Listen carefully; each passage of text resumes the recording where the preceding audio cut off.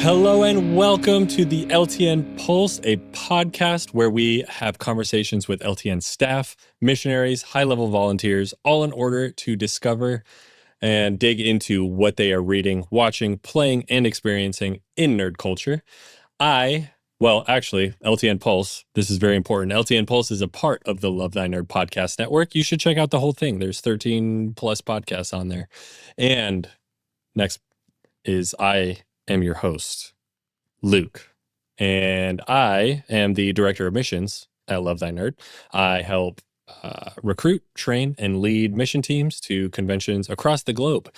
We are actually looking at going overseas to the UK and Germany this year. So if you want to know more about that, just keep listening. And something I have been experiencing, playing recently in nerd culture is I'm still playing Red Dead 2, so that's boring. I just finished watching Reacher, the third season. Not its strongest season, but it's still a ton of fun. If you're into that series on the Amazon Prime, you should check it out. Reacher, super fun. The fight coordination, choreography, it's top tier. But anyway, enough about me, because I am joined by...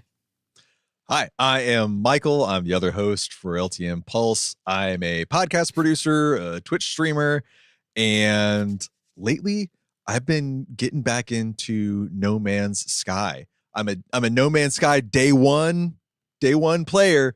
But my wife recently picked it up on Game Pass and got fully dove into it. She's loving it. I was like, well, if you're playing it, no. I'll pick back up, see what's going on. Apparently, it's been 4 years since I played last, so some changes. They keep putting out updates. It's crazy. I love it. So good. But today, for our episode, Luke and I are joined by somebody I'm meeting for the first time in person and probably online. It's Tierney. Tierney, why don't you tell us a little bit about who you are, yourself, what you do for Love Thy Nerd? It's nice to hang out with you guys. I am the TTRPG coordinator for Love Thy Nerd. I also do some of that stuff for like a local game shop here in town. And I'm a mom. I play a lot of games. Not so much lately, besides like tabletop stuff. And I'm a horror movie fanatic. Nice. Is that that's a Nosferatu shirt? It is. I believe. Is it from the new one? This one is the new one. Yeah, it's got a Willem Dafoe on it. Nice. Now I gotta ask, does it stack up to the old one? Which I haven't seen either, and I feel like I need to because I'm very intrigued by this old school Dracula depiction. But yeah, they do a really interesting job of like taking both the original and the first remake and going, frame for frame in a lot of places, but they also modernize it. They really add to it, really dives into a lot of like the lore from that time and that region. It's Robert Eggers who did The Witch and The Northman and The Lighthouse. So he gets really into the historical stuff. I imagine very PG-18 as well. Yeah, light. I am not a horror fan, and so my friend tried to get me to watch that, and I was like, absolutely not. Nosferatu? Yeah. Oh. That's what you're talking about, right? Yeah, but she also brought up The Witch, or Witch, which is really good. Yeah. It really very is. Impactful, like just kind of like staggering. I'm going to be honest, all the horror just like blurs together. I didn't know we switched movies. I thought it's all the same to me. And I get scared. We're kind of peering into the future here for a second. I get like jump scared at just like normal movies. So like what is it? What books have you been reading, Tierney? This is like peering into what the books future. haven't I been reading? Well, the ones about like the future when the kids fight each other. Oh yeah, the Hunger Games. I'm Hunger back Games. in that era. Thank you. I'm so bad I forgot that. I I get jump scared in the first Hunger Games every time like the dog creature hops out of the woods. That's fair though. So that's my level of horror intake. I get it. Yeah. My wife I'm being can't judged right now. watch, I can feel it. she can barely watch anything that is like heavily suspenseful. And it's not because she's particularly scared when she watches them, but she internalizes it a lot. And so she like is guaranteed to have like really bad dreams, really bad sleep. Oh, and sure. that's like worse, I think, than being scared watching something. And so I give her a full pass on horror movies and scary stuff. Yeah. I don't blame you. That's a better excuse than me. I'm just a chicken. Tierney, tell us a little bit more about the like TTRPG coordinating that you do. What does that look like? It's a little interesting doing it online because you don't always know who you're playing with. You don't always know who's running your game. You don't always know who you're talking to. So it's a great way to like meet people and build relationships online. But then you have a problem with scheduling, which is the bane of every RPG player's existence. And it's even worse when you start getting into time zones. And like right now, it's, I'm 2 hours behind you guys. I'm 2 hours behind most of our community.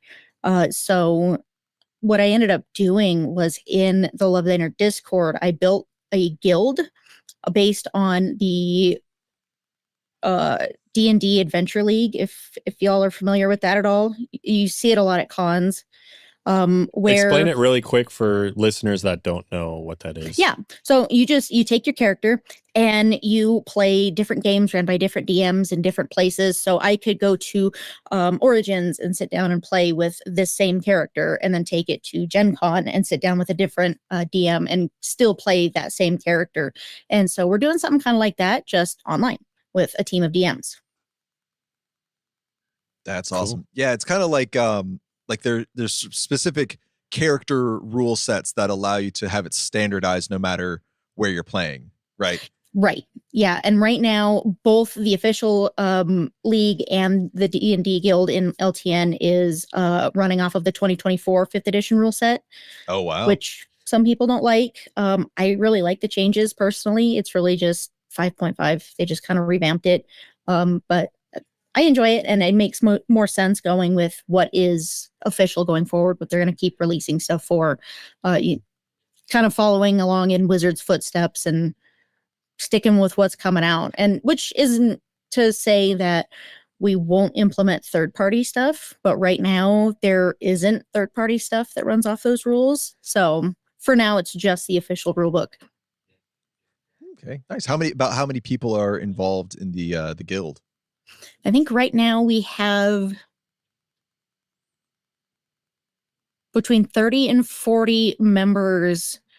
I want to say all but like 3 or 4 have made a character and at least played like the starting adventure. Yeah. And wow, we've got about a dozen or so that play a little more often than some others. But again, that's scheduling. We've got kids, we've got jobs, like we get it. And there's I've got a few DMs. Our team is relatively small, but our world builder, he doesn't DM right now, but he created all of the lore, all of the history. The only thing I did was make the map to go with it. And he is published in the Game Masters books. They're not by Wizards of the Coast, but they are a book of instant towns and cities, or random tables for whatever you might need to roll something for, random NPCs. He is in a few of those books and has another one coming out this summer. And so he's done amazing work with that. God, that's so legit. That's super cool. I was expecting you to be like, yeah, we got probably like 9 or 10. No, this is ready to go. I love it. And up and running. Yeah, and we've only been doing this since January. What?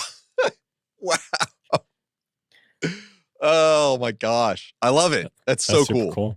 So how can people how can we add to that? How can people sign up, apply? What do they got to do to be a part of the guild? jump in the Discord. Under channels and roles, you can select the adventurer role, or you kind of down below, like the general chats, there is a Dungeons and Dragons like category, and there is a become an adventurer channel. Hop in there, hit the little banner emote, and you get full access to all the channels. Dang. Discord is so cool. Yeah, it is. Right? It's Everything's so just handy. like automated, and it's like, yeah, you just got to follow these simple things. It's very And intuitive. it's easier than making everybody that doesn't play have to mute everything. Yeah. Yeah. Mm-hmm. Very like the cool. olden days. Well, oh my gosh. I have it on good authority that Michael might be wanting to play some D&D. Oh, Yes. so you're going to have to win him over. But yes. Get him No. to join the guild. There's not much to win me over. I like my dice tower is just out of reach yonder. On the other side of the wall are my other dices. Ooh. My my grand splurge in TTRPGing, which is a wormwood dice tray. Oh, I'm jealous. The cheapest one they offer, but I'm still jealous. yeah. That was a couple of splurges when my wife and I discovered them at or like first found out about them really at Dragon Con one year. But yes, it's not going to take a lot of pushing for it. So I actually need to bring this up with my wife too, because she loves D&D as well. Yeah. And she's a great DM. She's a great player. So I'm not committing her to anything. Just it's too late. I just got to convince. Yeah, now I you saw already got one more Tyranny write her name down. And I'm like, all right. Yes. She doesn't listen to the podcast. She won't know. No, but that's awesome. Like you said it, as an adult, you have just so many responsibilities. Michael and I just bonding over the fact that we both mowed our lawn today. And that was, time spent not having fun playing any sort of games. So yeah, being flexible, having that kind of like open world to where people can they don't have to commit to the same storyline, the same adventure every single time. They can just hop in the world. Time and day every week. That's the hardest part. Yeah. Oh man. Like, even my in-person group right now is like, okay, we're on Sunday nights, but now like the DM has a new job, so we might have to move to another night. And yeah, it's always fun. Yeah. It reminds me, I think I'm probably gonna butcher this joke, but it's like what is Jesus's greatest miracle? That he got 12 adult men to hang out consistently. This is true. This is true. Tyranny, besides D&D, let's talk a little bit about what else you've been up to. What have you been reading lately? I kind of already alluded to it, but kind of a little of everything. Physically, I have been reading a book called Pen Pal. It's very short, but I'm kind of slow going through it right now. It's a horror novel that actually started on Reddit. It was under like a creepypasta or a similar kind of thread, and ended up becoming this published book about it's this guy like kind of recounting his childhood, and as it goes, it starts piecing together like bits of a story that like he as an adult is just now figuring out for himself. It's very creepy, especially as a mom of a little boy, and some of the chapters are when this kid is little, and I'm like, I don't like this. It's good, but definitely in a creepy way. I think I've read that on No Sleep. I think that's what it was. Yeah. Because it's a good one. There's another one that I'm a big fan of that I was from also one of those threads. So I'm like, I'm down for it. Like, why not? Local bookstore got it and it was like super cheap. So I was like, yeah, okay, why not? I've been doing a lot more. I'm not normally an audiobook person, but I've been doing some like home improvement projects, painting, fixing things. So I've been going through audiobooks like crazy because I can actually focus on it. And like I said, I'm back in my Hunger Games era. That the new one, it's a prequel, came out just a couple weeks ago, 3 weeks ago.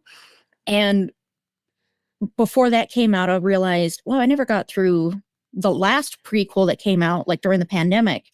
I had a newborn baby. I was preoccupied. I was not reading in 2020. And I went ahead and picked that up on Audible and went through that, loved it. Sunrise on the Reaping came out.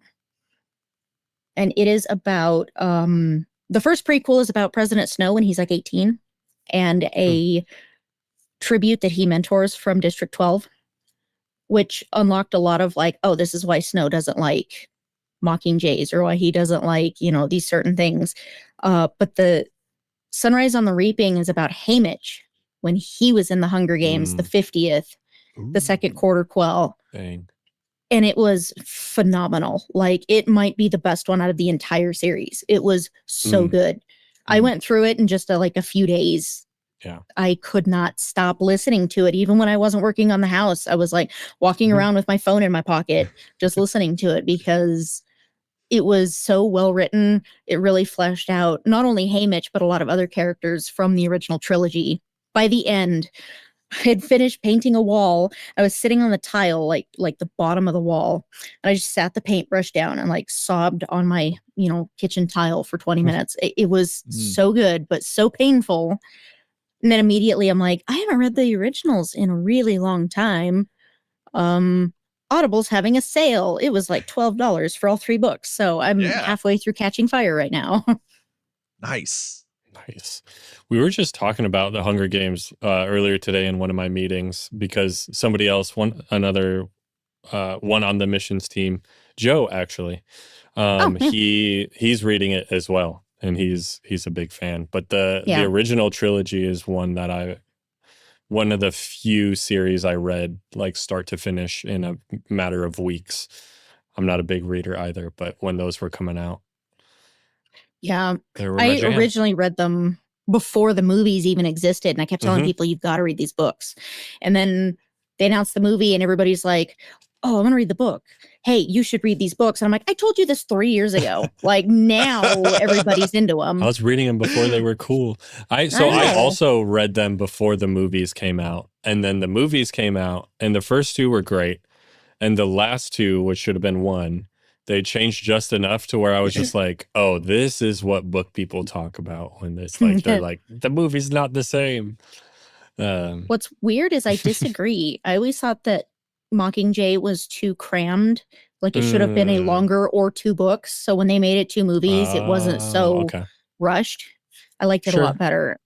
And the few changes didn't bother me, especially like some of them were because Philip Seymour Hoffman passed away before they were finished filming, things like that were inevitable. So I get it. I think the biggest one was, I think Primrose, her story was different.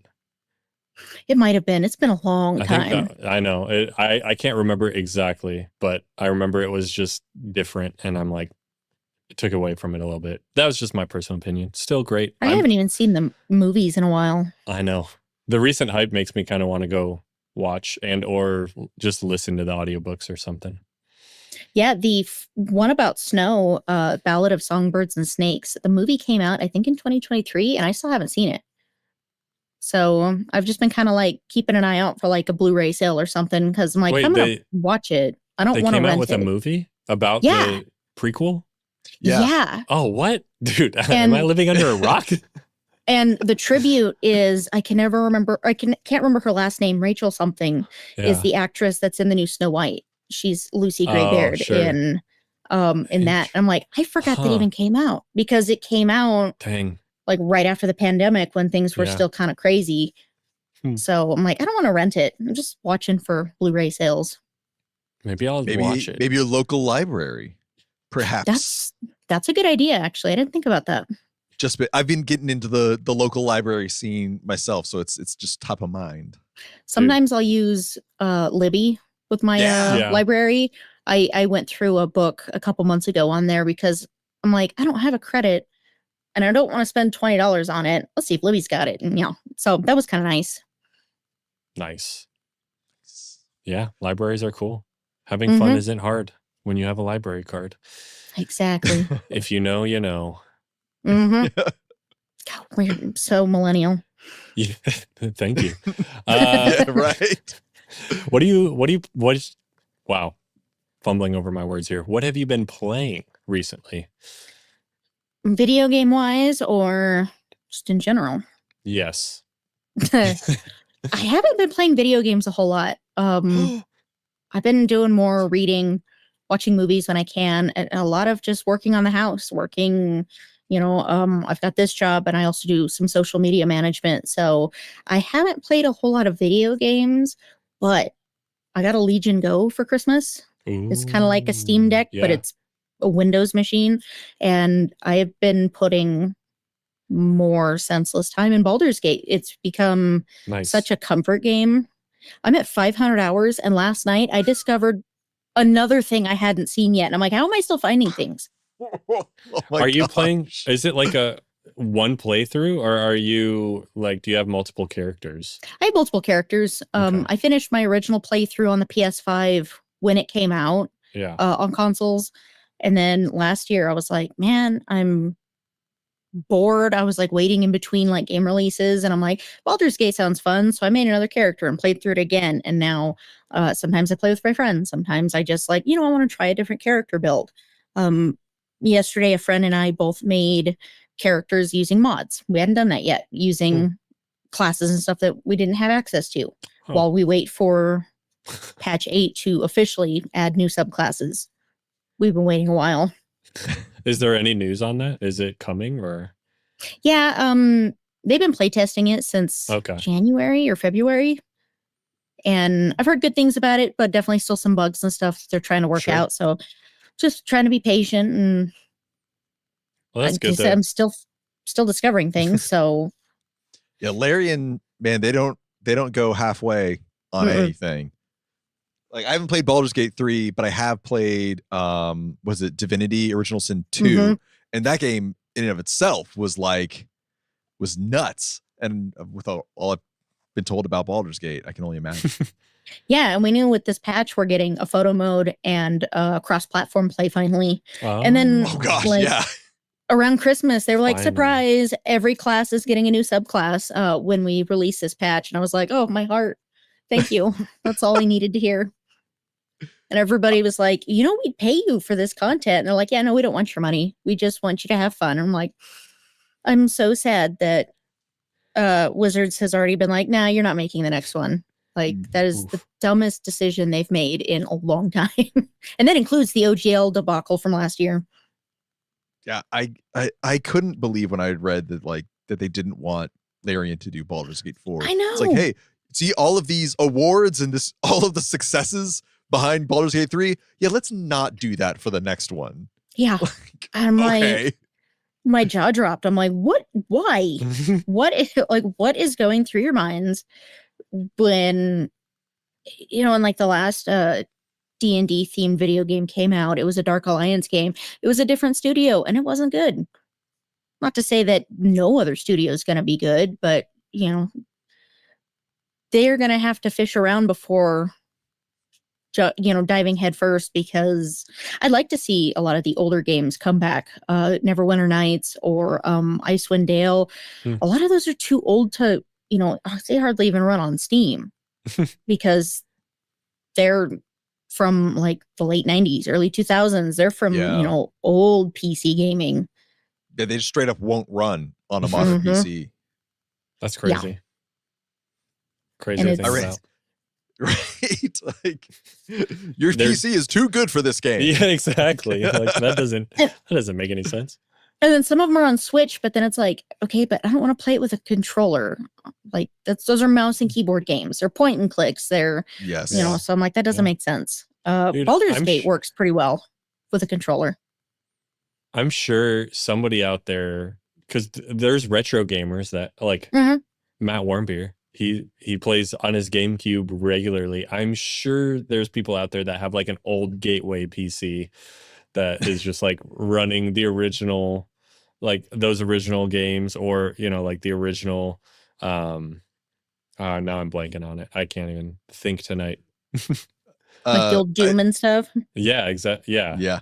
Age of Empires. YouTube LGR reviews, like Lazy Gamer reviews. Yeah, his whole shtick is like old computers and old games, and he'll build like here's a gaming PC, or what a gaming PC looked like in 1998, Yeah. with like the original parts, and he'll run like Quake and Yeah. do all that stuff. That's what I'm talking about. I need to look that up. It's good, wholesome content. The guy is great. It's a full recommend for the whole family. Especially good. if you like old, like 90s, even 80s sometimes nerdy stuff. Top notch. Yeah. I'm gonna have to look into that. My son, like he's really young, you know, he's only 5.5, but he really enjoys pixelated games because he's a big Minecraft player. Nice. And so sometimes I'll be watching, I'll watch a video about, you know, Baldur's Gate, and they'll start talking about like older isometric games. And he's like, "Whoa, Mom, that looks really cool. We should play it." And I'm like, "Well, buddy, like they don't run that well anymore. It's kind of hard to do that. But maybe if I can find videos like that, he'd probably really enjoy that." Yeah. I'll send you some links. Links in the Awesome. Discord, links in the description if we remember. If we ever have a description. Have you been playing anything like tabletop wise? Other D&D, than D&D? of course. Oh, never mind. My friends got me back into Magic the Gathering last year. And I say back in because I played a long time ago. Yeah. And around like 2015, 2016, our game shop closed. And it's where I always went for pre-releases, and I went for tournaments, and I was there like on Monday nights and Friday nights, and they closed down. And then I'm like, okay, well, I still have friends to play with. Well, then they started getting married and moving and going to college. And so I hadn't played in a long time. And this newer place opened last year. It's a juice tavern. It's a sober space, but it's like a D&D tavern themed coffee and smoothie shop. And that's where we play games. And it was like the first or second time I played D&D there. I was packing up my stuff, and my friend Adam, we're friends now. He was like, "Hey, you should try Magic with us sometimes." And I looked at him and I'm like, "But I got cards that are older than you." He was like, "Oh," he's like, "Well, you should come play with us." And so I dug up all of my old cards and got back into it last summer. And I'm really glad because I missed it. You pulled out your Black Lotus, you know. Oh, if I had a Black Lotus, I would not have a mortgage payment. Yeah. Facts. But that's cool that you were able to use like an older set, because Magic updates so often, and are they still on the edition that is basically like racing? Yes, because that one is not the newest anymore. A new one technically comes out on the 11th, but pre-release was last week. But yeah, and right now they've changed it so standard is legal for like 7 years or something ridiculous. But we play Commander, which they don't retire. So, and it's just casual. That's what we do on Monday nights, or like, hey, we've got some time before D&D. Why don't we play for a bit? Stuff like that. And it's been nice. Like I've found a lot of my cards are from like 2013, 2014. I had a lot from like the late 90s, early 2000s. I sold off some of those not too long ago because I was like, I don't play with these ones. And I've got some cards that are worth, you know, a couple pennies in here. I sold them off for store credit because there's a Final Fantasy set coming out this summer. And I'm like, okay, I want that. I need that.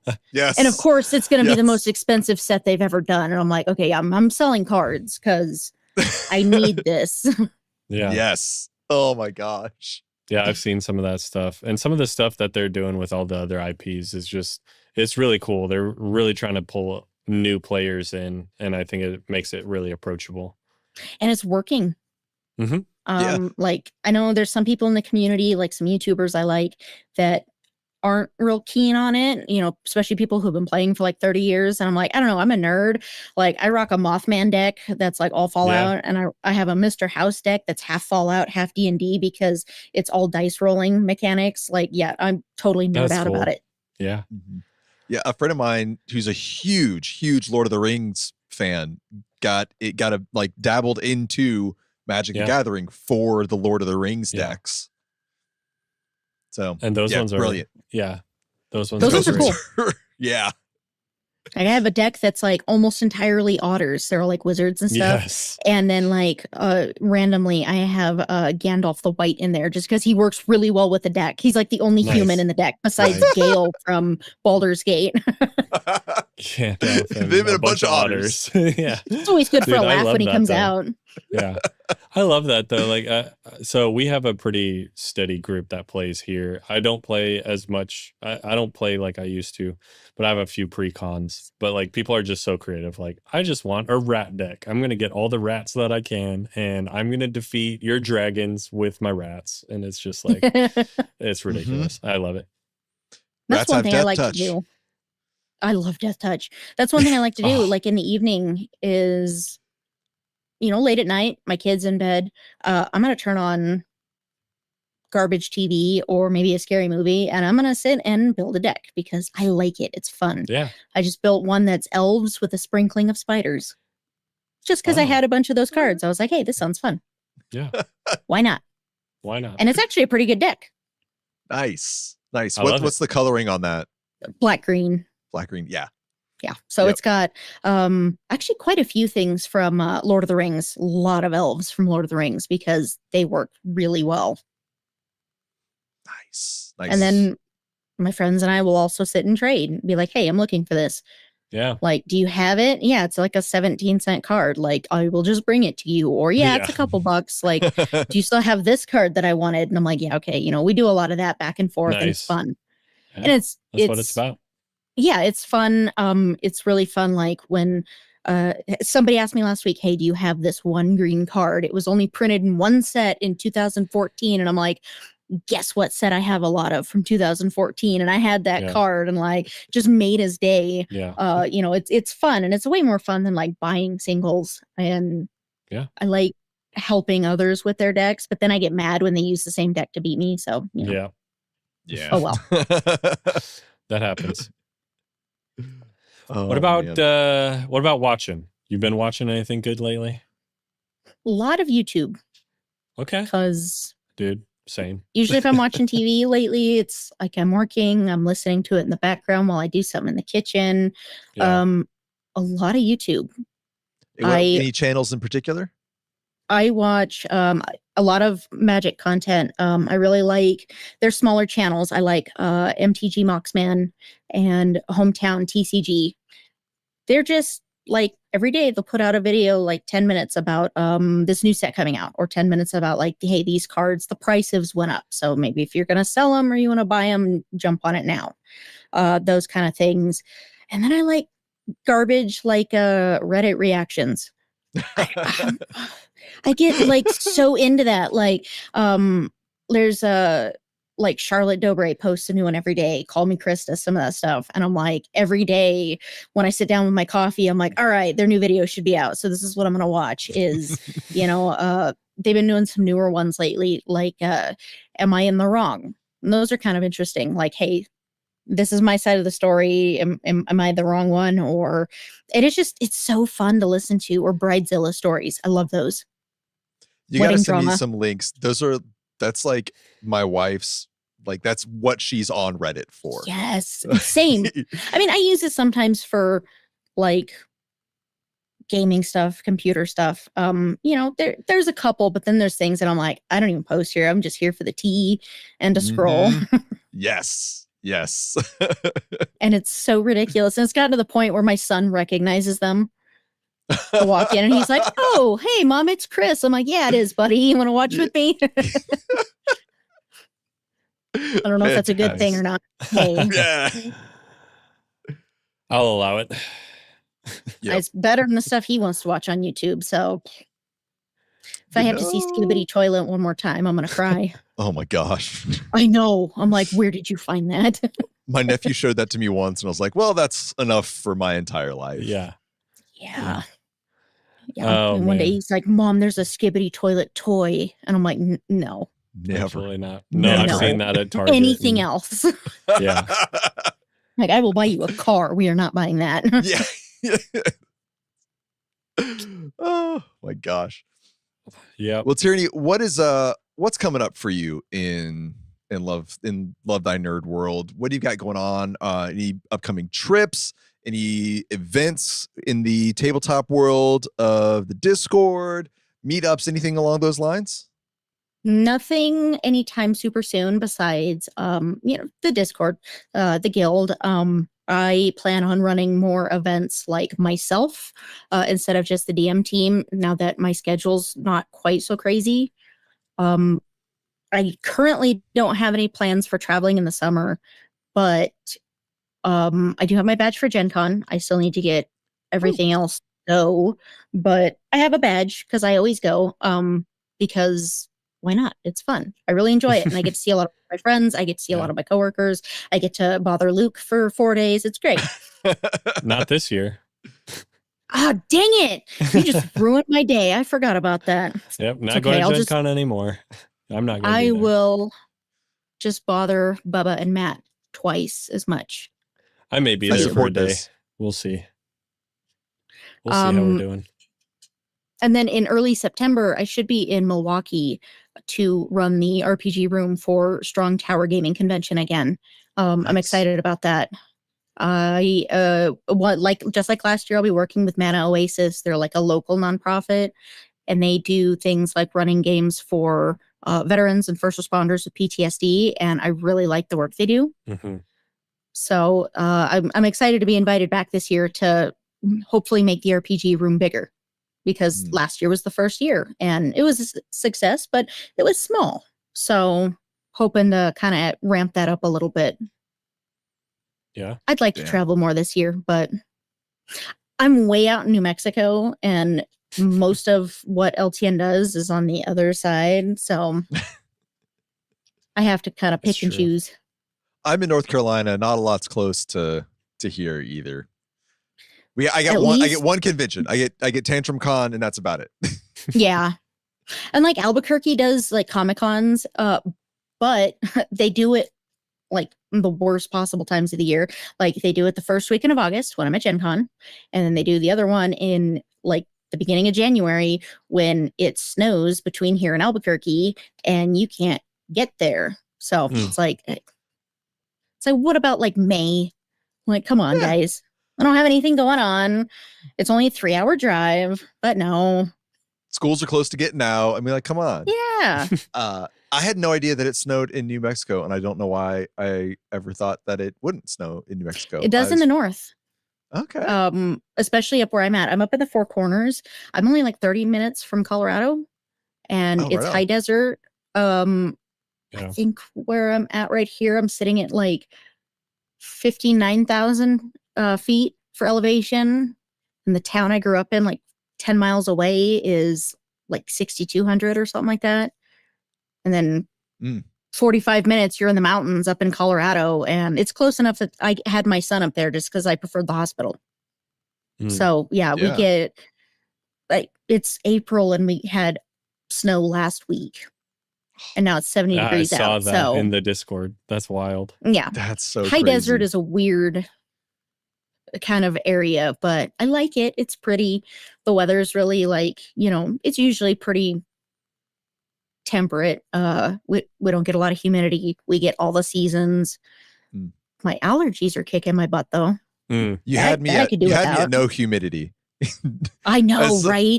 I've lived my whole life in the American Southeast, and if I would trade anything just to get rid of humidity I'll take a dry heat any day. Oh, yeah. Luke picks on me because I go to Indiana and I'm like, oh, I'm dying. He's like, it's not even humid out. And I'm like, look at where I'm from. Yeah. I've spent a lot of summers in Phoenix and Las Vegas. Like, this is way different out there. Yeah. We lived on like opposite ends of the humidity spectrum where you have 0% humidity and Guam had like 200% humidity. Oh my gosh. Yeah. And so it's like, yeah, Indiana seems like a lot for 0 and nothing at all for 200. So yeah, that's a big reason I haven't been to Florida since 2018. Like, it's just a lot. It's yeah. Florida's too much for me. I love Disney World, but oof. Yeah. The last couple times I did Disneyland instead because California is way more chill, especially in like May. I don't know how you guys live out in that stuff. Yeah, Florida's basically uninhabitable from like May to August, or not August, October. Yeah. Oof. So are parts of Texas. Oh gosh, yeah, Texas gets it bad too. from the Gulf. Man. Thanks for joining our weather podcast. Yeah. And, yeah. Next to Where we sports. talk about the humidity. And, hey, other millennials know. They feel it. They know what's up. yeah. It's that. We're getting old. So how about that Yes. weather, huh? Talking about yard work, talking about humidity. It's all the things that, yeah. Yeah. It's super nerdy. Yes. Anyways, what do you have anything coming up at your local game store? We are starting, like I said, I do some of my TTRPG coordinating stuff over there starting in May for the summer. I've got a little team of DMs local they're going to start running a game, like a one shot every week. Same time every week. Somebody else will run a different one shot just to keep things going through the summer without pushing all of it onto one DM, because it's surprisingly tiring to do. And most of them also run a weekly campaign. And then I haven't done it since before the holidays. Sometimes I run events where I just, if you've never played D&D or you're really new and, still need some help, come in. I do like a 3-4 hour thing where people can come in and of all ages and sit down and learn how to play. And that is a lot of fun. It gets a lot of people in, and we've had requests for like, hey, teach us how to be a dungeon master so we could run our own game. So that's something that I'd like to try to implement this summer. Nice. Very Awesome. cool. Is that something that is also a part of the guild on the Discord for something for like new players? If somebody's listening or watching and they're like, I've always kind of wanted to give D&D a shot, but I don't really like know anything about it other than what I've seen on Stranger Things or in media. Is there a beginner's path or like an entryway in the LTN Discord? Yes, we do a character creation workshop where we sit and show you how to make a character on D&D Beyond if you've never done it, and walk you through the 2024 like character changes. That way, even if you do play, but you haven't really messed with the like changes yet, then we're happy to show you how everything works. And then our intro adventures are absolutely beginner friendly. They're level 1. They're like an hour and a half, 2 hours long. You're going to go fight like some spiders or rats or, maybe a goblin, something easy, but still fun. Awesome. I'm of the opinion that character creation is like at least half the fun of D&D. Yes. Is for coming sure. up with is creating a character. And once you do it for the first time and you get an understanding of kind of what the process is, it's too much fun. And you're just going to start coming up with, I want to create, this interesting character that is maybe this wild combination, or like, I've got this idea for the super focused, like min-maxed class for a paladin or whatever. It's great. It's like making magic decks. You just, yeah, infinite, possibilities. Yeah, I'll do that. Sometimes it's just out of nowhere. I'm like, I need to do this, and I'll pull up D&D Beyond, and I'll be like in the middle of a D&D game, and they're like, "What are you doing?" I'm like, making a character for what? Because I had an idea. What do you mean for what? Don't worry about it. I have so many I'll never unplayed use characters. him, but yeah. Yes. He's there if I need him, and he's cool. And then I'll spend 3 hours on Hero Forge making an image. Yeah. Nice. Yes. Awesome. Well, Tierney, thank you so much for joining us on this episode. It's been great getting to know you, hearing about the really cool stuff going on in LTN's Discord. If you're watching or listening and you want to know how to get there, lovethynerd.com/Discord. We'll send you to the Discord and you can get plugged in and introduced and start messing around and having a good time. But for all of our listeners and watchers out there, we do thank you for joining us on this episode of LTN Pulse, seeing what's happening in nerd culture missions, as well as what we are reading, watching, playing, experiencing in nerd culture. As I mentioned before, join in the fun on the Discord. You got the link. We'll have it in the show notes. Probably, hopefully, maybe.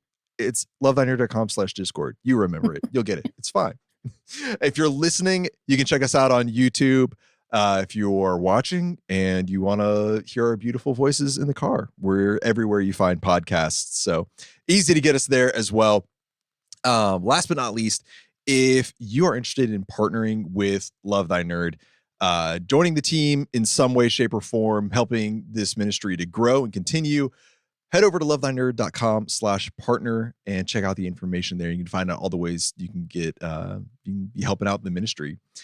And that's all we've got for you this week. It's been great. And I have been Michael. I have been and always will be Luke. I think I'm Tyranny. I think so too. And this has been LTN Pulse. We'll catch you next time. Bye. Bye.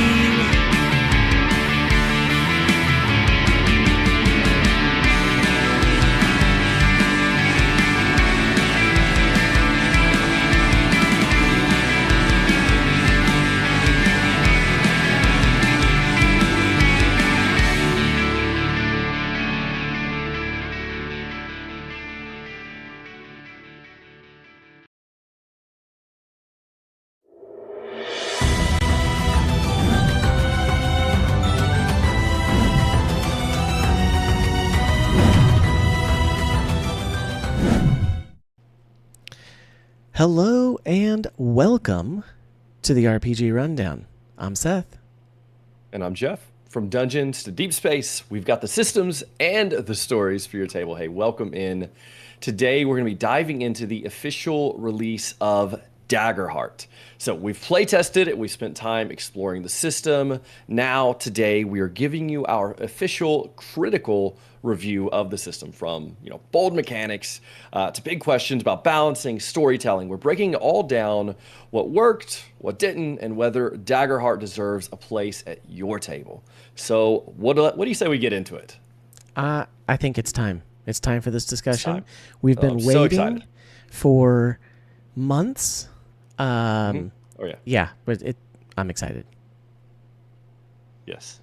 And so maybe real quick, if someone's here that hasn't watched our videos before and they don't know what a critical review is, Seth, would you like to tell them a little bit about it? Absolutely. So our critical review system is an acrostic, right? That's the right word, right? Mm-hmm. I believe so, yes. Okay. Each letter means something. Each That's letter what it is. means something.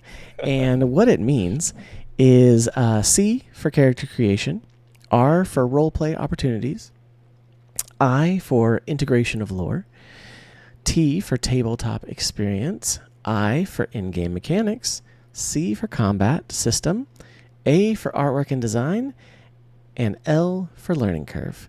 And that is our critical review system. No, but seriously, Jeff came up with the critical review system, and it just fits perfectly into the RPG Rundown podcast, because that's what we do. We like to look at different systems, and it is a very holistic approach. And so we're going to do that with Daggerheart today. If you have been perusing all of the Daggerheart reviews that are out there, let me just say, as have I, let me just say, you've come to the right place, because while there are a lot of people who have played Daggerheart or have played Daggerheart in the beta, but haven't since it released, Jeff and I have played since it released. Mm-hmm. So We did. we are some of the few, I'm going to say, putting out reviews that have actually played the game since May 20th. Date of recording, it's the 26th. We had definitely had to rush to get it in, but hey, we're here. We did. And it's fantastic. Yeah. I did get mine. I pre-ordered it a long time ago, and so I have mine. I just got the standard edition, the core set, which came with the rule book, and it came with the cards. So I'll show those off in just a minute. No, let's just show them off right now, shall we? Let's show them off right now, yeah. And I will say I'm the slacker. I'm the one that ordered after release, and so now I've got to wait till I think June 5th is when mine's supposed to be here. So But it's coming, and I'm already setting up an in-person mini campaign I'm going to run in Daggerheart. Pretty excited about. Absolutely. It came with this really nice. It's kind of hard to see in the small camera here, so I'll kind of hold it up. But it's got this really nice case. It has this really like quality little pull tab for pulling it out of the slipcase. But again, it has six trays for the for all the cards, and it does have like all of the different ancestries. It has sorry, that's was kind of bright there. It's kind of hard to see. It has all of the it has all the cards. My only complaint is it only has one of each ancestry. It does have two of all of the class cards. Okay. But it doesn't have, I think, but it does not have, like I said, it only has one of each ancestry. So, Right. However, if you pre-ordered it from Critical Role, I did receive an email from Darrington Press with the PDF, and it does have full printable versions of all the cards. Okay, that's nice. Yeah, it's fantastic. And so all the cards that I have here are fully printable in from the PDF that I received. Right. Now, even if you didn't do that, you can actually get a printable version of all the cards for free from their website. However, it's a printer-friendly version, and so there is no artwork.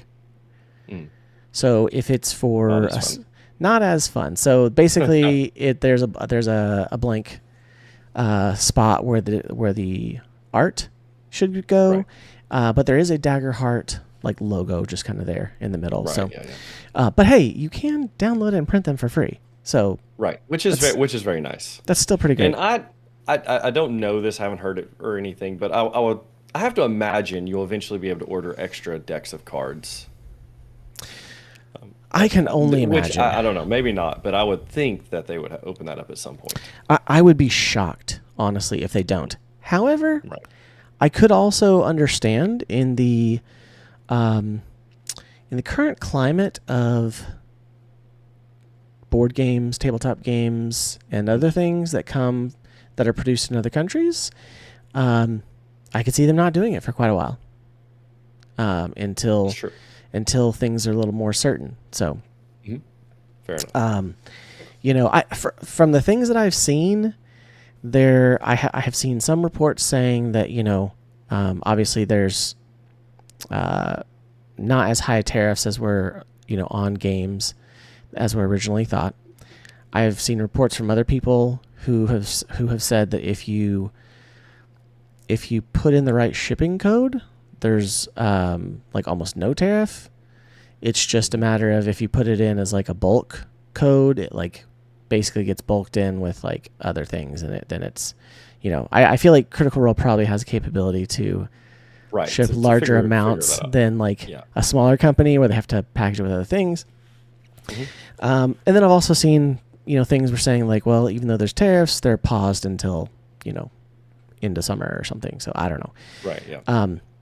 Fair enough. Regardless, I know that it is, even just the uncertainty is a big deal. So, like I said, I think because they have it as print and play, I imagine it will be a while before they release that. Right. As a separate item. So. Yeah. And as they add on to the game, just with what the cards are, I have to imagine there'll be more, like when there's an expansion, there'll be more cards that come with the expansions and things like that. So. Oh, absolutely. Absolutely. And that's one thing too, because so before we dive into the review, I wanted to talk about the launch.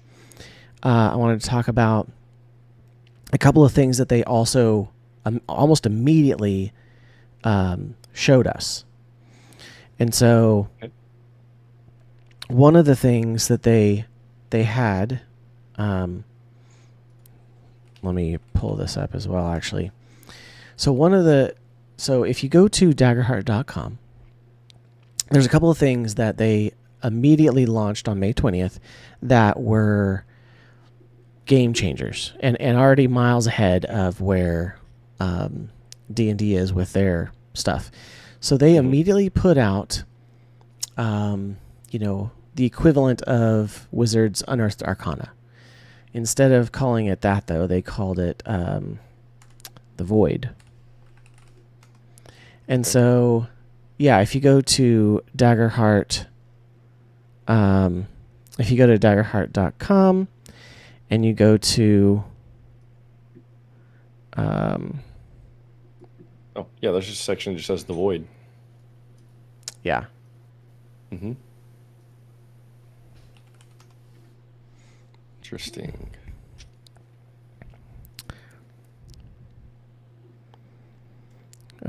Yeah, sorry. If you're watching on the, there we go. Okay. I was trying to make sure the presentation was lined up because it didn't want to for a second. But so, yeah, also, too, if you're listening to the podcast, that's a good reminder. Go check out the YouTube channel or Spotify or watch it on Love That Nerd's website as well. But yeah, so anyway, if you go to daggerheart.com/thevoid, because just void by itself doesn't work. So it's the Void. This is their version of Unearthed Arcana. And so it's their playtest area for upcoming content. And they already have 2 new classes. Yeah, it's pretty awesome. With full downloads for playtesting. They have the Warlock class. The game's been out 6 days. The game has been out 6 days, and this was launched day 1. They have the Warlock class, okay, with a brand new domain. So there's the domain cards to choose from, and each class has access to 2 domains. They have access to a brand new domain that's not in the domain circle already, and it's the domain of Dread. Wow. And so there's a whole bunch of cards that are print and play in the Warlock download, and oh my gosh, that's so cool. I'm excited to see that. Awesome. And then they have the Fighter class, okay? And the Fighter class is a little different than the D&D Fighter class because it kind of appears to be a little more traditional, like monk martial artist. Although they do have Juggernaut as well as a as an alternative. So I don't know. It's going to be interesting. So it's not a warrior and it's not a guardian. But yeah, I'm excited to see that. And then there's a place to submit feedback. So that is one thing that is really fantastic.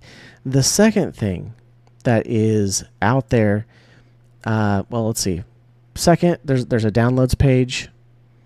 Okay, the downloads page has, like I said, it has character sheets and guides. And if you don't know, Daggerheart's character sheets have like the full character creation instructions included in them. Right. There's an additional sheet. There's print and play cards. Those are the ones that I was telling you were blank, no artwork. They have blank maps. They have the campaign frame materials, which that one's a little interesting because it almost just looked like some maps. It didn't look like a whole bunch of stuff. There's a quick start adventure, which anyone can download and play for free, and it has enough rules to get started. There is the Sablewood location, and then there's errata, and there is already a page of errata. Most of it is like spelling and editing mistakes. So, right. But then the last thing, there's a whole thing about Session 0, which is really really good. But then the last thing before we dive into our critical review is they are coming out with a card creator. And this is a big deal, folks. And it's launching on like the June 3rd, like the same day that pre-orders from Amazon are going out. Mm-hmm. Right. You will be able to take any of the cards that are available and fully customize them or create your own. Mm-hmm. This is instantly amazing for homebrew creators. Oh yeah. Yeah, this is huge. I mean, for anyone who likes to homebrew, like they're opening up. And this is one thing that I'm excited about with Critical Role putting out a system. Like love or hate Critical Role, Critical Yeah. Role cares about their fan base. And so they're going to do things that really take care of the community, whereas some might argue that Wizards doesn't always have their community in mind when they make changes. Yeah. No, it's something that Daggerheart is doing very well, is setting up for homebrew creators and third-party creators. Right. Yeah. it's Yeah, huge. so like if you're watching, showing off just a little bit of the YouTube video that explained kind of how to do it, it's very cool. We're not going to watch the whole thing. But, I mean, you can change the colors to custom colors. You can change the picture. You can change all of the text. Oh, man. It's going to be awesome. That's pretty awesome. Okay. So, all of that is just exciting things to say. Daggerheart's Yeah. here. We're It is- very I know. excited. We're very excited, and so yeah, we're gonna dive into our critical review. Last thing I want to say, okay, I did have the fantastic opportunity to join our friends at the Pocket Dimension, specifically Matt from the Pocket Dimension, to record a video about one of Matt and I's, and I think you kind of share it as well, one of our major and only complaints really about Daggerheart. Right. And that is the name serif for the healing cleric class. Right. Love the class. Love the mechanics of the class. Just have a problem with the name. And so look for that video from the Pocket Dimension because it will be going live this week. And listen to our big breakdown argument of that. So not argument, but discussion. You're right. There you go. Okay. But hey, let's dive into the critical review. Jeff, why don't you take us off with the first one there? Okay. First off is going to be character creation. And so from this, I'm going to share very briefly from my side, and I think Seth probably has a different perspective on it. I don't have the physical things in hand yet. So the only character creation I've done, and I've actually already done quite a bit of character creation, but I did it through a demiplane, which if you're not familiar with a demiplane, I recommend checking it out. But you can go on to demiplane and you can create a character for Daggerheart. And fortunately, Seth bought the books on there. He started a campaign with us and with content sharing, and we had access to all of the things. And so I will say, I feel like the character creation in Daggerheart is probably one of the easiest character creation models that I've seen. I can't wait to actually see it. So my in-person group is a very relatively inexperienced TTRPG group, and so I'm very excited to sit down and watch them create characters and pick and choose domain cards, right? I think just the card mechanic is something that really simplifies it. You don't have to you're not flipping through pages and pages and pages, or tables and tables in a book. You actually just have cards, and it's hey, pick 2 of these cards that you want to start with. And then when you level up, you get to pick another card. And it's really just choosing these cards. So, I mean, I will say too, Demiplane works really, really well for Daggerheart. I wasn't sure how well they were going to handle some of the mechanical items we're going to talk about later with hope tokens and armor and things like that. But Demiplane worked very well for things like that. And I'll just say for the character creator, I think maybe the one thing I will say right now, of course, the game has been out 6 days. This is the first iteration of it. Your character creation is going to be much more limited than something like 5e would be, because 5e obviously has been around and you have 1,000 subclasses to choose from and a million different ways to build characters. At this point with Daggerheart, it's all still very limited, I think each class only has 2 subclasses to choose from, and then to begin with, there's only 6 or 8 domain cards to choose from, and so it's a little bit more limited if I had to put some sort of flaw on it, but that has to do with just it being so new and there's just not as much out yet. Yeah, that would be my perspective from building my characters, and I think I built 3 and ended up I Nice. obviously only played one of them, but I ended up playing a flying turtle. It was amazing. No, that's awesome. And besides, so Demiplane is fantastic. Honestly, it is, you know, in my opinion, they worked really hard with the character creator for Daggerheart, and I would say it's probably easier than creating a character for D&D on D&D Oh Beyond. yeah, easily. Now, obviously, there's only 2 subdomains so far for each class, or subclasses, you know, kind of thing. But even still, I mean, like with D&D Beyond, you only have access to 2 or 3 with the basic rules. Right.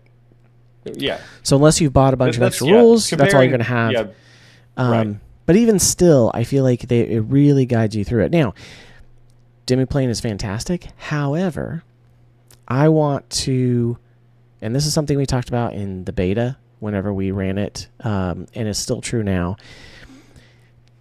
Daggerheart has, in my opinion, the best character, the best and well-guided character creation of any system that we've played. And I mean that also from the standpoint of the book gives you very easy to follow steps. But if you have the free downloadable and printable character sheet for that class, because they do have class-specific character sheets. They have a blank one that's generic, but it's easier just to get the one for your class. Right. They have everything in that document you need to create a character. And then not just to create a character, but to learn how to level it up. It's incredible. And when I say that, one of the big things that Daggerheart does, besides letting you know how to do it, is that they have this thing called the sidecar. And the sidecar is a printable piece of paper that it's double-sided. But basically, if you put it underneath your character sheet on one side, there's arrows that line up that tell you exactly what everything on your character sheet does on that side. If you slide it to the other side and overlap it with the character sheet on that side, arrows line up and it shows you exactly what everything on that side of the character sheet does. It is amazing. Right. Yeah, that's huge. And kind of going with just jumping back to Demiplane, because that's where my experience is right now. That's basically built into the Daggerheart character sheets in Demiplane. Something I realized, Seth, when you were I looked through our playtest, and I know you weren't able to show it, and I think it was because you were previewing someone else's character sheet. No, because I looked at mine and it But wasn't yeah, there anyway, either. Okay. I'm not sure why sometimes it is, sometimes it isn't, but there is a like hints button, and if you hit show hints, it literally pops up all over your screen, showing you basically the same information that's on the sidecar, and so you have that like for the online on Demiplane as well. Yeah, and I don't know why I couldn't see it. I'm looking again right now, and I Yeah. still can't see it. I bet that there's something in the character sheet options that Maybe lets me so. turn it on and off. I don't know. I'm not going to go search for it right now. But because Right. somebody else said that they looked at theirs and it was there, and then they refreshed and it wasn't there. So, Right. so So here, I don't know. I'm gonna send you just an image of it in Discord if you wanted to show it on stream at all. But that is what my like hints or sidecar looks like on Demiplane. We've yet to crack why it's there for some and why it's not there for others. But if you're one of the fortunate few, you'll have access to that, and it'll give you all the information you need. let's see. How can I show this? Actually, I'm trying to think. There we go. Oh. Download. No, I do see that, and that's fantastic. I'm gonna have to go find it though, and I think it'll be more trouble to try to get it put into the presentation right now than it's worth. No, So, no worries. I didn't know if you had like a screen share or something that you. well, I do, but right now I have it set up with 2 different things. I don't have it just with the screen itself. So, No worries. but that's okay. that's No, fine. it is fantastic. Like I said, the sidecar is an excellent feature. And again, I think that they put a lot of love and time into making sure that character creation was very easy to understand, and it's going to go to the the last one, the L, is the learning curve. It's spot on. So, but let's go on to role play opportunities, and I'm going to jump on this one here because one of the big inspirations for Daggerheart, and in their opening credits, they said, we have a whole bunch of TTRPG systems that we've played. We love a bunch of them, but there's some that were very deep inspiration for mechanics that we chose. And one of the ones that they chose was the Fantasy Flight Games Genesis system, the Star Wars Fantasy Flight RPG game. And they really loved the narrative dice element.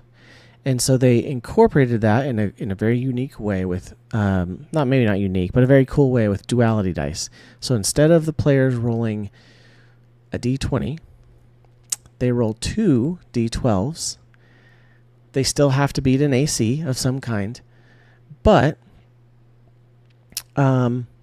instead of just having a pass or fail, so instead of having 2 possible outcomes, pass or fail, it has 4 possible outcomes, which is similar to Fantasy Flight's game, where you have pass with hope. Okay, so positive, positive. You have pass with fear, so success but with a negative. You have fail with hope, which is, fail with a positive. And then you have, fail with fear. So a double negative there kind of thing. Right. And it can really help drive the narrative, especially when you have newer players. And so being able to have the dice, rather than just the pass-fail system of like most TTRPGs, this gives players a very clear idea of the kind of role play or tone of the dice result. And so, being like, oh, I succeeded, but something bad, but with fear.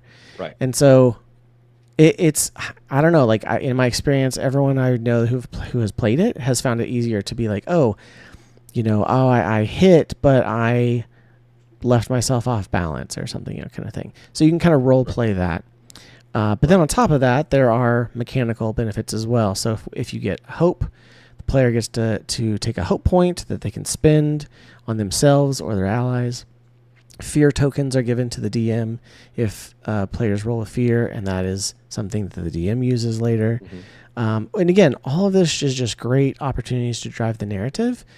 And I think on top of that, it was designed to be a narrative TTRPG system. I mean, you can absolutely get tactical and crunchy with it, but knowing who created it, Critical Role, definitely narrative focused. Oh yeah, and I would kind of add into that, and something we're kind of going to dip into further into the in-game mechanics section, but just the idea of hope and fear, like from a player standpoint, they're very accurately named, and they do actually enhance, I think, the roleplay opportunities, because like as you roll with hope, like if even if I fail and I get hope, I get to add a hope check mark. Now, a lot of my abilities are powered by hope, and so it's like as I start to gain more hope, you genuinely start to get more hopeful, because it's like, oh, suddenly there's more things I can do. However, if you keep rolling with fear and you keep giving the DM more and more fear tokens, you start to get worried about what he can do with that. And I think that kind of influences the way you play the game, like the more fear, the more hope. Kind of going with the roleplay opportunities, something cool they really do, even in the character creation side, is there's a whole section called connections.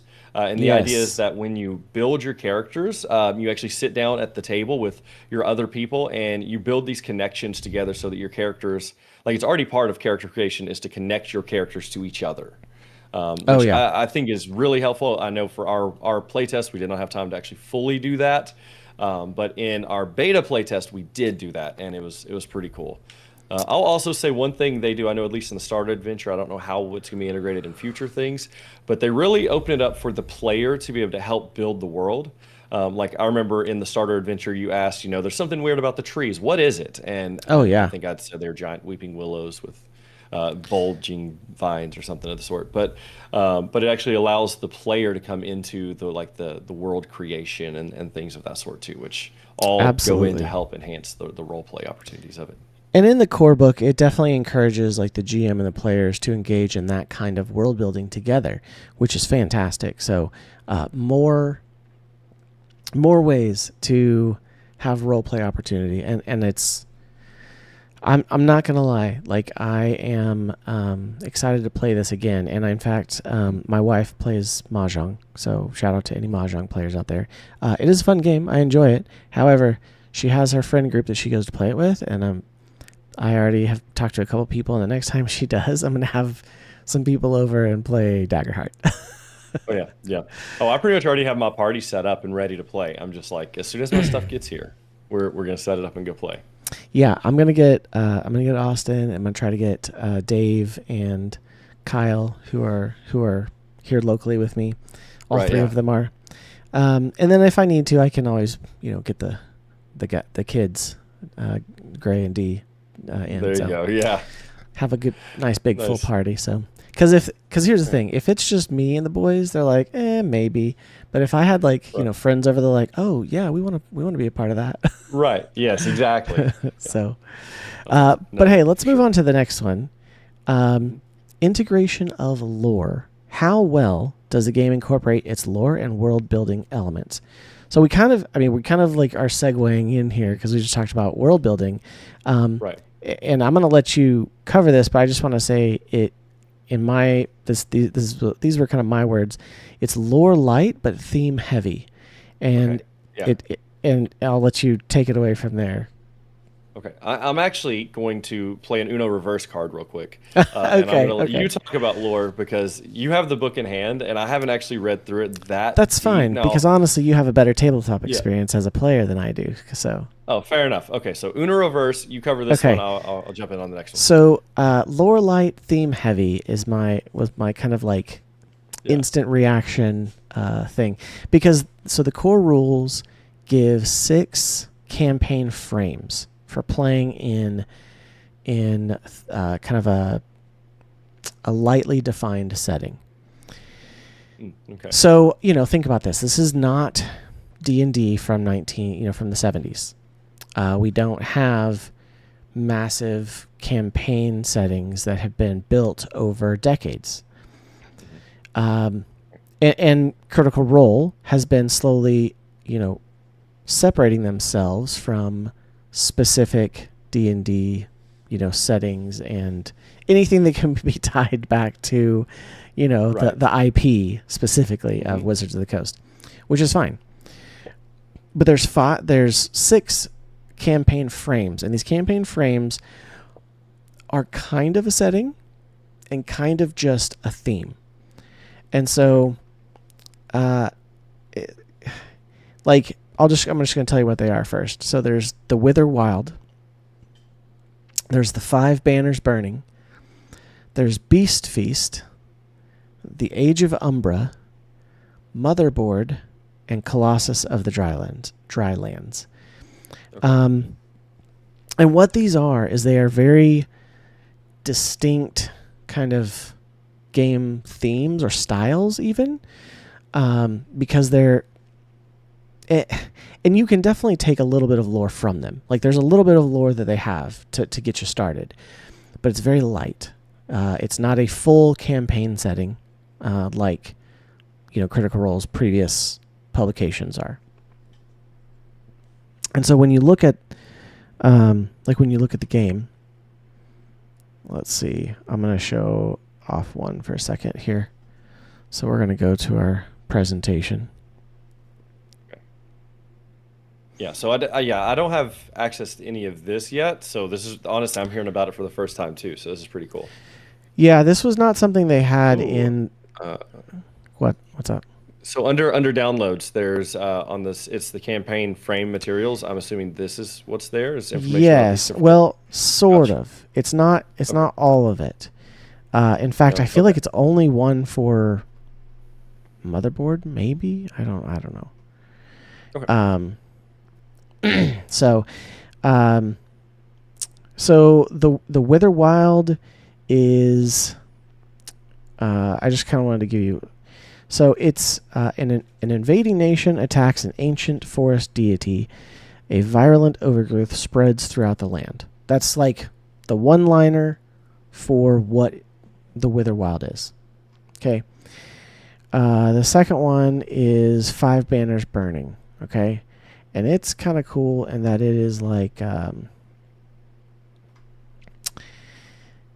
long brewing tensions between rival nations boil over, threatening all-out war.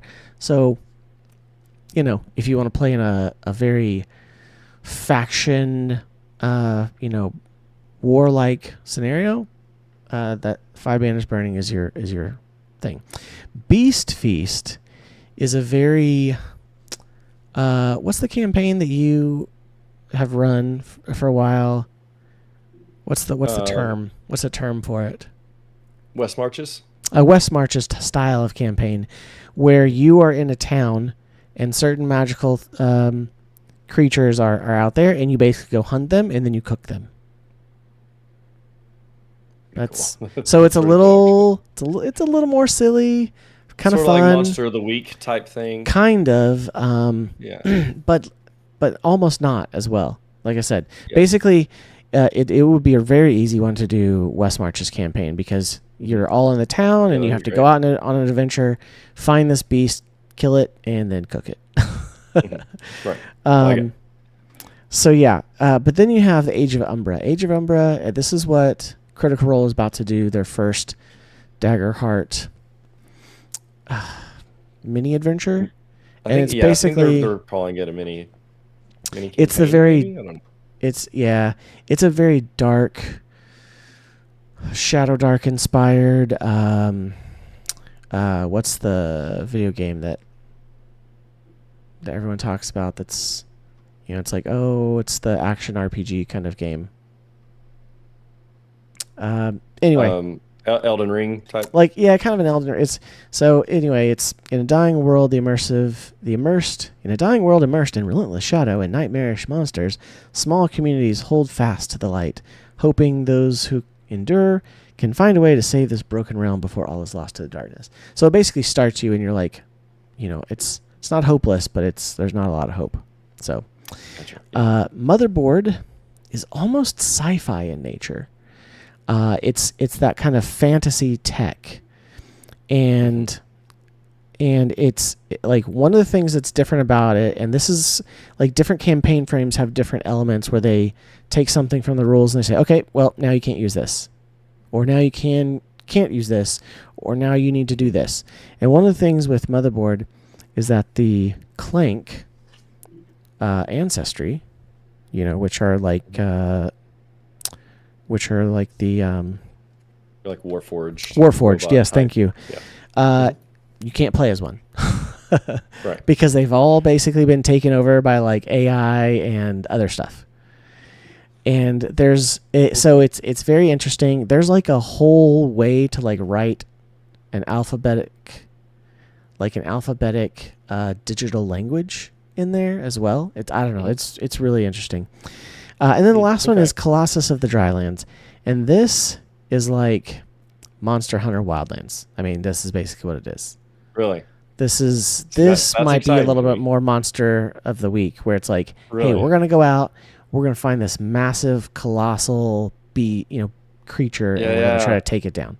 So Yeah. So okay, I don't have access, but I feel like I was listening to a review or something. They were talking about this, and that's where you have to you defeat each limb individually. Like so you got to beat the right leg and yeah, like, it's there's like a mechanics big like that in deal. it.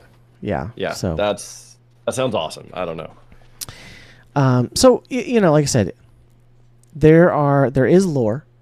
There is some included lore, especially when you look at the character creation. Right, there's lore for the ancestries. There's lore for the classes and for, just like different parts of the book.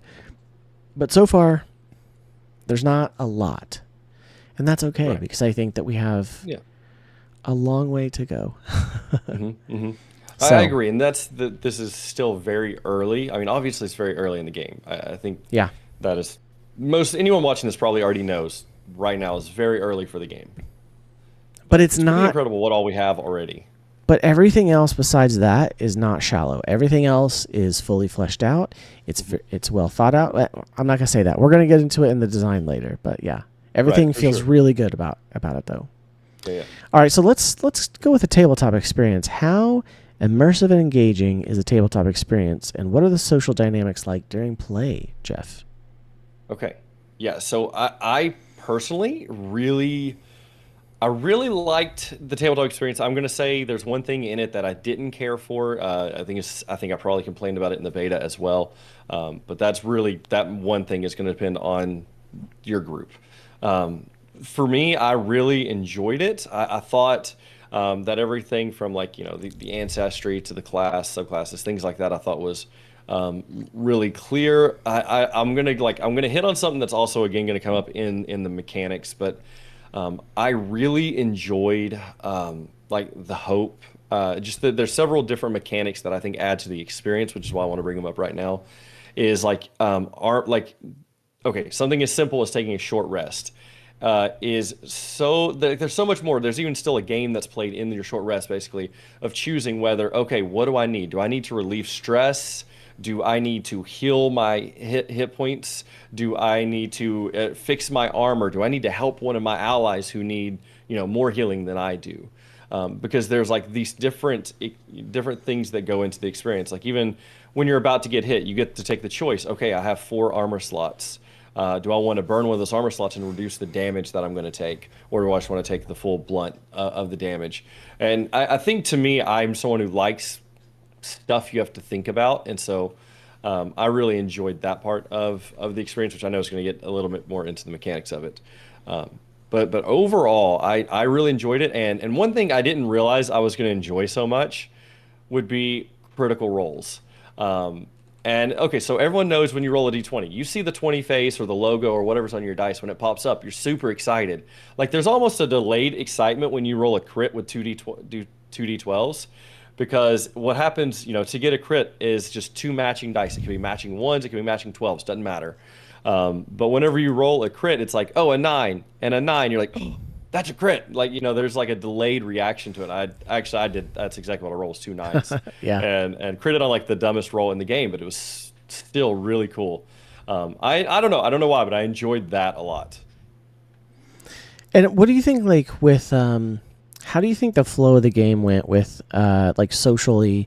Do you feel like you were, when it wasn't your turn, did you feel like you were sitting there waiting the whole time? Or do you feel like it went pretty smoothly, pretty quickly? I do, and that's what I literally started this saying. There's something I wanted to complain about, and you just kind of brought it back up for me. The one thing I don't love, and I've realized that, and maybe it's the group that I play with, because I am always going to be probably the most outgoing player. I've just realized that, my player is always ready to do something and just go. But in Daggerheart, at least as it's written, rules it's written, there is no initiative. It's just go in the order that you want to, and so my player will probably always be the first person to go, because I'll be the first one to speak up. But then if you have a less experienced group or a lesser outspoken group, everyone might wait for someone else to go, and then no one ends up going. I will say that was probably, and I think I complained about that in the beta too, is I don't necessarily love the no initiative. But I guess the more you play, maybe your group will figure out the rhythm of it. And I'm going to kind of, in my in-person group, I'm going to play test it both ways. I'm going to play test it with the no initiative, and then I'm going to bring in some sort of initiative system too, even if I homebrew my own. And that's understandable. I think where that, this, we can kind of get into this with the mechanics, but I think that it's just something you have to get used to. Specifically, essentially, you always start with the players in the spotlight, which means it's their turn to take action. And then the DM basically interjects depending when they want to narratively, or if they have fear tokens they want to use, or both. Right. And that's how it kind of changes. And then you can kind of keep doing some things in it. So I definitely get it. I think I think once you kind of get used to that, all right, players are always the ones kind of going, unless there's an ambush. There are mechanics for being ambushed or ambushing others. So there's mechanics around that, but yeah, it is definitely a little bit different. It's just that idea that your quieter players will most of the time always go last, or they won't speak up to go even if they want to go. Whereas, and that's I think that's the thing. When you do a one shot, you'll see that. I think the more you play, I think 3 sessions in, I think everyone will probably start to get it. Yeah, but I will say I'm going to also say I think there's a good thing about that, because I did find myself paying a little bit more attention in initiative. Like, 'cause sometimes in initiative you're just like, I rolled a 6, I know it's going to be a while before I have to do anything. But in this one, you're like, ooh, this would be a good time for me to jump in, right? Like, or, oh, he's about to do this. It'd be really cool if I came right behind him and did this, and you can kind of pick and choose, because pretty much all the players get to go, and then the enemies get to go. And unless, like Seth said, the DM uses his fear tokens to mess up everything. Yeah, right? To interject, right? So yeah. And that's and literally it says moves in combat. Since Daggerheart is a collaborative and conversational storytelling experience between the GM and players, combat has no initiative order, no rounds, and no distinct number of actions you can take while in the spotlight. Instead, fights play out narratively from moment to moment. And so, yes, and especially for some more quieter players who maybe just, the way that their brain works, they need that more structured initiative order. I think you could very easily have an initiative order, even if you just say, okay, you know what? In this first phase of combat, I want you guys to determine who's going to go first and who's going to go, who's going to go in what order. So rather, you could almost say, without taking an initiative, you could just say, hey, I want you guys to set your own order for actions. It can be, tank, DPS and then heals every time. It doesn't matter, whatever. Right. But then just be prepared to, if you need to change it up, you can change it up. Know that you can change it up. So, and I do think, like, the longer a party plays together, the more that will figure itself out. Like, the party will get better at that. But especially if you have a D&D past, the no initiative thing is going to be odd. Even I didn't realize that there was no set rounds. I still thought in my brain it was still rounds. I was kind of making it go in rounds in the so. Yeah, my brain still saw it as rounds. So that's interesting. That's okay. So a couple things too I want to mention, because obviously we didn't play this in person, but I think that at the table there's going to be a better sense of engagement because of things like the cards, having physical things in front of you to look at, to pass to the person next to you so they can read what your ability is. That's going to be another point of engagement. And then also, Daggerheart they employ tokens for players. I can't remember if they call them something else, but player tokens, essentially, that you can have them be anything, but they are useful for visually representing your rolls and modifiers. So if you have an attack roll and you're going to roll with your duality dice, and you get a +2 for your attack because of your strength. Well, the idea is that you're going to roll 2 physical attack die, but also in your hand you're going to put 2 of those tokens for your character. So that way you can very easily identify the numbers on the dice plus the 2 tokens there. So you don't forget to add the 2. You don't forget to add something from an ability, or you don't get to whatever. It's just always there physically. And so I do like that. I forgot about that, actually, because I've only played it online now, but I forgot that was a mechanic. That's really cool. That's going to help a lot of my newer players. So, yeah, and I do like that, but one of the reasons I didn't get the limited set Mhm. was because I personally didn't think that, like, I would have loved to have the DM screen, but other than that, I didn't think that just getting dice and getting a whole bunch of the plastic tokens, and then getting, the cards in the limited edition have like gold foil on the side. I'm like, okay, well, I mean, that's cool, but the reality is I'm going to put them all in like card sleeves or Right. whatever. So I just didn't feel like it was worth an extra $100. So No. again, personally, at the end of the day, also I have to get lots of other TTRPG systems for us to play. So there's others Right, that I'm yeah. excited about, but no, I think that those are cool, and I think that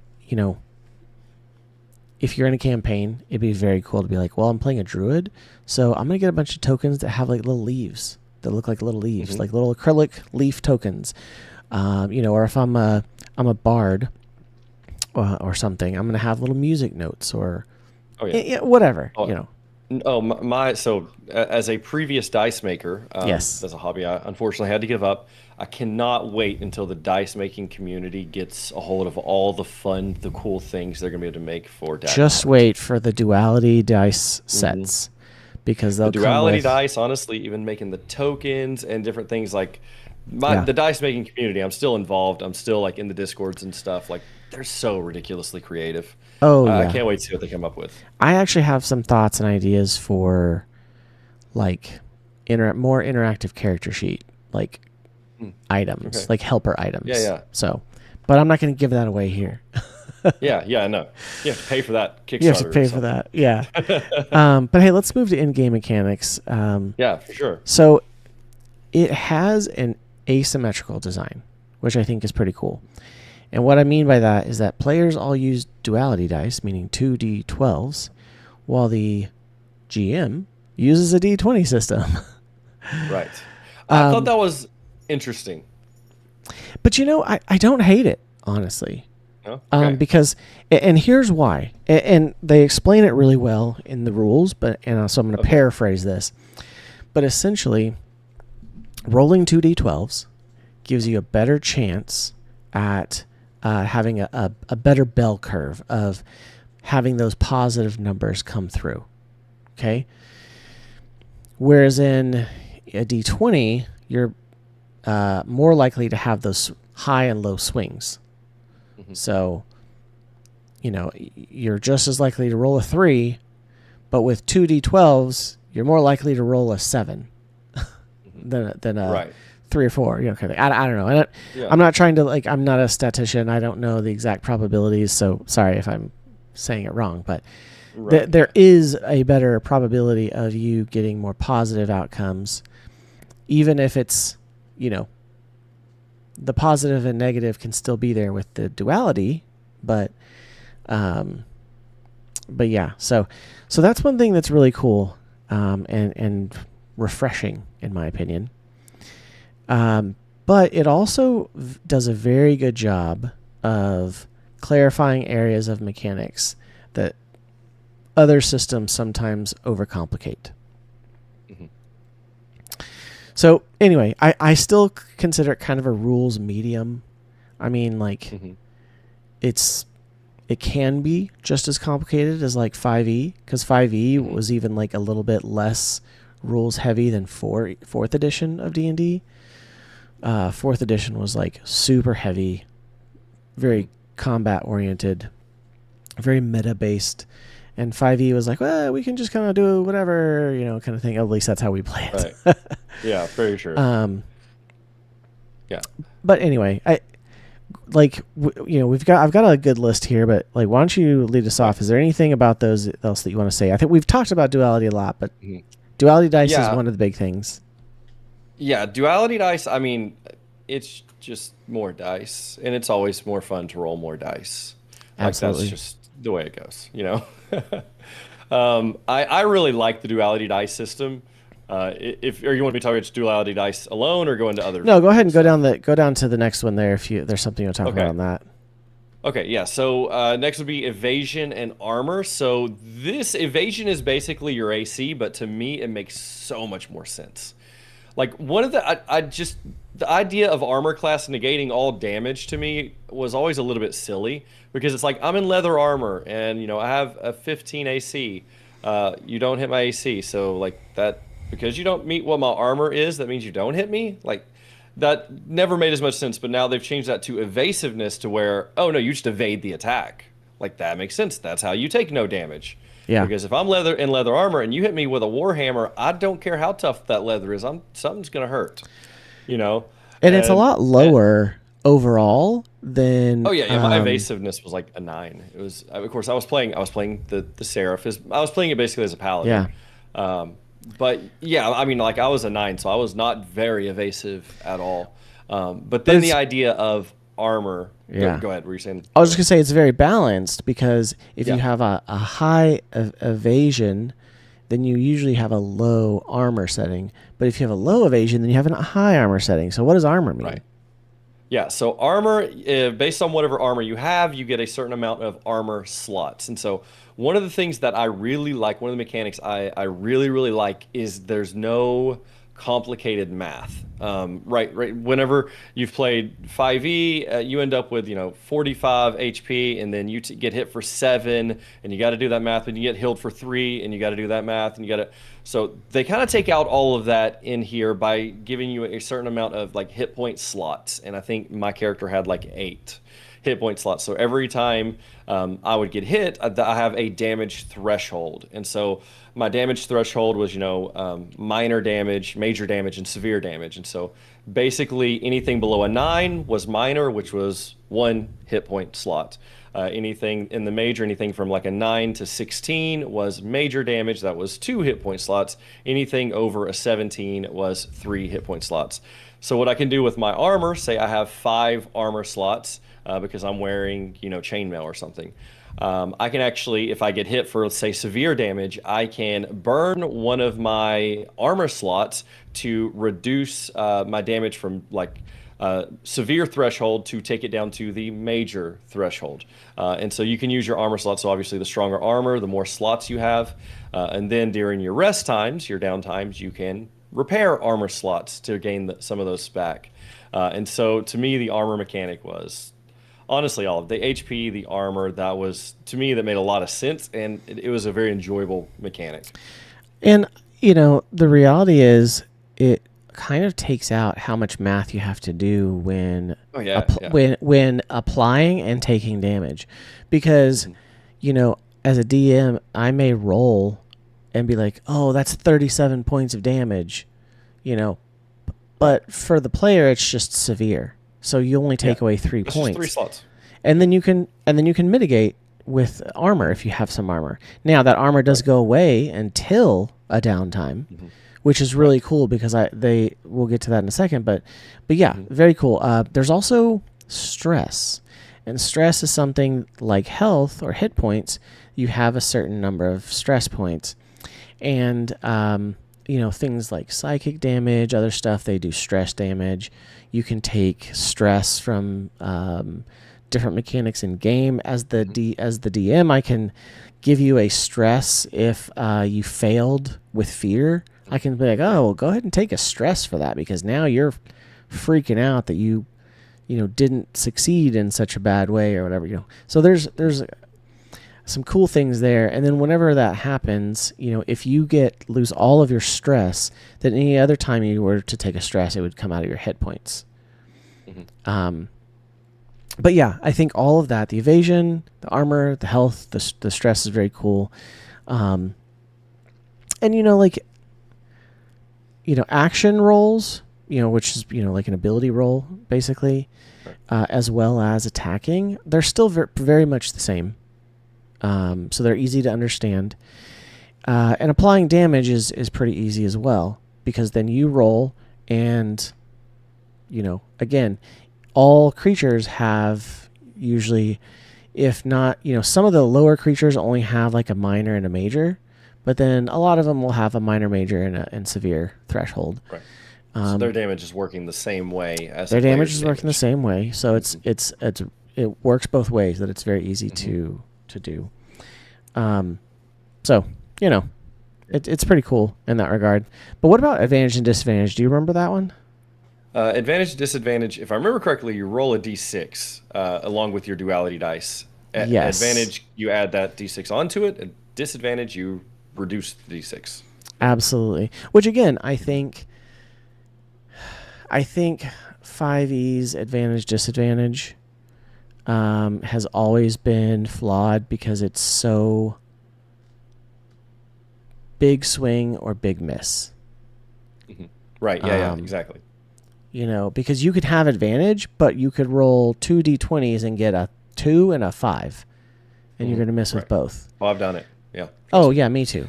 But with the advantage, subtracting 6 from 24 is still 18.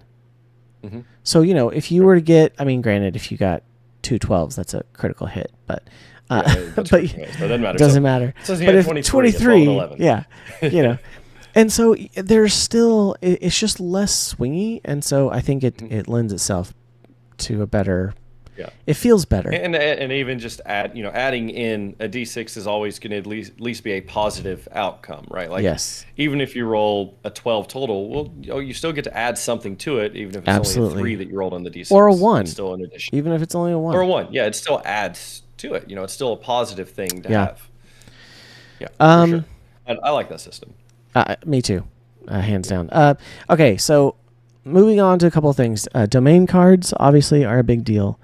Those are, again, these kind of cards that are per class, and they are going to be, they're going to go along with like certain abilities. They're going to give you your special, your subclass. It's really cool how those work. But I think that's another unique element, mechanic. We kind of talked about downtime.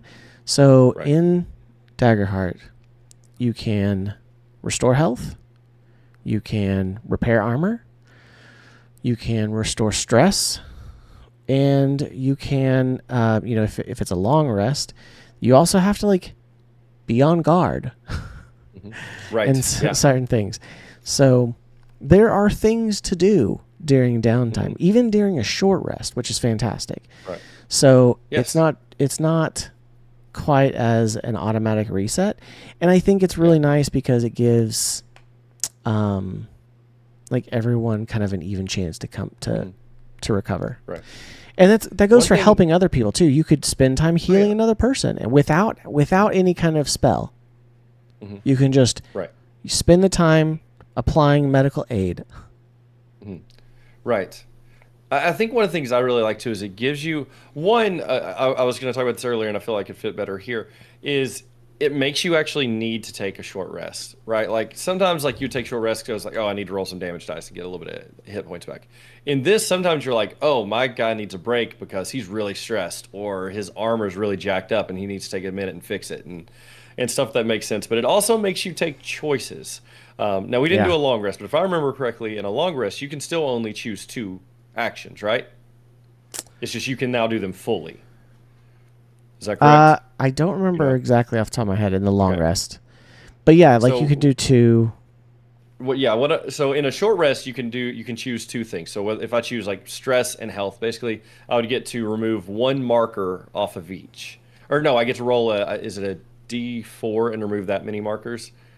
Sorry, I should have the rules pulled up here. That would probably been helpful. Yes. Yeah, it's a D. I think it's a D4.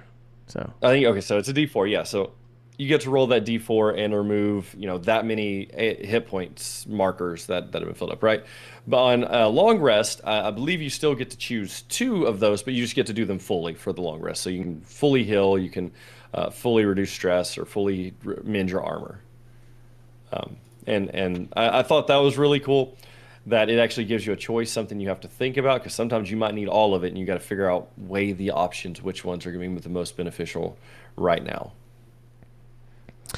Absolutely.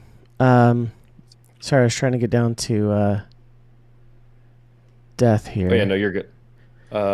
So I was trying to talk along to give you enough time to. no, you're good. So yeah, so downtime's fantastic. Both long and short rest is very cool.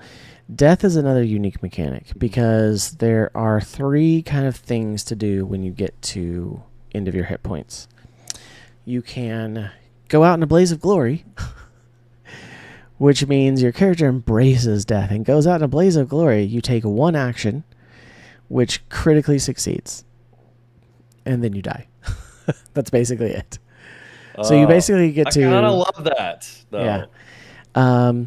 There's a void death, where your character avoids death and faces the consequences. So you drop unconscious, your character can't move or act, they can't be targeted by attacks. And after you do that, then I think you basically like take a scar. And what that means is you basically like stop, like you lower your hope threshold. So like you can, each player can have up to 5 hope. And so I think if you basically die and you avoid death, well, if as long as you get healed back, now the max hope you can ever get is 4. And so it kind of like, if you do it enough, then it's like, well, they're forced into retirement. Right. Well, yeah, your character's without hope, and Yeah. so much of what you can do is based on hope. Like I know my one big hill took 3 hope, and so if I Yeah. get reduced below that, not much you can do.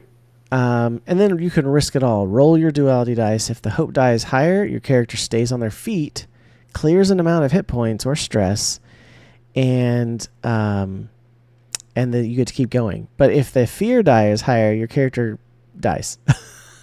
Oh man, So you can let the dice decide. So it's a pretty cool system. So that's a cool system. That is. I like that. I'm one who homebrews all my death mechanics. There's anyway, still so resurrection as a stuff, possibility. So right. anyway, that's just another big one. There's a bunch of other obviously rules that make it, very unique. But I feel like those are kind of the big ones. Let's move on to combat because we're going along. This is going to be a long one, unfortunately. I had a feeling this was going to be a long one. Yeah. But let's real quick, is it strategic, fast-paced, or something unique? What would you say? I would give it all 3. I think that it is strategic. I think that's for sure. Just even having the armor slots, the hit points, the stress, the different domain cards that let you do different things. Because you have a lot of options. Even at level 1, I had a lot of options of what I could do at level 1.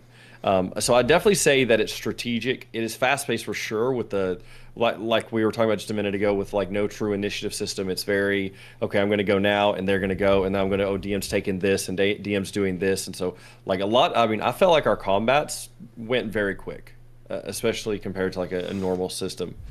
And then obviously, I would think it's unique, but then it's not. Still, you're rolling dice to hit and then you're rolling damage dice to see how much you do.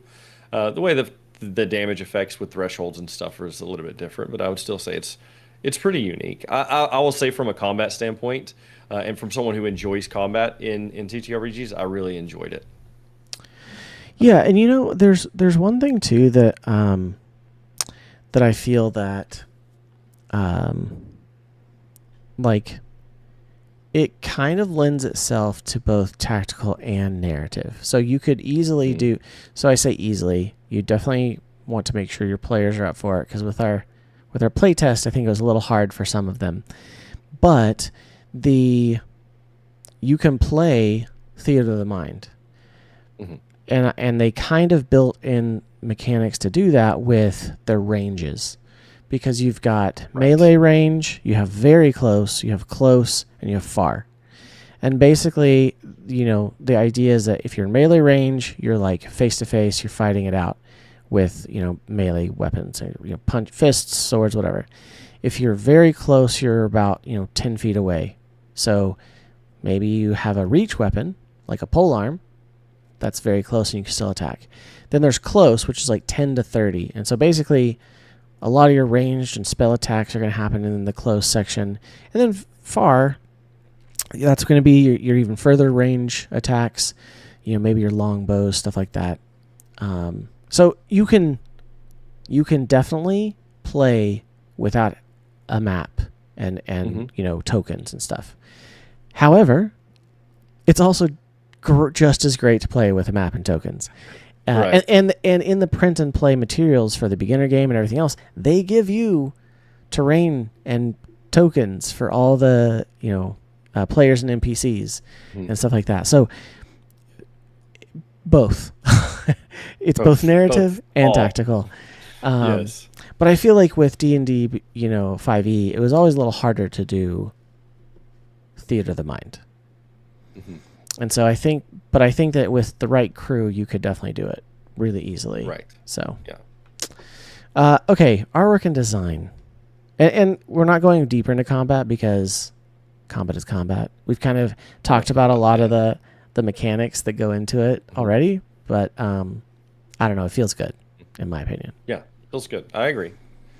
One thing I will say, and this might be, it's a mechanic, but with no initiative, you have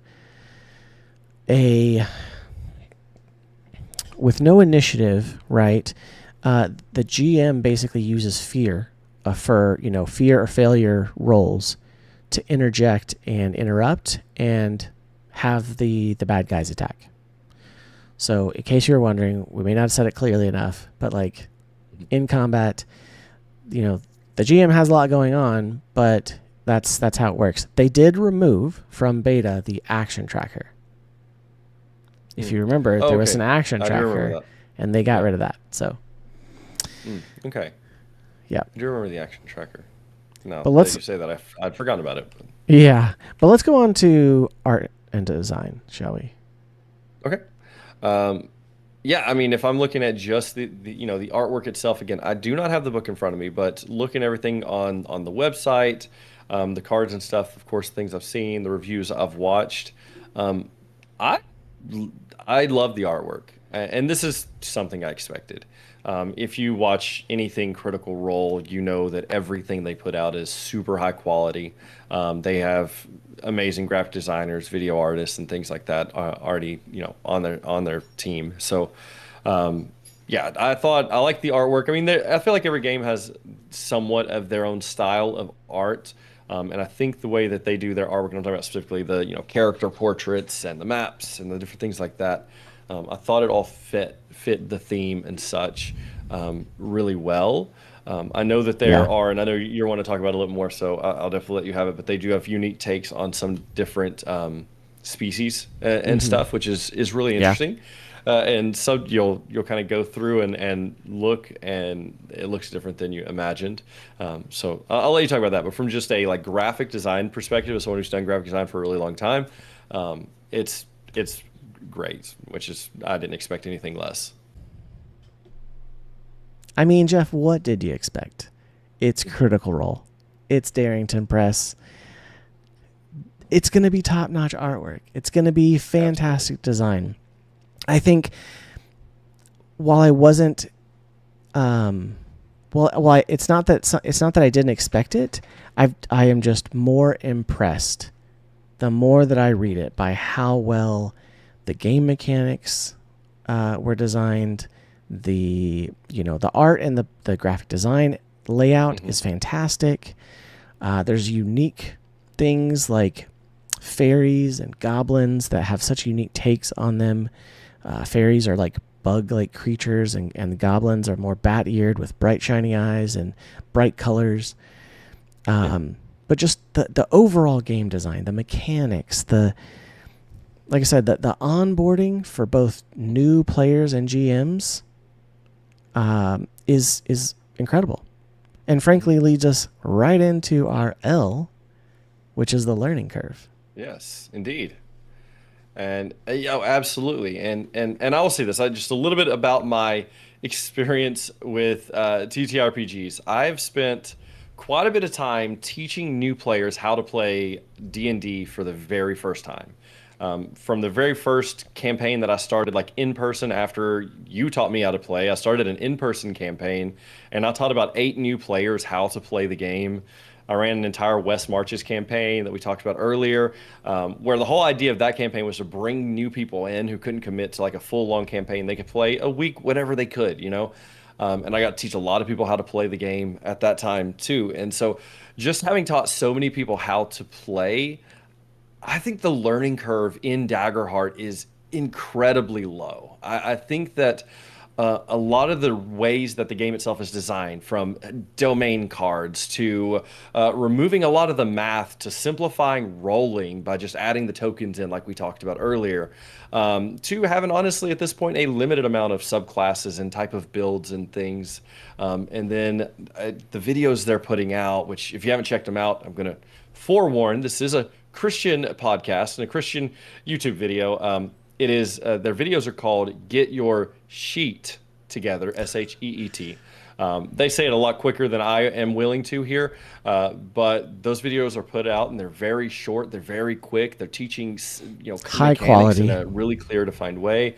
Like you said, onboarding. I have experience in marketing, and from a marketing perspective, I can tell that their target audience is really reaching out to those people who probably aren't that experienced at TTRPGs, and they're trying to really help them take that step in that direction, and to check it out. And so I feel like the learning curve to me is probably the brightest mark I would give Daggerheart. I loved everything, but the learning curve I felt was for a rules medium type game really, really good. Absolutely. And I feel like Daggerheart is so well designed and so geared towards getting new players and even new GMs, but it's also familiar enough that coming from 5th edition, from D&D, is so easy, because I think that they really intentionally thought about, hey, where's our biggest group of audience coming from? And it's going to be from Wizards of the Coast and D&D. Yep. Mm-hmm. And I think that is absolutely what's going to happen. I don't think D&D is going anywhere. Yeah. I don't think that it's going to suddenly lose. It's not a D&D killer. But I think that it's going to be the biggest D&D competitor. Mm-hmm. But at the same time, I think that, it's going to take the largest market share away from D&D. There are other games that are coming out. There's Draw Steel, and there's the Cosmere RPG. I think both of those are going to be big. But I think Daggerheart specifically, among all other TTRPGs, is going to get the most, new players and the most mind share, because they've made it so easy for not only onboarding, but they've also made it so easy for content creators, for third-party creators to create and sell things and monetize things. They already have the community game license, the CGL, out, for Daggerheart and Candela Obscura. They also have the new SRD for Daggerheart, with all, no artwork and all the things that they don't consider proprietary, or they consider, protected, but it's usable by us as fans and homebrewers. They've made it super easy to do that with an FAQ and very clearly explaining that they're doing this for the fans, and that this is, they're not going to take anything from you as long as you stick to their guidelines. They've already given us logos for, to use for, this is compatible with Daggerheart. Strangely, it's not a dagger. It is a alchemy vial with the same smoke coming off of it. With the same smoke on it? Interesting. Okay. But then besides that, they've made it super easy to homebrew. They've made it so easy for homebrewers. And the custom card creator is just a prime example of that. It's, I don't know. I'm super excited. I know that I will be playing more Daggerheart for sure. And I know,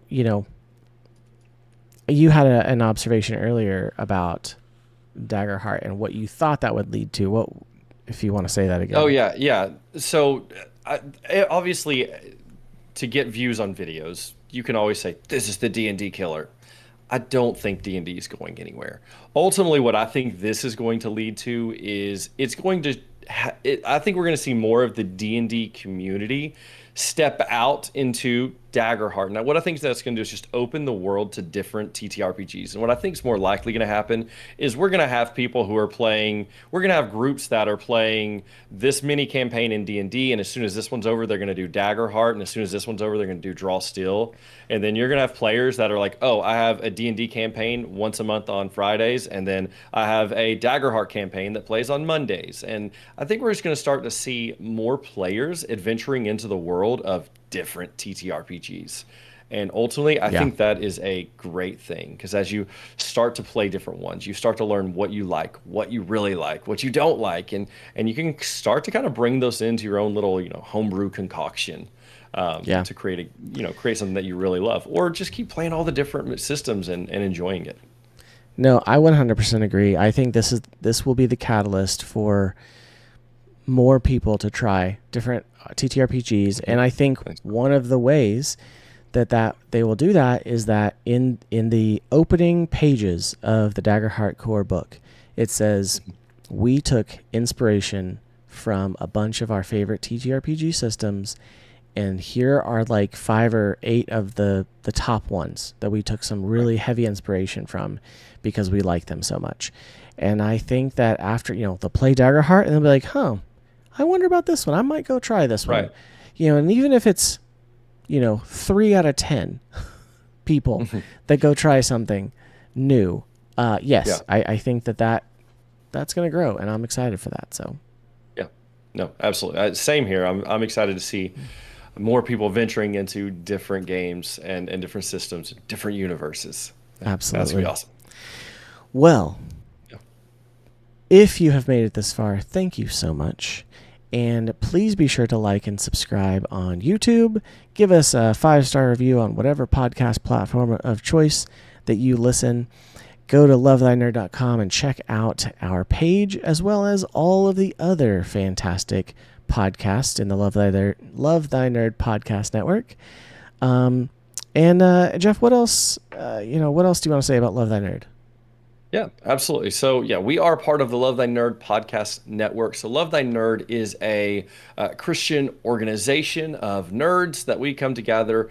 We love Jesus, and we love nerdy things, everything from TTRPGs like Daggerheart and D&D to board games and wrestling and video games and just literally everything in between. We probably have a podcast on each of those things that you like. So, make sure you go ahead and check out Love Thy Nerd. There should be a link to the website down below, as well, assuming you're on YouTube, as well as a link to the Discord, so you can go get plugged in and find out what all Love Thy Nerd has to offer. Absolutely. Well, Jeff, I think that wraps up today's episode. And again, if you've made it this far, thanks for listening to our critical review of Daggerheart. We're so glad it has launched, and we're looking forward to playing it more. But from our table to yours, thanks for joining the RPG Rundown. And until next time, may your roles be epic and your stories legendary.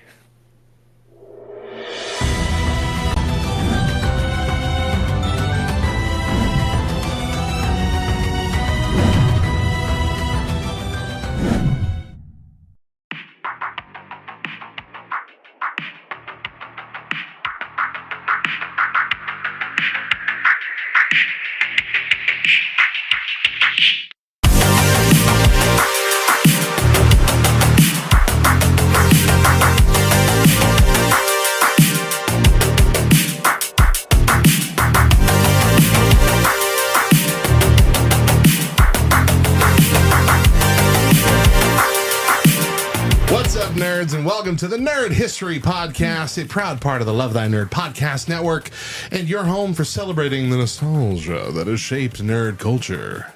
Today, I'm Radio Matt, and I am the Director of Content and Resources for Love Thy Nerd, and with me today and forevermore is my amazing bride, Daedra. Hey, how's it going? It's season 3. We're here and we're excited. We are the Nerd Historians, and today on the show, we're going to be taking a look at the Justice League, which will celebrate its 65th anniversary on January 31st. 65 years. So like I said, this is our season 3 premiere, and we're doing things a little differently this go round. We are going to break away from the standard LTN Podcast Network schedule. We're going to be bringing one big episode a month, doing a deep dive into something celebrating an anniversary that month. And this is both a lighter schedule for us because life is hectic and we're tired, but also a longer schedule too because we're not taking the two-month breaks that normal LTN podcasts take. So while there will be less episodes overall, you will at least have a steady schedule of episodes, one a month. About the middle of the month, the whole year. The whole year is our season 3. Let's go 2025. 12 awesome episodes coming your way. Woot. We're also very grateful to have reached over 200 subscriptions on our YouTube channel, which Awesome.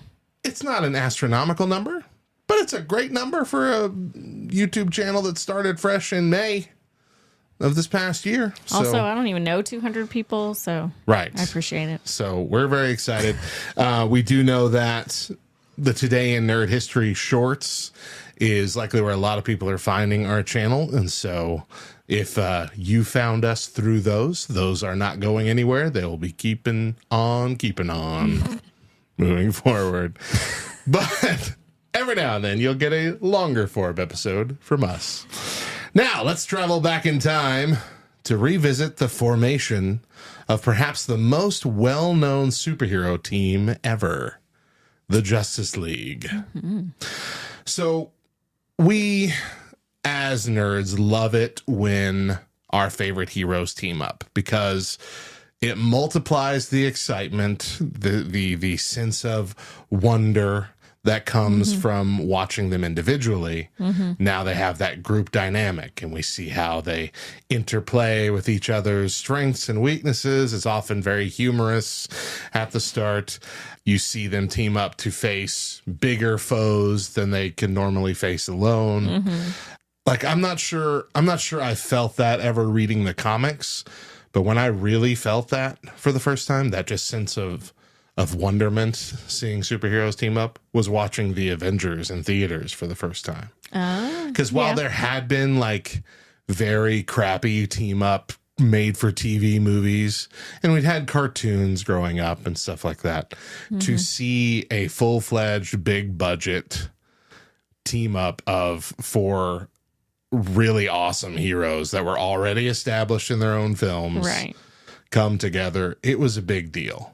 Right. And I would say more so than like Endgame or Infinity War. Those were great because they were amazing stories, but this was already great just by the fact that, oh my gosh, it's happening. Right. Like, I think it was so great because they all like had their own movie individually. And they've been doing that a lot with superhero movies, right? Like, you know, nowadays they'd all get their own little movie and then that would be it. And now they all got their own movie and they're going to be together. Yeah, it's all the same people. It was rare they even acknowledged that there were other superheroes in this world. Right. If anything, there'd be a slight nod or an inside joke, but for the most part, it's like, nope, Superman is the only superhero in this universe. Right. Batman's the only superhero in this universe. And to see, I mean, Iron Man was a huge experiment, you know, to see if we could even do this. But they knew that they were going to go that way from the beginning because they had that teaser at the end, which I missed. I didn't even know it existed, with Nick Fury at the end saying, I want to talk to you about the Avengers Initiative for like 5 years. Because that wasn't really a thing. Right. It was very rare you had like an end credit scene. We have to stay through the credits. We have to, no matter what. Yeah. Thanks a lot. And then, of course, we had the Justice League movie that came out several years later, which just makes me sad. to think about. But fortunately, that's not the version of the Justice League we're talking about right now. Let's talk about the comics, the very first team up, the very first Justice League adventure actually debuted in issue 28 of The Brave and the Bold, which is historically a comic strip where different heroes team up. It's usually one-on-one, people that don't often team up together. There have been runs where it's like always Superman and Batman, but like that series constantly goes, and it's usually one superhero teaming up with another that's not common. And so it's a fun thing. Here, this is kind of the kickoff episode issue of the Justice League. It was a story that came out on January 31st, 1960. That's when it hit the shelves, with the publication date of February and March of 1960. The two different comic book dates is always confusing. It was written by Gardner Fox, illustrated by Mike Sikowski. And at the time, DC was looking to bring together its most popular heroes in a single team, inspired partly by the success of the Golden Age Justice Society of America. So that was like the early Flash with the, cool helmet, original Green Lantern that wasn't a space cop, just a guy who found a rock.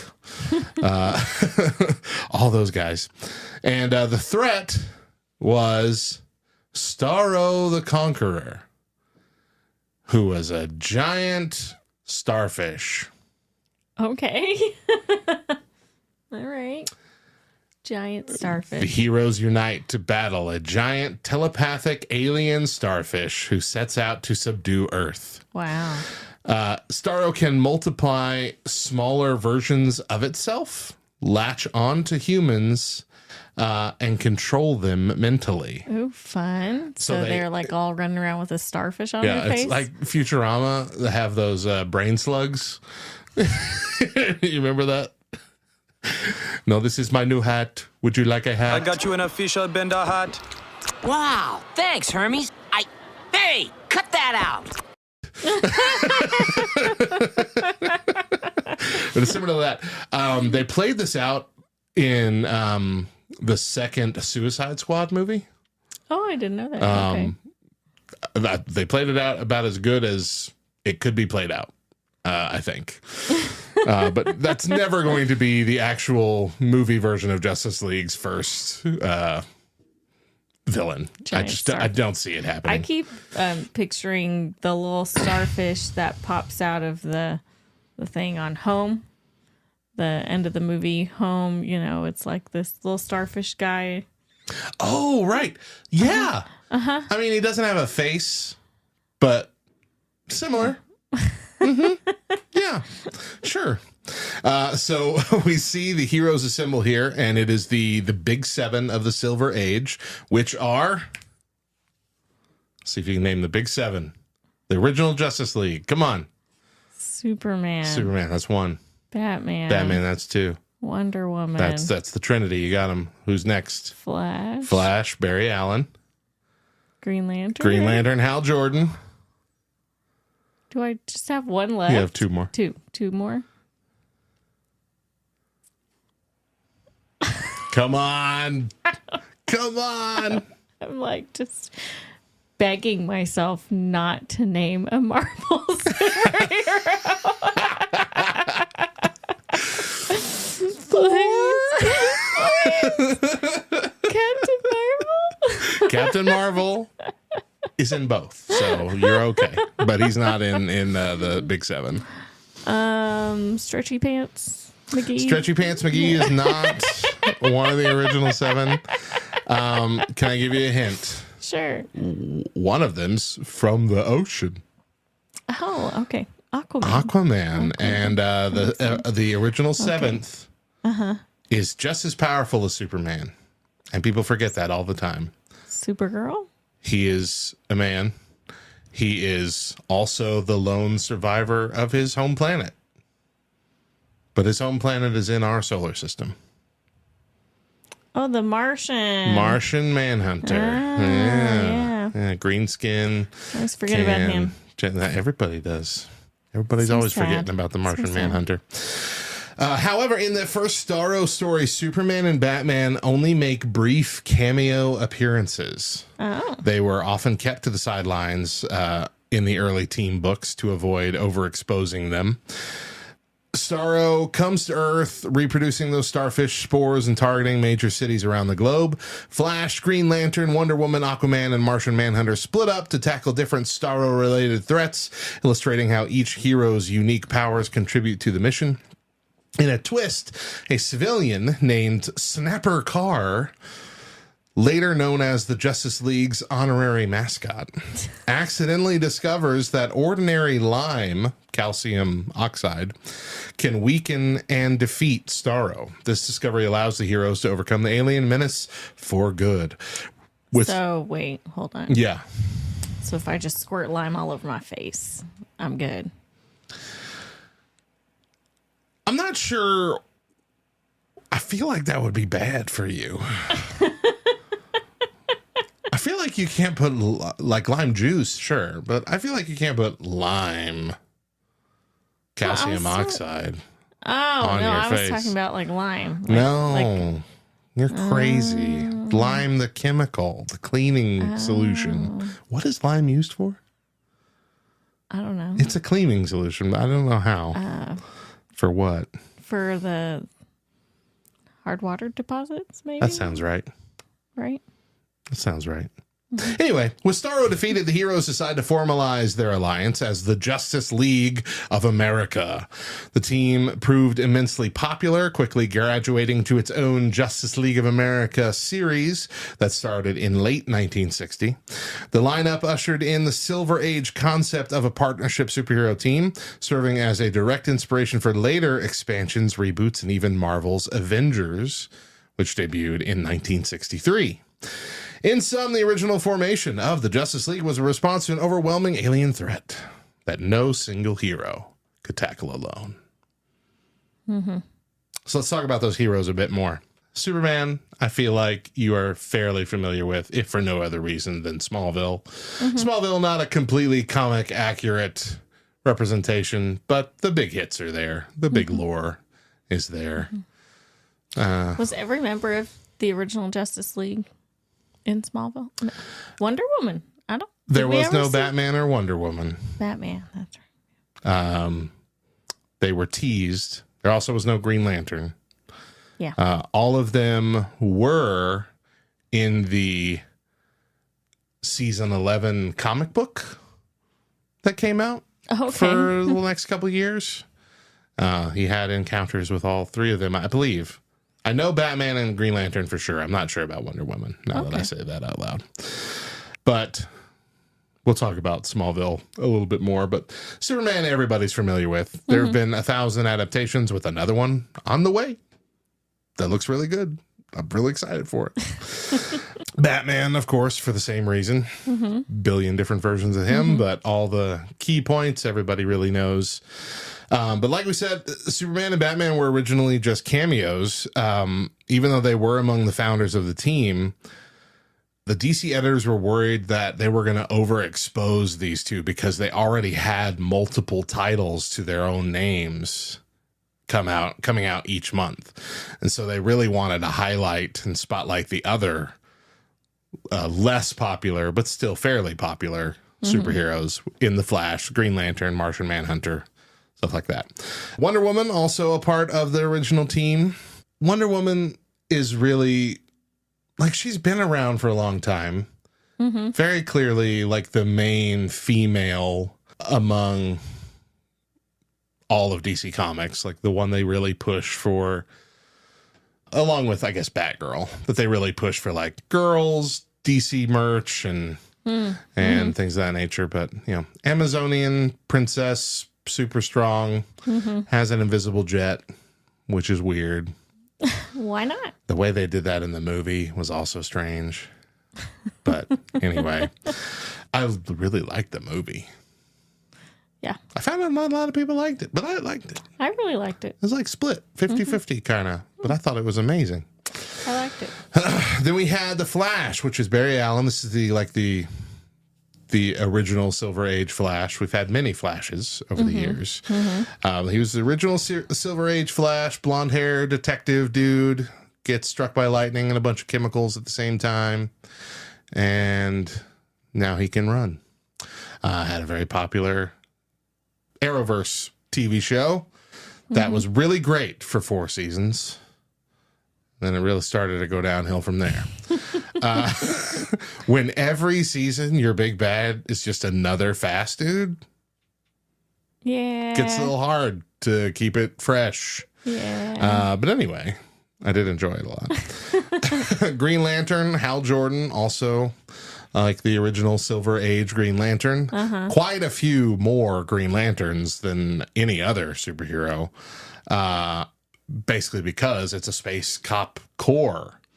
There's 2 for every sector of the entire universe. And like 8 from Earth. Like the Earth gets a lot for some reason. Because, Because it's where We got all the DC Comics comes from. Yeah. Martian Manhunter, of course, like I said, green skin, can make himself look like anybody else. Has several of the same powers as Superman, but a very worse kryptonite for him, which is fire. Like fire is any fire. Any fire is his weakness. Oh, wow. Yeah. Aquaman. Bubble Boy. Fun note here, which is hilarious given your forgetting of him. Many casual fans don't realize Aquaman was part of the Justice League from day one. Wow. Yeah. Not me. I named him right away. Thanks to the Super Friends TV show and countless jokes about talking to fish, he is often overlooked and thought of as a joke, which is kind of why they really went so hard in making that Aquaman movie with Jason Momoa, making him look like a bad dude. Big tough Bad dude. Yeah. And I think succeeded. That movie also great. Real good. Real good. He is every bit as important as the big 3, Superman, Batman, and Wonder Woman, when it comes to founding the team. Other people that joined the league over the next several years was Green Arrow. Very popular character. I didn't even think about Green Arrow. The Atom, Ray Palmer. Guy can shrink. Hawkman, Carter Hall. And Black Canary.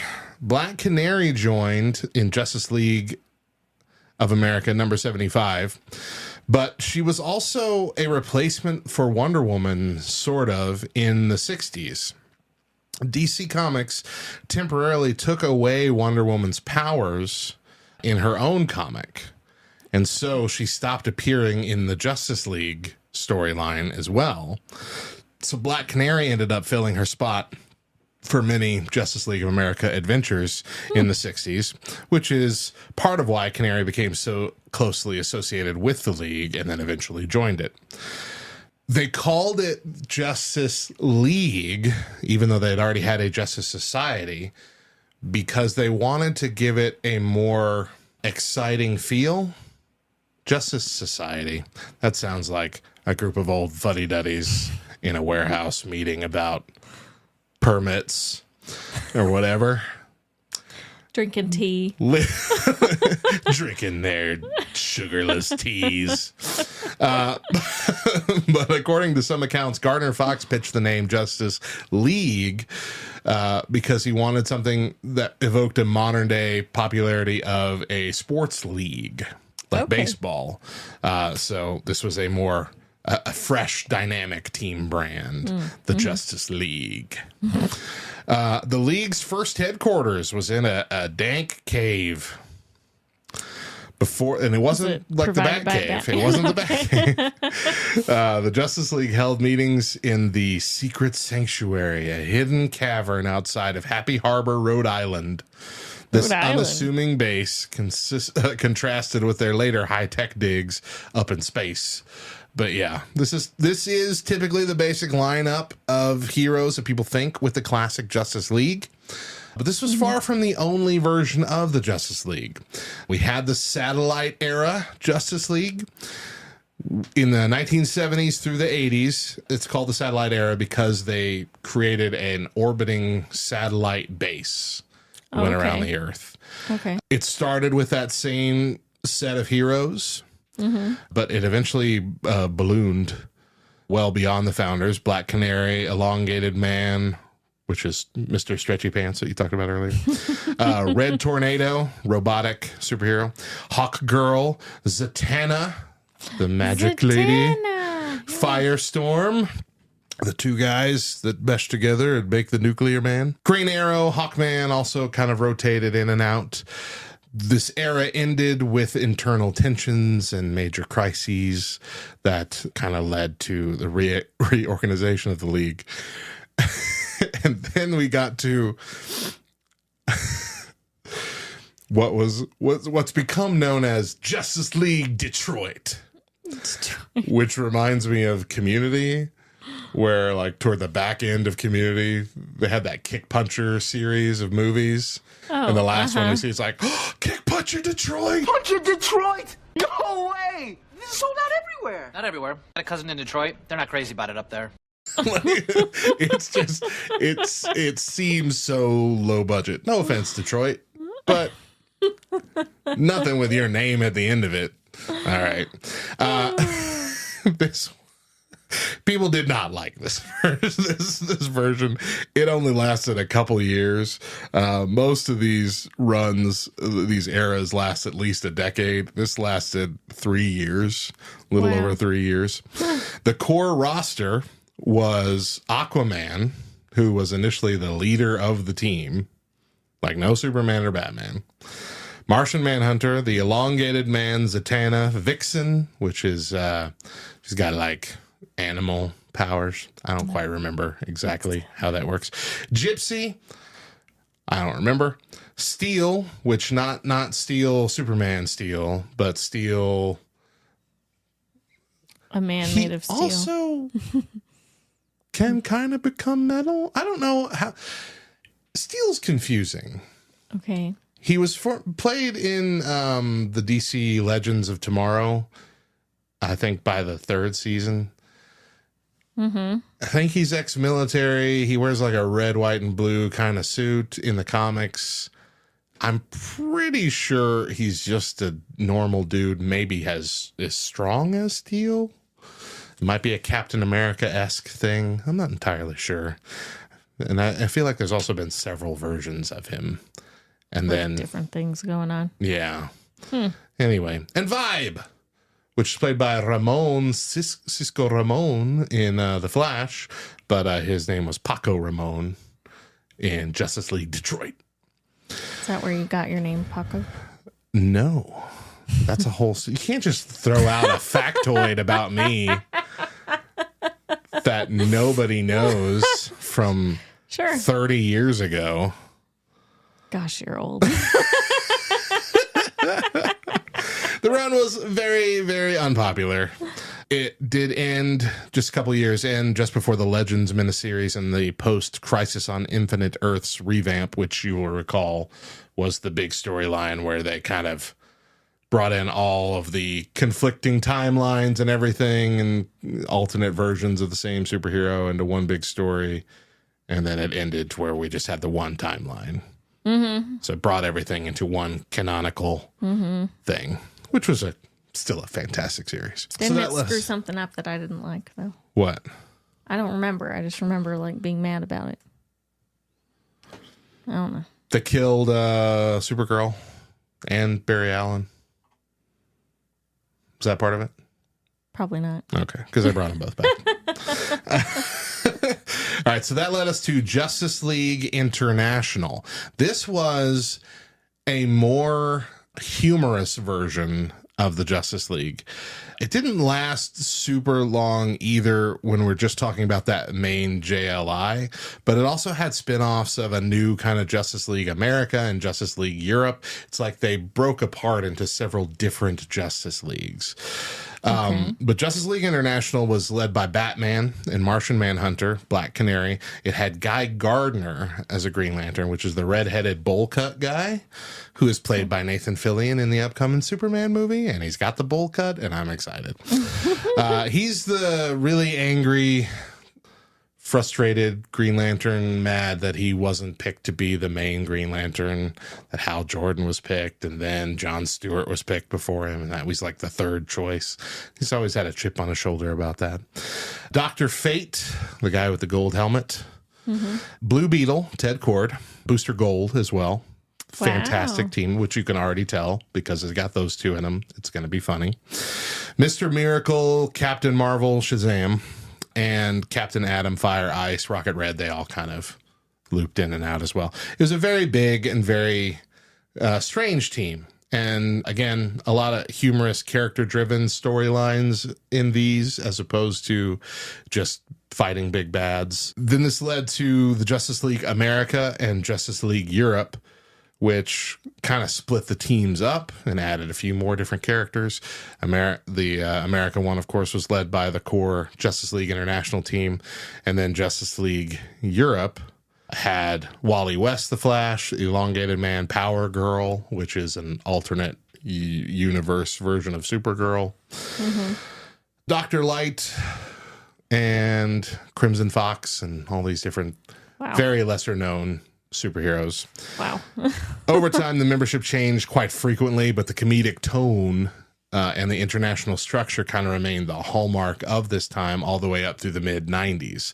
The mid-90s is when we got one of the big names in comic book writing for DC Comics, Grant Morrison. Grant Morrison brought back the Big Seven. Okay, so we returned in 1996 through the early 2000s with Superman, Batman, Wonder Woman, Wally West, Flash, Kyle Rayner, Green Lantern, who at this time was the only Green Lantern in the universe because Hal Jordan, Green Lantern, went nuts and killed them all. Oh, dang. Yep. Okay. The only person that survived was Ganthet, the little blue man who gave the final ring to Kyle Rayner, a painter.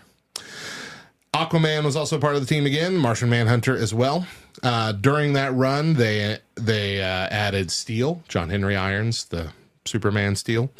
Huntress, which was Batman's daughter in a different timeline. Sure. Sure. Plastic Man, which is the other Mr. Stretchy Pants. The goofier one with the big glasses and the weird spandexy, almost circus-like costume that he wears. Oracle in a supporting role. Oracle is Batgirl post Death in the Family. Why can't I remember? Post whatever that big. Oh man, all the nerds are going to be so mad at me. The Batman story where Robin dies, I think, is also where... Is it Death in the Family? I think it's Death in the Family.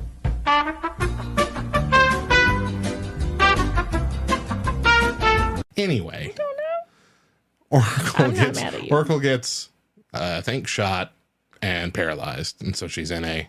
Batgirl does. And so she's in a wheelchair and she becomes kind of like the girl in the chair, you know, from like Spider-Man. Like she's the one in the computer telling everybody where to go, hacking into everything, all that stuff. Gotcha. A couple other people as well joined the team over that time. After Morrison's departure in the year 2000, the JLA title continued with other writers like Mark Waid and Joe Kelly. Added members like Faith, Major Disaster, Jason Blood, Manitou Raven. This was tail end of the 90s, early 2000s is when everything was like hardcore. Everything had to be. And so a lot of these characters were like that. Blood and guts. Yeah. Then we had leading up to 2005, 2006 with Infinite Crisis. So this was like a sequel series to Crisis on Infinite Earths. It brought back the Superman and the Superboy that gave up their lives to stand guard over the shards of the multiverse or whatever. And they decide, We made the wrong choice. It should have been us that survived and not them. Fantastic return. Only way they could have done it, in my opinion. Great story. After this event, Superman, Batman, Wonder Woman hang it up for like a whole year. And so this was, you might recall, I had these for a while, the 52 series. Yeah. Do you really?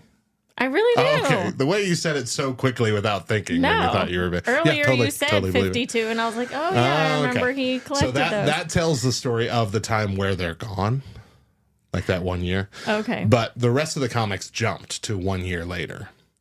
And so 1 year later, they kind of come back and reform a new Justice League with those three: Black Canary, Red Arrow, which is Roy Harper, Vixen, Black Lightning, Hal Jordan as back at this point, and then we get like Hawkgirl, Wally West, Flash, Jason Roush, Firestorm, Zatanna, all these people that we're fully aware of.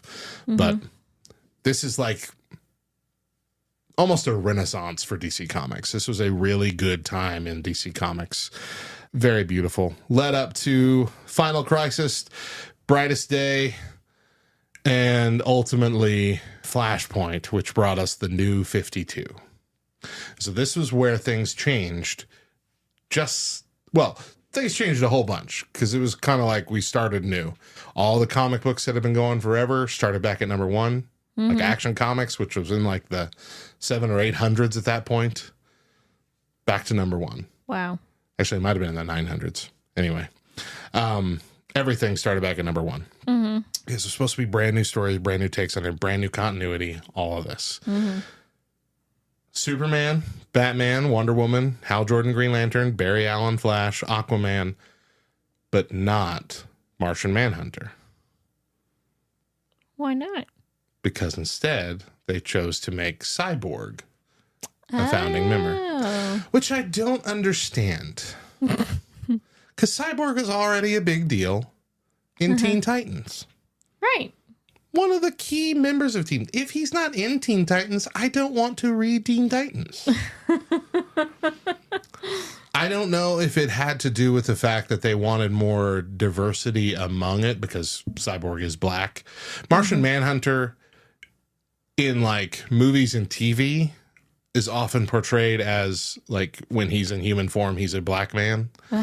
But in the comics, it hasn't been that. Like that's not the rule. And so, like when we're watching them on TV or in the movies, like, well, of course they've got representation already. He's portraying a black man like all the time, usually in the military, some form or another. But in the comics, I feel like maybe they needed a little bit more representation, which I understand. I get the change, but it feels like they ripped the heart out of the Teen Titans, right? To do this, which whatever. It's gonna happen.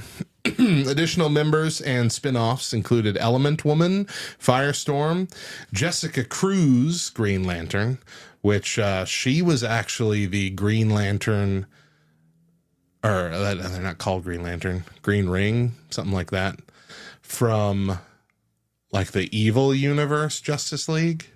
Led by Ultraman. Like she was led, the ring that she used then like had a control over her. Oh. Like it forced itself on her and she was afraid of it. And so they did this whole, I think, beautiful storyline of her overcoming that fear and then becoming a real Green Lantern. Oh. It was really cool. Cool. Not everybody's into it. I liked it. We also had members like Catwoman, and they even created a whole Justice League Dark, which had Constantine, Zatanna, Deadman. Like they did a lot of stuff in the New 52, trying some new stuff out.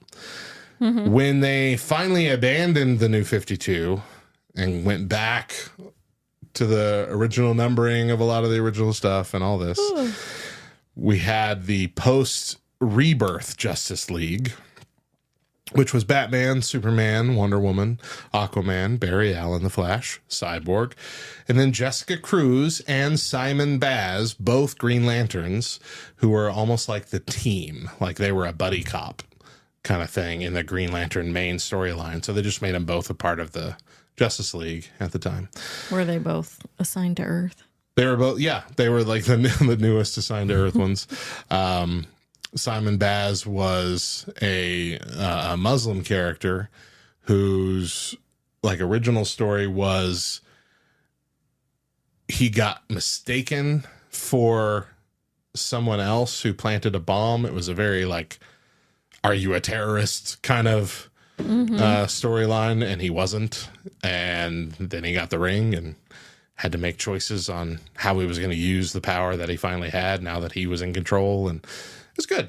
And they were good for each other, Simon Baz and Jessica Cruz. I don't know if they're still a thing now. I mean, I know they still exist, but I don't know if them being a team is still a thing. But anyway, that's cool. Really good stuff. Later arcs reintroduced Martian Manhunter, a new Hawk Girl, Jon Stewart, Green Lantern, to the main Justice League title. Tied into big events like Dark Knight's Metal, No Justice, Year of the Villain, all these kind of things. Wow. Then I'm pretty sure the most recent one that we have leads up to the dawn of DC, which is the Infinite Frontier.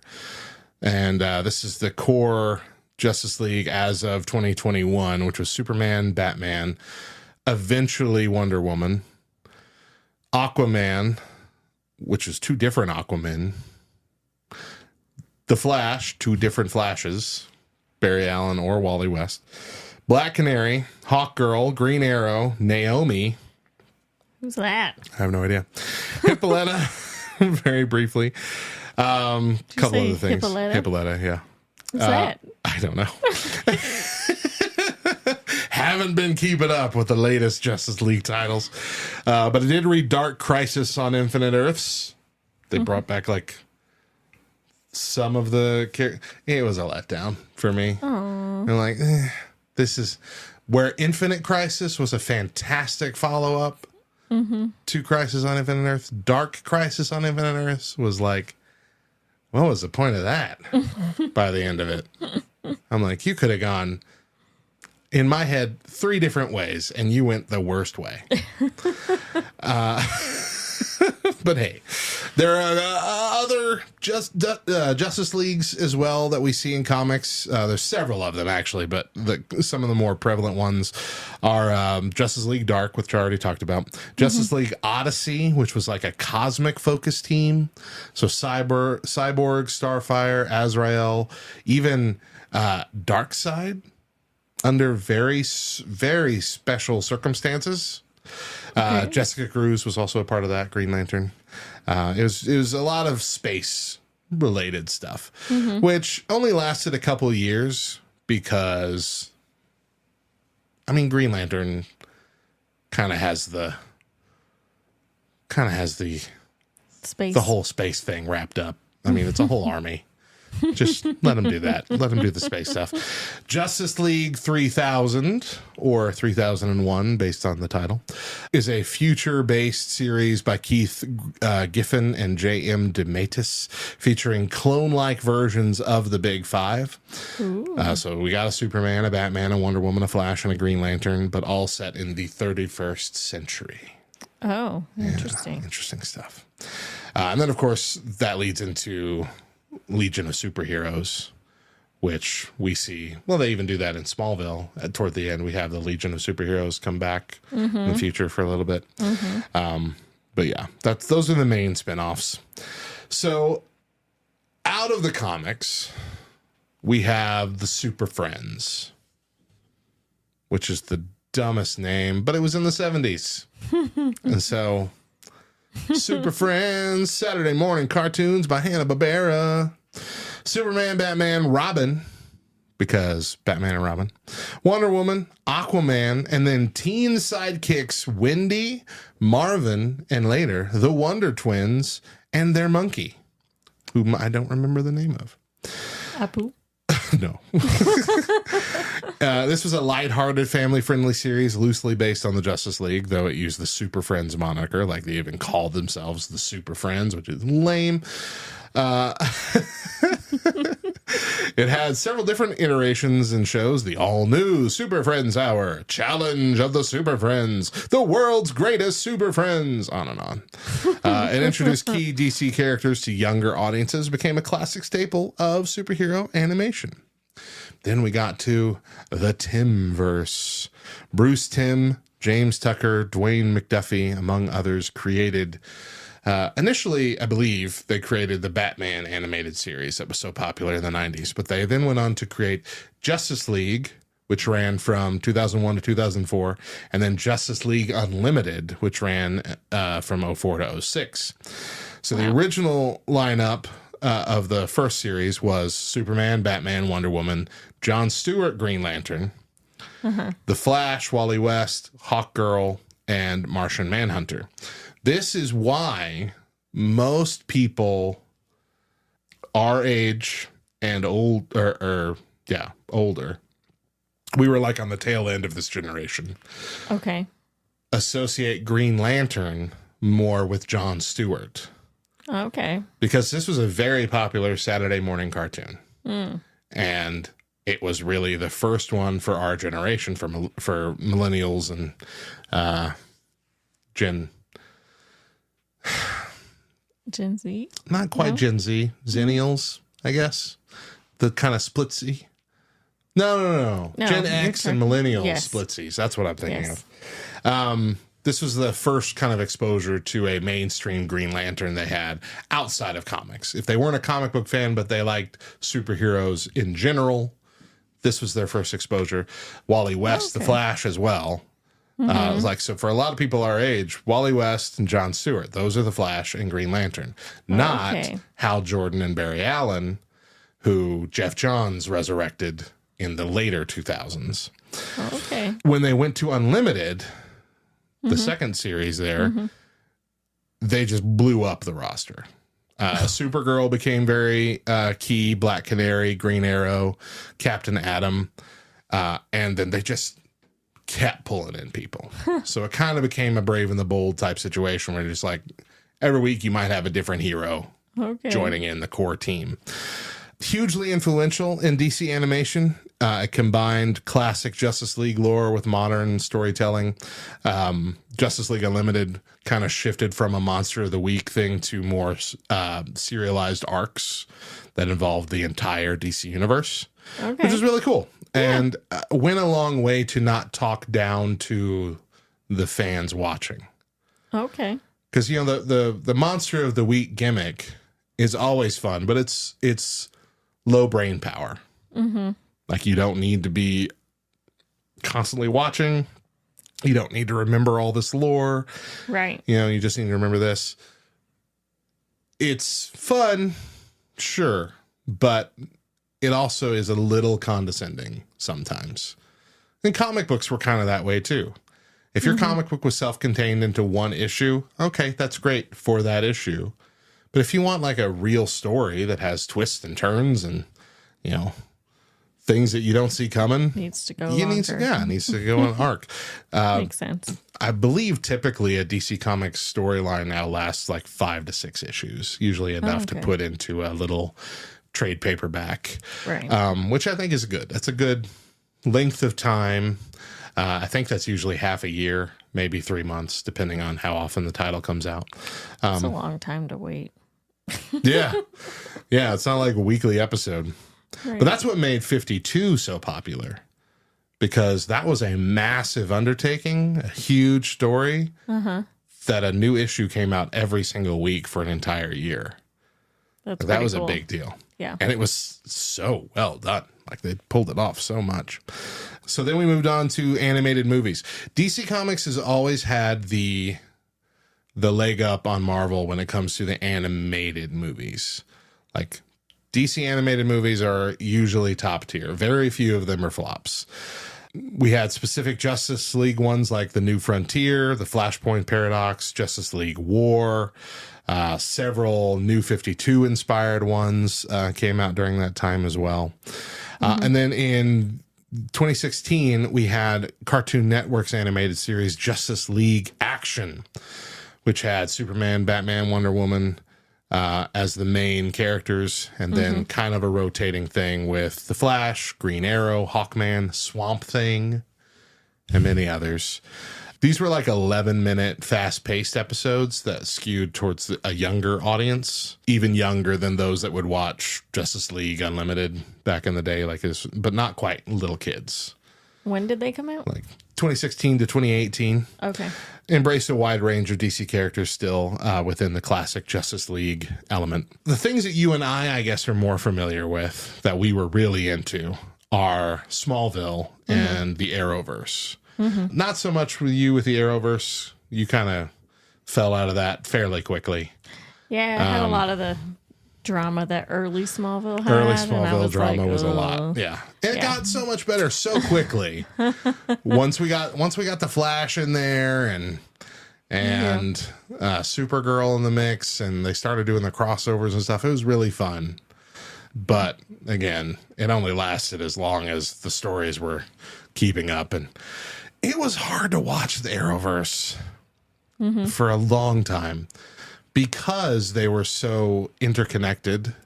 You felt like you had to be watching every show, and there was a point where there were like 6 shows going simultaneously, right? Which was a lot to keep up with. We, in fact, at lovethynerd.com, we painstakingly put together a watch order for the entire Arrowverse, which has been our #1 article for the last several months, if you want to go see it. But we have it set up like by chunks of episodes in order chronologically if you want to undertake all of that. I believe every one of those shows is on Netflix right now. Holy cow. Undertake it. It's worth it once. But what was the big deal with that was they were building a Justice League slowly. Right. Unfortunately, it took them so long to get to that point. It wasn't until they did the Crisis on Infinite Earths, which was really the last big crossover. They had a couple more crossovers, but they weren't as massive in scale, due in part to COVID and also in part to the fact that most of the other shows were being canceled. Like at one point, it was just The Flash left. Right. But Crisis on Infinite Earths kind of ended with Hall of Justice and the big table that they would all sit at, like the classic Super Friends style. Right. This is where we are. We all have our chair with our logo on the back. It's going to be cool. And it was. It was really dope. That episode was really cool. That was the table aspect was paid homage to in Smallville. Towards the end, we saw Clark meet up with a bunch of older heroes from the Justice Society. But before that, what we had was him slowly building the Justice League. We would have a Brave and the Bold style episode once a season, beginning with, I think roughly once a season, beginning with the 4th season, I believe, where we see Arthur Curry for the first time, Aquaman. So we see AC for the first time in his orange shirt and his green shorts. And that's the first time he encounters another human who's actually a good guy with superpowers. He didn't get his powers from kryptonite rocks. Some weird thing. Yeah, it's like this is a whole different thing. Bart Allen was next, Impulse, who is a later Flash. But Bart Allen was next, the next season. Cyborg, I think, might have been that same season, but separated by several episodes. And then we had Green Arrow, which was Justin Hartley, come in for a couple quick episodes and then like a long arc in one of the seasons. And then he's kind of a recurring main character for the rest of the show as a love interest for Chloe Sullivan. But we got to see that one big episode finally called Justice, where it was all 5 of them Right. having to take down some big thing. Mm-hmm. And they're all walking away in slow motion from a giant explosion behind them. And you see it like zoom in on them and then zoom in on Clark. And they're all wearing their primary color versions of their outfits. And it's just, it was so good. They did it so well for that time. Yeah. Because that was unheard of back then. Right. It was beautiful. And so we would have, as the Smallville went on, it became more comic book inspired, less CW teen drama, very much more comic book. So we would see hero cameos much more often. It was just, well, I forgot there were more. There was a Black Canary and Zatanna that came towards the end. I remembered Zatanna. Yeah. And then they Chloe Sullivan teased a wondrous woman and a rich guy with a bunch of toys. Teased Wonder Woman and Batman towards the end, but we never got to see either one of them. Supergirl, of course, was a character in an entire season. I think season 7. It just Brainiac 5. Oh. We had Brainiac the villain, but then we had Brainiac 5 from the future. And like I said, we also had cameos from the League of Superheroes from the future. Didn't we see the Martian too? He was in Smallville. Yes. Yeah. I forgot all about him. Yeah. The Martian Manhunter was there too. Because you said everyone forgets. Yeah. Everyone forgets Aquaman. Aquaman was the first one. That was crazy. Why would they pick Aquaman to be the first cameo? Anyway. Yeah. It's always, it just underscores the fact that it's always what you say. Because he starts with A. They're going alphabetically. So it's clearly. Aquaman, then Bart. Yeah. See? Then Cyborg. ABCs. Right there. Did it really go alphabetically though? Like you said it as a joke, but then Green Arrow. I don't know. We'd have to. Then Martian Manhunter. Then Supergirl. Now I need to know this. Now Black Canary's in there, and that's going to screw it all up. Dang it! Great. Zatanna. If she's not at the end, then there we go. But anyway, it underscores this thing, I guess, that has been the case since the 60s, is that seeing our favorite superheroes team up, just it's exponential. Like it just makes it that much better. Right. Which is why it was kind of a big letdown with the DCEU. I said we weren't going to talk about it earlier, but now we're there. Now we're here. Batman versus Superman. Dawn of Justice. Man of Steel was great. I know it had its detractors because Superman killed Zod at the end. And Superman doesn't kill people. Look, that's the story he was telling. The story he was telling was how Clark Kent got to that point where he realized he can't kill people anymore. He realized that in that moment, Zod, who had all the same powers as him, was not going to stop. He told him, I'm not going to stop. He told him, you're going to have to kill me because I'm not going to stop. And so he had to make the choice to kill him. And he killed him, and then he screamed his head off because he was so mad that he had to kill him. That's where he made the vow that he would never kill again in his heart. You had to see that. But you didn't. You were just mad. Anyway.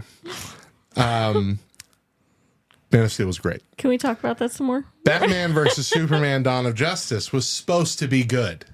And the director's cut is much better than what we got in the end. Thank you, Warner Brothers, and your cutting room. But it still did have that resonating like pump of we're getting them. We didn't even see most of the Justice League, the secondary team, the B team part of the Justice League, right, except for like camera footage of them. Right? It was like the Flash stopping a robber in a convenience store as he's buying milk. It was Cyborg being worked on by his dad. It was Arthur Curry destroying a camera underwater. I don't remember. But like, little bits and pieces, just little teases of them. Uh-huh. But even that was like, yes, it's coming. It's coming. And then the pile of garbage that the original version of the Justice League that came out, which isn't again the version we got first, let's put it that way, of the Justice League that came out. Mm-hmm. Well, from the very first shot with Superman's CGI lip quivering because they had to badly Vaseline out his mustache because it was a reshoot and he was already working on another movie where he had to have a mustache and they wouldn't let him cut it for the reshoots. And the CGI was just so bad. It's like his lip was quivering, like he was about to cry the whole time, or he had like a worm in his upper lip. Like it was just the worst looking thing. And that's how we started the movie.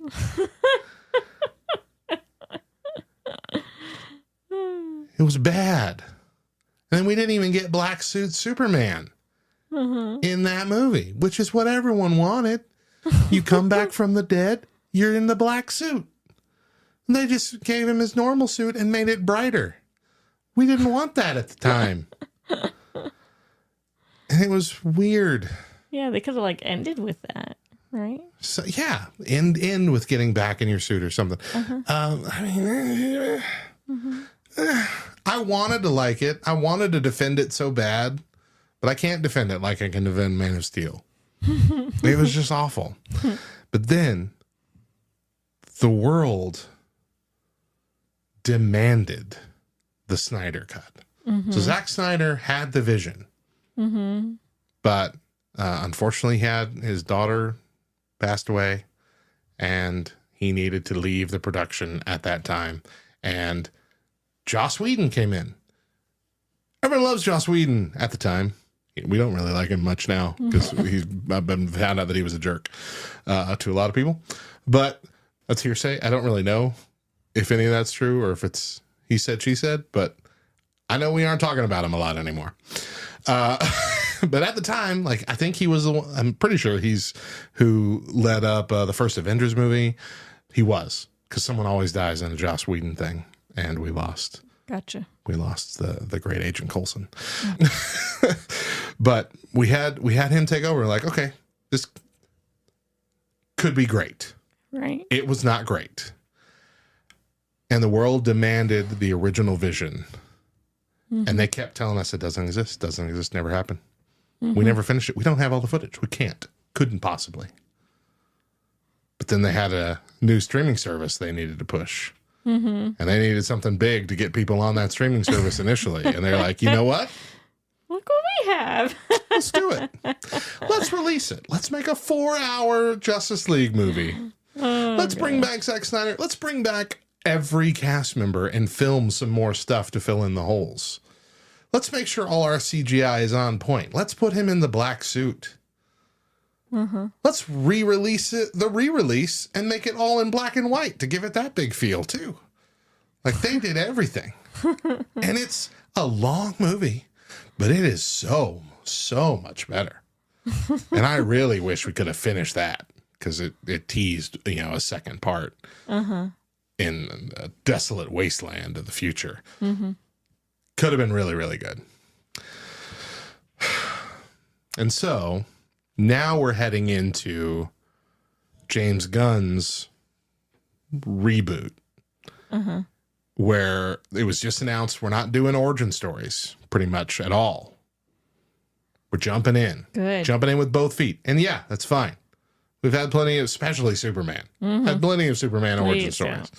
Superman and Batman do not need another origin story. Everybody got it. Everybody get it. We got it. We good.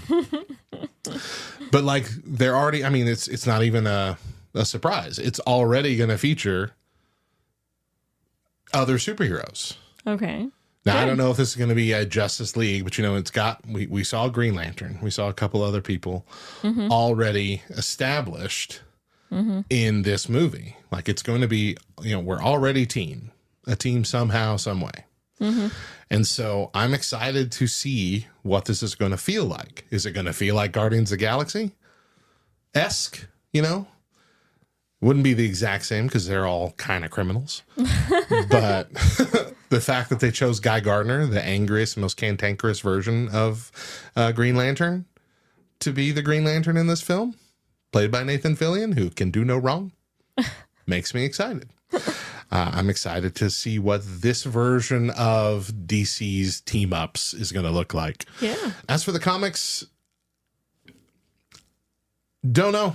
But I do know that it's always going to be Batman, Superman, Wonder Woman at the top. And they're always going to have a Flash. And they're always going to have a Green Lantern. And they're probably always going to have someone from the water. A waterman. A waterman. It's a feeling that I don't think we stop feeling. Because again, like I said, with like the Avengers movies, that first Avengers, fantastic. Oh my gosh, we're here. Right. Avengers 2, it was basically the same team. You're like, but this is still fun. Civil War, 2 big teams fighting each other. That's great. Thor Ragnarok, I'm going to throw in as well. The Hulk and Thor in the movie, it was the best one. Infinity War, our hearts broke even though we knew this was a movie. We saw half the whole team just up and gone. Right. And we're like, What? And then Endgame, when they all come back at the end, we're just, one of my guilty pleasures, I still do every now and then, is watching like people react to that scene in that movie. And I just see people crying, just bawling their eyes out as every one of them and yelling out every name as they return. And like this kind of thing is not, you don't get that same reaction to single hero movies, right? Single hero comics. Right. There's a reason why DC Comics and usually Marvel Comics has a big yearly, let's get them all together. It's the whole universe. This big thing's affecting all of it. Blackest Night is my favorite. Crisis on Infinite Earths, Infinite Crisis, also really good. Final Crisis, a little dark, but still pretty good. Those kind of things just draw us in to a sense of camaraderie, like we're a part of the team. It's like, this is big and we're here for it. And I don't think we're going to get tired of that. We might get tired of the superhero genre from time to time. There is Marvel fatigue right now for a lot of people. Right. But as soon as that Avengers Doomsday and Avengers Secret War hit, we're all going to be back in the theater. As soon as we found out it's going to be Tony Stark playing Victor Von Doom, right? Some version of Victor Von Doom, we're like, all right, we're back in. Might not be what I plan on what we plan on doing here, but I like this much more than I liked Kang. So, like, it's this kind of it's just a draw. It's this. We want the feeling of teamwork. We want the feeling of working together. It's something that we want as people. Right. We want to find our strengths and connect with other people who have better strength. That's what parents are. What you suck at, I can be good at, and what I suck at, you can be good at. Or if we're mismatched, then we're good at the same things and we suck at the same things. And that's also a form of camaraderie. Win-win. Win-win-win at that point. I stink at nothing, by the way. She's flawless. Absolutely flawless. Look at that hair. She's almost 40. Look at that hair. Almost 40. Don't tell them my business. 39-year-old. Subscribe to the Nerd History Podcast via our YouTube channel at Nerd History LTN or Spotify, Apple Podcasts, etc. You can find us at lovethynerd.com/nerdhistorypod. We also have our daily Today in Nerd History video short that comes out every day on YouTube here on this channel and on the Love Thy Nerd TikTok. And you can find a full daily article with more nerdy facts on the front page of lovethynerd.com each and every morning. We will be back in February where we will discuss a movie that we have seen over and over and over and over and over again. But until then, I'm Radio Matt. And I'm Deidre. And remember that in the past, present, and the future, Jesus loves you, nerds.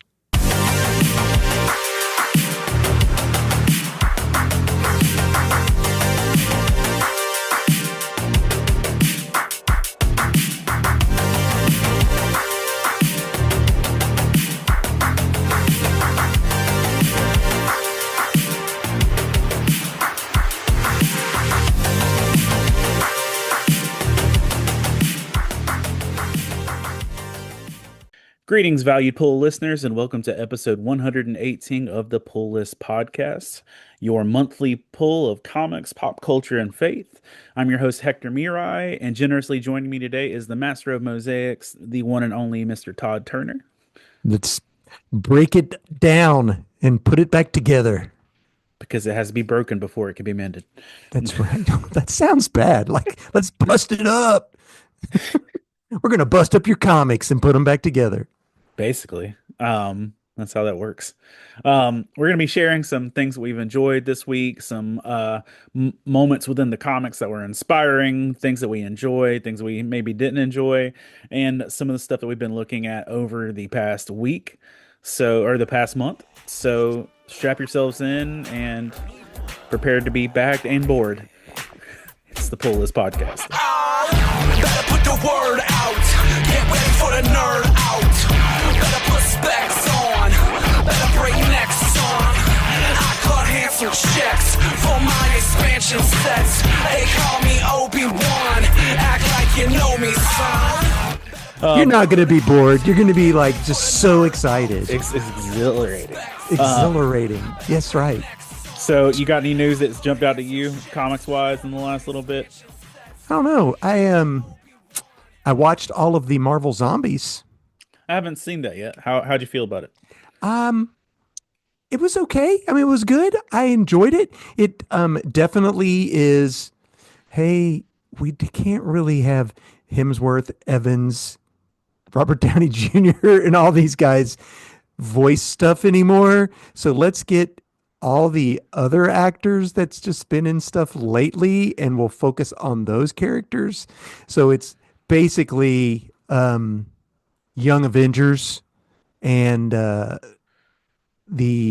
Thunderbolts characters have the most dialogue, and I'm not sad about that because it was fun.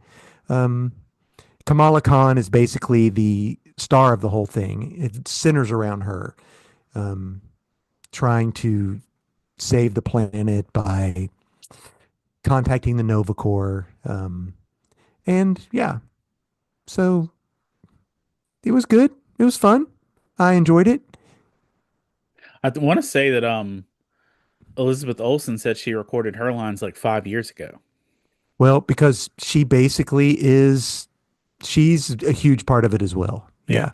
The Scarlet Witch. But I think that's just probably Marvel protocol that while you're on set for whatever else, hey, sit down and say this real quick.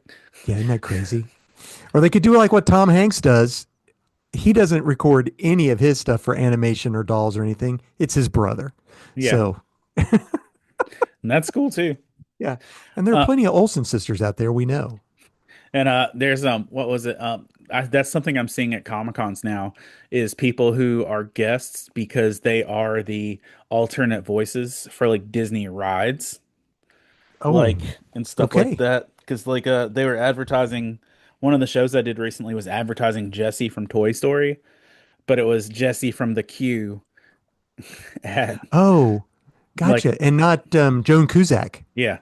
So they've got like the ride Jessie at cons now. So it's like that's weird, I guess. I mean, I don't that's okay. Some people might like that. I would not, but that's just the old fart in me. I don't think I would enjoy that. No. I mean, I want to see the real McCoy. But, voice actors are a big deal at cons. I've got a show this weekend, and almost the entire guest list is voice actors. It's people from the X-Men animated series. Like I've got Wolverine from the animated series. And last week I was at a show where I was directly across from Rogue from the animated series. So that was interesting. Yeah. Let's see. I'm gonna hit this one and talk about it, but congratulations to Batman #1, which sold 500,000 copies in its first 2 weeks. Yeah, Um, I was one of those schmucks that bought the Blind as a Bat bags. Bought two of them. Got the same book in both of them that I opened. Yeah, it was cool. It's a cool cover. It's one of those foil covers that the Kubert Andy the draw. I think it was the store incentive foil cover. But I'm stuck with now 3 copies of a book that everybody and their mom has. But that's a lot of books. And on the next episode of the Pull List podcast, you can win a raffle for a foil cover Batman. That's right.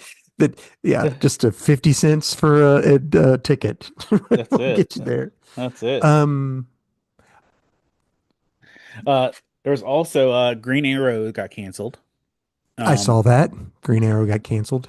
Green Arrow got canceled. And this is something I didn't see it in your polls, so I just want to talk about this for a second. There was a moment in one of the books this past month in the recent Daredevil where, and did you read Daredevil? I dropped Daredevil. You should bagged and boarded it. After they did the whole exorcising demons thing, yes. It really went downhill. That's when I stopped. After that was over, I dropped it. It turned into a thing about mushroom people. Oh, gotcha. So you kept going. Here's what it is. It's the same thing with subscriptions online, trial subscriptions and everything. I just don't ever think to cancel things until I'm picking up a book. Then I'm like, oh no, I'm sad with my life choices. Oh man. But that whole arc after the exorcism thing was bad. So Fisk shows back up. And the new arc for Daredevil is that Fisk is back, and he was so moved by experiencing God and God's forgiveness that now he wants to become God. Well, Fisk is in one of my pulls this week that we'll talk about, and he is anything but godly. Well, that's the thing. He wants to take God's power or whatever in this arc. But there's a moment that just cracked me up. And if anybody else is reading this, if you're listening to this, I'd love your commentary on this. They're in a big kung fu fight between Fisk and the two Daredevils, and there's a moment of Fisk like doing a landing, and they literally just say, "Did he just do backflips?" Like they didn't draw any of the backflips. Oh, they just said, "Hey, he just did backflips." Yes. Nice. And I'm like, did so somebody like Don Belushi would have done on the Blues Brothers before landing on stage? Yeah. But I'm like, did somebody try and draw Fisk backflips and it not go well? So they just did that. Said he just did backflips. Oh my gosh. And that was one thing that I saw. And there's also a few other comic book things, like you mentioned AEW and DC are teaming up for a 2-issue crossover. And we've talked about it personally. But Daredevil, or not this one, but Daredevil season 3 got announced officially, so that's coming. But since we did the last episode, the whole Red Hood situation happened. Yeah, I didn't know if we wanted to talk about that or not. Just to mention it in case somebody else didn't know, and this is the only comic specific podcast for Love Thy Nerd, so might as well hit it. Mm-hmm. I picked it. It was not in my pools. I saw the book and thought, I'm gonna pick this up and read it because I know Hector loves Red Hood, just so we could have something to talk about. And got home, didn't even open the book. And then go ahead, Hector, tell them what happened. Before the comic book shop was closed for the day in my town. Same. Before the day was done, that was also the day Charlie Kirk got shot. And the writer for Daredevil, Red Hood #1, and the subsequent 12 issues that were supposed to have come out. 2 and 3 were already in the can. Yeah, 2 and 3 are already in the can, and it was going to feature Huntress as Jason's sidekick and love interest. Yeah, in Um, like a New Orleans type. yeah, in New Orleans because we can't do anything with Jason in Gotham. Um, No. uh, Anywho. Anywho, but the writer made some comments that were very offensive, They're um, pretty harsh. pretty harsh, moments after Charlie Kirk's death. And to my knowledge, if I'm not mistaken, from my perspective of keeping track of the news, that writer was the first person to be knocked down, canceled, or whatever because of Charlie Kirk commentary. It might have been. I mean, I didn't even it was a shock. I mean, I am pro free speech. Don't get me wrong. And I think a lot of people witch hunt. I'm just saying they do. What this writer wrote was pretty bad. Yeah. It was really bad. And I don't blame DC for firing her and firing them and but I do believe it was the first one. It totally caught me off guard because I didn't even know. I hadn't even read the book. I didn't know. I hadn't been on social media or anything like that or the news. And then when I read that or heard that, I was like, oh my gosh. And then Bleeding Cool, I think I saw it on Bleeding Cool, might have been where I first saw it. And I may or may not have sold that comic book the very next day. I I mean, because DC basically said, pull it from your shelf. We will reimburse you. You will get your money back. Return unsold copies, which nobody's going to return unsold copies because did your store return them? Oh wow! My store returned all of them, and my store even took them out of my box. Oh man! Like, so I didn't get there that day because I had work, and so I was like, I'll get it tomorrow. They even No. took the book out of the box, and my shop made a post about it, about the whole situation, and it turned into a fiasco for them. Mm. And people saying, "Well, I'm boycotting your shop now." Well, I mean, And they just did what the people told them to do. yeah, but he made it personal. I got you. Yeah. Um, Yeah, you could but have just said, "I'm sorry, DC has made this stand. We're having to do this," and that'd be the end of it. But if you make it personal, I get it. I get it. like, but I mean, yeah, it was rough just watching everybody, and then it spread over to my local Comic Con, which is trying to happen, Mm, and the same people that were commenting on that commented on it over there, and it's just turned into a whole thing. Um, yeah. but that was pretty, and that was the first time Jason Todd's been in the news, like Isn't that crazy? in the world stream news in a long time. And that's the first time I'd ever. I mean, if some people don't know, I'm selling a big portion of my collection. I'm just narrowing it down and getting rid of a bunch of my collection. It was the first time I've ever bought a book, turned around and immediately sold it. I've never done that in my life. I just don't do that. I'm not a person that speculates, buy a book and then turn around and sell it. But I wasn't going to keep it, and there wasn't going to be another. So, yeah. That's the thing. Once I saw that, I picked it up on Kindle just so I could read it, Hmm. at least read the one copy that was out. And here's the thing, it wasn't even that good. It was okay. Yeah. It was meh at tops, but like it was kind of crazy to see a whole comic book like franchise because that's people's jobs. That's artists' work. Yeah, 100%. Just not the writer.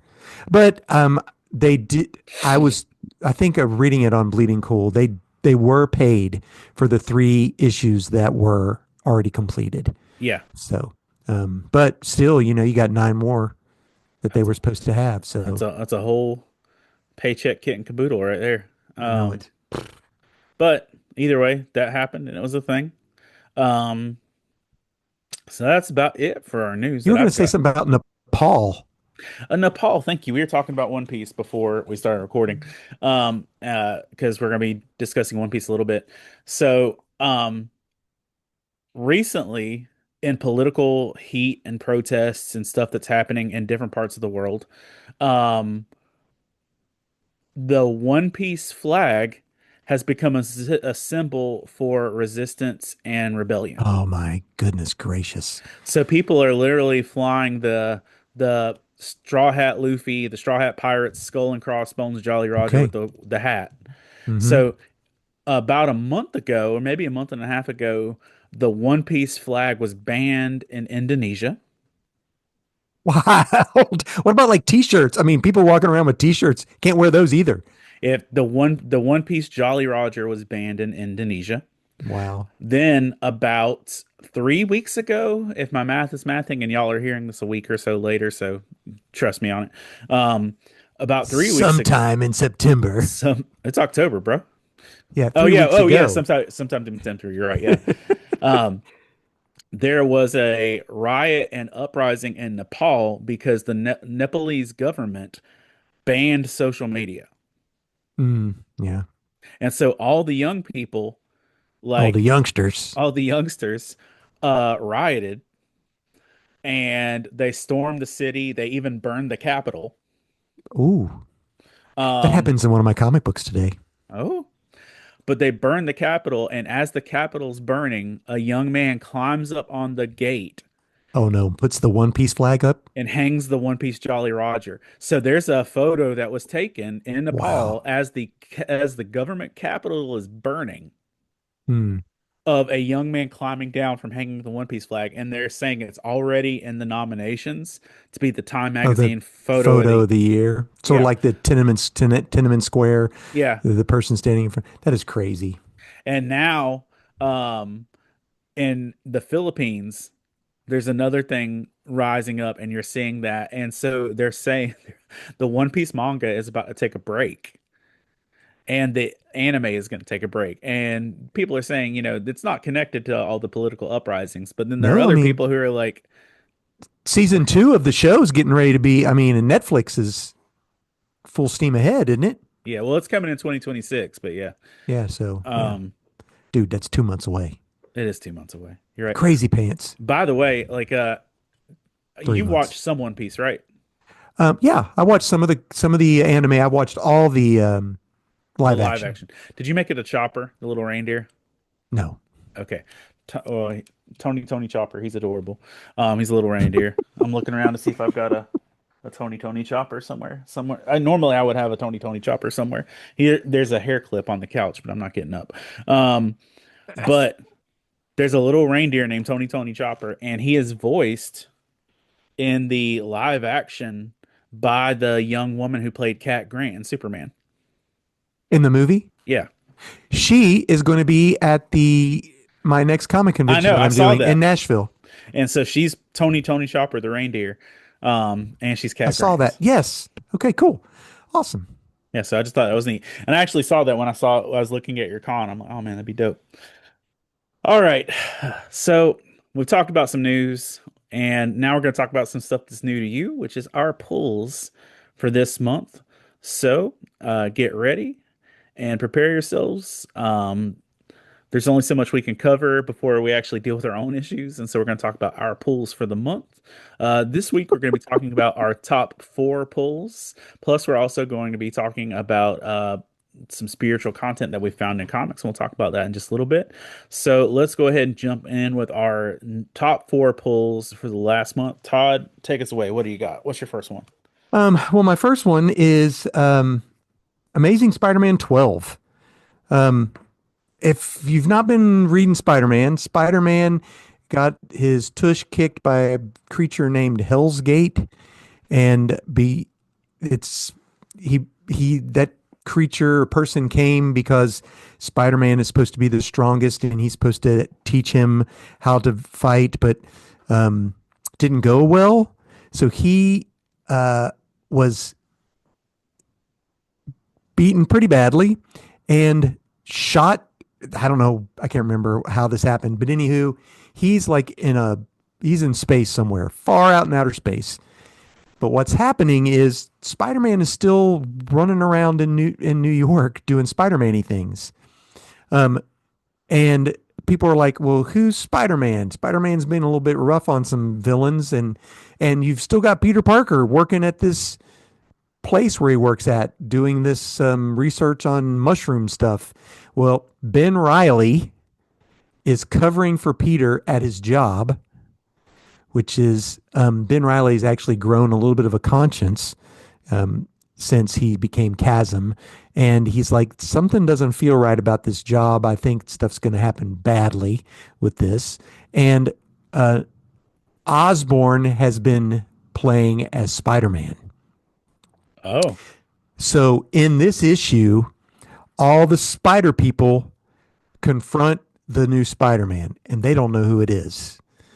But they're like, you're not Peter. We know you're not, because this isn't how he does things. And like, so you got Miles, Spider-Girl, or Spider-Boy, Silk, and they all basically, they fight this Spider-Man, who we know is the Green Goblin.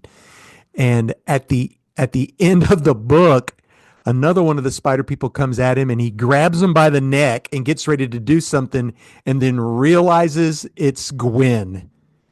So Osborn's like, no, not Gwen, not again. I can't do this again. He like basically has a huge flashback in a moment where he's like, he like takes the mask off and he's like, I'm sorry, I can't do this. And it's just very cool to watch him process the whole thing about he's might accidentally hurt Gwen. Well, he killed Gwen the one time, right? And then he realizes, I'm fighting children. These are all children. I'm fighting children. I can't do this. He apologizes to Gwen, and this is Spider-Gwen, right? So she's from a different universe anyway. So she doesn't have the same history with Osborn as some of the other characters do. Right. And so he basically just says, listen, I'm doing this because Peter trusted me. He trusts me. I'm just trying to do good. But some stuff in the background's happening where another villain is going to be taking down Osborn before Peter gets back from space. So right now Peter's in space, and it didn't happen in this book, but the new issue came out today. He's actually in space with a group of creatures that this guy was experimenting on, and it includes Rocket Raccoon, so he's with Rocket, and it's a fun little space thing. But yeah. Nice, man. Yeah, Spider-Man's been fun. I was about to say, that sounds like one of the more entertaining Spider-Man books that I've heard of in a minute. Yeah. What about you, Hector? Well, mine is the not surprising one. Oh, gosh, and you got the perfect cover. Did I not? I got that cover. But it's Big Barda and the Thing fighting on Batman and Deadpool #1. This is our first Marvel crossover with DC in a hot minute. 30 years, I think. And that cover is drawn by Daniel Warren Johnson. Yep. So pretty excited about that. I'm going to get that signed at the next show I do. I thought the same exact thing. I don't even get autographs, but I'm like, I might get that one. So this was we get a new crossover of Deadpool crashing into Bruce Wayne's window, and them going on this whole hunt for the Joker, this whole situation that happens. And it's not bad. Like, the Deadpool Batman storyline is not bad. There's some good moments in it. And it's about exactly as what you would expect from Deadpool and Batman working together, or not working together.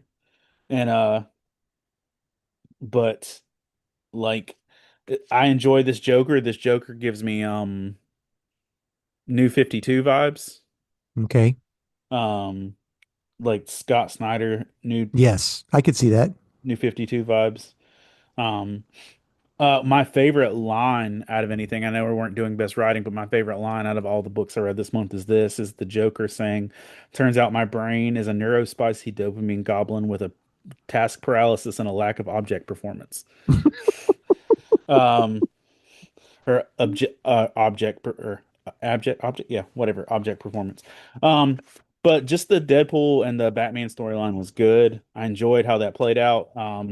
And Deadpool and the Joker worked really well together. Art was great, no complaints. But honestly, the backstories and the B-side stories, they were really good. They were so good. I'm not saying it was straight. I'm not the biggest fan of the Old Man Logan the Frank Miller, man. It was gross. Okay, thank you. But anyway, go ahead. I don't mean to steal your thunder. No, you're good. But you got a neat Captain America and Wonder Woman story. Beautifully drawn by the Dodsons. Great story. And if I'm not mistaken, like they even show other DC and Marvel characters interacting in the panels of their story. Oh, they do. So, like, just in this one panel, you've got Thor, Wasp, Superman, and Iron Man. You've got the Fantastic Four, Green Lantern, and Wonder Woman fighting Galactus. You've got Storm, and Hulk and Captain America at Crisis at Infinite Earths with Supergirl dying. I know, that was awesome. And you get, lots of Hitler punching. Yes. And then you've got like there's just a lot of good stuff. You even get an old Batman, Grade and Wizened having a drink with Captain America. There's a lot of good stuff just in the background. It's just a beautifully written story. The art is wonderful, like just hands down. There's a really cute just short story of Crypto and Jeff the Land Shark. I could read. Yes. That book, I would read that book. I would get that for a kid any day. Yeah. Hands down, it's like dialogue's not heavy. I think the only actual dialogue is Crypto come home for dinner. Like, yeah, pretty much. Yeah. And then like Hawkeye sends, there's cute stuff all throughout it. The Daredevil and Green Arrow. Yes, written by Kevin Smith. What about that? He did both of those. He launched both of those in the early 2000s or late 1990s. And I'm just telling you what, it was better than a lot of the Daredevil I've read lately. And not only was it better than a lot of the Daredevil I've read lately, well, it's definitely better than the Green Arrow I've read lately, just because I haven't read any Green Arrow. But cute little things with swapping out like Rocket Raccoon and Hal Jordan. Yeah, that was funny. The Frank Miller stuff was, definitely Frank Miller. Yeah. But it was like no content, just visual for the most part and what it felt like. And then you get to the like Wolverine Lobo stuff at the end. I mean, it's the first amalgam basically, right? Because it's Logo or is that what they call him? Yeah, Logo.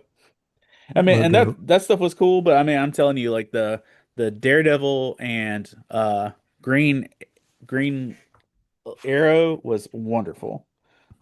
Just really was. And so the first big crossover in, I think 30 years, honestly. What do you think? Did they check the boxes? I mean, because next month or month after next, we get the DC Marvel version the main stories written by Grant Morrison. So, and then I think they're starting up a new amalgam or a new crossover, DC Marvel crossover next year. So was this a good little thing to wet people's whistles? I think this was definitely good, and it was, if nothing else, it was cover bait for people to collect covers just to have buy money covers. There were. You're exactly right. That's the thing. I just kept seeing more and more covers of all the things. But yeah, I genuinely enjoyed it. Enjoyed how they did it. I think that it needed to be better titled. I know that was the main story. But I got you. It wasn't true to what it really was. It's basically a DC Marvel, almost like a world's finest. Two different superheroes fighting together for a common cause or whatever. But I mean, calling it something team up related would have been a lot more accurate. But Deadpool and Batman sells, man. Deadpool and Batman sells. So, I don't have a lot to elaborate on. It was good. I enjoyed the stuff out of it. It was pretty to look at. But yeah. All right. What you got? My next book is a Batman book. It's Absolute Batman 12. Okay. This book, the art in it is amazing, and it is gross. If people aren't reading the Absolute books, this book is takes place after Bruce Wayne escapes from Bane, and he's basically been with the Alfred of their universe getting healed. He's been out for like a month or two. Well, Bane has kidnapped all of Bruce Wayne's friends and tortured them all and disfigured them and did weird, crazy stuff to them. And basically has created their villain sides now, right? It was horrific, bro. Pardon? It was horrific. Horrific. And that's the only reason why I picked it, because I just thought, golly, the Absolute Batman is the nastiest. I mean, if they peg the Absolute Universe as being like, this is going to be the darkest universe in the world because of all the Omega energy, a dark side, but Absolute Batman is like, it's almost like body horror. It's almost a horror book. It is body horror in a lot of ways, especially when you get in. And that's when I said that a few months back, or the last time or whatever, when it was the Superman one, and it was dealing with the Brainiac issue. Oh, Brainiac shows up again in Absolute Evil, but yeah, I'm telling you that one Superman #9, the horror in that one is off the charts. Yeah. So this, you get to see Two-Face, you get to see Oswald Cobblepot. That's the worst. You get to see the Riddler become the Riddler, and that's terrible too. That's terrible too. And at the end, you get a brief look at Catwoman, and she shows up in full going in the next issue. So I don't know. He created his villains. The Absolute Batman, the Absolute Wonder Woman. Did you read Absolute Wonder Woman? I did.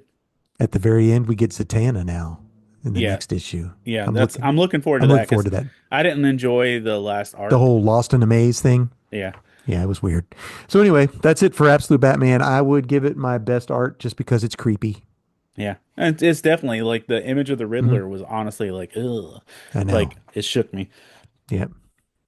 What do you got there, Hector? My next one is a #1, and I think you would enjoy this one. It is Court, Children of the Round Table. I got it. Oh, you did get it. Okay. Yeah. This was fun.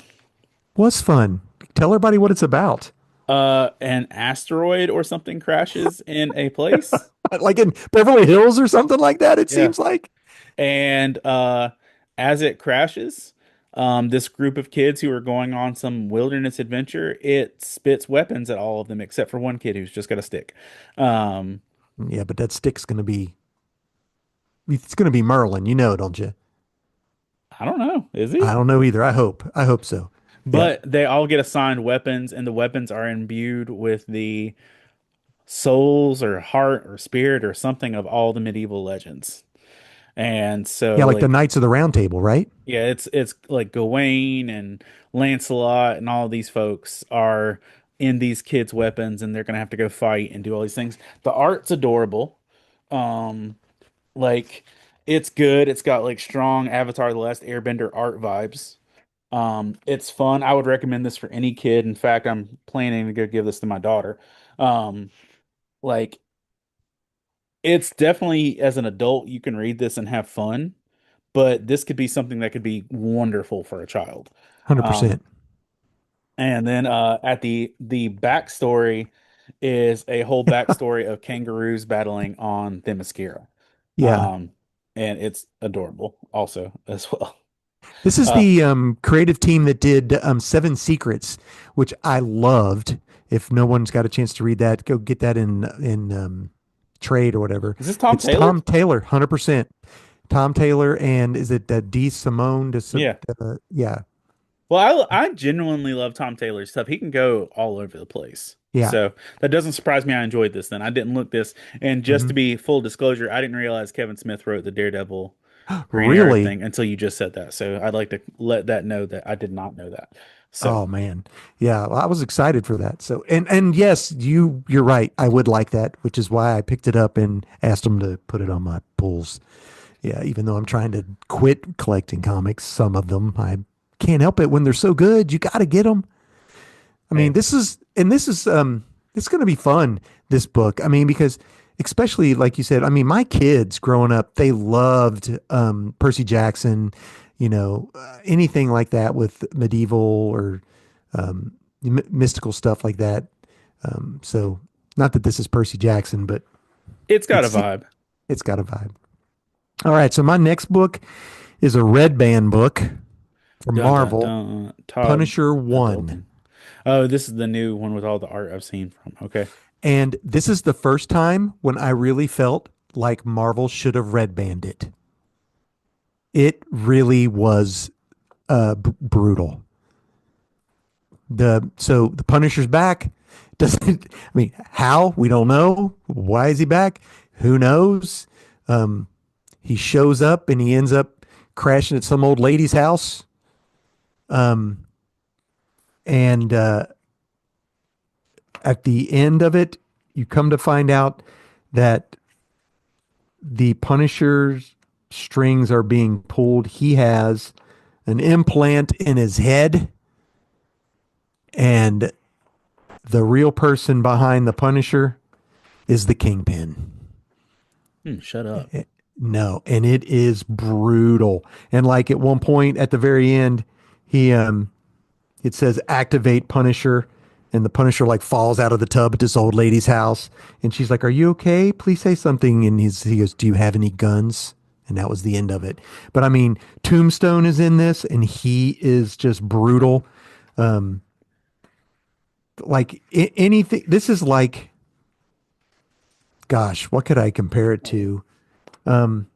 It's like the Punisher TV show. I mean, it's that violent and that brutal. And it's graphic. Some of the other Red Band, I mean, I got Marvel Zombies Red Band. It's not terrible. I mean, it shows blood and guts, people, but this is more than that. It's the way they kill people in the book and torture people. I mean, it's rough. So buyer beware. This is definitely not for children. But Punisher's back. Frank is back. And he's not Sort of. But I can't imagine what's going to happen after he realizes the Kingpin's pulling his chain. So, and I wonder if that'll fall into what you said, like with Daredevil. Where he said he actually wants to be God, and if he's sitting there controlling Frank, Yeah, that ties. Yeah. All right, man. What else you got? This is a repeat of last month, but One World Under Doom #7. Continuing to be some of the best Fantastic Four stuff I've read in a long time. Like this is basically the whole Marvel universe taking on Doom in an actual fight and losing. Yeah. And I'd say the reason, like the art's great in it. You get a lot of moments. There's a moment when and also just to say this, like the amount of things that have happened in the world, real world, in the last month compared to what this book reads like, feels like this was written after just watching our world for a month. I know. Because at the end of the last issue, Doom is like publicly brought out his evil on live television, and people are like,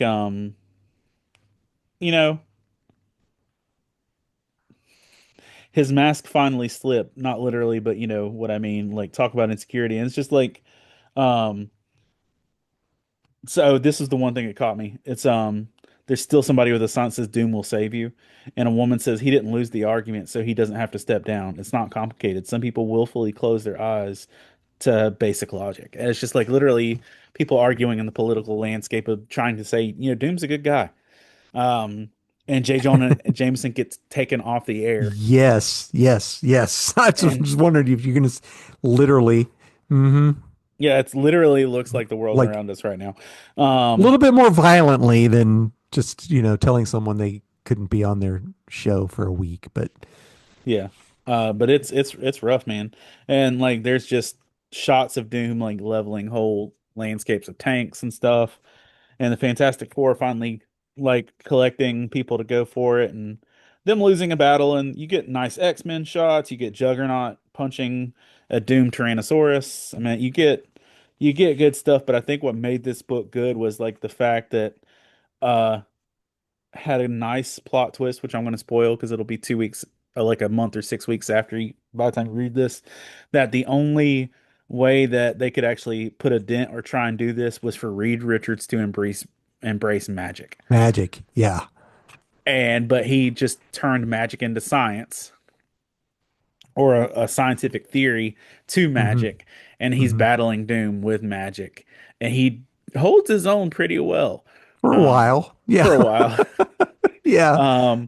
But I'd say it was one of the best just Marvel or creative storylines and battles I've read in a long time. Just I've enjoyed this one book, One World Under Doom, has been consistently the best Marvel book I've read past 6 issues in a while. Now, I really enjoy Gail Simone's X-Men. I'll talk about that a little bit in a minute, but it's not always great. Yeah. Like just because there's a lot of setup and a lot of different weird things happening. And this is consistently like One World Under Doom. This one book has been solid across the board for me. I would buy this in a trade when it's done. All right. I would totally buy that in a trade. But yeah. Awesome. Well, my next book is Red Coat, issue 14. Still going. Still going. Red Coat is great. This actually has a prelude to a new book that's coming out, including in this and as well.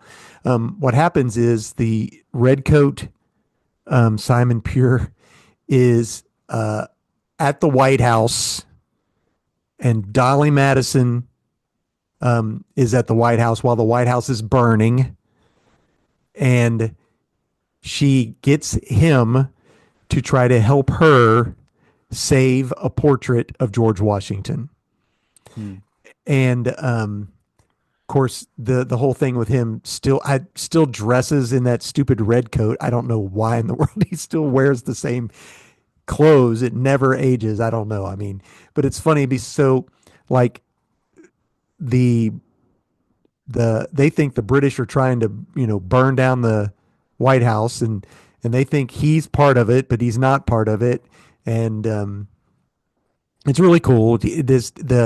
The banter between he and Dolly Madison trying to save something from the White House before it burns all the way down, and it being the picture of George Washington, which is part of the reason why Simon Pure's cursed anyway, because of the weird thing where they tried to become immortal, and he ended up being the one that gets that.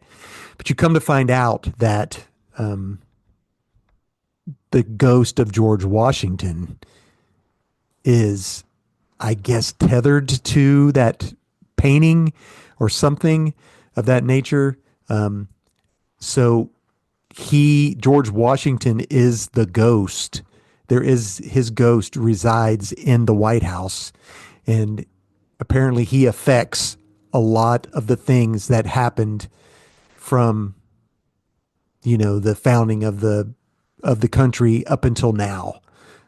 Because he is a ghost in the White House. And they've got a new book coming out called First Ghost. So they talk a little briefly about that. The president is a woman in this, set in the future or in our time now. And there's a little conversation between her and her son about the painting of George Washington. And then there's also a painting of the red coat, a nameless person that they don't know who it is. And there's all this myth about who this person is, why this painting is here. Dolly Madison had it commissioned in his honor to be put up, and it's always to be in this room with these other paintings. But so it's a good book. Jeff Johns is killing it, and Brian Hitch's art is great all the time. There's it just the interconnected world that the Ghost Machine is doing is fantastic. And just for you, CJ, Rook came out with a new issue today. So that's also Ghost Machine. So yeah, those are my pulls. You got one more? I do. I got Batman #1, Matt Fraction, and oh, here's another piece of news. The next issue of the ongoing Batman series is delayed until January. Wait, do you mean Hush? Yeah. Jeez Louise. That was a disaster, man. It is a disaster, and the fact that we can't get it on time even makes it more of a disaster. But like literally, we'll have 3 issues of this before we get one more issue of Hush, and then And it's apparently Jim Lee's art is done. but it's going to take a break after that too. Yeah, because it's only Hush Part 2, Part 1, or Yeah, Hush 2, Part 1. I'm done with that. I mean, it just lost me. I mean, there are ramifications. Well, but now it doesn't really matter because the Red Hood book ended. But apparently, there were the Red Hood book plays out of the end of Hush, which we don't even get. Well, I don't think it plays out of the end of Hush. I think it plays out of like the next issue. Gotcha. Okay. Because he's going to get whooped so bad that he leaves. Yes. Okay. Gotcha. But Batman #1, Matt Fraction with the baby blue, the Nightwing-ish looking outfit, which is the one that sold 500,000, which has Gordon back to being a beat cop. I like that. I like that. So here's the audacity that I wanted to discuss with you real quick. All right, do it. The pure audacity of this. In essence, this book was given to us to replace the ongoing Batman storyline because Hush was not working. Is that true? That's my perspective. Okay. I can't say that. I feel like we're getting it now because here's the thing. I think this was going to come after Hush. Yeah, I think that Matt Fraction was going to be tagged to do Batman after Zdarsky left, and then they just had a time frame when they thought, let's throw Hush in there. Everybody will talk. But the issue with Hush is,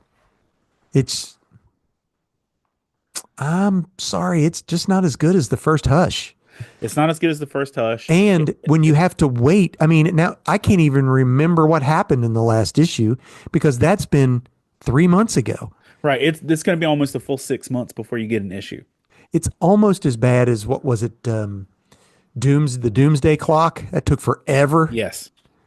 I feel like this is worse because I cared. Yeah, I got you. 100%. All right, so here's the audacity, because in my perspective, and this is just 100% Hector opinion, I believe this was going to be the follow-up book when it was over, and they saw how badly or how slowly things were going, so they said, you know what, skip dialogue, let's go ahead and drop this now so people have a consistent Batman book. That's my perspective. Yeah, I get it. But here's what makes this so fun. The plot point of this first issue is that Killer Croc has escaped and that Killer Croc is mutating and he's out of control, which is the plot of the first issue of Hush 1. Oh, it is. I didn't even think about that. They literally took Hush #1 from 2002 and did it better. I don't want to say that this book is sweet, but it has tender moments. Pardon? It has a kindness to it. It does. Yeah, this is a Batman that's not a jerk all the time. Yeah. This is a Batman that's watched Doctor Who, or Ted Lasso. Yeah. But they literally took the plot of Hush 1 and redid it. And the fact that it was done almost in a flaunting manner, in my perspective, of the Hush run was just like hilarious to me. I started reading this. I was like, is this Hush? Did they redo Hush? They redid Hush. And because literally the last time, in my perspective, that I remember Killer Croc being on the run because he's mutated beyond his control was the first issue of Hush. Man. I tell you what, Croc's everywhere. Yeah, he is. He's in Poison Ivy and all over the place. Mm-hmm. But The relationships are good. Listen, there's a scene where a woman tells Batman something and he listens and Yeah. pays attention and changes his opinion. I like the he has little moments where he is thinking to himself what Alfred would say. Yes. And that's been good. Mm-hmm. And we still got Vandal Savage as the commissioner, which doesn't not work. Yeah, I don't know. Yeah. Oh, I had something I wanted to ask you. Go ahead. I don't know if I asked you this already, but just remind me, Alfred. We'll come back to it. Okay. Anyway, Come back to Alfred.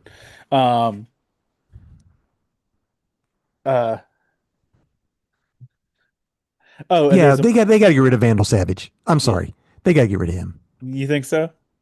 I mean, I don't know. The guy never dies, right? Yeah. So there's a moment where Batman rescues two women in a park and then stops to appreciate a butterfly. So I'm just like, this is definitely he's not soft, but he's also, not like doesn't just have one emotional setting. right. And then the fact he goes from being soft to the fact that he lights up his gauntlets being electric so he can punch Croc out. Yeah. Only to like stop and have a conversation. Yeah. I mean, it was sweet. It was good. Like the Alfred stuff that you mentioned. This Mhm. was a Batman book that if this stays at this pace, I will Oh, yeah. gladly read this. No kidding. They said that they were doing it to basically have a story. You could pick up any book in the run and read a story, but that there would be a thread throughout the stories, if that makes sense. Yeah. So that anybody could pick up the next issue and still not feel lost. So yeah. Okay. And I get that, and they did well with that. But I'm telling you, if the Batman books were this consistent, there are too many Batman and Robin books right now. Yeah. I if they picked were up Immortal Batman. No, I wasn't touching that. I couldn't even. I don't know why I picked it up. I like. Yeah. Let it go. Okay. Before we get into the spiritual content thing, I wanted to ask you, this is an Alfred thing. Have you been reading the Tom King book about Trinity, where she jumps back and forth through time to save Damien, who's been turned into a corgi? No. Okay. I've seen bits and pieces, something like that. Yeah. So in the last issue, she goes to right before the wedding that's supposed to happen, the Catwoman Batman wedding, which takes place right before Alfred is killed, and that whole entire Bane takes over the city type thing. And so Trinity's a little girl, and she's like, she has a conversation with Alfred, and at one point she's like, Alfred's like, you probably shouldn't say stuff to people because you could affect how things happen in the future. And she goes, okay, because they end up not getting married and you end up getting killed. So Alfred foreknew what was going to happen. I'm just saying, he opened up a door there that would not surprise me if one of these days we don't get Alfred back. It wouldn't surprise me at all to get Alfred back, but they're actually looking at making progress of moving forward character wise too. So who knows? But Yeah, it wouldn't surprise me. I got you. All right. So Hector, I posed Hector a question. If I read a book and I thought it was probably the best book I read. And deep down, I felt as if I could, for those of you who don't know what Hector does with Faith and Fandom, I don't know where you've been, because basically what Hector does is he takes things in nerd culture, finds where God's work is visible in that thing. And it's like almost like an object lesson, I guess you could say. Or just, where you can find something in nerd culture and see God in it. Like, take, for example, The Last of Us, giving up the daughter, the life of the daughter to save the whole entire world. We could equate that with God giving, sending Jesus to. But anyway, so I was like, what about if we thought about one of the comics that spoke to you the most in spiritual context? So I asked Hector if we might want to do that. And Hector's like, heck yeah, let's do that. So I'll just start with mine. I chose, this is Star Trek, The Last Starship, issue 1. This is, listen, they're killing Star Trek right now. This has been really, really good. And if you're a Star Trek fan, you've got to pick this book up. The art's good. The writing is great. What happens in this is this takes place before you're going to get lost if you're not a Star Trek fan. Before Discovery gets shot into the future. The Federation is getting ready to enter into an alliance with the Gorn. The Gorn is getting ready to join the Federation. And in the midst of all of this, something happens that's called the Burn, which was a big part of the last season of Discovery, Star Trek Discovery. And that is where every engine with a dilithium, a warp drive, blows up. So it basically cripples. It destroys 96% of the entire Federation fleet in 1 second. Anything. So Klingons, they're all destroyed. So what happens is the Federation is trying to figure out what to do. We don't have warp drive. So now they're isolated. So they're thinking, well, what about if we do trans warp drive? And anybody who knows anything about Star Trek knows trans warp drive is how the Borg move around. So the Borg, the evil Borg.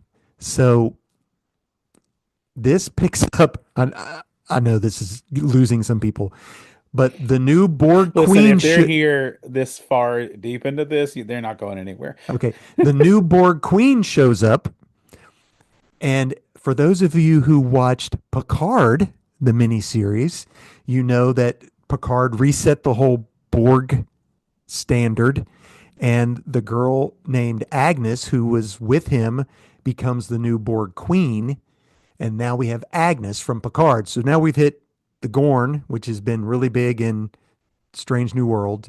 We've got the Star Trek Discovery.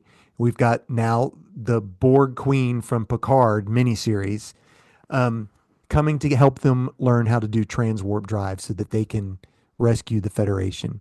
But she has a caveat. They have to give her access to a specimen on the Daystrom satellite, which is like their museum where they've kept stuff. And they agree to it. And at the end, she makes a AI clone Kirk. She brings Captain Kirk back to life at the end of this book. So we have hit we've hit Next Gen, the original. There's a nice little statue of Catherine Janeway from Star Trek Voyager. I mean, everything in it. This is like the best Star Trek book for a Star Trek fan. I wanted it so bad. And when I got there, all they had was the big one that cost me $13 to get. I had to spend it, but it's well worth it. But the thing that got me about it was that it's like 60 years worth of work is being used to make this new book come out today. And I just thought about how God works in all of our lives and have worked in our lives and worked before us and around us, and how we've had a cloud of witnesses that have come before us and that have led to where we are now. And that really spoke to me. I thought if they could, if they're using Star Trek, 60 years worth of Star Trek to make one book, you know? What has God done in my life and through the lives of others to get me to where Hector and I are talking about comics today and talking about spiritual ramifications of it? Um, it's just, the verse is, work together for the good of those who love the Lord and are called according to his purpose. We don't like to see that sometimes because sometimes things hurt. But if we do love the Lord and all called according to his purpose, it can have a positive outcome and be the best book written. So that's just what I wanted to, what are your thoughts, Hector? I mean, super solid. And like the amount of, I mean, it's like you saying that's literally one of the first sci-fi stories in the world being brought back through all these things in a way to actually still work together. It's because there's stuff. I mean, when you think about how many, like you mentioned, like the cloud of witnesses and the people who have gone before us, how many people are, or it's like even this. I live in Lumberton, North Carolina. You Yeah. you went on a mission trip here So that's crazy. like bajillion years ago. Um, In you the were 90s. Yes. back in the 90s. Well, when I would have been in like high school or middle school, you were here doing ministry, and Yeah. it's just one of those things of like you never know how much like one story is going to affect the next, and how much what you're doing now is going to affect other people's story for God and how He's working it together. Because like when He says He's going to work everything together for good, like you're not going to be able to map out all those plot No, points of no. Mm-mm. like, and if you can map it out, it's probably not how God's going to do it. Yeah, absolutely. That's exactly right. Yeah. Um, that's Yeah. why my favorite stories are the stories I can't predict, the stories that leave me a little confused because like in the process. Because if I can tell by the opening credits how you're going to tell the whole story, I'm bored. I get you. Um, And God is anything but boring. that's it. Well, what about you, Hector? Did you have any books that I had two that I read this week or this within this period that carried the same theme in a lot of ways. And we talked a little bit about One Piece, and I've been kind of hype on One Piece, this one character specifically. This is One Piece number 109, which is the current most recent manga in One Piece. And literally the episodes of this just aired like 3 weeks ago. So it's popped up pretty quickly. But there's a character named Bartholomew Kuma, which is the big dude right here.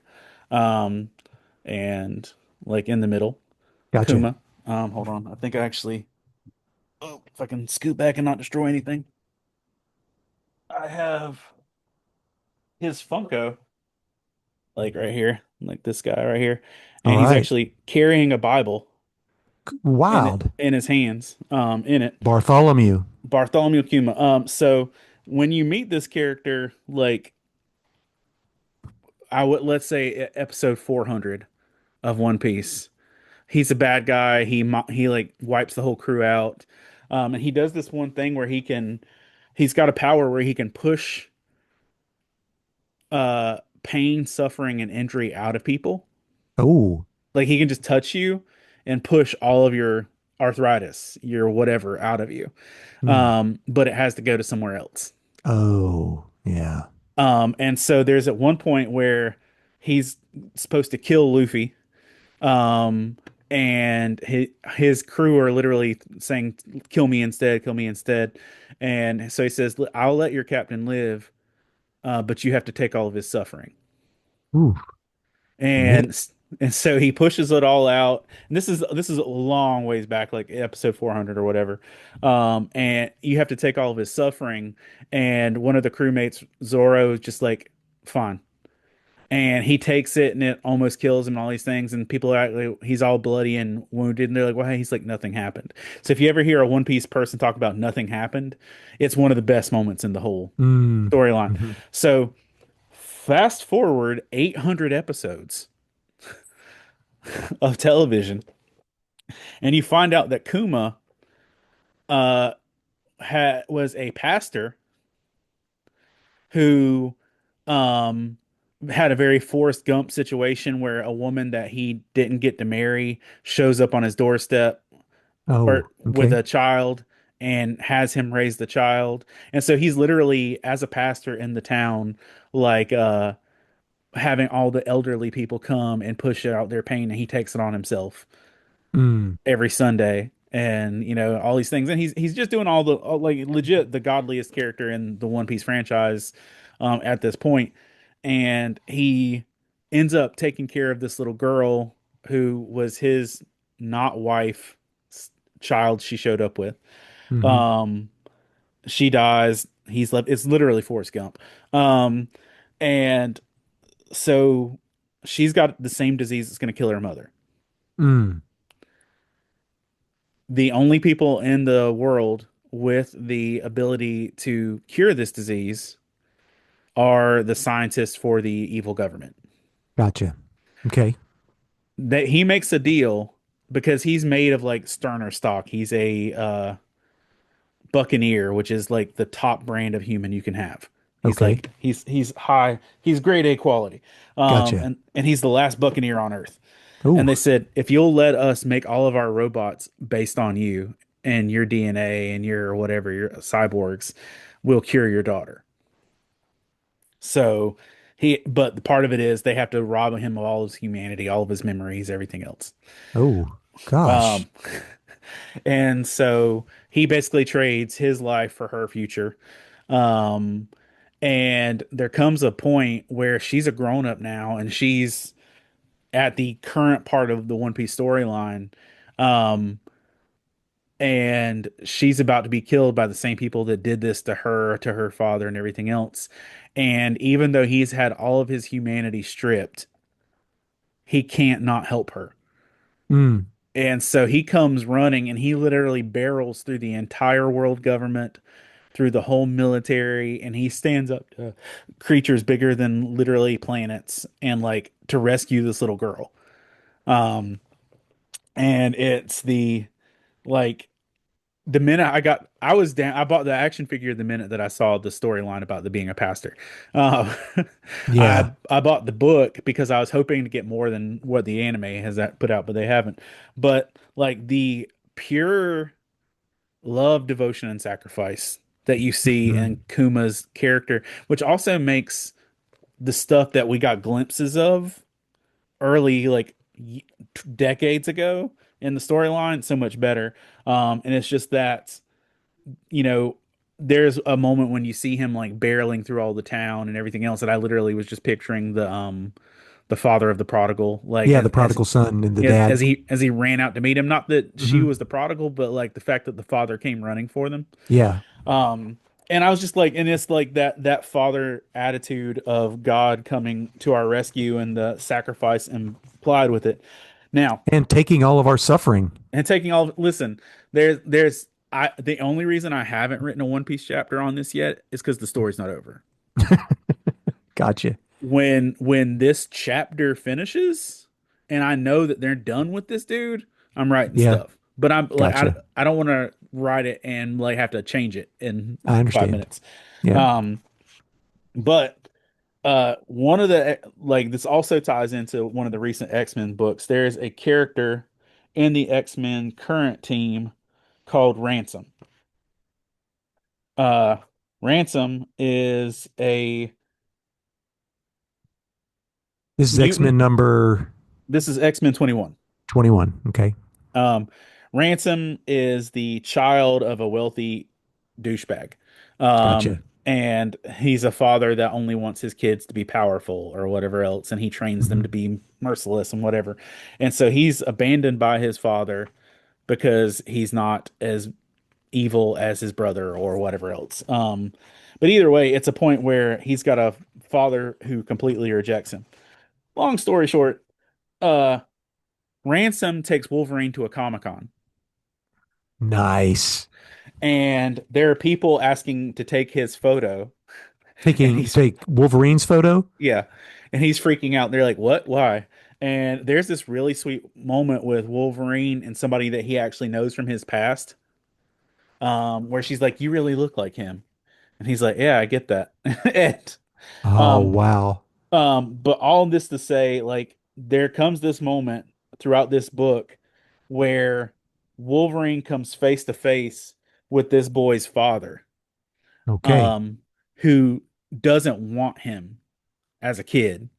Like he doesn't want to be his parent. And we get this moment where Wolverine like takes on the father role for this man or for this boy, and like actually like confronts the father who doesn't want him. And like the overwhelming like attitude of like how good of a father God is to us, like just playing through these imageries of like the father who fights for us, the father who comes for us, the father who sacrifices for us. And there's just one verse of John 14:18 when it says, and this is Jesus when he's talking, and not that Jesus really ever called his disciples his children, but I always thought this one verse was interesting but he says this one verse in John 14:18, he says, I will not leave you as orphans. I will come to you. Yeah. Yeah. And that's the vibe that I really got from both of those books, from Kuma, from Wolverine, just that, that literally, I will not leave you as orphans. I will come for you. Because it's you, like, I don't know. I know you've been parenting a lot longer than I have. 30 years. That it's usually when we want to contact our parents the least that we need them the most. And being the parent that'll come to them. I've not been in that place because, of where my kids have been like so far in their youth. But like there's going to come a day where my kid's going to need a parent and they're not going to want to call a parent. And I want to be the parent that they can call. Or call on. I've had lots of other people's kids call me, doing youth and college ministry, but not my own. But just how good of a father that was, and just that display, because there's just some really good stuff in the relationship between Wolverine and Ransom. Like the Comic-Con thing was the fun part of the book, but the relationship was really good in that. Awesome. See, folks, you can find God in comics. You just got to look. You can. Yeah. Well, I think that about does it for our episode for today. Yeah. Got some good books for you guys to check out for sure. Absolutely. So that's a wrap for us here at the Pull List Podcast with episode number 118. It's officially in the books, bagged and boarded. You can find us on YouTube. Make sure you hit the like, subscribe button on all those things. You can also find us on the Love Thy Nerd Podcast Network. With everywhere else from that you'll be able to see it. Swing by lovethynerd.com to check out our previous episodes, to be encouraged, to find community, and potentially break the occasional fourth wall. Thank you all for listening, and remember, kids, read more comics. Bye, guys. I'm gonna take all 7 continents as a game of risk. I'm the master of epic duel. I can feel your anger. It gives you focus.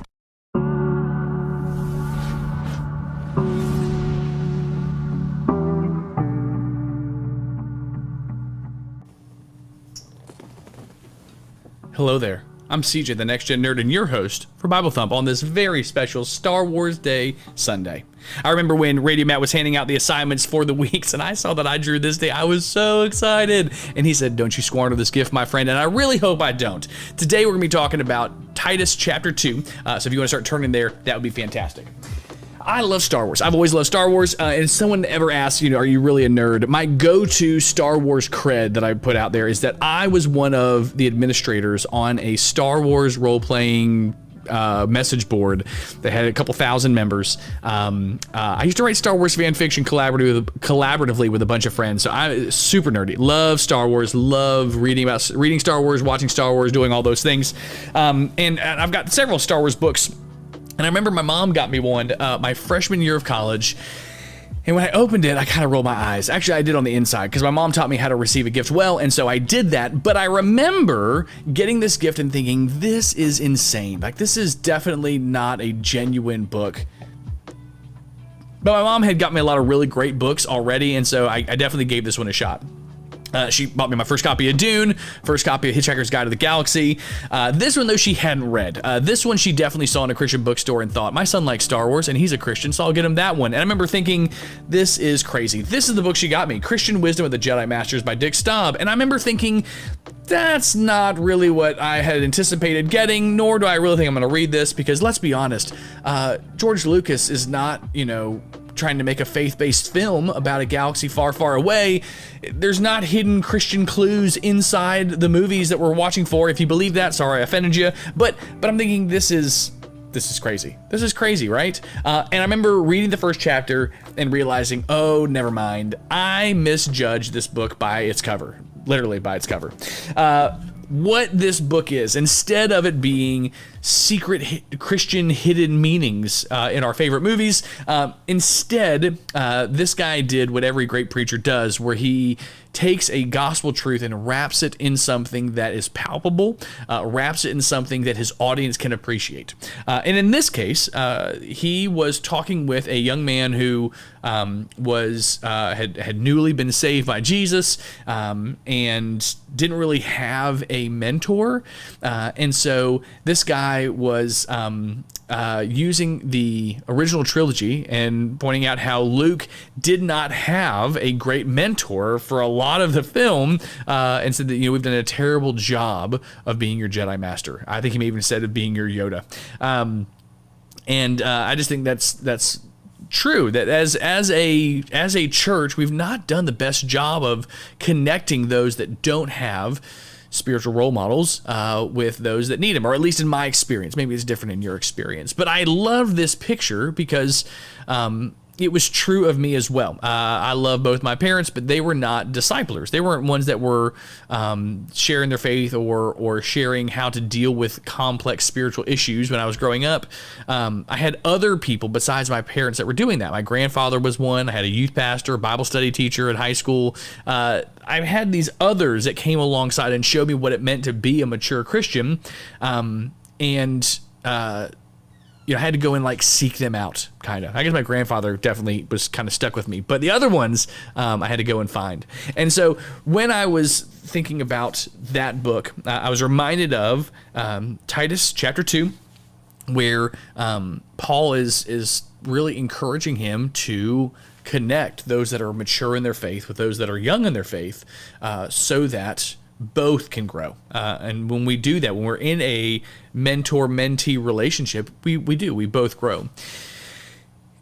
And this was not, I guess, God's original plan. Like when we look at the Old Testament, when we look at before Jesus came, when we look at the beginning when God was setting up how his people would operate, we have a passage called the Shema in Deuteronomy 6, where God's saying parents should disciple their children, that when they walk on the road, when they lay down, when they wake up, when they're in their homes, you should be sharing your faith with your kids, which is what I do with my kids. I talk about the things that I'm reading. When we're ministering, we're talking about that. I ask how things go at church. I'm trying to develop them to be self-feeders, discipled children, discipled young men and women that are following after Jesus. That's what I'm trying to do. But in today's world, as well as I do, that there are plenty of times where that's not the case. Either someone comes to follow Jesus and they're the only ones in their home, or maybe they don't have a father figure that's there. And so the church is there in order to help kind of bridge that gap. We're there in order to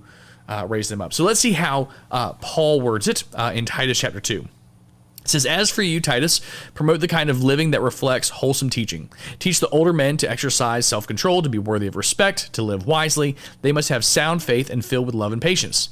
Similarly, teach the older women to live in a way that honors God. They must not slander others or be heavy drinkers. Instead, they should teach others what is good. These older women must train the younger women to love their husbands and their children, to live wisely and be pure, to work in their homes and do good and be submissive to their husbands.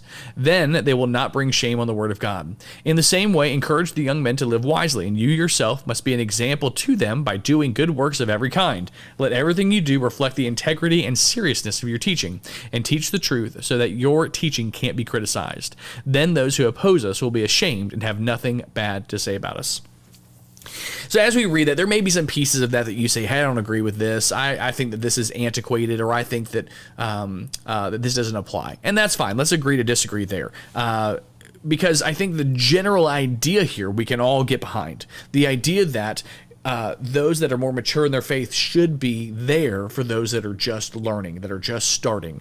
I think we can all agree there. And that's what's trying to be communicated here.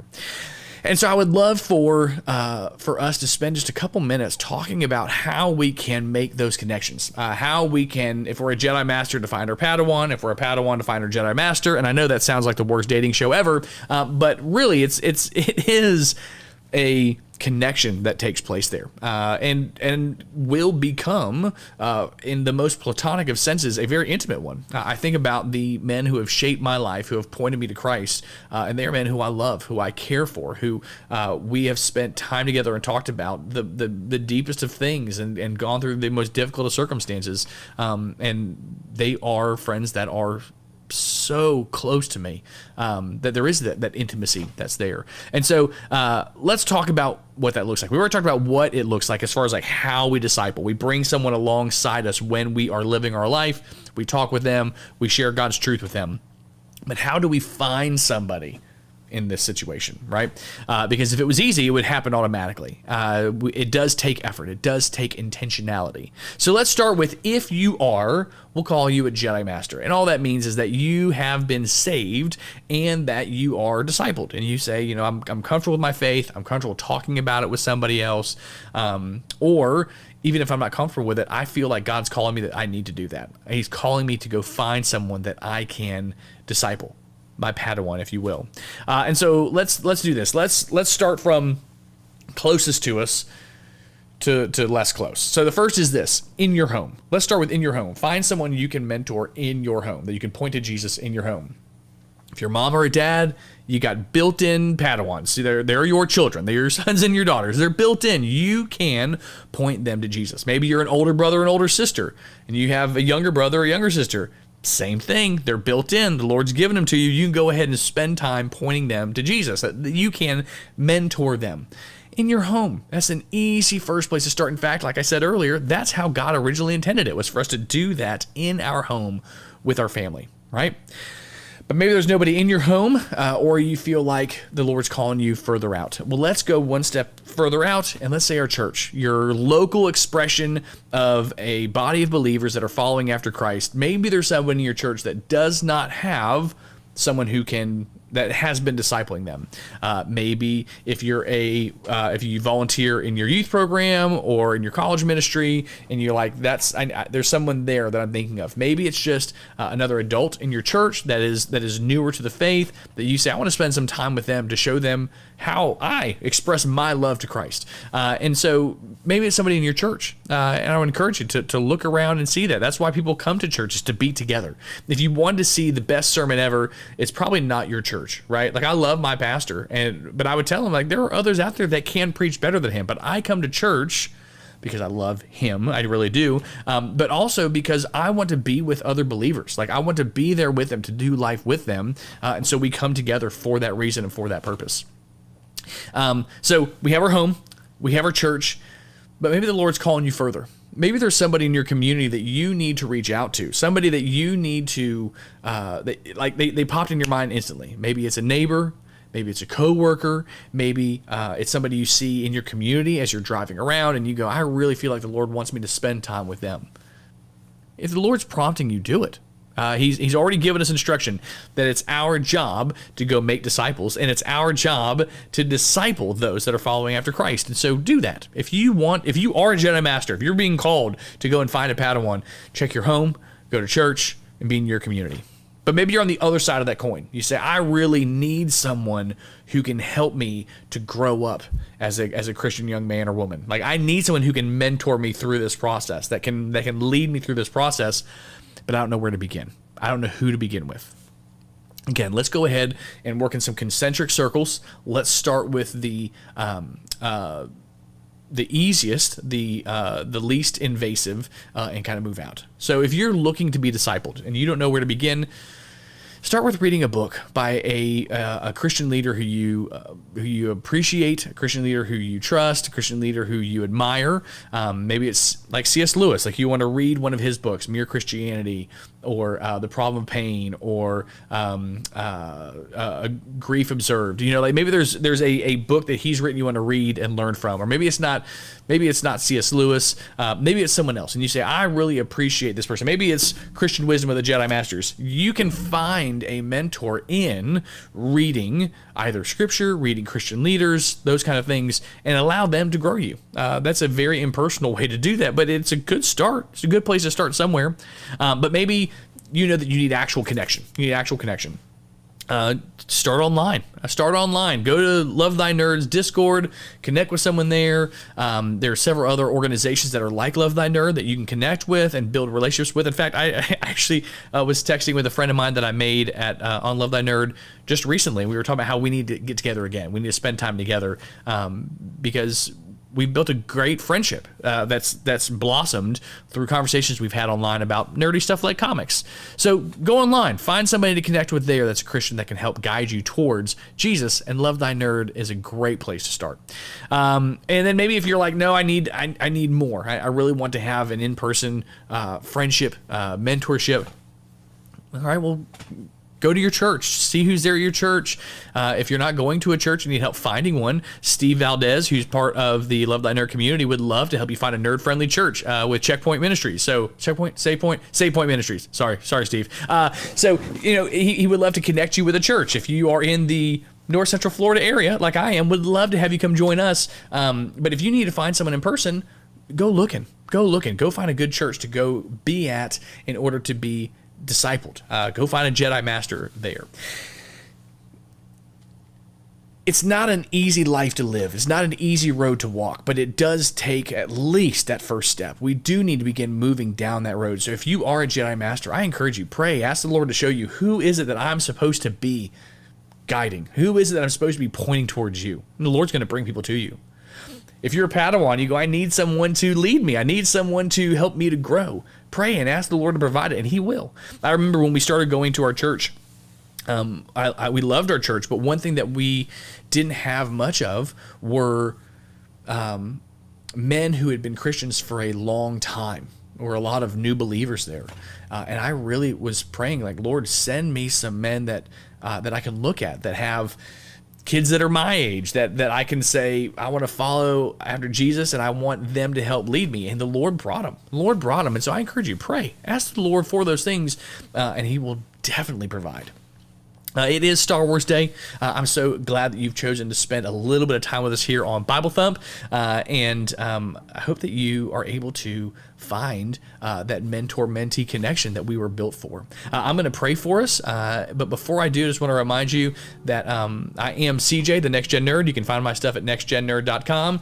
And actually, we'll have a new episode coming out, I guess, in this time frame. I guess it'll be really close to where this episode goes out. So come by and check us out, nextgennerd.com. You can also go to lovethynerd.com to find all their articles, all their community stuff, social media, all that stuff is at lovethynerd.com. So go check it out there. Don't forget to subscribe to this podcast so you get the other wonderful perspectives of the other Bible Thump hosts. We would love to have you check out all the things that we're doing at Love Thy Nerd so you can be a part, so you can connect. But let me go ahead and pray for us, and then I'll go ahead and get us out of here. But Father, I thank you so much for your gift of community, that while you are enough and our relationship with you is enough, that you have built us to be in community, and you have surrounded us with other believers so that we don't have to do it alone.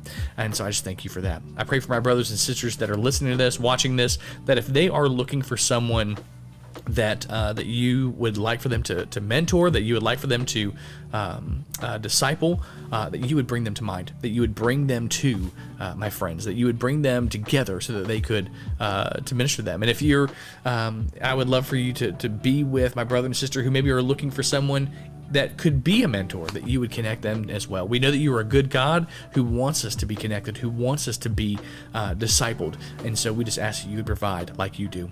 We thank you so much for all you've done for us. It's in Jesus' name we pray. Amen. Thank you guys again for joining us for Bible Thump. I am CJ, the Next Gen Nerd. And always remember, Jesus loves you, nerds. Bye.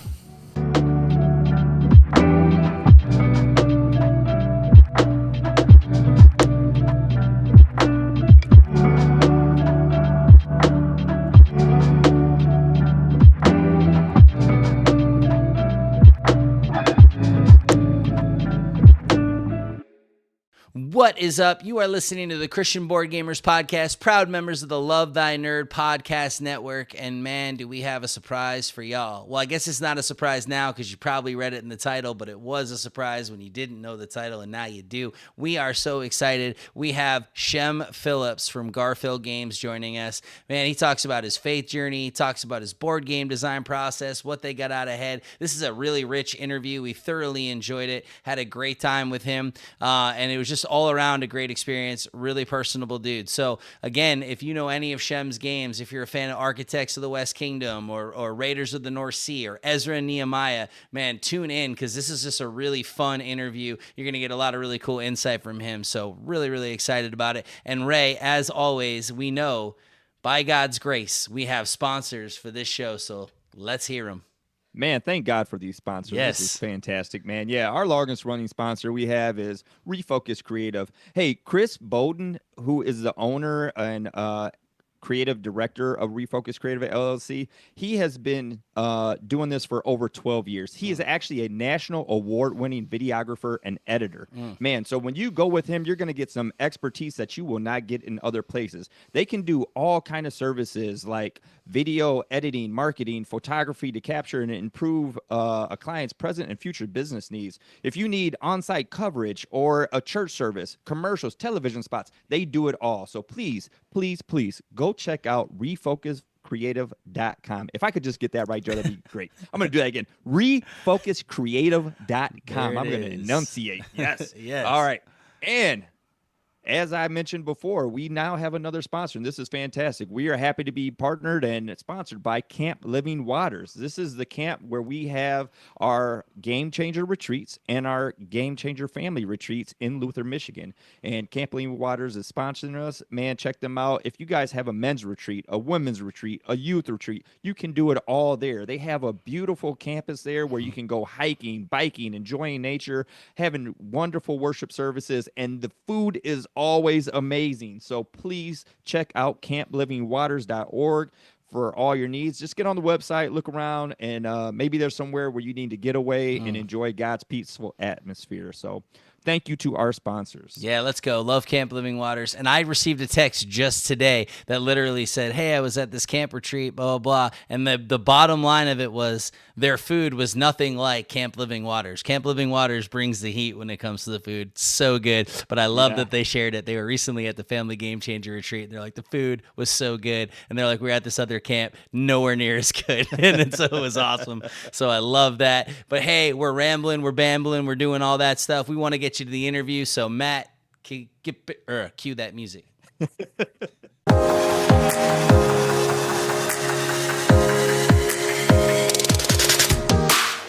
Welcome to the Christian Board Gamers Podcast, where we focus on Jesus, community, and board games. Let's have some fun.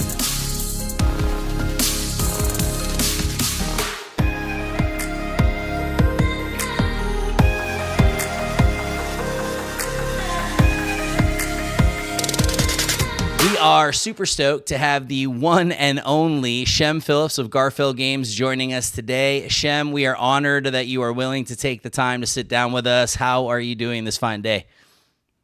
I am doing great. It's an honor to be here, so thank you for inviting me on. Yeah, no, we're super stoked. Like I said, just blessed to have you here. It's definitely awesome. It is 11:30 a.m. where you are, 5:30 where we are, so that's definitely wild.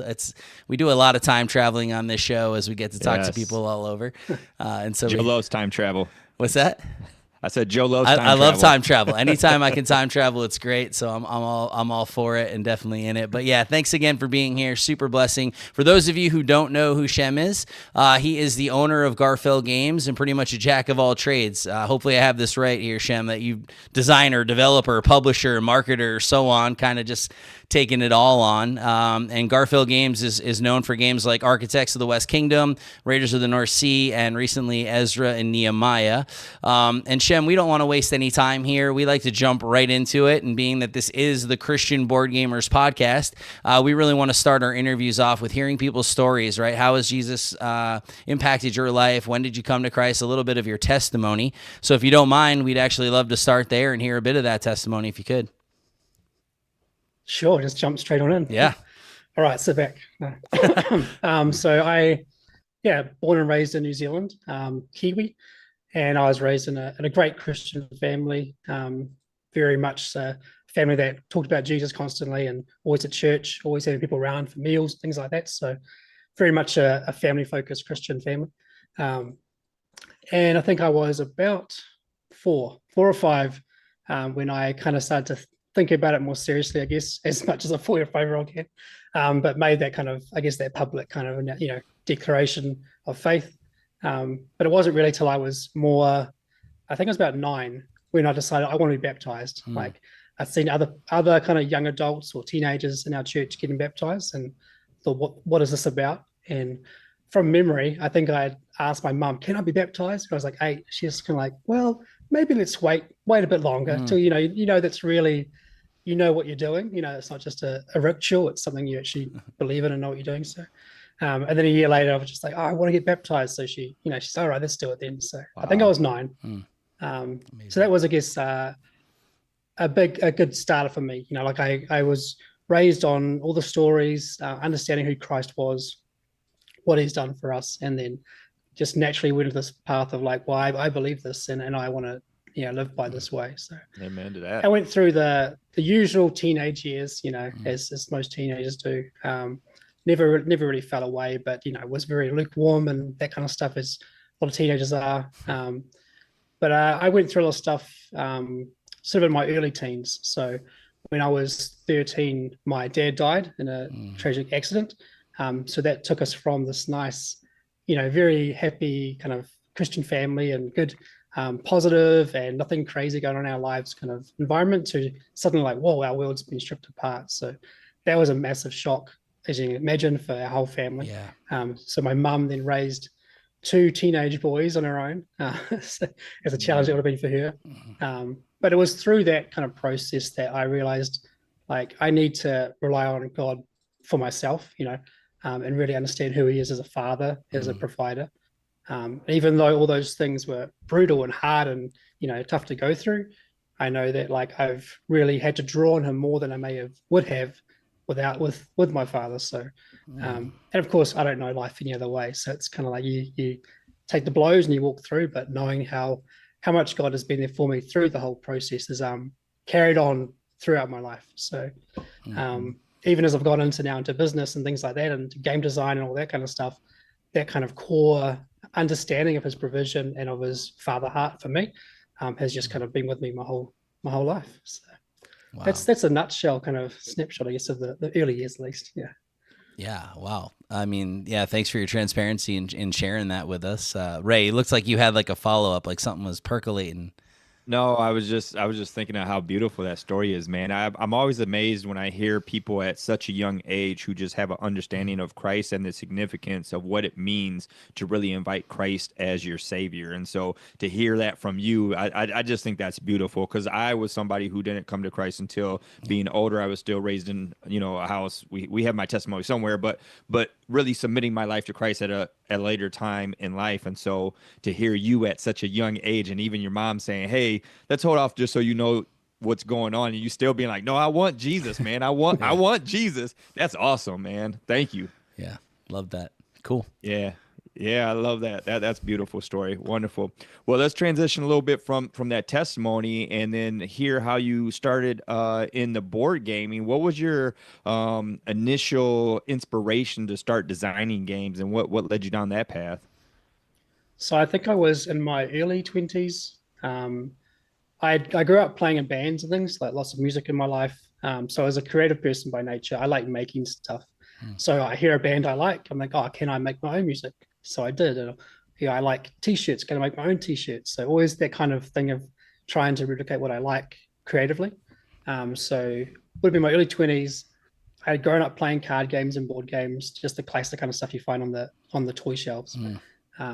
And I kind of thought to myself, well, maybe I can make a board game for myself, just out of fun. So I set off on this journey to make this little game. It was a very simple family kind of style game, tile laying, very luck dependent. Definitely not a game that you should go out and try and find. But that kind of set me on that path of like, well, I made a game, I self-published it, had no ambitions of making a second game or becoming a company or anything like that. I just want to make a game for fun, and it was fun. And then after I made that one game, I thought, well, can I make another game? And then I think it was like a whole year of just me trying to design a game. It was a small kind of rummy style card game I made. And then I think each year I'd be like, oh, can I make one more? Can I make one more game? And I just made these like 20 to 50 kind of print runs, homemade kind of jobs, very basic, very much a boutique kind of outfit.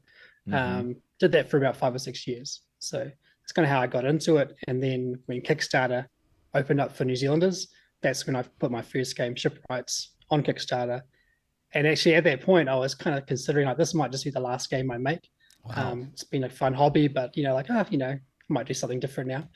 Because I wasn't really like selling that many games. It was purely for enjoyment. But it was a lot of work. So at some point you kind of go, well, is the work worth the kind of the feedback you get? So, but yeah, putting that game on Kickstarter, got a big response, like way bigger than I expected. I thought I was going to print like 500 copies and then maybe sell 200 and then have 300 that just don't sell. That was kind of my ambition going into it. And then I think it was like 1,300 copies of that first Kickstarter. Yeah. Which by today's standards isn't huge, but then I was just like blown away and thought, wow, people actually want these games. And from there, it was like another 3 or 4 years of me going, this could be a thing. Like this could actually become a business or something serious. So I kind of just built it from there. Wow. And as you mentioned earlier, I kind of just do everything because I've always had to. And then as we've now grown, I've now been able to recruit people who are far better than me and other things and get them to do the jobs that I shouldn't be doing, I guess. Yeah. I didn't realize that Shipwrights was your first Kickstarter game. So, okay. No, I have both the first one there, Shipwrights, and then I also have the Redux. And so what I'm going to ask this was not on my list of things to ask, but now I'm curious. So like with Shipwrights, like, were you just not satisfied with the game in general? And because I read a little bit and you're just like, okay, I want to, bring this up to par. Is that what really drove the Redux? Or was it just like, okay, yeah, that was my first kind of Kickstarter thing, and I know I can make it better. Like, what was the thought process there? I think most of it was that those comments that always niggled away from, especially YouTube reviewers, where it's like they'd start talking about like the next games. It might be Paladins, it might be Viscounts, and they'll always go back to like, so from the north, Raiders was great, Explorers was and then they would say Shipwrights was just rubbish. Like they'd always like kind of every review would bring it up. Wow. And, like you kind of get sick of hearing it. You're like, sure. Can do better. So, but that game was very much like designed at a point where I didn't know what I was doing at all. I was just trying to make games for fun, and that game got play tested like crazy with one group of people that learned the game. Okay. So I never had official play testers and any kind of support group like we'd have now for a company. So it was just a passion project that, on hindsight, looking back, like, there's so much I would change. Sure. And that's why I did Redux, because I wanted to change it so much. And they're like completely different games. I mean, they're like so different. But I actually really enjoyed the original Shipwrights. I did not think it was garbage. I felt it was actually a pretty accessible game that I could sit down and introduce people into your gaming style. So it's still a game that I can use that and usually Architects, I feel like I can sit people down, teach them relatively quickly, and then they can kind of get a little bit of a feel and flavor for your design and your style. Go ahead, Ray. So with Shipwrights, did you have that already before the Kickstarter came out? Like that was a game that you created, you were playing, and then you were like, hey, I think this one is good enough. Let me throw it on the Kickstarter and see what it does. That's pretty much it. Yeah, I had this game with about Viking longships. I had no artwork done. I knew it would cost a lot of money to make all these cards, so I kind of finished the game at that point and didn't know how to produce it because my previous method was like, I'll just print the cards locally. I'll get these blank boxes and put a sticker on them. Everything was done kind of homebrew in New Zealand. So I couldn't make that game with that kind of technique. So it just sat there for like a year. And I kept designing other little games. And then when Kickstarter came, I was like, oh, now I could actually potentially do this game. Wow. I had dabbled once before that with another game using a Chinese factory for the first time. So Shipwrights was the second time I'd gone overseas for a manufacturer. So but yeah, that was, otherwise it wasn't possible to make that game. Yeah, love it. That's so good. So cool. Yeah. Yeah, thank you. Yeah, so I mean, it's probably going to get a little bit obvious the more we go here. I'm a little bit of a fanboy. You are actually my favorite designer in the space, so that's why I was saying I'm pretty stoked that you're here talking with us. I know that's why I was like, all right, Joe, stay composed. It's okay, just stay composed. But no, seriously though, like I love your designs. I think you really do some very unique things in the space. I think you're always pressing the bounds a little bit, and so your games always have some unique resource management and worker placement mechanics. Like what draws you to these design elements? Like, I am curious to know your process in and through that, because like I said, I think you've come up with some really creative ways to use these types of mechanics, and always engaging, and I'm always kind of excited to see what you're putting together. So what's drawing you to these things? How are you coming up with this stuff? Excuse me. Early on, I did most of the games were like mechanisms first. So I'd just go, well, what's a cool way of using cards, or what's a cool new way of using tiles, or whatever it might be, and just try and think up something fresh mechanically. And most of my first 10 years of game design were probably from that angle. Okay. Only until we started doing these trilogies, like once we kind of committed to doing we finished the North basically, and like, let's do a West Kingdom. That's when I was like, oh, we need themes. Like we know the setting already. We know it's like medieval France basically. And what's the game going to be about? What's the story going to be about? So we had these kind of like very tight restrictions, not tight, but like thematically, at least setting wise, to try and design a game in, which was a much different challenge, much harder challenge in a way for me. So yeah, early on, basically like try and find a cool mechanism and then try and build a game around that was my usual approach, which is why probably those games are generally lighter, probably more accessible, like you were saying with shipwrights. So I'm very much about like simplicity as a thing in my life. So even in my game design, you'll notice that like most of my solo game designs, like just me involved, are generally simpler. Maybe a few cool mechanisms and nothing much else.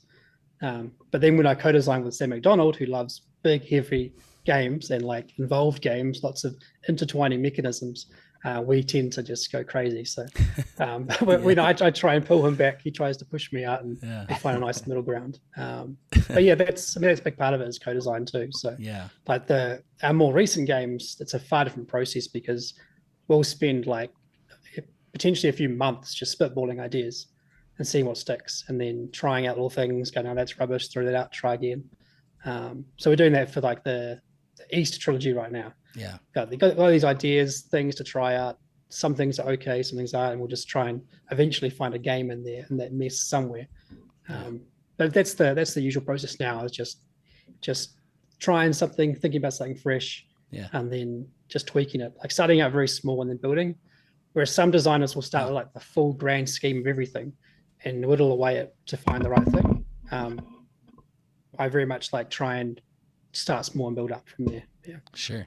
It's interesting. The only one of your games so far that I've played that really, or actually I didn't even get through it, was Scholars. It jacked me up with all the colors and stuff. I got so lost in that. I was having fun. I was like, we literally were sitting down. This is true story. We're sitting down with a friend of mine. I was at a board gaming retreat. We sat down, we unpacked it. We were eager to play. We set it up and we get everything. We're learning it. And both of us looked at each other and we said this out loud, verbally said, Shem, what are you thinking? And we just started cracking up because, man, that game, I got lost in all the colors. I love Wayfarers. So I was like, oh, this is going to be great. And I'm excited to play Inventors. But yeah, I've just always been amazed at how unique your games are, even within the same, trilogy set. You always have something really cool, whether that be a creative way to do deck building or resource management, worker placement. And so I'm always looking forward to what you're putting out, just because it's going to have some really cool, unique, different design elements. So yeah, I appreciate that. Thank you for sharing your process.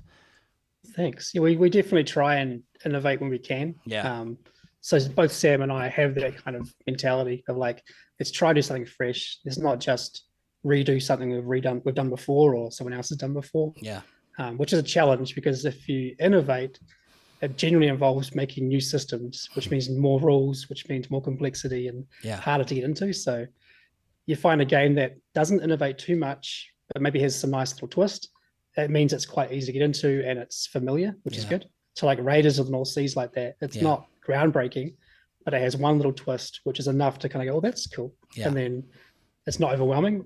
Whereas with the South Tigers, especially, like we had to try and think up 3 games that use dice in a new way. or at least in a fresh way. Yeah. Which was a big challenge, but and it means more rules, more complexity, and I kind of ramped it up for that trilogy. Yeah, no, that's cool. Well, I love rules. Yeah. Let me tell you, I'd grab that rule book and jump right in. And he's not even kidding. Ray is like literally like when we're learning games, Ray is glued to the rule book. There's like he's always in it. So that's real. I just want to make sure we're playing right. I want to know all the caveats to what's going on here and all the little things that maybe somebody missed when they taught me. So yeah. So your processes, man, you have a lot going on. Your games are intricate. You have some great designs, amazing games, different mechanics. Out of all of that, what is the hardest aspect for you, the most challenging of designing a game? Good question. I think for me personally as a designer, it's probably interaction is the hardest part. I naturally design more of a puzzle style game. That's my happy place. Like I can make simple little card games, quite easily. Not to sound arrogant, but like small tile line games are kind of like my happy place to make it sound nicer. So anything that's like resource management, action selection type stuff, I like doing, and I'm quite comfortable designing in that space. But when you start bringing in interaction and how other players affect each other and how that scales and how that affects the economy of the game, that's where I'm like, well, this is not my comfort zone. Fortunately, Sam McDonald loves that stuff, so we can complement a bit, and we learn off each other in different ways, so that definitely helps. But anytime that it's like the game's far more interactive, I'm a little bit out of my depth, and I'm trying to learn new things and approach it, because I used to be very much a Care Bear in gaming. Didn't like people taking my stuff, especially in a Euro game, and I'm slowly trying to just get out of that frame a little bit to try and there needs to be some interaction. Yeah, it doesn't have to be all negative, but right. Some positive interaction as well. Yeah. Well, interaction, it's definitely difficult. I mean, I unashamedly say I love Ameritrash. I mean, I'm all into negative or positive interaction. I always enjoy that interaction between players, regardless. So love that. Ray, I didn't mean to cut you off. Did you have a follow up? No, I was just going to say the interaction is great. Just kind of piggyback, especially for what we do here and what we talk about in the podcast of the fellowship, right? Because interaction is going to bring more fellowship and opportunities to talk and just navigate some things that maybe wouldn't come up if you guys were just not having that same interaction. But yeah, that's it. Well said. No, cool. So now I know y'all don't center on biblically themed games, with Ezra and Nehemiah being an exception here. We can talk more about that game here in a second. But with that though, and we're tying this kind of into your faith a little bit. Like, have you ever received or faced challenges in the board gaming industry because of your Christian faith? Like, is this something that comes up? I mean, especially when you maybe released Ezra and Nehemiah, where people may be asking more questions, because it kind of felt like that game sort of came a little bit out of left field. I know I got really excited when you had announced it, and it was like, oh wow, as far as in your historical line and all that kind of stuff. But is that generating questions? Have you ever really come up against it where somebody's giving you a hard time for this, or any issues that you might have had? Never anything extreme, I guess. Sure. So it's been generally positive, and the response to Ezra and Nehemiah has been overwhelmingly positive, really. So there was a few BG posts early on, sort of very much kind of passive aggressive kind of questioning about the motivations behind the game, or hey, how historical is this game, or what are your sources, that kind of stuff. So there's a bit of that. But no, I guess I've always been quite open that I'm a Christian. I don't go out preaching through our company quite intentionally, but I'm not going to say I'm not and shy away from it if someone asks. So and I think that's the view of most of everyone at Garfield that is a Christian. That's very much we're Christians as individuals. We try and, I guess, represent Christ in our daily life as much as we can, which means through the company we work for. But we would share occasionally a Merry Christmas post or something, and we won't shy away from saying the word Christmas rather than just Happy Holidays, things like that. So we're not going out there and shoving in people's faces, but we're also not going to try and hide anything. So No, that makes sense. So, like, again, just kind of leaning in on Ezra and Nehemiah, how did that come about? What was the process? Like, I mean, I'm assuming y'all were just sitting down and you're like, oh, Ezra and Nehemiah, that seems like a cool game, or was like, what was the, you know what I mean? What's the intention behind that, and how did you guys come to that as the one you wanted to put out? So we have our ancient anthology line, which we started, whatever it was, maybe 4 or 5 years ago with Rays of Scythia, Yep. and then Hadrian's Wall and Legacy of You and so on. So I definitely had that in my mind. They're like, you could do a biblical kind of setting for a game because, you know, it's historical. As much as people might disagree with that on how accurate the accounts are. But I had previously tried to design a game called Nehemiah, which is probably like 10 years ago now, I think. Oh, wow. Is probably just after Shipwrights. I was trying to work on a game called Nehemiah about rebuilding the walls of Jerusalem. And then as I was just starting that project, well, I'd never read a game at all, but it's kind of working. Another game got announced called Nehemiah. I was like, oh, someone's already jumped and grabbed the theme. Because it's a cool theme because it's about building things, which is, you know, it's quite rare in the Bible stories that humans are actually achieving something noteworthy. Usually it's about doing the wrong thing.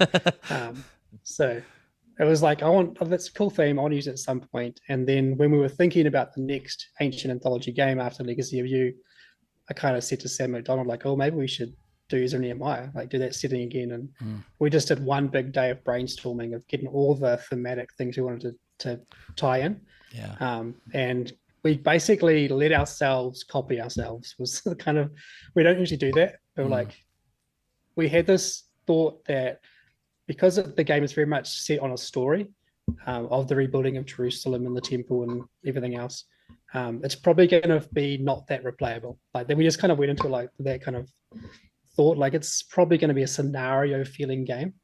You played a few times and you've seen the game and that's it. But that's fine because, hey, it's cool. It's about Ezra and Nehemiah. So we went into it with that kind of attitude. And we thought, well, if it's going to be a game like that, let's just make it the best possible game we can. And we'll use stuff that we've done before, but in fresh ways. We're going to make it kind of a little bit like Viscounts, a little bit like Paladins, add some Raiders stuff in there, and just make a really solid game and let ourselves kind of steal from ourselves, which we wouldn't usually do. That was the intention. But then we were actually so surprised. The first prototype was actually pretty good, which usually that's not the case for us. Usually it's absolute trash. We have to go back and start again. It was generally pretty good. And then as we developed it, we were like, actually, this game is really replayable. Like, this is not a scenario game. This is actually pretty solid game. We got really into it and really enjoyed it, and pretty happy with the final product overall. Same. Yeah. Yep. We love it. We love it, man.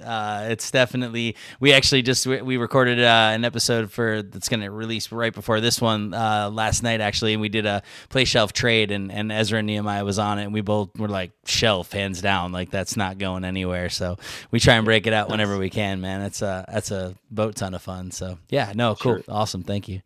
Yeah. Yeah. Great job with that one. Yes. Great job with that one. Cheers. Yeah. We wanted to also just go, there's not that many great games that are like a biblical setting or story, at least, that are also great games. So we want to tick that box. Like, let's make like a great game that Christians and Jews and everyone else can enjoy. Yeah. And it's true to the theme. It's not cheesy, and it's also not trash, the game. So nailed it. That was the mission. Yeah. So good. Definitely did. So good. In line with that, are there any other biblical stories that you would be interested in possibly making a game out of or looking into in the future?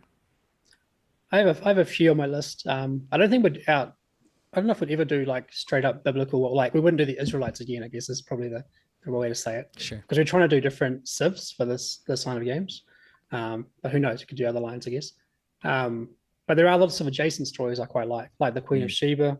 Even a game, we haven't announced it yet, so I won't spoil it. But one of the games we're working on now has a lot of ties to biblical stories. It's not about the Israelites at all, but there's a few Old Testament books you can read about this particular race and what they did. And so it's quite cool, just like seeing the tie-ins and things. But I don't know, maybe we'll do more in the future. We have no idea how many games will be in this series. It's just going to be our main series for a long time, I think. So we may wrap around and do some more about the Israelites or about, I don't know, the Moabites or someone completely, very adjacent or something, but we'll see.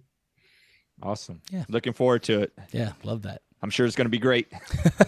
Yeah, whatever it is. Well, it was funny because when you said like usually our first prototypes are trash, I'm like, I would love to play a first prototype and just see what you mean by that. Because yeah, I don't know, we might have different definitions of trash, but either way, I've always enjoyed the final product. So sweet. So all right, so we talk about this a lot in our podcast. We really want to equip believers to be able to use board games in the space of discipleship and evangelism, because we're sitting down at the table, right? Like this is an inviting space. We're able to sit down with just about anyone. People might not accept a church invite, but they're willing to come to your home for dinner and a game, right? There's just ways to engage your community through board gaming, and we really do seek to tie this in and really help equip and empower people to be able to use board gaming as a tool just because of its relational, the relational space that it provides, and again, sitting down at the table. So this question, it's a little bit open-ended, can kind of go anywhere, and you might even get it and be like, well, I don't know, whatever. But what are some ways that you think Christians can use board gaming to build community and even share the gospel? I think the obvious one is just running a game group, right? That's the clear one. Sure. Like you already said, basically it's an opening into your home, forging friendships. That's the ultimate goal, right? Is to have relationship with people, to be able to be open enough to share with people and stuff like that. So I don't know. I used to run a few groups.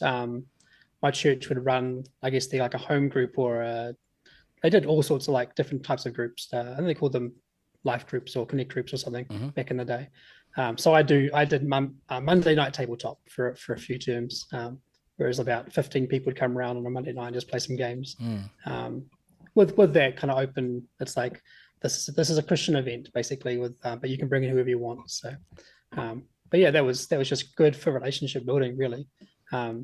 It wasn't an outreach as such, but it was still a good thing just to have for that, building that community of the church and things like that. So I think it's also like another cool thing about the board games is it appeals to that geek kind of culture, which gets, especially in my teenage years, was kind of overlooked. Sure. Maybe not so much these days. I think it's more accepted now, but the kids that would be like ones, going goth or going into the heavy metal or whatever, they were ones that usually got kind of overlooked, I guess, by the church in a way, especially through the 90s and early 2000s. Yeah. So I think it's a good thing just to have a space where people who might be the outcasts, I guess, have a safe place they can come and enjoy something a bit nerdy without feeling like it's like a bad thing. Yeah, no, absolutely. I mean, that's, with Love Thy Nerd, that's really what they're seeking to do, right? Show the love of Jesus to nerds and nerd culture. And so, again, stepping into those spaces that they maybe had felt alienated or just a little bit separate, like you said, the outcasts. And so being able to use something like board gaming as a tool. But yeah, I mean, it's such a relational thing, and I love that. And so even when we talk about sharing the gospel, like Ray and I would talk about this a lot, where it's like, this is the long game, right? Like, I think sometimes we feel like, oh, we've had you over our house 3 times. Now we have to sit you down with our PowerPoint and walk you through the gospel. And really, that's not it. This is just about life on life, doing life with people, engaging, being in their mess, and even inviting them into yours, right? And then allowing that to open up these conversations, and just how powerful board gaming can be, just as a tool to even just get people to sit down at the table and just engage. So yeah, so I love that. And I share it because you as a designer, like, that's a real thing. I mean, I don't know how much you think about it, but again, you're providing a fun space for people to be able to sit down at a table. And so, like, I've dabbled in design. That's not why we're talking here. But the reality being is that, like, I think about that when I play somebody's game. It's like they spent the time, the hours, like, committed to making this thing that's good so that we can actually sit down at the table and have fun together.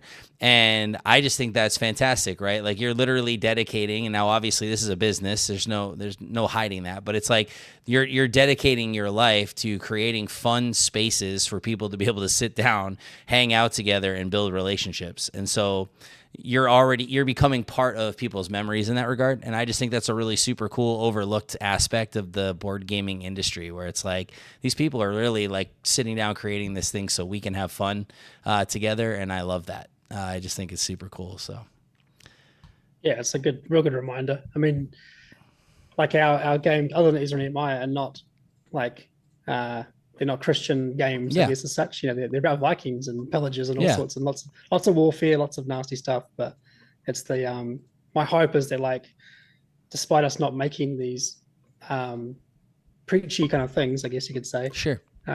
We're making something that people can enjoy, and hopefully, would be my hope that the Holy Spirit will work through, the cardboard and the dice, and then the relationships that build and stuff through this stuff. So I'm very much a believer of like the we're designed to create, designed to work. That's what we're designed to do in worship. So like we just do it. The content might not be necessarily biblical or anything like that, but as long as it's not exalting anything else, it's hopefully something that God can use. So you can use a donkey, you can use my board games. Right. Yeah. Love it. Yeah. Absolutely. Good. Yep. I like that. That's a quote. We're gonna put that on there. If he can use a donkey, he can use my board game. That's we're gonna put that. I'm putting that on my wall behind me somewhere. Love that. What advice would you give to aspiring Christian board gamers or any board game designer at all? What are some tips that you have for them? Because you are very successful over the last 10 years. You've been designing games. You can do card games in your sleep. We want to hear some of that good knowledge that you have.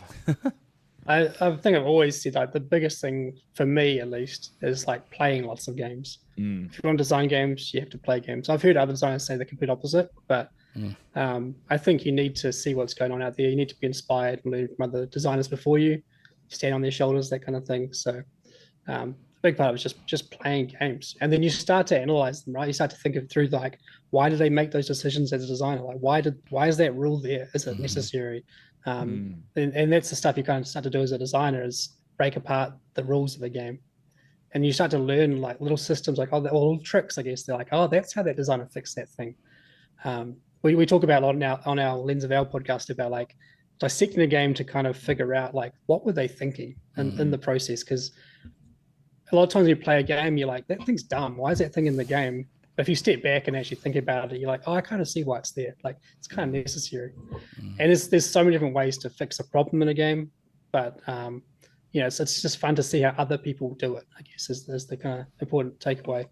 Like, because I don't always, have the solution, but other people may have solved that problem in a previous game, and you can kind of learn from them and that kind of thing. But just play games, play lots of games, and just have fun making games. Like, don't go into every game with the ambition to publish it necessarily. Just try and make a game for your friends to enjoy.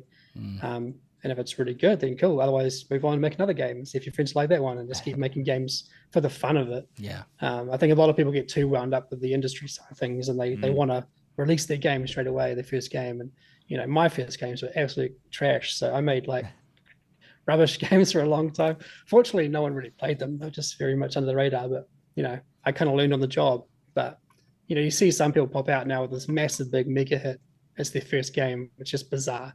It's so odd. But don't be afraid just to make some rubbish games for fun first, and then learn from them. Love that. Sweet. All right, cool. So I don't know how much liberty you have to share in this, but is there any exciting upcoming projects or expansions or anything that you guys are looking forward to in the coming 6 months, year, whatever? Yeah. So our next, we just finished a Kickstarter campaign for the 3 or 4 South Tigris expansions. That kind of wrapped up the South Tigris for us. Yeah. And then we have just delivered, or just started to deliver actually, the Anarchy and Scarab Bray. So there are now numbers 5 and 6 in the Ancient Anthology line. So the Anarchy is like a mechanical sequel to Hadrian's Wall, designed by Bobby Hill. Scarab Bray is one of my designs, which has some similar DNA to Legacy of You and Shipwright's Redux. It's in that kind of space. And then probably around May, June, we plan to launch another Kickstarter for the next game in that line called Assyria. It's a second edition. Okay. It's an older game from 2009, designed by Emanuele Ornella, the Italian designer. We've been working with him to redesign the game for the modern market, I guess you could say.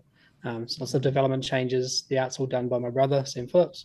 So we've shown the cover, we've shown a layout of the game, but we'll start promoting that over the next few weeks and stuff. And then who knows, we might have a secret project to announce later this year too. We've been working quietly on a couple of things that have nothing to do with our other lines. So We'll see what we show off later on. Okay. I think you know if you have it coming. So Oh. yeah. No, that's awesome. That's what's up. Oh, we hit that. Oh, I thought you were gonna say something, Ray. Sorry. We try we try desperately not to interrupt one another in the podcast, and sometimes you get those awkward silences. So. Yeah, maybe we should. Maybe we should just start interrupting each other all the time. This is how it works. No, it's good.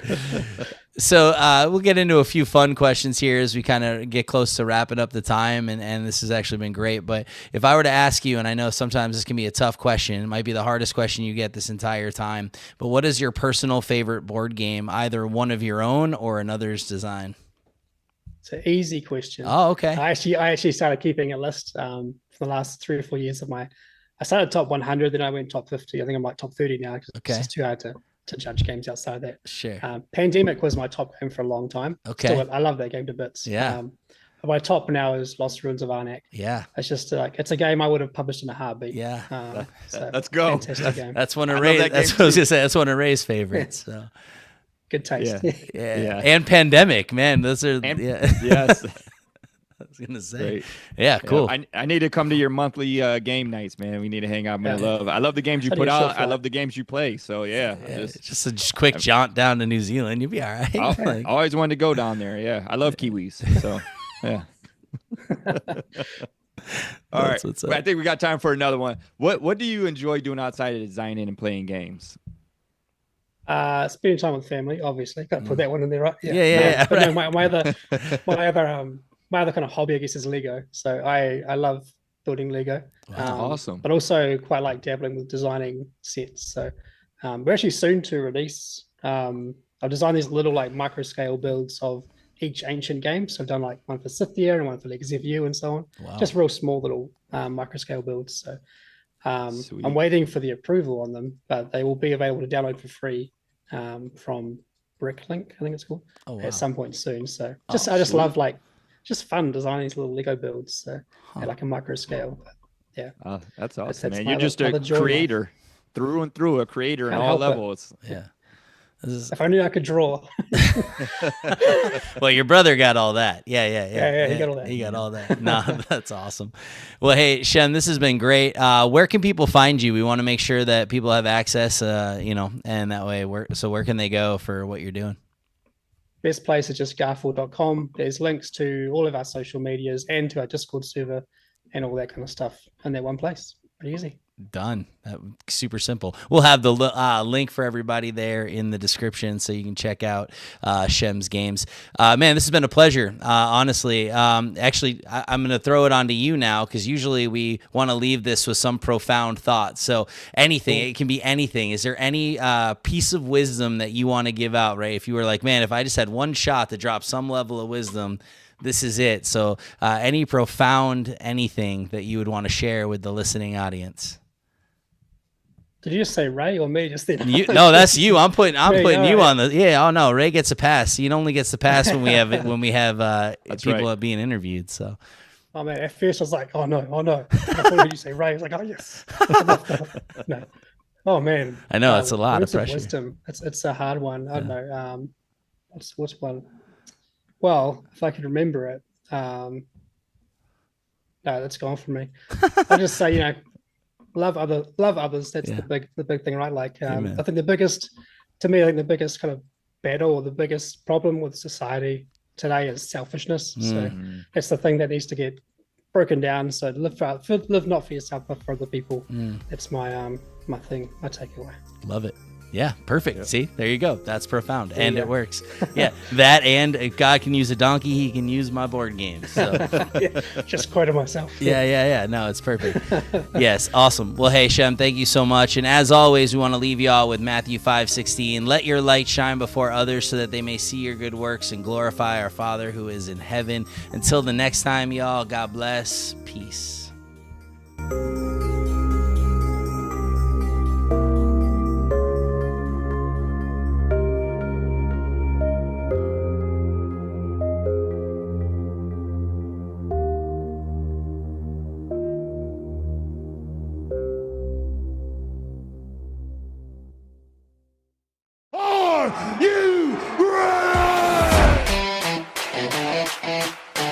If you're not down with that.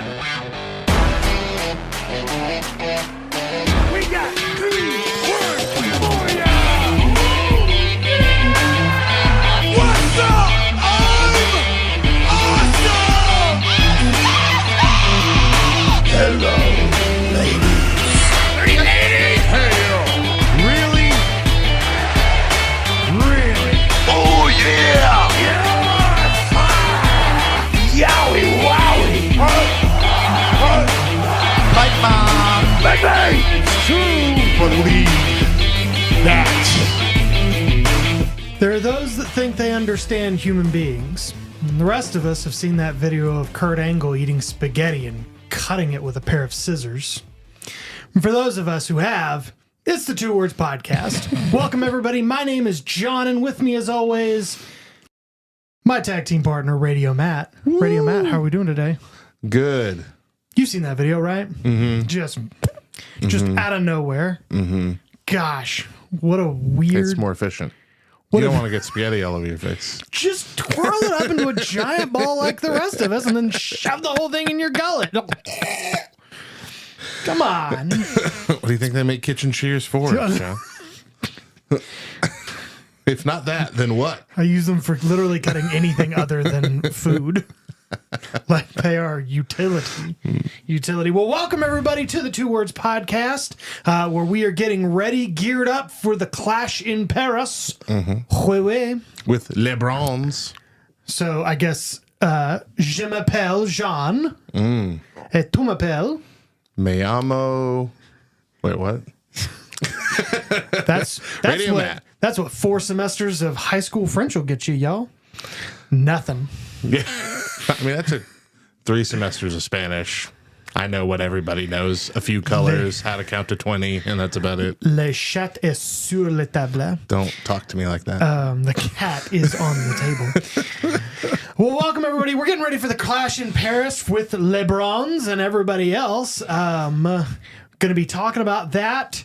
But first, I guess let's just dive into it. Got a lot going on this last month. It's been a busy month. I'm kind of I think I'm going to like this once a month business. Mm-hmm. Really stretches out, gives the news cycle a chance to breathe. Right. Some of our news used to be kind of dumb. We had to reach to fill in the space. We had to go find some stuff. And now we don't. We got plenty. Because almost immediately after our last podcast, WWE came out and said they're moving all their PLEs to the new ESPN streaming service, which is their second or third streaming service that they've come out with. Mm-hmm. By the way, the third, yeah. And so they're moving all of their PLEs, and if you want to watch WWE PLEs, you're gonna have to get this new ESPN subscription, or have some certain cable-esque live TV. Well. And we can, and there is that option. Right. But either way, you're paying a bunch of money. You're paying a bunch of money. And in fact, Josh Colson of sportsreporter.com, I believe that's where that was at. I didn't write it in my notes. I am so sorry, Mr. Colson, that I did not. But by name, I got you there. He did the math for us. So to watch all WWE content in the year 2026, which actually I think it's starting. It starts next month week. now. Yeah, next month. They've moved it up. You will need 3 subscriptions. First, you're going to need to go and get yourself a Netflix subscription, and so you can watch Raw. That'll be $7.99 if you want ads. If you don't want ads, it's just going to cost you more. SmackDown is unfortunately a different story. SmackDown, you're going to probably need to get yourself a Peacock subscription, unless you've got cable. Which who does? Yeah, well, I don't even think you can watch it on Peacock for like 5 weeks after it airs. Yeah. But if you were able to get Peacock or Hulu, we'll say Hulu Live would get it for you. Well, Hulu right Live, away. I Or think Hulu the next day. Hulu Standard would get you the they next still day. get that, yeah. And either one of those is going to run you around $10. And then for all of the PLEs, you will need the new ESPN service that comes in at a whopping $29.99, bringing your total to $48.97. So for $50 a month, you can watch wrestling. Now, since that came out that you're quoting, Yeah. they've also confirmed that Saturday night main events, which are going to continue, will only air on Peacock moving forward. They were airing on Peacock Live and on NBC, but now they're only going to be on Peacock. NBC. So now, just every streaming service. Yeah, and so like if you have like you said, if you have Hulu Plus, it does look like most of that's going to be included, except for the Peacock stuff. There's no Peacock Hulu. Correct. But even at that, that's $90 a month. Hulu Plus, and then the Netflix, because you need Netflix and your thing, so it's still like $90. And if you're the kind of person that cut the cord back in the early 2010s in honor of in the name of saving money,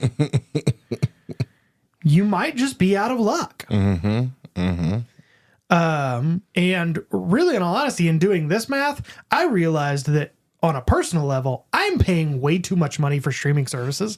Like, and not just wrestling related, just not in just general. wrestling related, but like I've got all of these, because I have to go to all these different places to watch whatever I want. And I get it, companies, there's studios that make their product and they won't show their product on other people's stuff.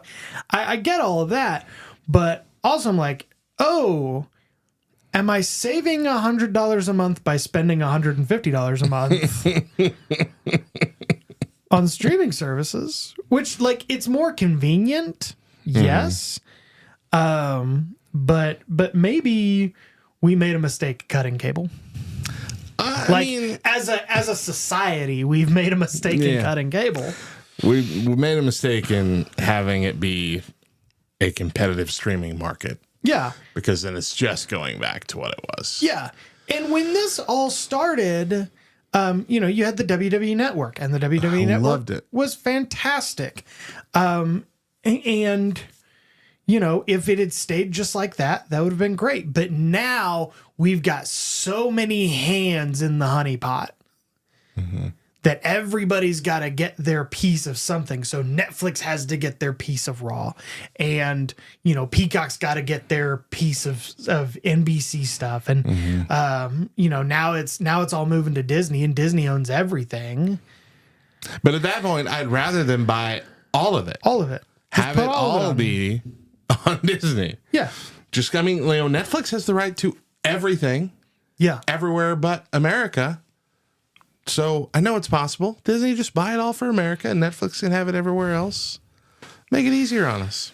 Makes sense. Yeah.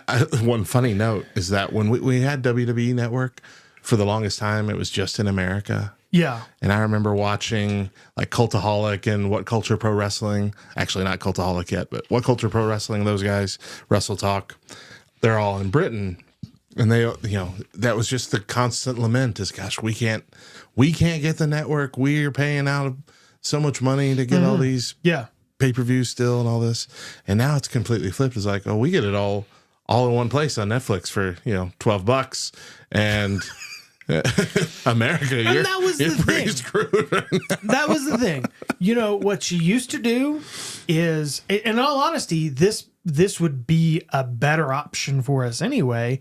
We used to all get together. You had Raw on USA, and SmackDown was on USA until it moved over to Fox. But if you've got USA, you probably have Fox.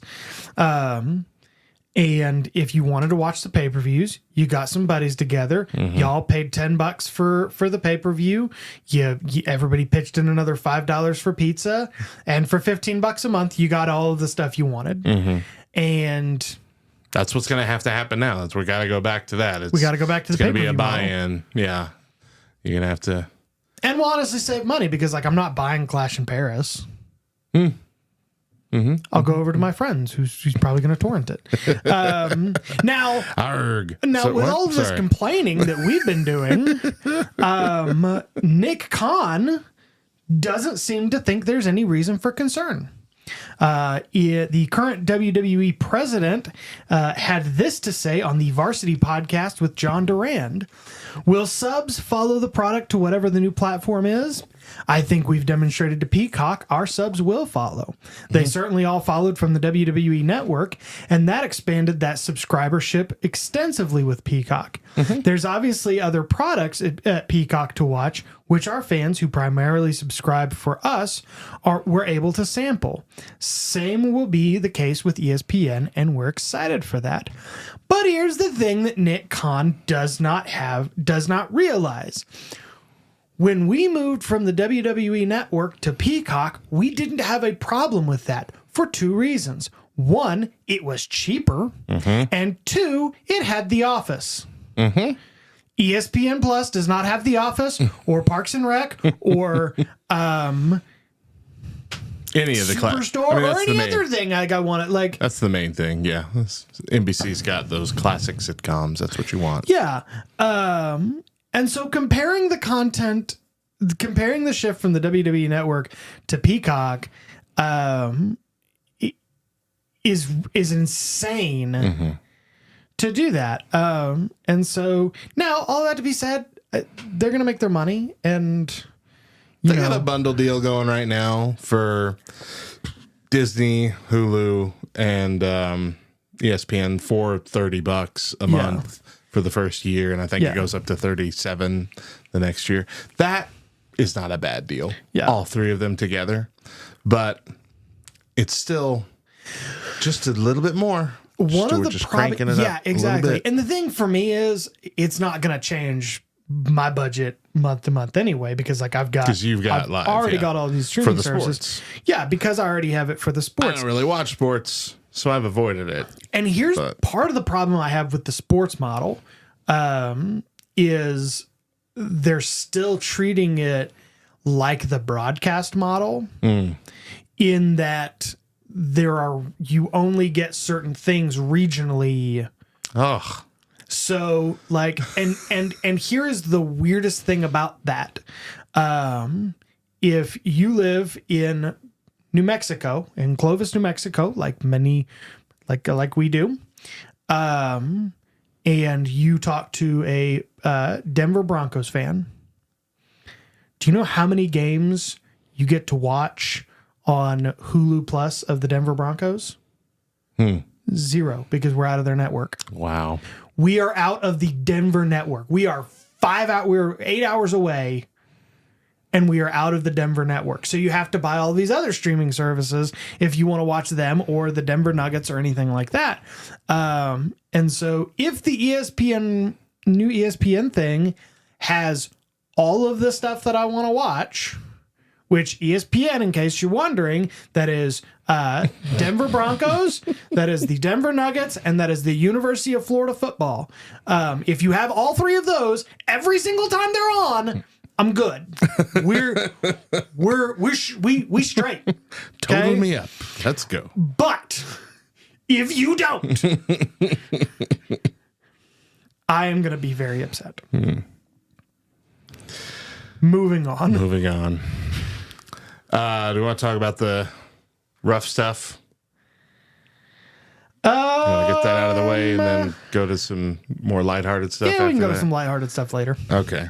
All right. Well, if you are in the wrestling news realm, you likely heard about this a week ago. But a shocking incident took place at Knox Pro Wrestling Academy.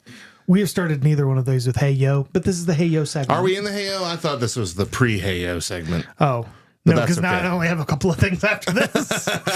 Hey, yo, I'm so mad at streaming services.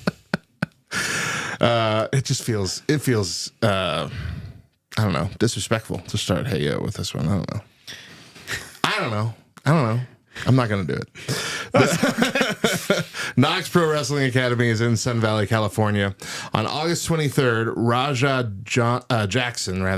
Jackson, the son of former UFC champion Rampage Jackson, viciously attacked wrestler Psycho Stu, Stuart Smith, during a live event. Jackson had been invited to the show by ECC champion AJ Mana and was streaming on his Kick account when tensions began. Backstage, Psycho Stu mistook Jackson for a performer and struck him with a prop beer can.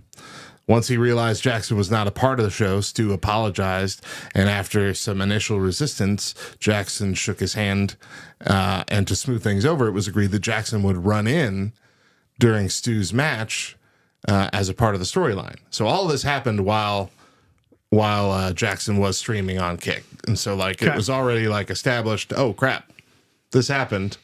Well, let's make it into a thing. That's essentially what happened back there. Let's make it into a gimmick, a goof, I'll help your brand, lark. you help my brand. Yeah. It'll be good. So it was agreed that that's what would happen. On his Kick stream later that night, however, Mana encouraged Jackson to give Stu a receipt, which anyone in wrestling knows that means, if you accidentally get hit with or accidentally give a stiff shot to somebody, you get a stiff shot back. And so that's what was happening here. Mana was playing along, trying to amp it up. Jackson replied that he wanted to get his lick back, while Rampage Jackson allegedly fueled his son's anger further with homophobic remarks about wrestling during a phone call, also on Kick. Goated. Wait, Rampage Jackson did that? Yes, his dad. Okay. Who remembers when Rampage Jackson was on TNA? Anyway. He's homophobic towards his own product. Goaded by the live chat, visibly agitated, Raja declared on stream that he would hit Stu as hard as he could until someone pulled him away. So when the angle began, Jackson entered the ring, slammed Stu violently to the mat, and knocked him unconscious immediately. And instead of stopping there, he mounted Stu and punched him in the head 21 times before other wrestlers could drag him off. Again, all of this being broadcast on the Kick channel. Yeah. Still. Yep. Outside the venue afterwards, Jackson told his stream that he was tired of being disrespected. When Mana later called to inform him that doctors could not wake Stu and that he had flatlined in the ring, Jackson simply replied, "My bad." Stu was rushed to the hospital with severe head trauma, broken facial bones, lost teeth. His brother confirmed that he is stable now, but in critical care with a long recovery ahead. A GoFundMe launched by his wife has already raised over $63,000 at the time of this recording. Los Angeles PD responded to the scene, confirmed the report was filed, and opened an investigation. Meanwhile, screenshots surfaced showing Knox Pro management allegedly instructing talent not to cooperate with the police without speaking to the school management first. Knox Pro issued a public statement condemning Jackson's action, calling it a selfish, irresponsible act of violence that went far beyond the agreed-upon spot. Rampage Jackson also apologized on his son's behalf, blaming poor judgment, a recent concussion, and the fact that Raja is an MMA fighter with no training in protected wrestling. And the fallout was swift. WWE has reportedly severed ties with Knox Pro, removing all affiliation with the school from its WWE ID program, which has been one of the developmental pipelines behind independent wrestlers coming to WWE. And this is all really just a couple days going. There might be more that comes from it, but that's rough. Knox Pro is the company. I don't know their real names off the top of my head, but bless you. Rikishi and Gangrel, right? Aren't they the two that run? Bless you. Gosh. I'm allergic to Rampage's bullcrap. Yes, I know it's Rikishi. Yeah. Probably Gangrel as well. I'm pretty sure it's Gangrel too. But yeah, rough stuff. Yeah. I've seen a clip of. I didn't watch the whole thing because you can't. It's so bad. It's so painful to look at. It's I mean, do you remember the first time you watched American History X? Which was the last time for me. It was like the first time was the only time for me. But there's like the scene of Edward Norton beating that dude up, and like you can watch. You can't watch that. Mm-hmm. You can't. And that was a movie. Yeah, This here's the happened in thing. real life. We were watching Superstore last night, and it was the episode where Marcus cut his thumb off. And I was like, ah, like that's a comedy show, and they did it in a funny manner, and I'm still like, oh, I can't do that. To suggest, like, I've watched that video a few times. To suggest that any of what happened was unintentional, I think that's a stretch. Yeah. I mean, I'm not in the mind of other people, but that was because you like after the first slam, you see his head hit. And you see him unconscious. There is no question about it. And then you watch those punches, and those were not like, oh, I'm trying to do fake punches. Yeah, these are not pulled punches like in wrestling. And I think what makes me the most upset about it is in reading Rampage's remarks. It's almost like he's trying to pass the blame off to somebody else. Oh, well, you know, he shouldn't have been in. They shouldn't have let him in there. And, oh, he had a concussion. He shouldn't have been doing that. You know, like, no. Right. Your Like he son doesn't- made a mistake. He doesn't know how to play games with the protected wrestlers. Well, I'm sure he would know you don't full-on MMA punch an unconscious man 21 times in a row. Yeah. I'm sure he would know that, at least, about wrestling, if he's there at all. Why would he be there if he didn't know at least that about wrestling? Yeah. Yeah, so we're in a rough spot there. That's going to be hard. I'm sure losing the affiliation with WWE is also going to be a difficult thing for the promotion, but it is what it is. I guess it is what it is. But, well, hey, yo. Like a small town, Naomi's return was once again blink and you'll miss it. Man, it hurts. Because she is, as Jimmy Uso put it, all the way pregnant. I mean, at least it's for a good reason. But man, with just bad timing, with the biggest push Naomi's had in a long time. The Women's World Heavyweight Champion announced on the August 18th episode of Raw, just 1 week after having to cancel her match with Io Sky due to not being medically cleared. I mean, there's not much to say, really. Like, she's pregnant. Congratulations. That's awesome. You know, someone commented that she was already 5 weeks pregnant or something. It was at SummerSlam, so it was a fatal four-way, technically. I do love that joke. Yeah, and so you know, like having kids is the greatest things you might ever do in your life. I guess to me, like the whole, because I had to go back and watch that segment, and they played the podcast clip from Stephanie McMahon's podcast, and then Naomi was just like she was talking about it in the ring, and she was like, well, you know, Jimmy likes to Netflix and chill, if you know what I mean. The bloodline's gonna continue, if you know what I mean. And I'm sitting there on my couch, and literally I said out loud in my house, you had sex, we get it. It would be less uncomfortable if you just came out and said it. You're making us all feel awkward here. You're married. You've been married for a while. It's not scandalous. My goodness. If you know what I mean is becoming one of my least favorite things. 100%. Like, yeah. Hate it. We know what you mean. Is if you know what I mean ever not been a euphemism Can't not be. Yeah. That phrase exists to be a euphemism, right? It has to be. And not a euphemism for like robbing banks. Like it could be. It was never like, oh, we got all them pancakes, if you know what I mean. I was about to try to make a bank one, and it was just gonna sound like it was talking about the other thing again. Lately, we've been Something making about that deposits fudge. and whatnot. Yeah. Oh, gracious sakes. Are you done with that story? I hope so. Hey-o. AEW. Yeah. AEW. Hey-o. If you know what I mean. Gracious sakes. Didn't mean to make you die. I apologize. Hey-o. AEW's Casino Gauntlet cash-in rule is changing. The Casino Gauntlet contract will no longer work like WWE's Money in the Bank.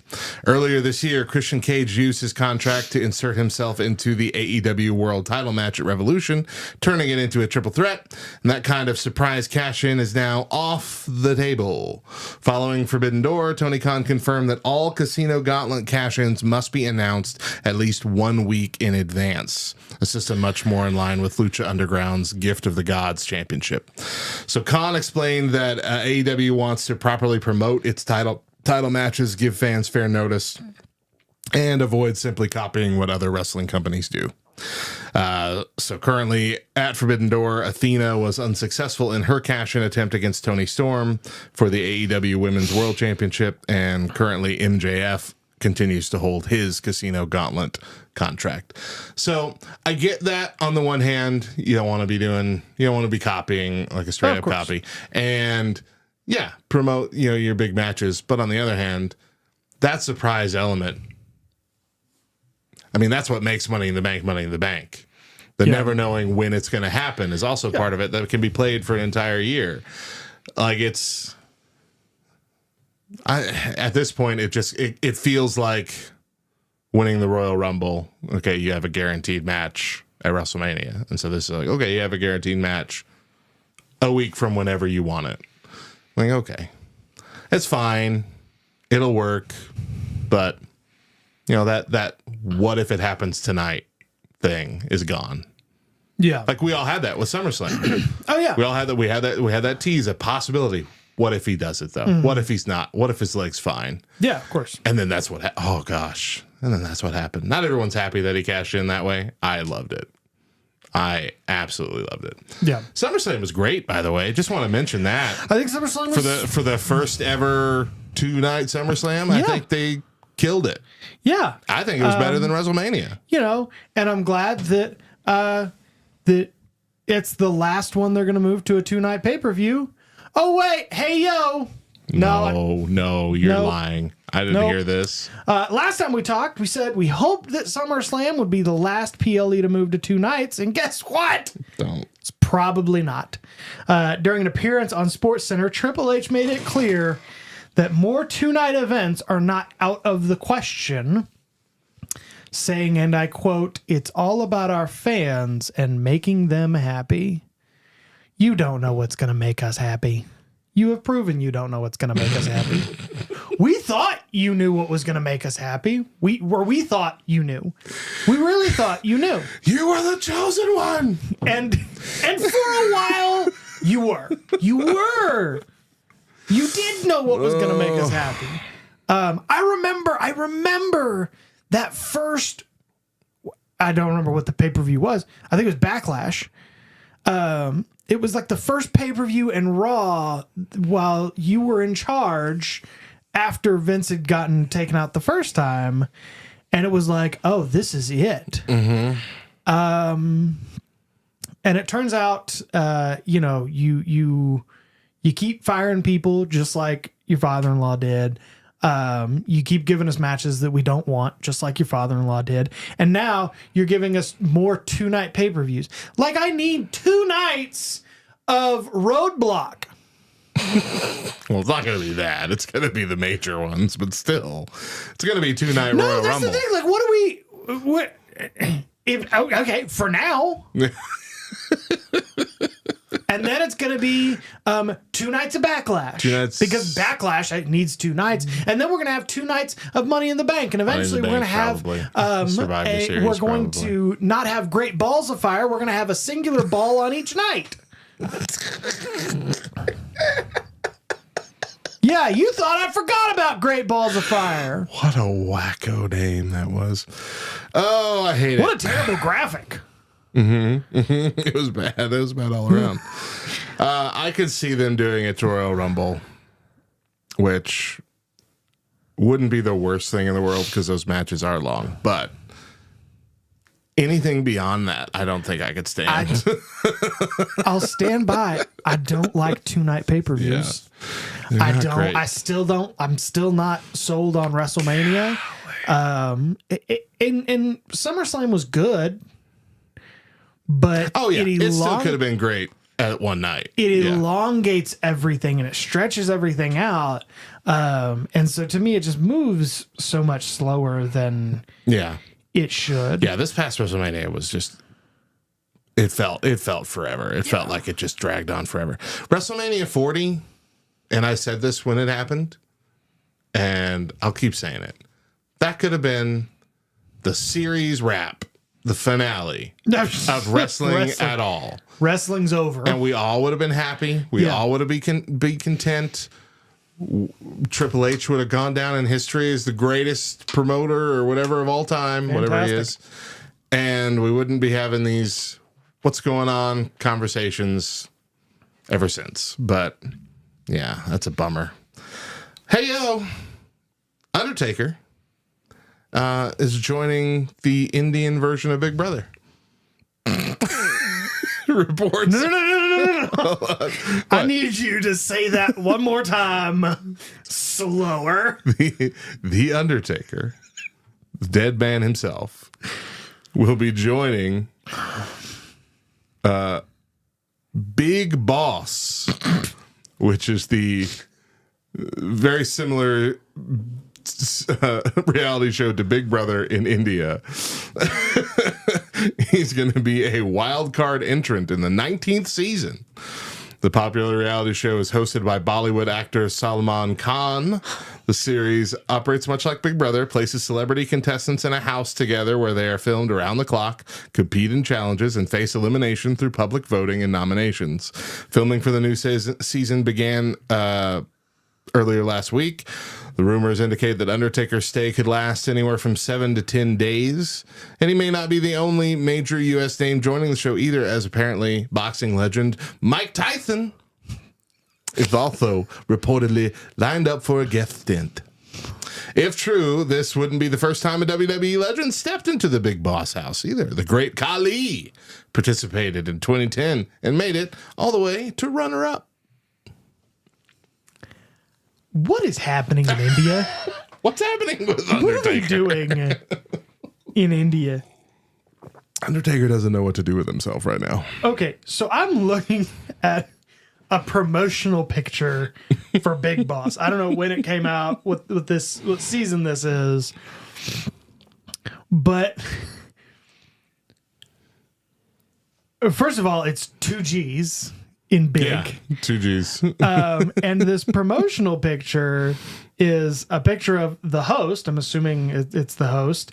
And he's trying to look like an action star. Like he's got the eyes, and he's got the slicked back hair.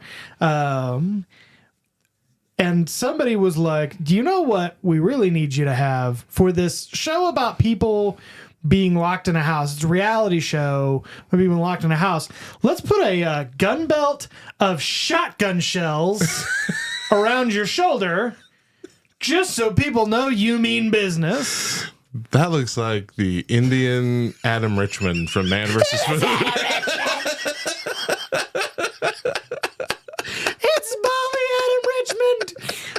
Oh my goodness. Oh, that's funny. Man, what are y'all doing over in India, and how do we become a part of it? Oh my gosh. Well, and I guess more Undertaker news. The who is this co-host in 6 Feet Under? That's his wife now, is it? Well, no, it was. Oh, did it change? Well, so the show originally, I can't now. Because I didn't prepare anything for this, but here we are. It was 6 Feet Under with Mark Calloway, and the host was Matt. Oh, what's his name? He was one of the guys with Matt Lyda. Who's one of the guys he works with, works for or owns 511 Sports, I think, 511 Apparel. Just tell me Matt. about. Oh, okay, yeah, Matt. Just tell me about Matt Lyda. So anyway, if you've been watching the Undertaker's podcast, 6 Feet Under with Mark Calloway, he had a co-host on it, a guy named Matt Lyda, and that's what made it version of the podcast became very popular, and they'd have guests on and they'd talk about wrestling and stuff like that. And Matt Lyda recently went on Maven Huffman's YouTube channel. Hey, everybody. Maven here. We get it. There's nobody who looks like you, Maven. It's just, we know. And discussed basically how he got booted out of his own podcast. Yeah. And he says there's no hard feelings. He says he's not upset, like it's not a big deal. But basically, the WWE bought the podcast, and they were like, yeah, but you're going to host it with your wife, Michelle McCool, because that's what people want. It's what we've always wanted. More Michelle McCool. More Michelle McCool. I like her fine, but I mean, does it need to be? She's already got weaseled into LFG. Yeah. What is with everybody's fascination? Like, all of a sudden, 30 years we haven't talked about Michelle McCool, and now all of a sudden, right? Wasn't it like a big deal that she showed up for his Hall of Fame thing? It's like, yeah, we haven't really seen much of her. Yeah. And she had the brief appearance at Evolution, and that was like the big deal. She was in the first Women's Royal Rumble. Yeah, that too. But it's just been like we barely see her. Sprinklings, yeah. A sprinkling of Michelle McCool. Now it's everywhere. Yeah, she was in Lay Cool, and that was about. She was in Lay Cool, and I think she was in Teacher's Pet, and I think that was about the end of it. Like, I don't know. It's fine. I don't listen to the podcast anyway, so it's not like really affects me. And they don't listen to our podcast, so whatever. But just sort of interesting. Well, kind of finally for me, hey yo, Drew McIntyre has explained why you don't see him much on Unreal. Have you watched Unreal yet? Watched some of it, yeah. I watched a little bit of it. But if you watch much of it, you're not going to see much of Drew McIntyre, because Drew McIntyre has been very intentionally not around the Unreal cameras. He has said, I'm from the generation that was brought up and trained in Britain, and very old school mentality. I believe in having some sort of air of mystery, and I'm good with that. Yeah. A lot of that was from Wrestling Inc. reported that. A lot of wrestlers though have sort of said that. They're like, you don't do that. Mm-hmm. I mean, we watched that WrestleMania 9 documentary, WrestleMania 9, yeah. where they were like, it was like the first time they had ever had behind the scenes camera, and Undertaker was like, what's going on? All of the rest, like every single clip they had, there were no good clips. It was just clips of them showing a wrestler and the wrestler going, "What are you doing? What's happening?" Yeah, exactly. That face. That's the face. What are you doing? But there are a lot of performers. There are a lot of old school guys who are like, yeah. You're now showing how the sausage is made, and everybody wants to know how the sausage is made, but nobody should know how the sausage is made. Right. I get that. We get enough of the wink at the camera. This is all fake stuff. Yeah. With the, even with the like press conferences and things like that, they wink at it. You're fishy. But there's enough of the behind the scenes stuff that we already know, right? We already know that this is all planned out. We wink at it. We touch on it every now and then when something real happens. This just flat out, all right, here's what's happening. Here's how we did it. Here's how that scene where you really thought they were ticked off at each other, they were hugging and laughing backstage. That part, I'm like, okay. I like the parts where it's like we're seeing, like, CM Punk coming back from the WrestleMania match and just his emotional reaction to actually doing it. I like that. I don't like really them sitting around going, wouldn't it be funny if Chelsea Green won the Women's Royal Rumble because everybody eliminated themselves before she even got called out, and she gets called out at number 30 and walks into the ring and she's the winner. Yeah. Like, that would be funny. I don't want to hear you talking about that. Yeah. I don't want to hear that y'all just sit around in a room with 5 of you just deciding how it's going to happen. You know, it'd be fun. Because we know that's what happens. Right. But we don't want to see it. That's too much. That's too much of the sausage process. We don't want that. It's too much. Yeah. Don't want to see the pink goo. That's what it is. I just want to eat my chicken McNuggets. Well, moving on, we have the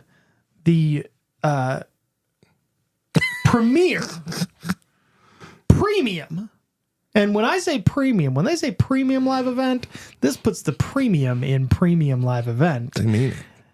The premium live event of September, probably the greatest PLE that will happen in September. Clash in Paris. Is that happening in September? Isn't it happening this weekend? Yeah. Oh, is this weekend August? This weekend still goes to August. I don't know. I thought you were moving on to talk about WrestlePalooza, which is WrestlePalooza. Yeah, a stolen event name from a minor company. I wrote that in my notes and was like, I'm not going to talk about that. I'm not going to talk about it. That's going to be the first ESPN PLE next month. I can't believe of all of the things. I can't believe you came up with a dumber PLE name than Great Balls of Fire. It's almost like you were challenging yourself. Like, we've got to just keep coming up. No, we're talking about the event of August. There we go. The premiere. SummerSlam was also in August. So... it's the greatest pay-per-view that's not SummerSlam that's taking back place half in of August. Yeah. Clash in Paris, taking place in Paris, is this Saturday, and then next year, obviously, it will take place on Saturday and Sunday. And then, because what's going to happen is this will become a two-night pay-per-view, and then eventually SummerSlam and WrestleMania become 3 nights. 3-night pay-per-views, Friday night, Saturday. Eventually, and we're going to be. have a month of SummerSlam. Gotta be. It's just a month-long WrestleMania. All August. Yep. It's like Iron Man 2 when he tried to do the Stark Expo for an entire year. Like, that's too long. What were the logistics on that one? Who are these people that are going to a tech expo every single night? For a year. Thousands in the crowd for a year. And what really, I mean, eventually there's got to be some downtime. Exactly. You know? Yeah. Anyway, so we've got some matches. Most of these matches, as Radio Matt pointed out to me this morning, are not confirmed. Right. We are, as of this recording, 4 days away. Mm-hmm. I do have an update on one of our predicted matches when we get to it. Okay. So what matches are confirmed? All right. Do you want to just start going down the list? Let's go down the list of confirmed matches. Confirmed match, World Heavyweight Championship, Seth Rollins versus Jey Uso versus CM Punk versus LA Knight. Okay. So and you get to pick first. I So, actually champion. really like this match. It's going to be fun. I'm very excited for this match. This is, I think, one of the first times I've felt that way in a very, like, I look at the matches and go like, oh, this is good, but like this is a match like I'm excited to watch. I think that everything Rollins and Paul Heyman and that faction are doing right now is really special. And I was realizing that this morning while watching some highlights and clips. Like, the whole, like, all of Raw was run by that faction. Like, there was something going on. You know, everything that Braun Breaker is doing is phenomenal. You have Bronson Reed and the Shulafala. It's the best gimmick. Oh my gosh. It's so funny. And then just constantly trying to steal Roman Reigns shoes every week is my shoes now.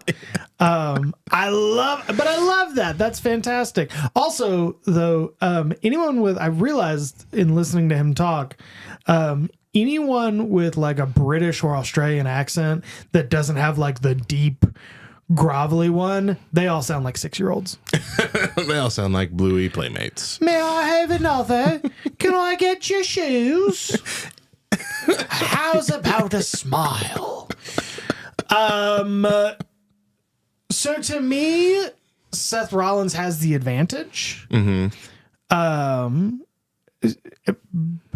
just because, well, I think there's no real champion's advantage. No. In a World Heavyweight Championship match. Logically, in a fatal 4-way. Yeah, logically, he has the worst odds. But, you know, he has gotten everybody in this match beaten down. Yeah. He is, in theory, the healthiest going into this match because he hasn't had a match in 3 weeks. All these other guys have. They've all gotten into kerfuffles. And so I don't really see a reason for... I don't see a reason for your big titles to change at a pay-per-view called Clash in Paris. Right. And that's what I told Hillary last night. I was going through them, and I was like, who do you think would win this match? And just remember, this is a pay-per-view called Clash in Paris. So I'm going to go with Rollins because I think Rollins has a little bit of the advantage. Yes, Jey Uso, CM Punk, and LA Knight are going to like fake team up. Like they'll be on each other's side, but eventually that's all going to break apart anyway. Right. Yeah, I can't disagree. Rollins has barely had it. It's been this big push, his whole faction. There's no way they're taking it off of him at a B tier PLE. Yeah, I think they'll take it off of him when they do him versus Punk. Correct. That's going to be the build-up, and that might not happen until WrestleMania. Okay. I think that's fantastic. Ideal, honestly. Yeah, so Rollins is going to keep that. Next confirmed match, John Cena versus Logan Paul.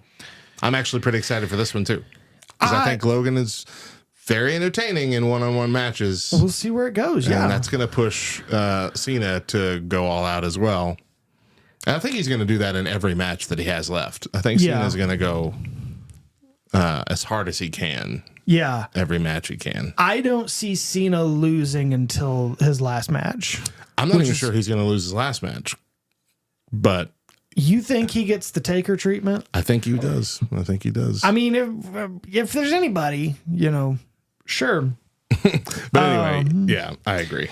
But yeah, I don't think he's going to lose his last match, which I think is reported is going to be on a Saturday night's main event. It is. Which is weird. Yeah, on December 13th. But okay, you know, 6 days before my birthday. So I've got Cena in this match. Sounds like you've got Cena as well. Yes. Yeah. Looking forward to that match as well, though. It's going to be fun. Sheamus versus Rusev in a good old-fashioned Donnybrook match. What is that? It's a street fight to you and me. I have written in my notes, who cares? Who cares who wins this match? I essentially say the same thing, but I say it could go either way. It could go either way. Sheamus has been out for a while, and he's just kind of getting back into the swing of things. Rusev is still kind of newly back. Has Rusev really done anything Not since really. he got like? I know that he mugged New Day. Yeah. When But he first came back. nothing's really happened with either of them since coming back. And for that reason, I'm going to go with Rusev. Okay. I did initially pick Sheamus, so I'll stick with him. I think this match will be less about who wins and more just about showcasing the brutality of these two men. And I think they'll put on a fantastic match. Mhm. You know, it'll be a fun match to watch. There's just no stakes. I'm just sick of naming them gimmick. We've talked about this before, but like gimmicky name matches. I remember, we went to that event in Amarillo, and it was like it was an Amarillo City street fight. It was it was Damian Priest and AJ Styles. That's right. In an Amarillo street fight, and I think I tweeted at Byron Saxton like, "Listen, if you're gonna call it an Amarillo street fight, someone's got to get hit with a 72-ounce steak. That's the rules." Of an Amarillo street fight, and I get to make those rules because I'm from the Panhandle. Like I get to say that. Anyway, so I don't know. It'll be fun. I mean, I don't know. Maybe they'll hit each other with clubs. That's just what I feel like it had to be. The only other confirmed match that we have as of the time of this recording is Roman Reigns versus Bronson Reed. I had a really hard time picking this match. I have a really hard time picking all these matches. Honestly, because there's the like sensible. This is where I think this is going, but then there's also like nothing's been sensible lately. True, which has been fine. I'm not against nonsensible, but you just can't figure these things out. I think the sensible pick here is Roman Reigns. Yeah. So I'm gonna stick with Reigns. Yeah, I'm right there with you. I feel like lately he's been booked a little too weak for who he represents to the company. And he's only been active such a short amount of time this year. Yeah. So to have him just come in and lose seems, especially to Bronson Reed, who, he's in the newly pushed faction, but he hasn't really established himself as, I can beat the top guy, one of the top guys easily. Well, and I think he did, he came out on Raw and said, I'm not who I used to be, but maybe I could still be, and Mm-hmm.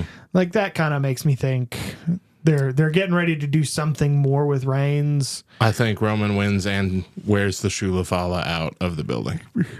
My shoes back. Put creases in them. Okay, so that was the end of Those what we know is going to happen. Yeah.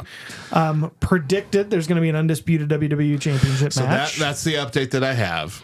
They did, some websites did predict we were going to have Cody Rhodes versus Drew McIntyre, given that it's a across the pond pay-per-view. That apparently is now rumored for WrestlePalooza instead. Okay. So it looks like the only big main event is the Seth Rollins match. Okay. Which I think is good. I think having both of those on this one night, B tier PLE, would be a lot. So that doesn't look like it's going to be happening, but these other three are possibilities still. You mean there's no French WWE stars right now? It's gotta be. Women's World Championship. So this is the vacated Naomi title. Stephanie how do you say her name? I think Vacour. Stephanie Vacour, Rhea Ripley, Roxanne Perez, and Io Sky in a fatal four-way. Okay. If this were to happen, who would you pick? So he says Roxanne Perez, Mm-hmm.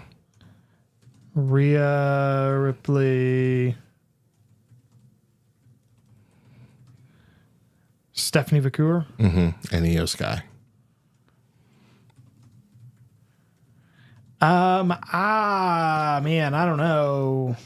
It's a little hard. I don't think it would be Roxanne Perez. I don't think it's Roxanne Perez or Stephanie Vacour. You don't think it might be Stephanie Vacour? You don't think it might be I don't. a push opportunity for her? Is Booker T calling the match? I don't think so. Then probably not. heard him call her matches, man, that guy. I'm gonna tell you this. He's not wrong, but if my wife heard me say things like that, we'd be having talks when I got home. Like that's just you just don't go there. That's just me. That's just me though. That's just me. You know, whatever. I don't know. Are we gonna see Rhea Ripley have another run? I'm gonna go with Io Sky on this one. Okay. I think Io Sky's I wouldn't mind seeing Io Sky this way. She's good as champion. She's good all the time. She's entertaining. She's just a good person. I'll go ahead and pick Ripley. I do fear that we're in the Flair treatment era of Ripley, where it's going to be alternating on her almost all the time. Yeah. So I'll go with her. The next one that's a possibility is Women's IC Championship, Becky Lynch versus Nikki Bella. They have obviously been building up this feud on the TV, but they still have not officially announced the match. It's possible this won't be until WrestlePalooza either. Yeah. But if it does happen, let's go ahead and pick. Do you think that they're bringing Nikki Bella back to give her any type of legitimate championship run? Yeah, I don't know. That's kind of what I put here. Is like, I don't know if this is one of those just for fun, here's a quick little feud you can be in to prove you still got it, or if it's one of those win the title here and then lose it again at the very next PLE situations just to surprise everybody.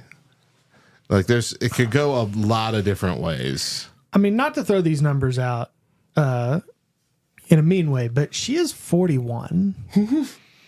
Hey, I turned 40 this year. Chill I know. We Do you all think know. you could beat Becky Lynch? Which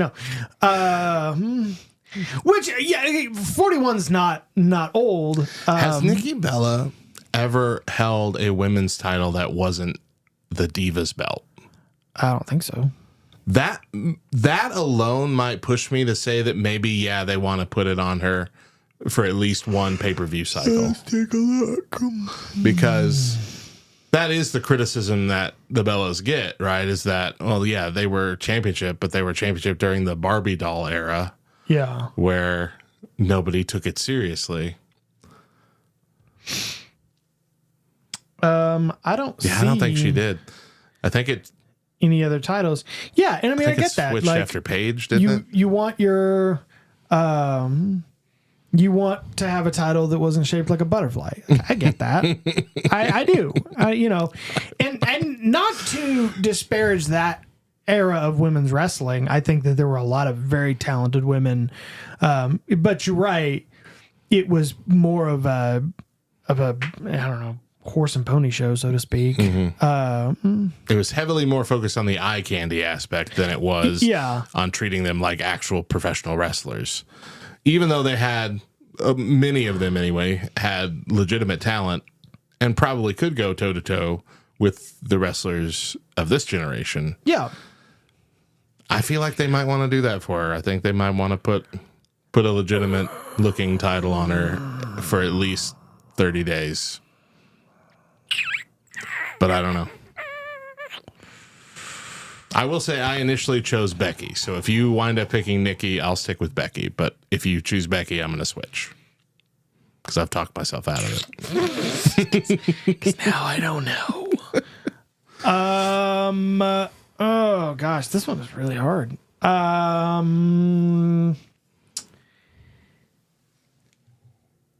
You know what? I initially picked Lynch, but I'll pick Nikki. You go with Nikki? I'll Okay. go with I'll Nikki. stick with Becky then. I think it's going to be a good match. I think it'll be a slightly nostalgic, fun match. Yeah. Weird to have Nikki Bella back at the same time as John Cena being back. Yeah. Just got to say it. Just got to say it's awkward. And it doesn't seem like anybody's holding back on all of that. Right. Like Becky Lynch Like was it's not very even being mean a about secret. it. Yeah. It's like we're not gonna say anything. No, we're gonna say something, No, and we're it just is. never gonna resolve it. So enjoy that. The last possible match, which I think this might be the longest shot of the three. I bet they'll wind up doing this on SmackDown this week before the show. But Damian Priest versus Aleister Black. Damian Priest just recently returned from being put on the shelf, quote unquote, by Black.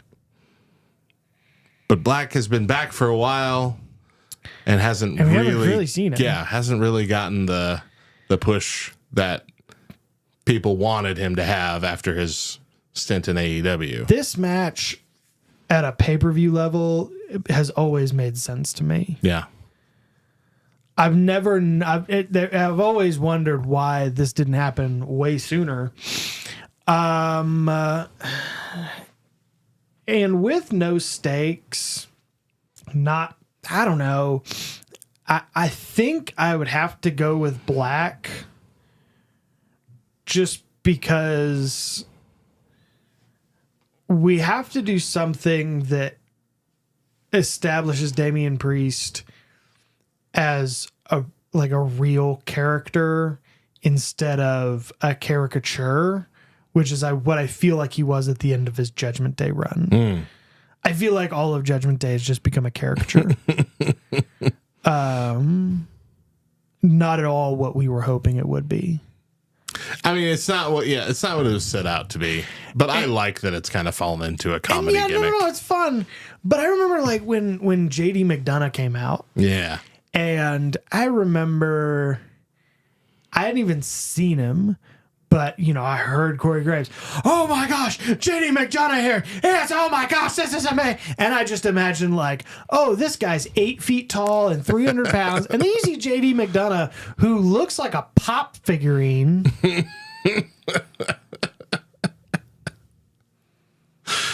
Yeah. He looks, oh my goodness.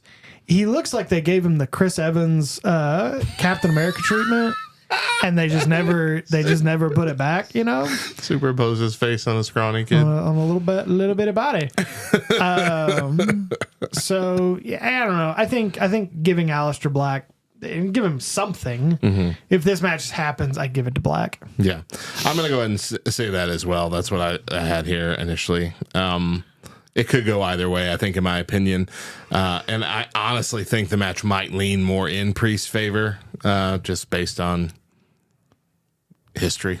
Yeah. But Black hasn't been fully established yet, like I said, and this could be the good opportunity to just keep putting more nails in the coffin of Damian Priest in this feud. Yeah. To build him up and then have their feud go a little more nuclear as we get closer to maybe Survivor Series. I'm probably wrong, but I want Black to win. I probably win. Probably wrong. But. And that's all. That's all the predicted matches. Huh? If a different match shows up or a version of this match with a different person or something by chance before the show starts, we release our predictions on our Twitter and our Facebook and in the LTN Discord before the show. So at 2 words LTN. Mm-hmm. So you can go look there for our finalized. Yeah, man, for 4 seasons. Yeah, we almost gave up on the show just because we couldn't. Just give them 8 different handles, 8 different versions. Anyway, but yes, we will release all those. I guess if finalized anything happens on SmackDown, or day of, they do happen to. Yeah, I feel like this wasn't the case a couple of years ago. I feel like it wasn't the case a couple of years ago that we still didn't know for sure what was going to happen at the show by the week of the show. You knew pre-show. I mean, you didn't know what pre-show was going to look like, but the main match card, you knew. Yeah. And they were specifically doing that because they wanted betting to start. Yeah. And I don't remember maybe 6 months ago when we were in our off season, there was a show that there was only 2 confirmed matches going into the pay-per-view. Yeah. Like almost everything was like a last minute. We're doing this, and this. Like, okay. Yeah. Would have hated to have a prediction show for this pay-per-view. Yeah. No, Anyway, doing bad, so but we'll do our best we can. we'll do our best we can. Hopefully I come out on top. Man, I just can't seem to get one over on you, Matt. You had it for a couple months. I did. But I had it for like 2 years before that. And now I have it again. So get on the ball. Whatever, man. I really lucked out at SummerSlam. You really Like, did. It was just like, oh man. Yeah. Everything that was a legitimate toss up fell my way. Yeah. Dang it. All that to be said, that's our show. Thanks for listening. Go ahead and hit that like or subscribe button wherever you're listening to. Spotify, Apple Playlists, Google Playlists. I don't know. Glue. Zune. We on any type of Zune product? Is Zune still a product? I don't think Zunes are still a product. Are they? No, I'm pretty sure I looked into getting a Zune for my son. I remember. Man, I remember when Zune came out, everybody was like, "Look out! Look out, iPod! Zune's taking over. Google Plus is taking over." Oh man, Google Plus was such a failure. A quick failure. Mm-hmm. But anyway, hopefully this pay-per-view is not a failure. We look forward to watching it, and we look forward to being back with you next month when we predict 3 weeks from now it'll be WrestlePalooza. Yeah. I don't know why. I'm just like, it's a ska pay-per-view. That's what it is. Oh gosh, that's what it sounds like. It's gonna be fun. But you can. It's gonna be big. It's gonna be a big pay-per-view. It's gonna be as big as it can be without being a 2-night pay-per-view. Yeah. And then next year it'll be a 2-night. And the next year it will be a 2-night pay-per-view. But we won't be here because we will be competing on Big Boss Fridays at 10 with Indian Adam Richmond. That's our show. Thank you for joining us. And for the Two Words Podcast for LTN Network, or for LTN Net. Yeah, for LTN Network. Just I forgot that the N didn't stand for network. Podcast Network. Oh, yeah. LTNN. LTNN. For LTNN, my name's John. His name's Matt. And if you're not down with... I'm sorry. What happened? There's an advertisement for Big Boss coming on. And it's got two moms wrestling. Yeah, that was really funny. On the Colors Network, yo. My name's John. I'm Matt. And if you're not down with that, we got 2 words for you. Goodbye. Big Boss. Big Boss.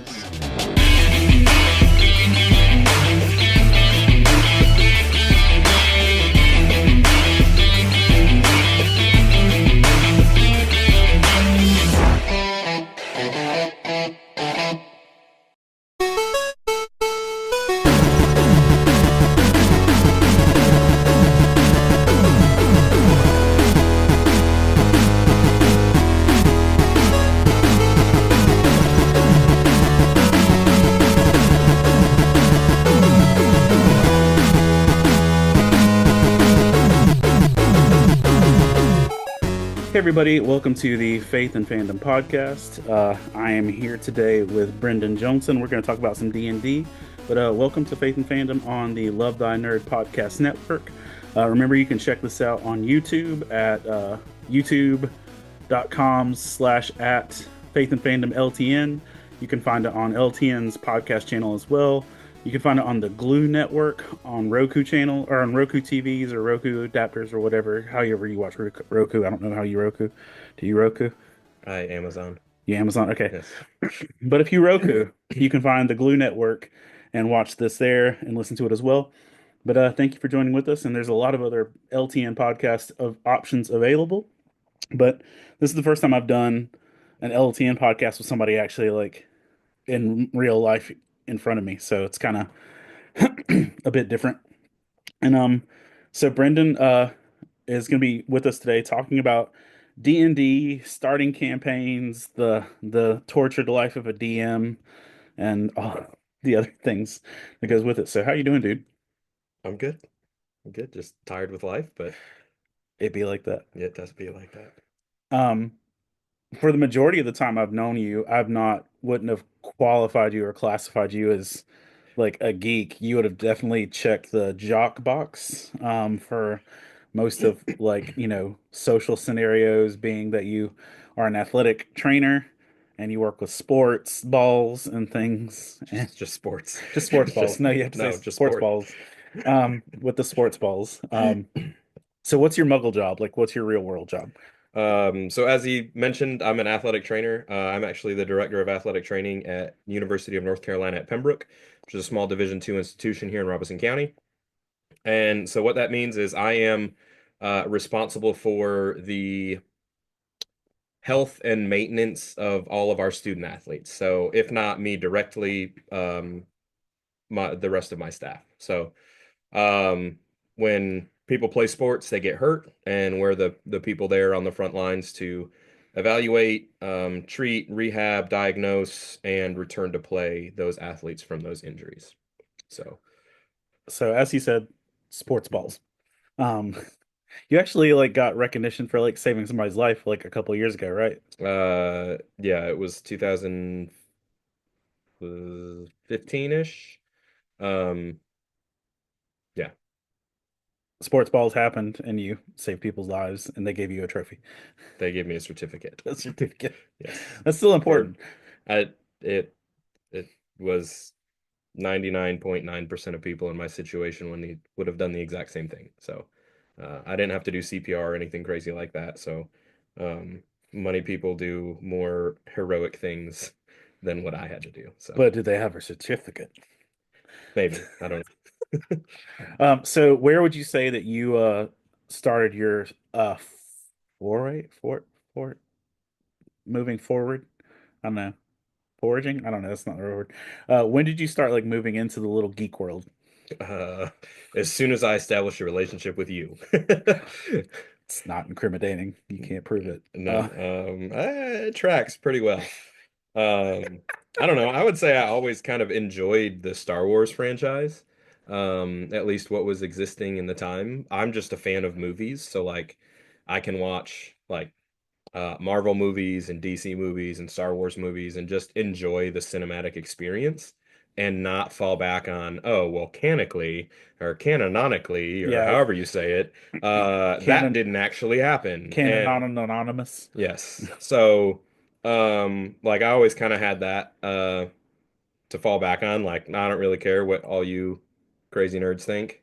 And now here I am. I'm the crazy nerd saying, well, in the books. Because So you've like you have kind of far surpassed me on book stuff because you've read The Lord of the Rings. Yeah. Yeah, I've never done that. Oh, you Like, should. It's good. It's so much, but the movies are excellent, phenomenal, and the books are even better. So if you want to challenge everything that you thought was good about Lord of the Rings, read the books because there's so much more in the books that aren't in the movies that will just blow your mind. Like there's entire characters and sections of books that aren't in the movies, and it'll just, yeah. Nerd.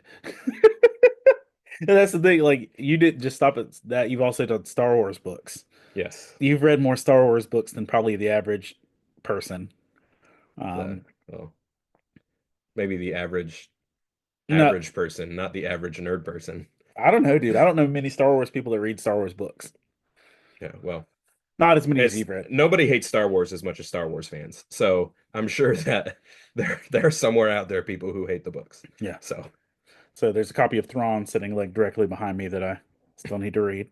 Yep. It completes my trilogy. So Yeah. I have 2/3 of a box set at the house. Don't worry, it's not going anywhere. Literally. So you are currently DMing the Dungeons and Dragons campaign that I'm a part of. Correct. And how did you get involved in the Dungeons and Dragons world? So my older brother Eric has been a DM for a long time. I'm not going to guess at how many years to either insult him or belittle him. But he's been playing Dungeons and Dragons and DMing for quite a while, and he decided that it was time to play with family. And when my sister moved back to New York, they had kind of started a campaign, and me and Brandy were up there one summer, and he was like, that was when the latest movie came out, the one with Chris Pine. He was like, all right, so we're gonna go watch this movie, and we'll see what you guys think, and then we're gonna go home and we're gonna make characters. And I want you guys to watch the movie first, so you have an idea of what each character is and what they do. And albeit the movie is not a great representation of the actual game, it was good enough to give somebody who had no idea a starting point. And so that's what we did. That was whenever that movie came out, we watched it in theaters. So That's not long. That's like the I want last to 4 say, years. yeah, I want to say 4 years ago, 2021 maybe. Yeah, summer of 21 maybe. Alexa, when did the Dungeons and Dragons movie come out?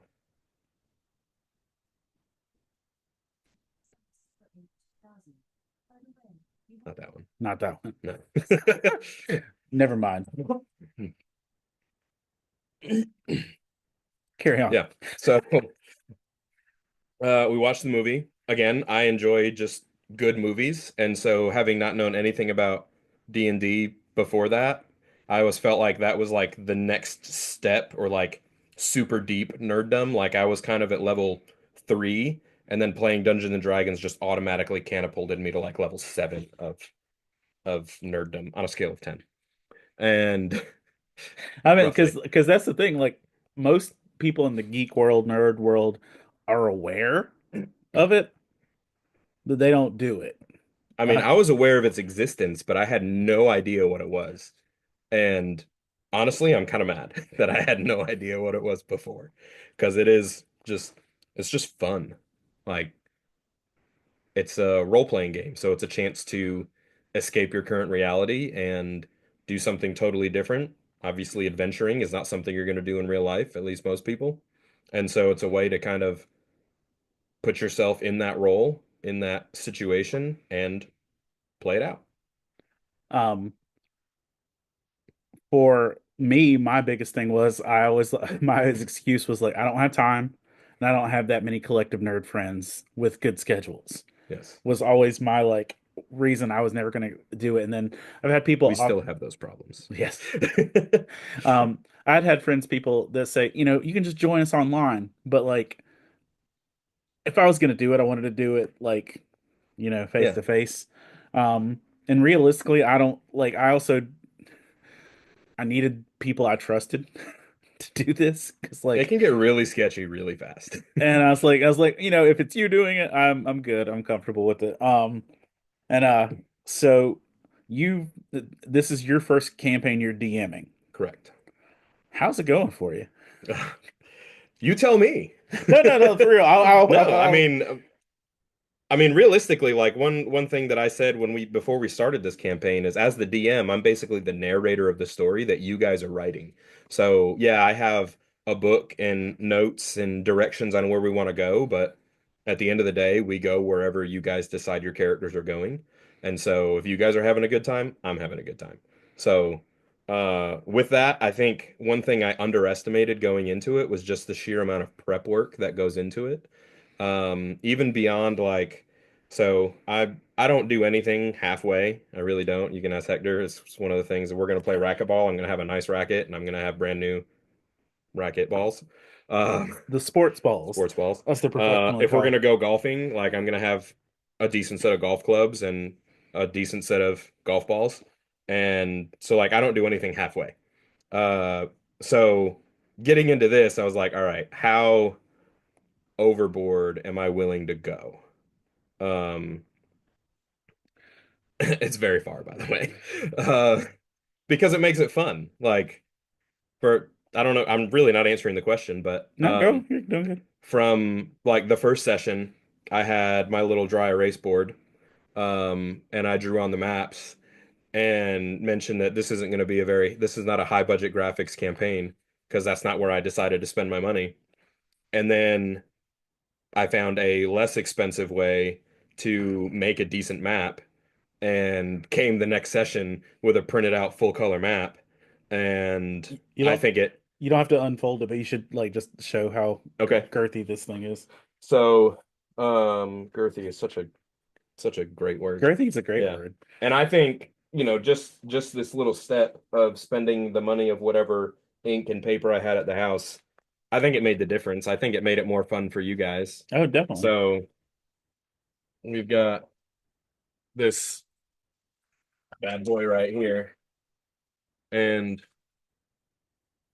I decided to save some money by not printing out the entire map. There's about 6 or 8 sheets of paper that I decided to not print because they had no impact on the game. So, but yeah.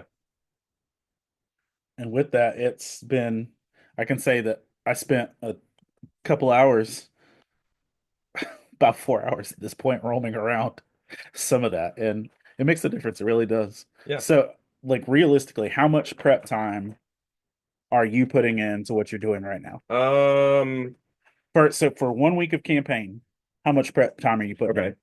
So that's kind of a loaded question because I prepare where I think we're going to go and then we don't get all of that done. So I put enough prep in for probably what would take about 6 hours to play, and we don't ever make it that far because Yeah. we have limited time frame. Like we can't most sessions, dungeons, levels, whatever are designed to run in about 4 hours start to finish, and we only have about 2.5, 2 hours and 45 minutes tops really to play. So going based on what my brother had kind of taught me is over prepare, have more planned for what you're going to get to, and then it'll make preparing for the next session easier because you've already got it prepared.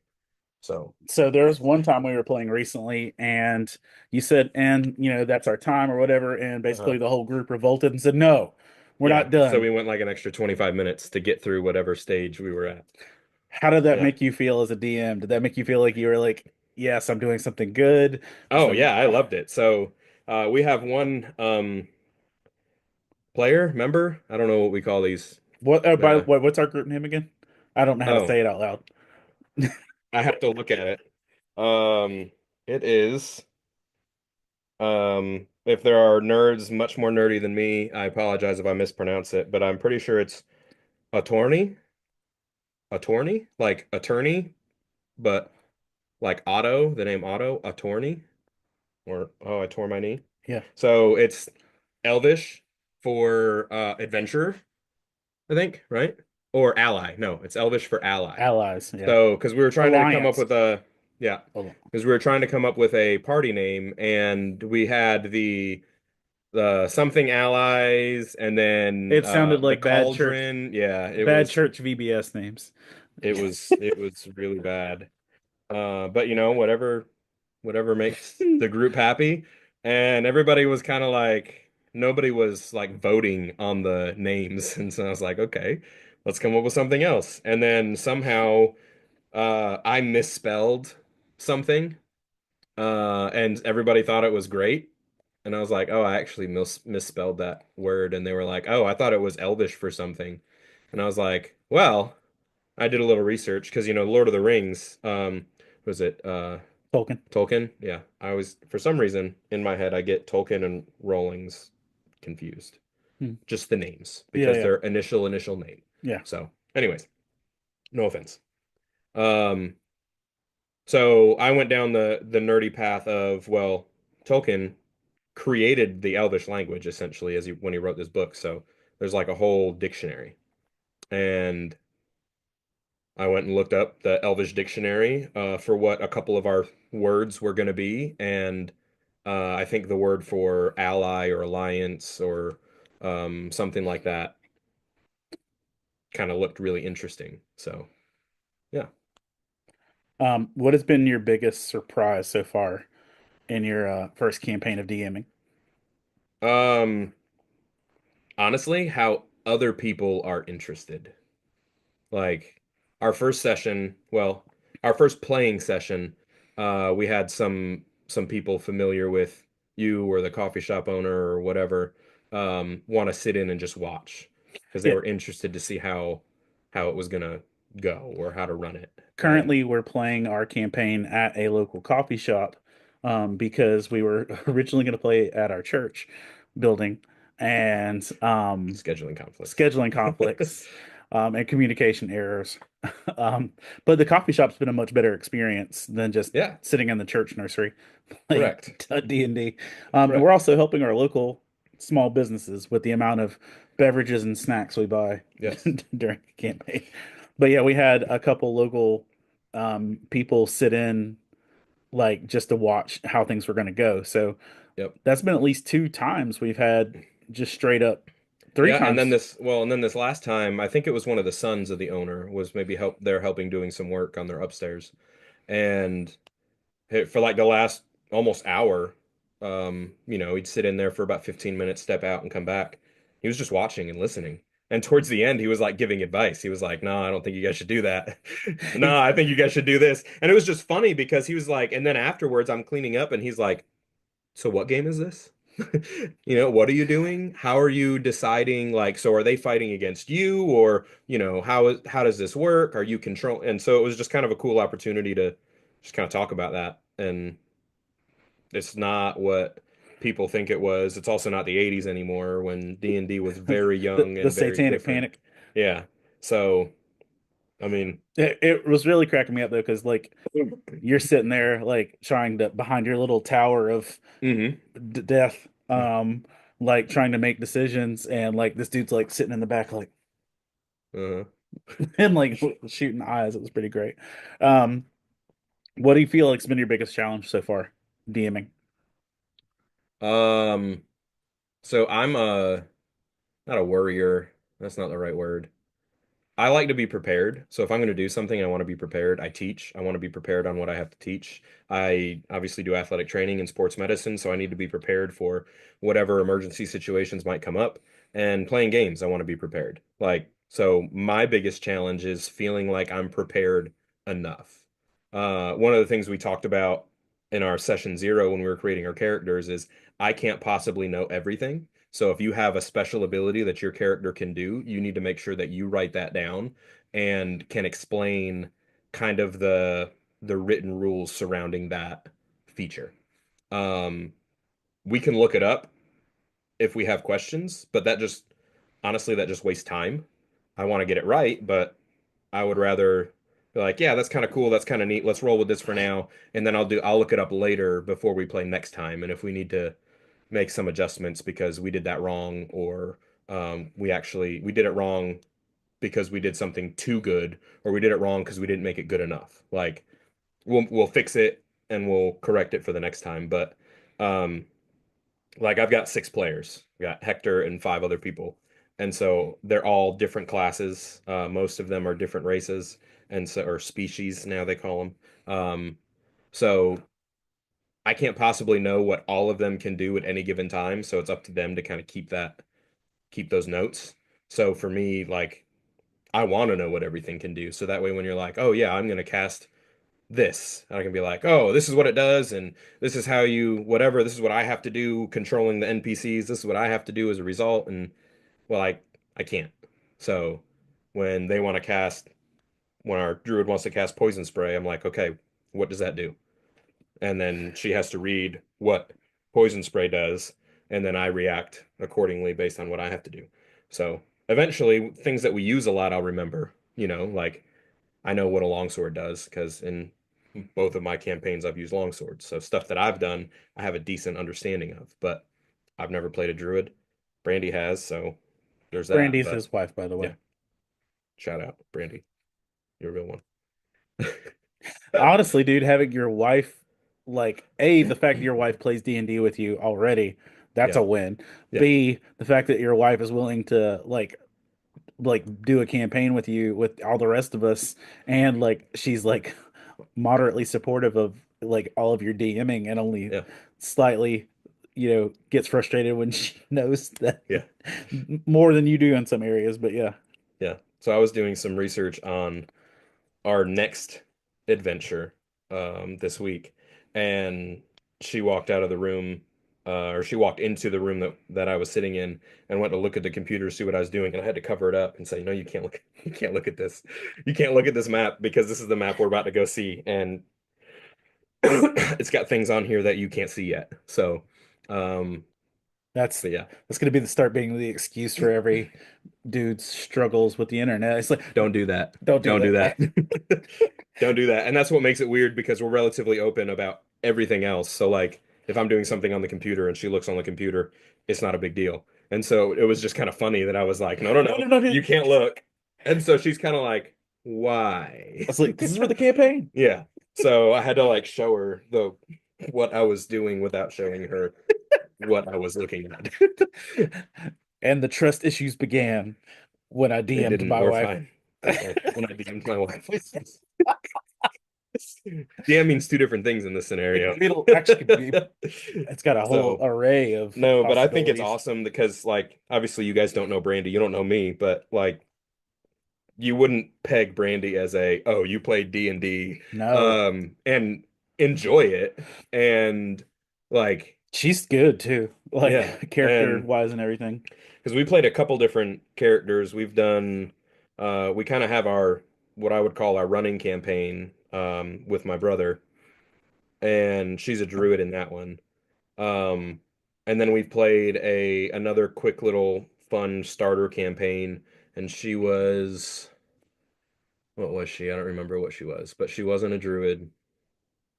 I think she was a ranger, which was kind of different for her. And then we're in we've kind of started another campaign with my brother because we're not able to, we only play the other one in person whenever we go up to New York. And so we only play that once or twice a year.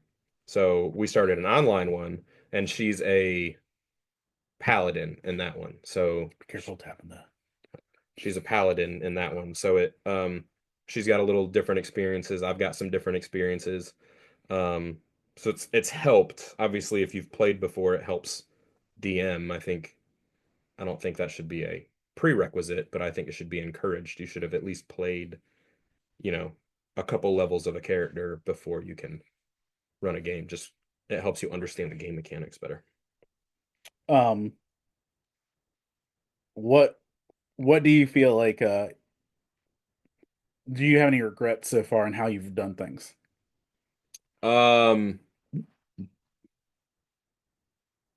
Not really. There was one situation that I was looking back on and I was like, oh, I totally could have done this and it would have been awesome. And I didn't, because I didn't think of it in the time. But, they say hindsight's 20/20. And when you're running through things, because, again, I'm a teacher, so I'm like analyzing how I guess, performed. And all right, what did I not do great? Where can I prepare better? What information did I not know and have to look up? And looking back at one of the scenarios, I was like, oh man, I definitely could have made that way more, which is a good thing for you guys, because it would have made it way more challenging for you guys as players. But malicious, it would have been epic. So maybe not epic, but it would have been fun. I'll say that one of the things that because it's been fun the whole time. I don't think that it's been unfun at any point yet. Minus character building, because I was doing taxes. That was like, yeah, but I mean, if I would have just walked in and handed you a sheet, it wouldn't have been as fun. No, your Cademan is your character. You created him. You might need to move the light so you can see. That's okay. I get it. You designed him, right? Like, you literally sent me a sketch of what you wanted your character to look like. And you got to choose all of his features, all of his proficiencies. You got to roll all of his ability scores. And okay, so, like, but choosing is one thing. Bad dice rolling is another. Well, and that's why I said you rolled all of his ability scores. But that's also what makes it fun. Like, a character that has no negative trait is not fun. Because if you think about real life, like, as great as you are as a person, as great as I am as a person, we have our negative traits. Trust me. I do. Maybe not him. But so it makes it feel real life. Like, there are going to be certain things that Cademan cannot do in game because he doesn't have, I don't remember, maybe not a high intelligence score. I'm not rocking the genius. So he's not going to be one to do a lot of the investigation and perception and medicine checks and stuff like that. But he's got a high strength score and he's really good at smashing things. I also have So moderately good armor. So yes, you have the highest AC in the group because you have chainmail and a shield. That's always up. Yes, that is always up. Yes, that is one thing. You learn that the hard way when you forget to say my shield's up because it lowers your AC and you got hit by something that you shouldn't. My shield has been up the entire time we've been. Yep. And that's what he says every time. By the Is way, my my shield shield is up. Well, you haven't done anything that you need 2 hands for yet, so yes, you have your shield. I was gonna say one of the things that made it more, but then when I was like really just took note of like how fun / involved it was the last campaign or the last part of our campaign. We were down a player because we had a scheduling conflict. So that player brought a lot of strength to the group, and he was sitting it out like at the cave mouth or whatever, and which is this giant right there. Giant barbarian. He was sitting it out at the beginning of the cave mouth, so we were down on numbers, and we're all attacking the thing, and then it was a Flame Duke, Fume Drake, Flame Duke, Fume Drake, Fume Drake. They were fighting a Fume Drake, and one of them once got wounded, it exploded. Yep. And then one flew right to me, and I literally had dread. And it wasn't just like oh man, this is a part of story. I was like, no. No, I had if you kill this dude next to me, he's going to explode and I'm going to take damage. And it was literally that when I felt the no, I had the actual he literally pleaded with the other character to not kill it so it didn't explode next to him. Because there's the dude on the other side of the cave saying, hey, I'm going to hit it with with Eldritch Blast. Yeah. It's like, I'm gonna hit this thing with Eldritch Blast. I'm like, if you do that, I'm gonna die. Yeah. And I'm literally trying to. But did you die? But I was pleading for my life. And when I found myself actually pleading, I was like, oh, I'm having fun. Yeah, and exactly. Then what are we, 4 sessions deep? And the one of the more introverted players finally spoke up and said, hey, let's reevaluate this whole thing. And it was people finally getting out of their stuff with it. So it's been. And I had that meme saved for the moment that player decided to embrace the role play. Yeah. And it was wonderful that it only took 2 sessions. Yeah. So, because I remember she left the first session kind of thinking that she didn't really have a voice. She didn't really, I don't know if she felt like she wasn't heard or she didn't speak up enough. I don't know, but and so it was nice to kind of see that develop. And this is a game, and at the end of the day, it is just a game, but it's fun. And when people are having fun, they're more willing to talk. So when it's been received well too at the coffee shop we're doing it, the coffee shop owner said, hey, we need you to get you to run more games here and host other things. Yeah. And no. Yes.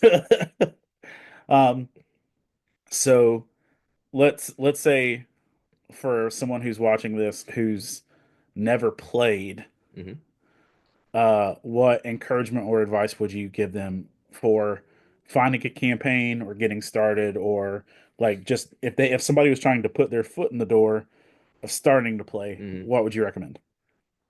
So I think the hardest part would be finding some people to play with, right?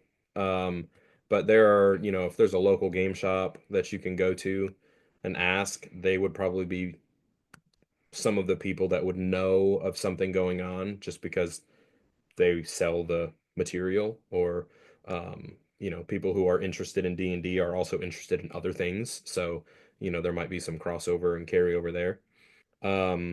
There are online platforms that you can play like D&D Beyond and Roll20. Those are all big names, but getting on Reddit and Discord and stuff like that, which can be really, really sketchy. But it's a tool that can be useful, and that's what a lot of people who play online do it that way.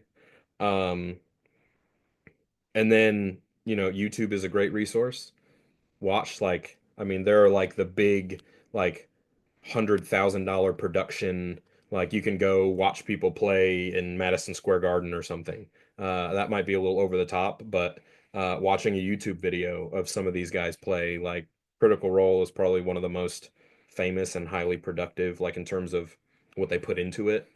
Now there's traveling stage shows as Right. well. That's what I mean. So you can go watch them play in like the Crown Coliseum, I don't know if they come to Fayetteville, but Yeah. yeah. So, just Ooh, we should do a D&D retreat. I'm listening. Like just like get like a big Airbnb at the beach or something and like just Yeah. So do it for like a we week. played a whole starter campaign, which is level 1 through 3. And we played the whole session. We created our characters beforehand. But we played all 3 levels in a week. And we played for 4 or 5 hours a night. And we played 2 or 3 nights in a row, took a night off, played another couple nights, took a night off, played a couple nights. Like it was, the math probably doesn't have math there, but so I mean it's possible. Like we could play if we had the people and the stamina and the attention span. Like, I mean, 4 or 5 hours a session, you can usually get through one of those chapters, maybe 1 or 2 chapters a level. So We could just do like a D&D lock-in. yeah. We just do either way. So that's and one thing I'll add in my limited bit of experience so far, one of the best things I could recommend if you are interested in actually just playing would be to play Baldur's Gate 3. Because Baldur's Gate 3 is literally D&D. Yep. But just in computer form, in video game form. And so the spells, the locations, the way that the roles work, all of the stuff that made no sense to me when I started playing Baldur's Gate 3, all of a sudden makes perfect sense now playing in this campaign. And I feel like now I would probably enjoy Baldur's Gate 3 more because I'm actually doing this and have a better understanding of it. But in terms of the play structure, things like that, if you don't have people to start out with, starting off with a game like Baldur's Gate 3 would be a good way to get you in there. Because literally, the spell that Home Dude tried to kill me with the other week is a spell I used all the time in Baldur's Gate 3, and I was like, not with that one. Eldritch Blast. Yeah. Yeah. Well, the Eldritch Blast, because it's there's a dude, and because we're in the Storm Coast, right? Sword Coast. Sword Yep. Coast. Yeah, there's a dude named Will from the Sword Coast who uses Eldritch Blast, and I'm like, I don't want to die by Will. So that's for playing. So to flip it, if you were to if say someone's already playing or anything else, if they want to become a DM, what would you recommend for them to do to start that process? Honestly, just try it. Like it doesn't take much. Like we could run an entire campaign with just the 2 of us, me DMing and you playing, or vice versa. Now, honestly, it probably wouldn't be as fun as it would be with multiple people, but it would be no different than playing a video game, so it's like you still would have that interaction. So just do it. Look into it. Again, you same thing, like what I did, because I was like, yeah, let's do it. And then after I agreed to it, I was like, oh crap, I don't know what I'm doing. So read the stories that you want to play. There's tons of DM resources on multiple different websites that you can either read or watch on YouTube, and a lot of them will give you really good ideas. And I think the best part, like with basically anything that you want to do, is you pick and choose what little bits that you want. So you don't have to do it solely the way that I do it. I don't have to do it solely the way my brother does it, but I take little bits from all the different things that I see and put them together. So the same thing as playing, just research it and do it. Because at the end of the day, we're going to make mistakes as a DM. You're going to make mistakes, but you make mistakes as a player too. Like, oh, I really wish I would have done this in that situation instead. Well, you just learn from it and move forward. What's your little Yoda thing right here I was reading before? It's the greatest teacher failure is. So, when you fail, you can learn from that situation. Now, when you're rolling dice and you're rolling nat one, you have no control over that. That's at the fate of the dice. But, other decisions are made by groups deciding on what to do, and that's what makes it fun. The amount of shame I felt rolling nat ones was like, I was like, I don't want to be here anymore. I want to crawl under a desk. Yeah, but then, 2 or 3 rolls later, you roll a nat 20 and you're Not like, me. 20. Not me. So, well, no, not you, but The other not people. talking about you. Other people are rolling nat Yeah. 20s. It ain't me. So, but on that, like as a DM, I think part of that I was just discussing with people online earlier today is, if a nat 20 is meant to be exciting, how can I make that exciting for you? Then a nat 1 should also be exciting, but maybe on the opposite end of the spectrum. Like something is going to come from this roll. Like a nat 20 is usually exciting. It's usually an automatic success or a really good attack roll, a really good attack hit. You get extra damage and all that stuff. And so a nat 1 has got to carry some sort of consequences as well. And to me, that just kind of completes the circle and it makes everything fun and exciting. If I'm not mistaken, when we last played, I threw a javelin at a flame duke. Fume Drake. Yep. I'm never going to get that right. Yes, you will. Flame duke. Anyway, I threw a javelin at a fume drake. Rolled a nat 1. Yep. Missed the fume drake and hit a crystal on the other side of the cavern, which was part of the storyline. Yes. And that's where, when I was saying there were things I should have done differently, that's what I should have done different. Because at the thing, basically this crystal shattered and something fell from it and it became another bad guy. And at that time, I was like halfway there through the thought process. And then I just stopped. Like, okay, well, that's all that happens. Well, no, what should have happened is when you hit it mid-battle, you cause that bad guy to come up then. Yeah, that probably would have been terrifying. Yes. And it would have made the whole experience, in my opinion, better. But because his nat 1 didn't really have a consequence, it just missed and some crystals broke off. There was much mercy in your. Yes, there was. I've seen you work pastorally, and I was like, there's pastoral mercy in that one. There really was. One thing too, I also recommend for both DMing and playing is watch Stranger Things. If you haven't, and I know that's not your jam because you don't do spooky. So just for your own information and edification, each season of Stranger Things is a different monster in real life. The game of Stranger Things starts off with a group of 4 boys playing Dungeons and Dragons. And what happens is each season parallels their D&D campaign. But there's a real life monster in each season, but each monster is a D&D monster. So the Demogorgon, like that I gave you in the box the other day, is the monster in season 1. The Mind Flayer is season 2. Vecna is season 3, or something to that effect. Yeah, there's something, but it's progressive. So every monster in Stranger Things is a D&D monster and revolves around how they're playing their campaign. And one of the last season, I think was season 4, like literally had the whole town witch hunting the guy who was leading the D&D campaigns, which is now the main dude in the Fantastic Four movie and the Gladiator movie, and that's coming up anyway. Stranger Things is a good experience of teaching you what it is, because like there's one kid who's literally been possessed by a devil and brought from the gates of hell and back, and all he wants to do is play D&D with his friends, and they're too busy. And so it's fun. One of the questions I've gotten most since I started showing pictures and stuff, or telling people that I'm playing, is like, are we broadcasting it? Are we recording it? Are we podcasting? And the answer is currently no. But here's the question that I have for you. Is that something you would be interested in, open in? How do you feel about that?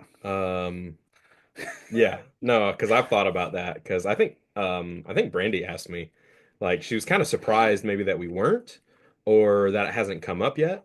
But I think Brandy and our other introvert on the table would probably be the two that would be like, maybe not. Um, but I think it would be cool. Like, I don't think we would get, 100 million followers or anything, but I also had 2 million views smashing a bottle with a stump. Stupid So, TikTok and the safety violations. yeah, in that weird sock. I had just had a procedure done on my leg and I had to wear a compression sock on that leg. And We went to a rage room for my Yeah. birthday, and I had a TikTok go viral to the point that it had 500,000 likes in under like 4 minutes or something. Yeah. And it was like, and then they took it down because it was dangerous. Yeah. Thanks, guys. Also, it was dangerous. I mean, yeah, I was, but it wasn't that dangerous. No. So There's people like jumping Maseratis, and Yeah. we can't like drop a stump. No. And it was pretty fun. And just the one comment I remember to this day is, so is nobody going to talk about that weird sock? And oh well, here we are. But no, so recording it I think would be kind of fun. I would probably feel a little self-conscious as the narrator of the story, the one kind of running everything, just because I know I'm not perfect and I don't know everything. But I think that's kind of also half the fun is we're all just kind of figuring this out. We're all playing. Like, I am not actively playing a character and taking turns, but I am. Like, I'm playing the NPCs and I'm playing the bad guys, and so I am playing, but I'm also directing, if that makes sense. So And one of the things that like, because you don't know how exhaustive this is until you're doing it, like for your end, because like I still don't know how exhaustive it is because the amount of prep time you put into this is still beyond me. Like I always thought, even not just with our campaign, but like I was like, I'll be fine. I'm good at improv or whatever. That part was fine, but when you realize all the other stuff that goes with DMing, it's just like, ugh, like, yeah, it's work. Yeah, so I mean it's very parallel to teaching or preaching. Like, when you prepare to go up there and speak on stage, you have to know what you're saying. And teaching is the same thing. I would say probably more closer to teaching because 9 times out of 10 you're not getting asked a question in the pulpit, right? So unless certain people are there, but they're not usually that bad. Anyway, so at any point I can get asked a question from one of my students based on what I'm teaching, and I need to be prepared enough to know. But also, if I don't know, I need to be okay saying, I don't know the answer to that. So we'll either come back to it next session, or I'll message you in a couple days when I get you an answer, or I don't know. So let's run it like this because that sounds right, and then correct it on the back end. So. And like you do so much work. Like I know we held some of these figures up earlier, but you like after we picked our characters, you got appropriate species characters, and then you had us give you descriptions, and you've been painting them and doing all this stuff for them, and that's a lot of love and detail to put into this stuff. Like also, how the crap do you paint things so small? It is very, very hard. My eyes hurt when I'm done. No, bro, my eyes hurt when I was I'm like, done. I can only do so I painted these two at the same time this time. Our barbarian wasn't bad because he's literally only got like a kilt and then skin. But guys, skin tones is probably the hardest thing ever to paint, because skin tones just don't match right out of the box. But he wasn't bad because he was basically just a kilt and then skin, so there was no tiny details. But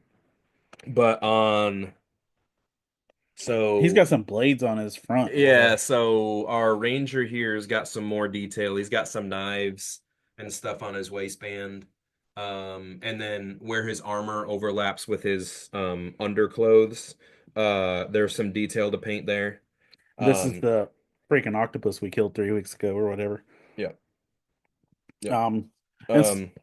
Yeah. So painting it took me about 4 hours to paint these two characters together. Maybe 3 hours, and then another hour throughout the week of doing the final finishing touches of like spraying them with varnish so the paint doesn't wear off when we handle them, because these minis are made to be played with, not just displayed. So yeah, It's stupid work. Yeah, and that's honestly, we play every other week right now, and I think if we were to play every week, it would be, I'm not going to say it would be impossible. I'm not going to say it would tax me because I think playing every week would be fun, but it would be, I would have to prepare regularly. Like every Tuesday night or something, I would have to make sure I'm sitting down and typing up my notes and figuring out where we want to go. Well, dude, I just know even doing news research on Thursday nights for my podcast on Friday morning is like exhausting, let alone painting a minifigure. It's Yeah, great that and then we have one player who is all in. Oh my And gosh, it's great, so and in. I love it, and I don't want it to change because it makes it fun, and it challenges me because he asks questions and he wants to do things, and I need to make sure that I'm on my toes. But so I have to do extra research Just for him. in case he asks this question, or he's like, I want to spend an hour of my downtime in game, like when we do our long rest in the library, researching these topics. Okay. So next session, I need to be prepared to tell him what he learned in that hour. And I didn't do that last time, and I told him, you learned things, but we'll talk about it later. So it's, yeah, the prep work, again, I underestimated it, and I texted my brother, and I was like, dude, when you told us that we couldn't play because you didn't have time to prepare, I had no idea what you meant, and I totally get it now. So just because we briefly mentioned it, and it doesn't have to go crazy on the spiritual end of things, but to say this, but for the people that have always been like afraid of D&D, because the devil. Yeah. Now that you've played and you're DMing and all the things, like what do you have to encourage or tell people in that capacity? I think probably more on the sketchy things of being a Christ follower and a believer is like is probably less on the evil part, and it's more on the other gods part. Like there are so many gods in, like, little g gods, for clarification, in this world, like in the world of Dungeons and Dragons. Like, so your character here is a paladin, right? And a paladin is essentially a knight or a warrior that's sworn an oath to a deity.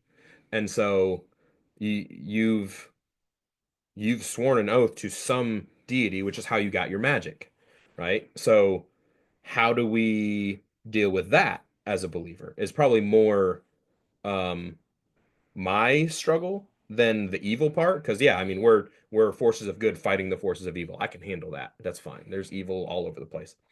But also at the end of the day, it's just a game. It's just pretend. At the end of the day, I'm not going home and praying to these other little g gods, and that's it. Like, it's just a game. It's no different than playing Call of Duty, and now all of a sudden I'm yeah things that I'm not gonna say online. So it's just, by the way, the Ninja Turtles are coming to Call of Duty. I don't feel good about that at all. what's this, Fortnite? Right, it is. They're turning Yeah, it into no, Fortnite. that's ridiculous. But like, I mean, to me, it's no different of an argument of the classic, well, if you play shooter games, then you're going to want to be a shooter, or if you play racing games, then you're going to want to drive fast and reckless. Like, if you play a game like this that has a polytheistic view, then you're going to then in turn be polytheistic. I don't think there's a parallel. So It does make me want to wear chainmail and have a sledgehammer. yes, I was not looking that up the other day. Because I was saying kind of our primary campaign, I'm a bronze dragonborn samurai fighter. And I definitely do not have a samurai hoodie and 2 cosplay swords in my closet. I don't. It's not like there's a warhammer like up there and like 4 or 5 shields directly around us all around. Yeah, but you live this world. You write in this world. You're active in it. I'm a guest. Yeah, I've got a travel visa in this world. I read the books. So you're a tourist. Yes, I have the stamps in my passport, but I don't live there. Fair. Yeah. I get that. So like normally I would tell like people as we're ending a podcast, give us all your socials for people to follow. I know that's not your jam. No, my Facebook's private. I don't have Instagram and I don't have TikTok, so no, nothing for you. No. Follow Hector. Give Hector all your likes. And if you want to see us broadcast a session, let him know. Yeah. Maybe we'll do that because I think it would be kind of fun. Maybe not this week, but maybe next week. But yeah, this week is probably going to be a hot mess. So yeah, it's all right. We're having to move days and locations Yeah. because of work conflicts. And it's like extended travel hours and all the chaos, but we'll see. Brendan, thank you for taking the time to show all this. Oh, also, I want to point this out. One of the things that kind of started our whole D&D conversation between me and him is that Brendan makes these dice towers, which if you've ever watched my Friday morning news podcast or whatever, where I like rolled dice for things, he made these awesome dice towers, and that's just love the freaking sound of it. But that's kind of like what started the conversation. How did you get into that? So that actually was like a Bob Ross happy little accident because my brother who got us started in D&D, his birthday, we were actually going to be in town and playing for his birthday. And, I don't think I'd really gotten him much of a birthday present for years just because that's You're adults and life be life. So here's a text message. But like, I was like, I really want to make him something practical. I'm a practical person. If I'm going to give you, I want you to be able to use it. I don't, a gift card is fine because you can use that, but like, I don't necessarily want to give you something to sit on the shelf, right? So I wanted to make him something that he was going to use, and I knew he enjoyed Dungeons and Dragons, and he ran it and he played it, and I was like, he doesn't have a dice tower. Dice towers are things. I can build things, so I will make him one. And I made him one, and he loves it, and I love it. And then Hector was like, I want one. And I was like, okay, happy birthday. And now he's a paladin in the streets and a bard in the sheets. That's what the sticker says for reference. Also, I've got a Militank on the back because it's my daughter's least favorite Pokemon. It is also my least favorite Pokemon because that man does not take damage from these. Oh, by the way. Oh, Pokemon is the other nerd thing that I'm into, but yeah, true. Yeah. I got a card right over somewhere, wherever my cards are. That who knows where now? Yeah, somewhere in the because we just moved a bunch of stuff. Does it EX's baby? Oh yeah, because that was always my loophole. Was nope, it doesn't take damage from V's, but this here's a VX, and I've got a card sitting in my pile that disqualifies EX damage. Great. Wonderful. We'll have fun. But yeah, so that's the thing. Well, Brendan, thank you for taking the time to discuss D&D and for coming after a long day of work and all the other things you've been doing. And thank you for leading our dungeon campaign because it's been a delight. And I appreciate it greatly. If y'all want to, I don't know, since you can't follow Brendan, I usually post our little Bible studies that we do and some pictures from our D&D game. And maybe and the losses that he takes in Pokemon card game. We'll edit that out. You better keep that in there. Matt just cut right there. I've got lots of wins. Lots of wins. Lucky I don't keep track of your losses. Well, that's what grace is. Anyways, weren't you going to say something? If you well, you'll see me around. I'll give you some updates as we move forward. But thank you for taking the time to listen or to watch. Remember, you can find more of these episodes over on the Faith and Fandom LTN YouTube at youtube.com/@Faith and Fandom LTN, on the Blue Network and wherever you find your podcast through Love Thy Nerd. And thank y'all for taking the time to be a part of this. Bye. Bye.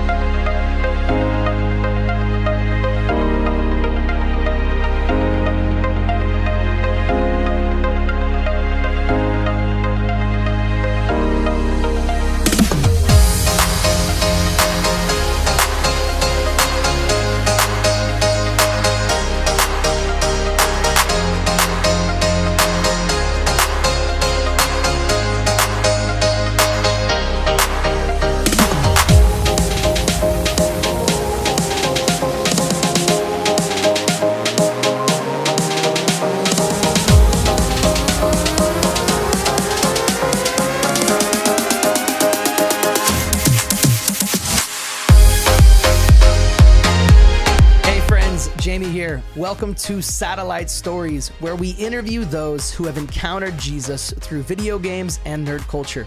We're part of the LTN Podcast Network, and today we're going to hear another story. Hey friends, Jamie Harris here, back with another season of Satellite Stories. Today we're going to be hanging out with my dear friend Jerry Crane III. Jerry is the director of Christian Influence and is bringing us a beautiful satellite story about how one of the members of his community engaged in video games and Discord and encountered the beautiful redeeming love of Jesus Christ. Can't wait for you to hear it. Jerry, so good to be here with you, man. So great to have you on the Satellite Stories podcast. Hey, we're going to talk about some cool stuff today, some impacted lives. And before we do that, tell me about Jerry. Tell me about this awesome thing called Christian Influence. Just give me a little backstory. Yeah, thank you, Jamie. Thank you for letting me be here. It's going to be a blast. I'm so glad to be here. Yeah, my name is Jerry, Jerry Crane. I am the director and a digital missionary for a ministry called Christian Influence. We are primarily an online ministry. I say primarily, I mean, we really don't do anything in person. But so, we're only an online ministry. We started as being like originally being a Discord community that was kind of the center of community for our game servers, because originally the guy that started it, he was noticing that all of his Bible students were playing video games, and so he started running Minecraft servers and Ark servers and things like that. And so what we do now, though, is we're mostly a ministry dedicated to bringing Jesus into internet culture. So because games are often online, and then there's all these other things online, we started realizing that we want to see Jesus invade the internet, and so that involves making Christian content, primarily having this Christian community where people are gathered, and we're doing online events, and so video games is a pretty big part of it, but we've got all this other stuff too, like content and community events, and we do Bible studies and stuff like that online. So cool. That's a brief kind of overview. Yeah. I think for any of us that are part of ministries, we could talk about them for hours, but we tried really hard to get it down to like a 1 minute spiel. That was pretty good. I give it a solid like 9.5 out of 10. Whoa, dude! All right, I have a hard time being brief. So no, that's good. But so I like to do this. I did not tell you I was going to do this, but because it's on purpose. So if you were to explain what you do without using the word Discord, which I'll even explain for some that don't know what Discord is. If you were to explain what you do without using video games at all, without using the word Ark, without using server, is there a way to do that? If somebody's like, I don't want to hear about video games at all, but tell me what it is you do. How would you go with that? Oh, good question. The way I describe what Discord is to people that have no concept of it, I usually, because most people know what Facebook is, I'll say like, imagine a Facebook group, to describe what a Discord server is. Like, imagine a Facebook group that's kind of more forum like, and that's the best way I can usually describe it. And people go like, oh, okay, I kind of get that.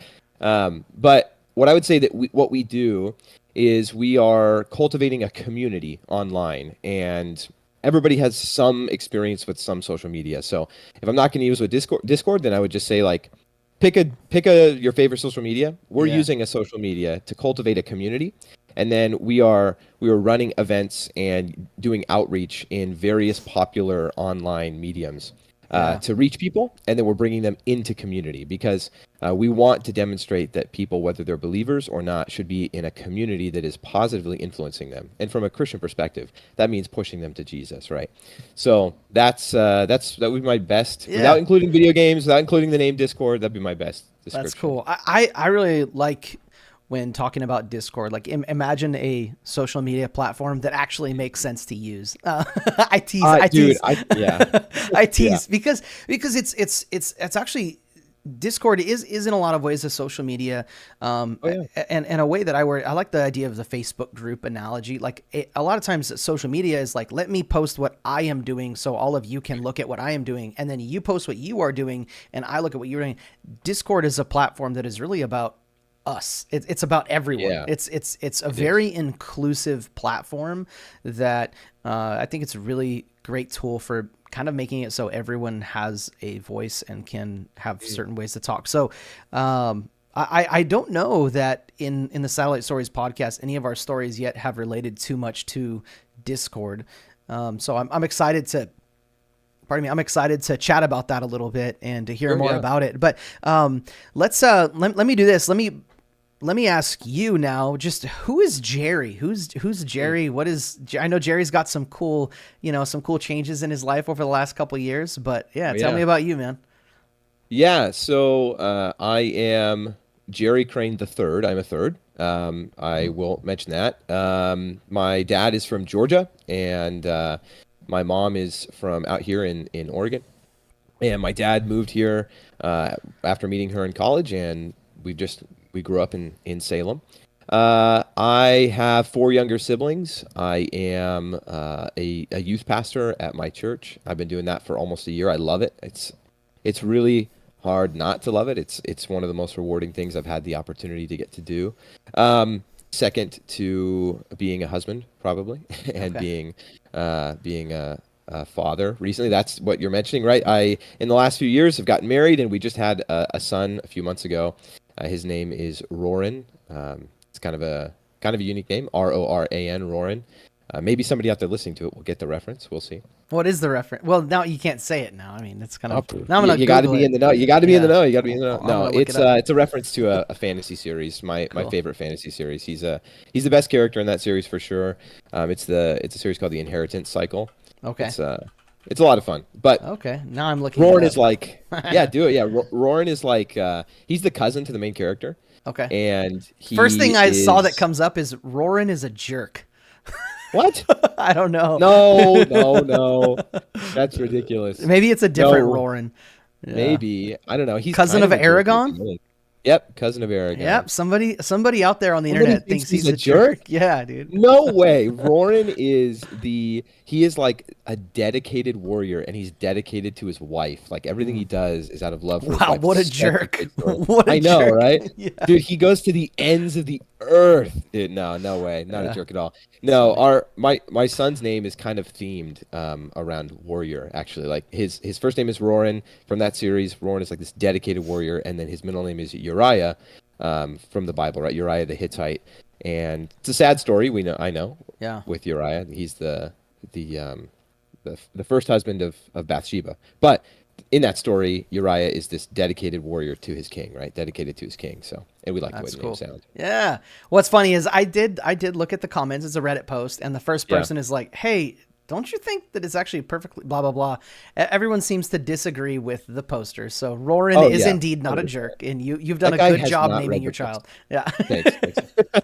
Oh, that's cool. That's cool. I think that's another thing that's there are people in life that name their kids off of after football stars and celebrities and stuff. It's like a world that we enjoy digesting is the fantasy world, and obviously scripture. And so you said Uriah is what? Uriah's is his middle name. Okay, that's what I thought. Yeah. Cool. So then, so there's like equal compare. There's like Uriah. I love that. So to me, it's like. That's how we are. Like, I think people need to know, like, yes, we definitely love Jesus.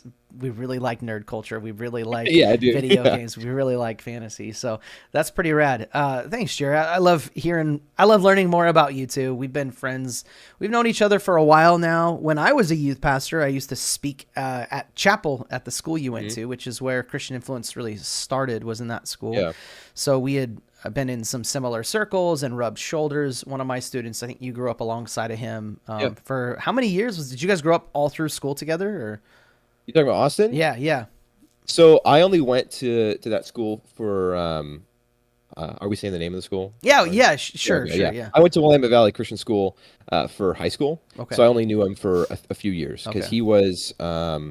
He was in like 8th grade, I think, when I was a sophomore, something like that. So Okay. I knew him for a little while. But yeah, we were friends in the way that like most students there are all friends, but we weren't super close. But I actually just saw him the other day. I went and toured his podcast studio, and he's a great guy. That's cool. I love Austin. Love him. But Yeah, that's awesome, man. I love him dearly, and it's cool to see to be able to be a fly on the wall. My daughter, actually, she's 5 now, and she goes to Willamette Valley Christian. She goes to. This is going to be a WVCS podcast now.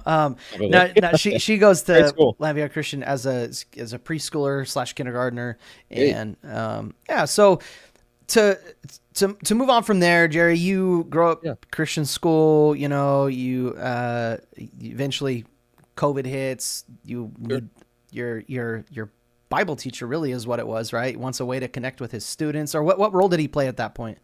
Yeah, so I was homeschooled until high school, and then I went there in high school. And Matt Canary was actually not the Bible teacher there while I was there. Oh, okay. So I had a guy named Marco Garvey. Okay, was yeah, the Marco, Bible yeah. teacher. Yeah, great. I love Marco. But yeah, Matt showed up as the Bible teacher at Willamette Valley Christian School right after I graduated.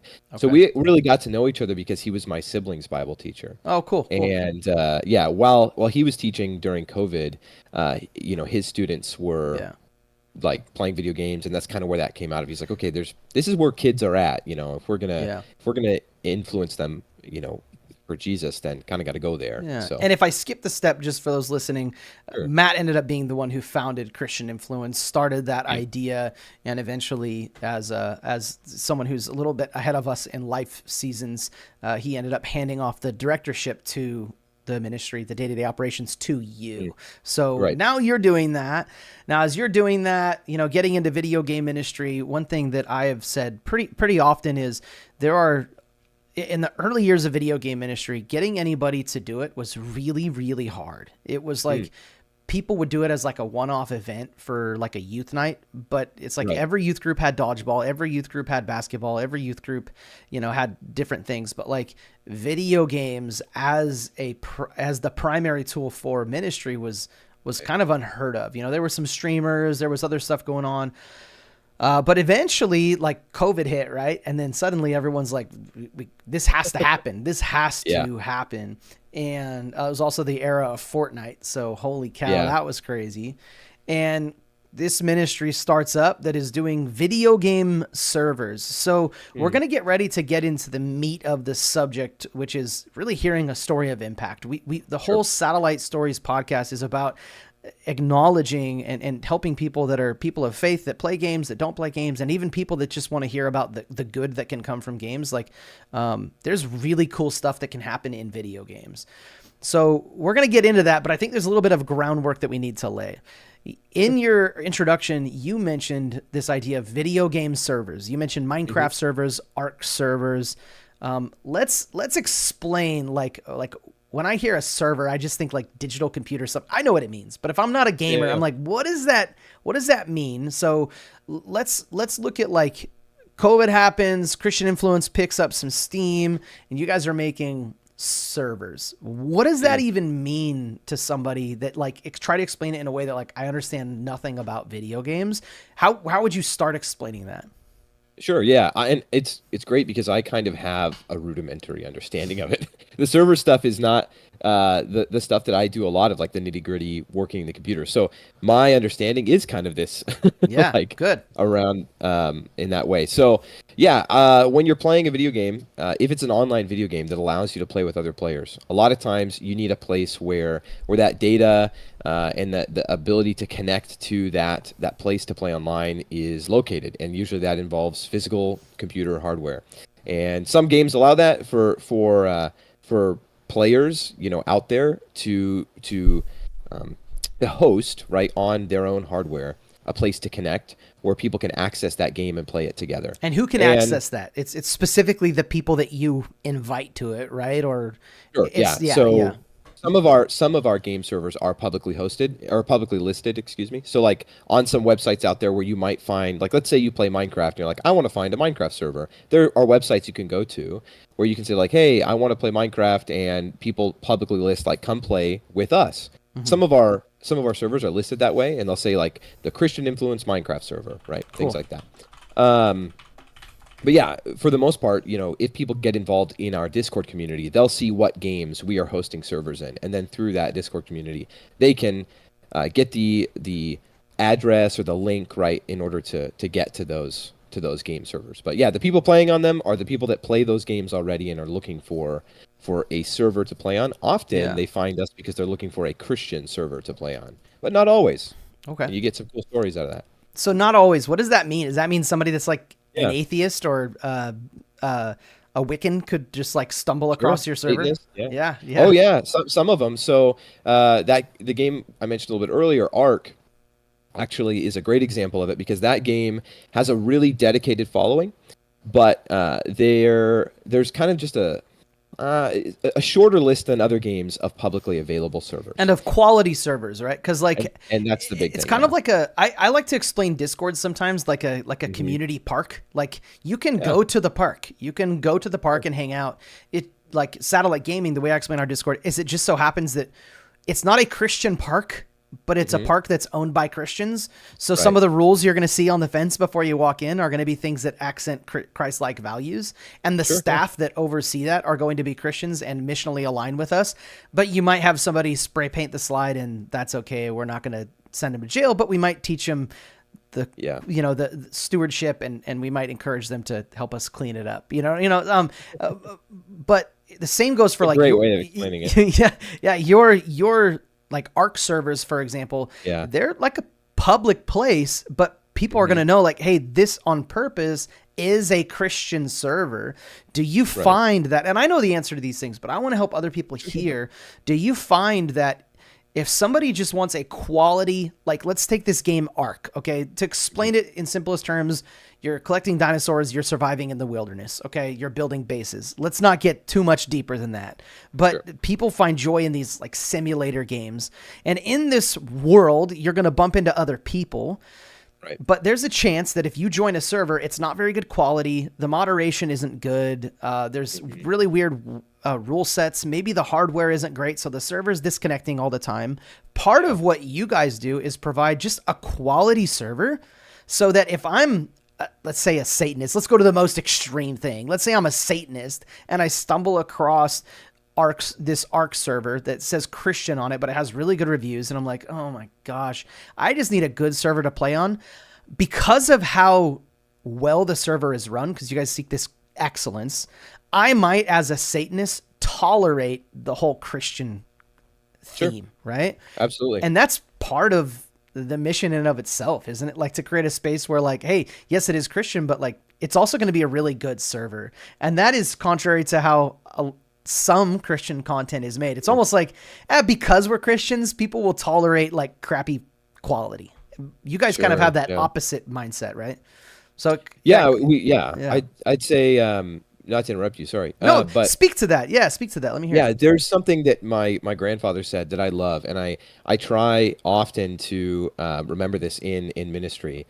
He said, do what's right and do it well, right? So like, and I love that saying because it's like, I think it demonstrates to us as believers that like, yeah, go and be commission minded, right? Go and do missions and do ministry and do it to the best of your ability. Because why? Well, you're doing this for the Lord, right? You're doing this for the one that has given you anything and everything you've ever had. And why would you not give him all that you are, right? Yeah. And so, yeah, that's a big part of what we're trying to do. If we're providing servers, what is within our means? Sure, right? Like, so what hardware is within our means?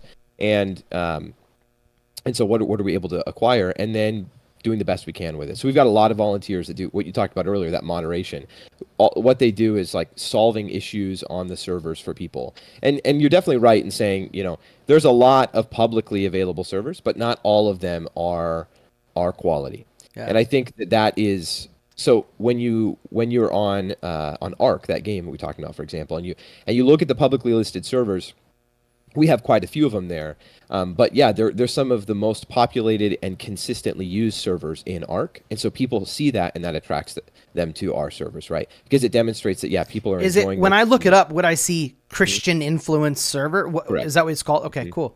Yep, it's called the Christian. It's just all of our stuff says Christian influence so that, for a few reasons, so that people can associate it with our Discord if they're coming from there. But also, like, that's just what it's on all our stuff. You and I have had a lot of talks about that. I think that like that's one reason I think we're both excited that the other exists. We are almost exclusively in person, and our online stuff exists to serve those that we've met in person, whereas you are almost exclusively online, but like you'll do stuff like come help out Satellite Gaming events, and you guys get in person to record your D&D podcast, which is pretty cool.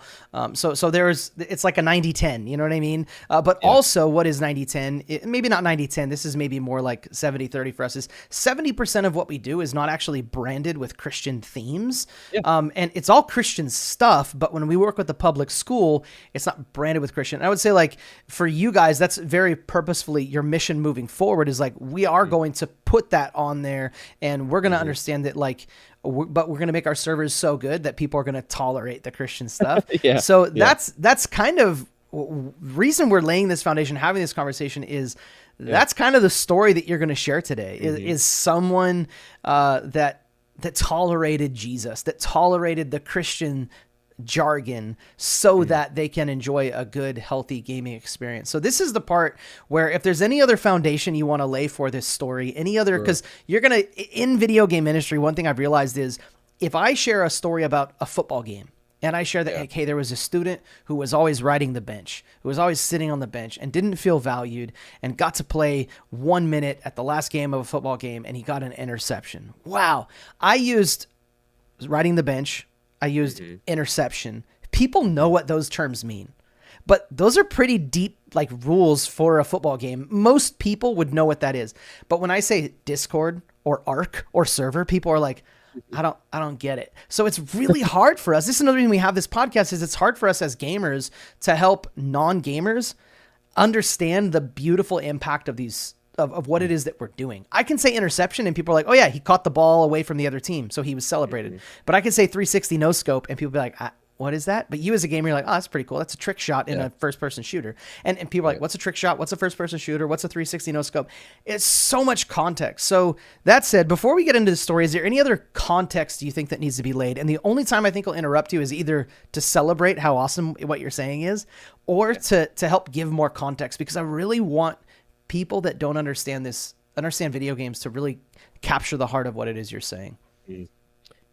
Yeah, I mean, off the top of my head, I can't think of necessarily more context. Cool. Other than, you know, if I didn't make it clear, our Discord server, that community online, is really the hub of our ministry.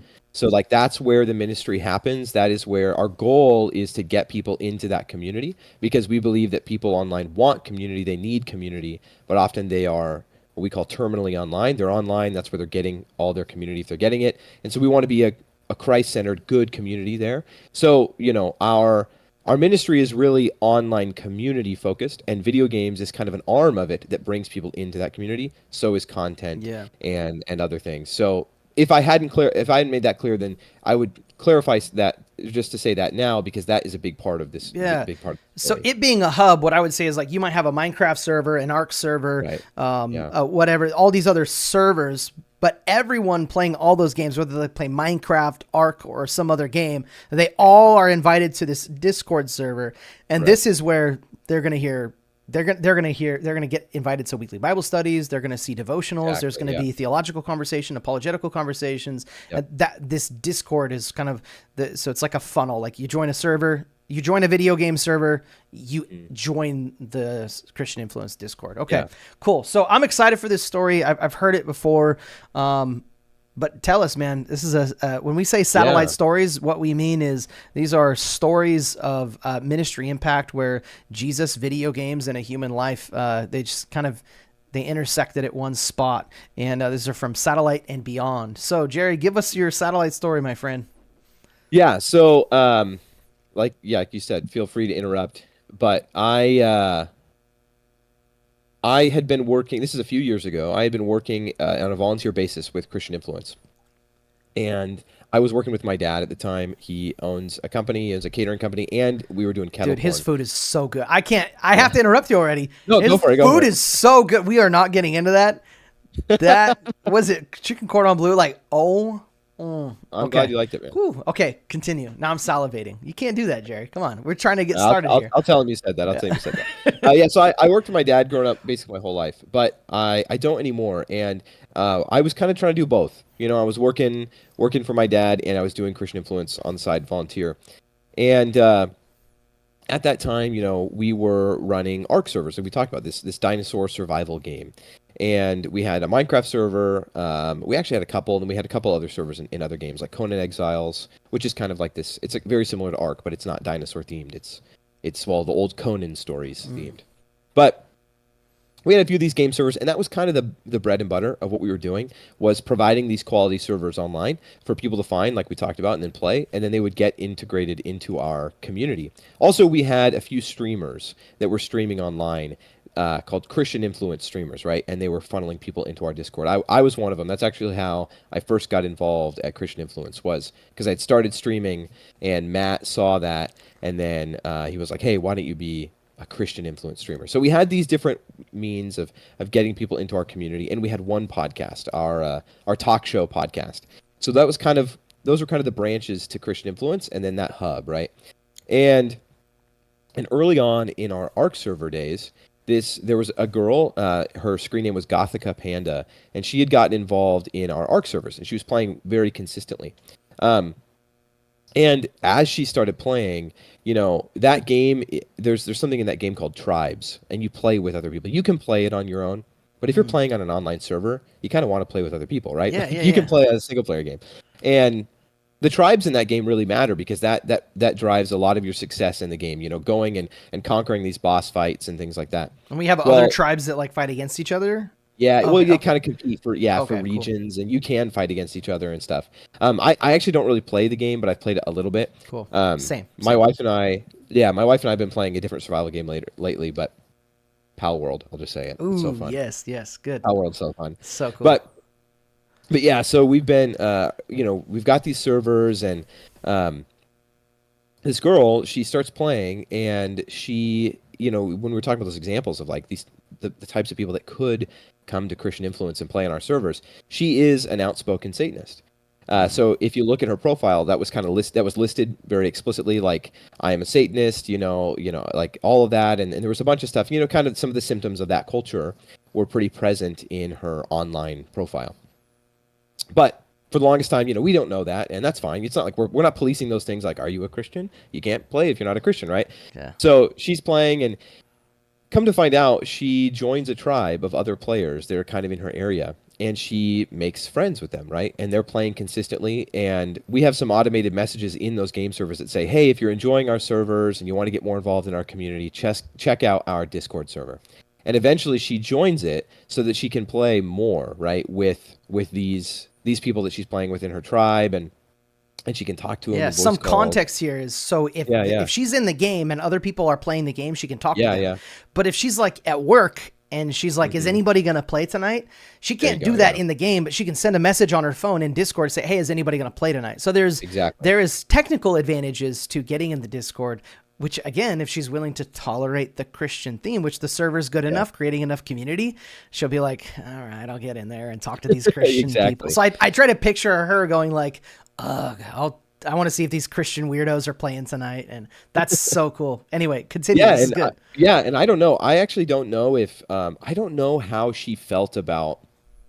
I should ask her. That's a great question. Yeah. How she felt about joining a explicitly Christian community. Was it painful, tolerable? Was it like, did she feel that way? Did she feel like, I'll tolerate this because of the quality of the content?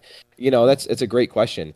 So she joins our Discord server, and she's playing pretty consistently with this group of people. Now, in talking to her, and looking back at this story, she's told me that a big part of her kind of, I don't know if disdain or like just the reason she didn't like Christians and Christianity was because of experiences she had had with previous Christians, and feeling as though like she had all these presuppositions or all these assumptions in her head that Christians are this, Christians are that, they're pompous, they're jerks, blah, blah, blah, right?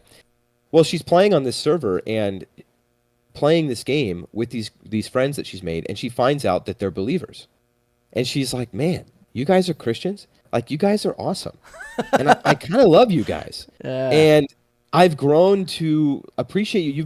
You've grown to be my friends, and like, I guess I was wrong about who Christians really are. Like, I had this idea in my head that they're whatever, right? But you guys are Christians, and you're pretty cool, and you're kind, and I enjoy talking to you. And my understanding is that through that interaction with these believers, it caused her to go, well, then maybe if I had the wrong idea about who these people are, maybe I have the wrong idea about what they believe. And so now, though, at this point, right, she's in our Discord community, And so she is being influenced, right? We have other things other than just theological conversations. Like we have places for that, but we have places for memes. Yeah, where you can have places take a for picture of other your things. cat. Yeah, yeah. Exactly. Places for because we recognize that people online, they want community. And so they want to hang out and talk about the things they're interested in, whether it's their books or their hobbies and all that stuff. So she had been kind of getting involved in those things, talking about, books that she enjoyed and things like that. And she loved to share, pictures of her pets. She's got bunny rabbits and stuff, and she'd had conversations with people in the community about that. So she's kind of present there now. And the great thing is we have, like you said, though, we do have places to have theological conversations, questions about the Bible. We have Bible studies weekly, and we have regular prayer gatherings for, that people can get involved in multiple times a week. And so with those things available, as she's started to trust this community, and she's trusting it because of playing games with these people, she starts asking questions like, hey, I had this misunderstanding about the Bible. What does it really mean? Like, hey, I thought that this was the gospel. What really is the gospel? And asking questions of people like myself and Matt, who we talked about earlier, who is a skilled Bible teacher. He's been doing this for a long time. So he would sit there and answer her questions. And so the really cool thing for me, this is kind of where I got involved in it, was I had seen her in the community for a little while, talking about her pets, talking about Ark, right? That's kind of the only interaction I had with her. But then I had that interaction. I had a couple interactions where I was like, as a moderator, like there's some content every now and then that I'm a little nervous about. And so we had some moderators. I actually want to talk about that because it's like, because this is an important thing. It's kind of like, okay, let's talk church context. Okay. There are kind of two extremes in a youth group. You have the youth groups that it's like, man, is this even like church? Like there's kids over here like smoking in the back. They're like, like fights are starting up, like people are stealing stuff. But then you see the gospel message and you're like, whoa, this is probably the only time these kids experience Jesus.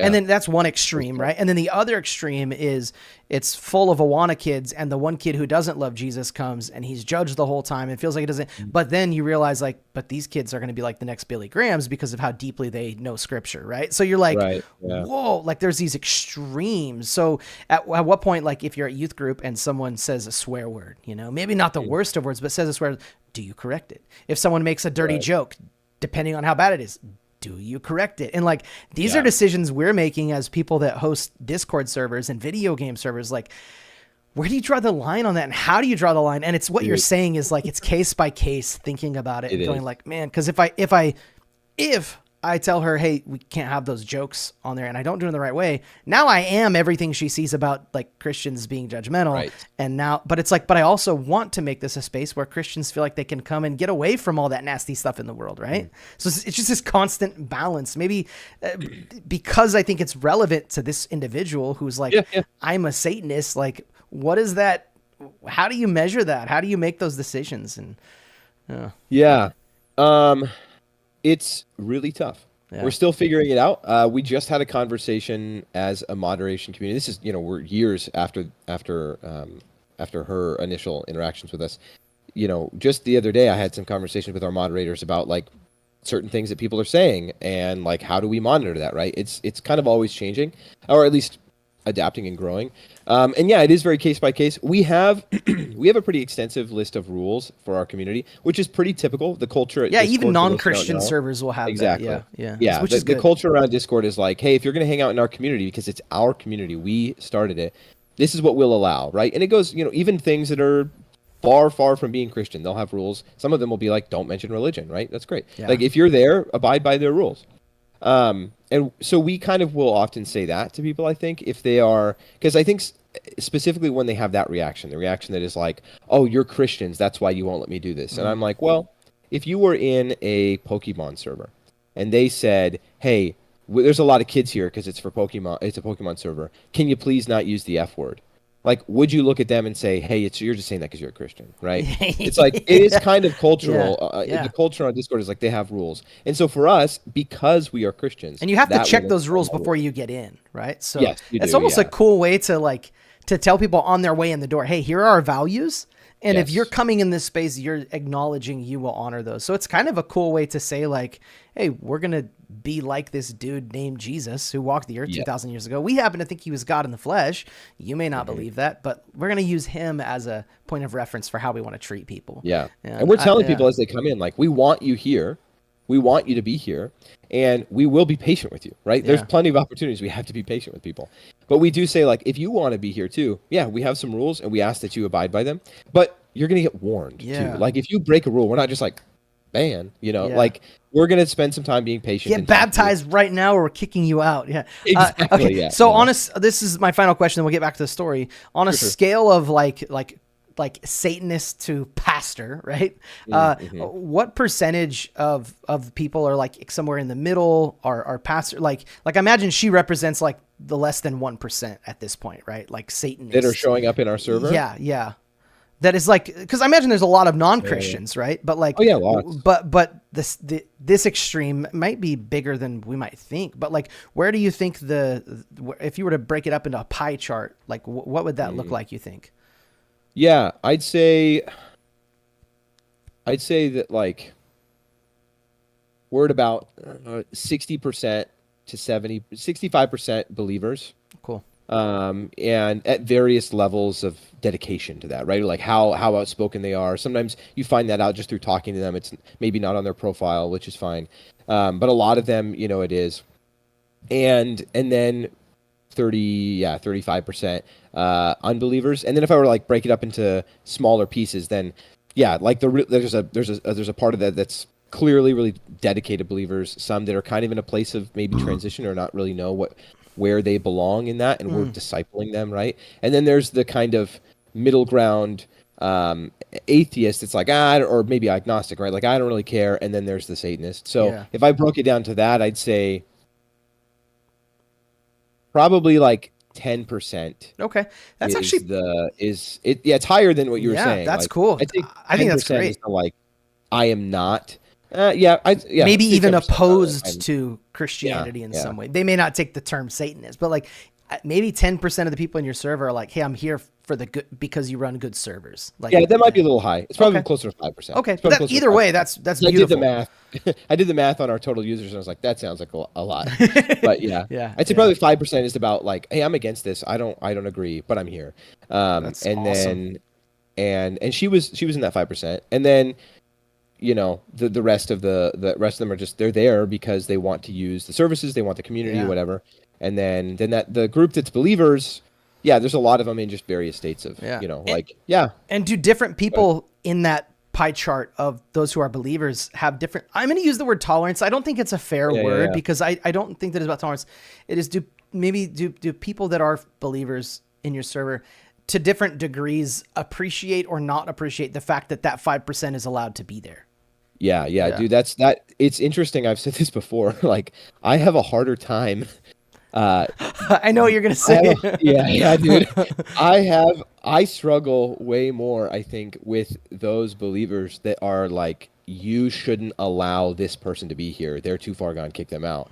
Than I do with the person in question, right? That they're talking about, because actually, to my own fault. What I mean is, this is one of my faults. Right. Like, I lose my patience more easily with the Christian that says this person is a well-intended Christian, right? Going to hell? Maybe when you said that, I retract my statement. I mean, like, I believe that they love the Lord and all that, but at the same time, they're saying like, but because of what this person's doing, why are you even talking to them? That person I lose my patience with a whole lot more than the person they're talking about. Who may be like totally flagrant, like all these things that are really inappropriate, right? But it's like, because of the Bible really is why, like, and I shouldn't lose my patience, but the Bible, like saying, I'm holding you to a standard. Like Jesus says to be compassionate and kind and patient. You're not being patient right now. And then I lose my patience. Yeah. It's like this, but I love hearing the behind the scenes because I don't want people to think, again, what we are doing is not just like sitting around playing games. Like, we're talking about lives and impacting lives. Every decision we make on a server, as we deal with situations, it's I would say, to say weekly is probably an understatement. It's probably daily that you're talking to someone about a philosophical decision for the server and for your approach to ministry. And we yeah. have those conversations with each other as well.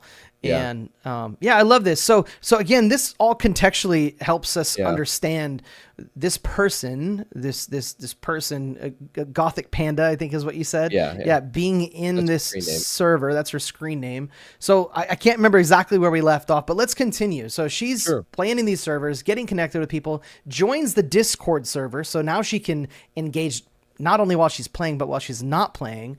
Right. As we said, maybe tolerate's not the best word, but she's putting up with these Christian things, enduring it. And I like the word enduring it, around for it, shocked by the fact that, oh, you guys are actually quite loving and gracious. I may have misunderstood. Then what happens?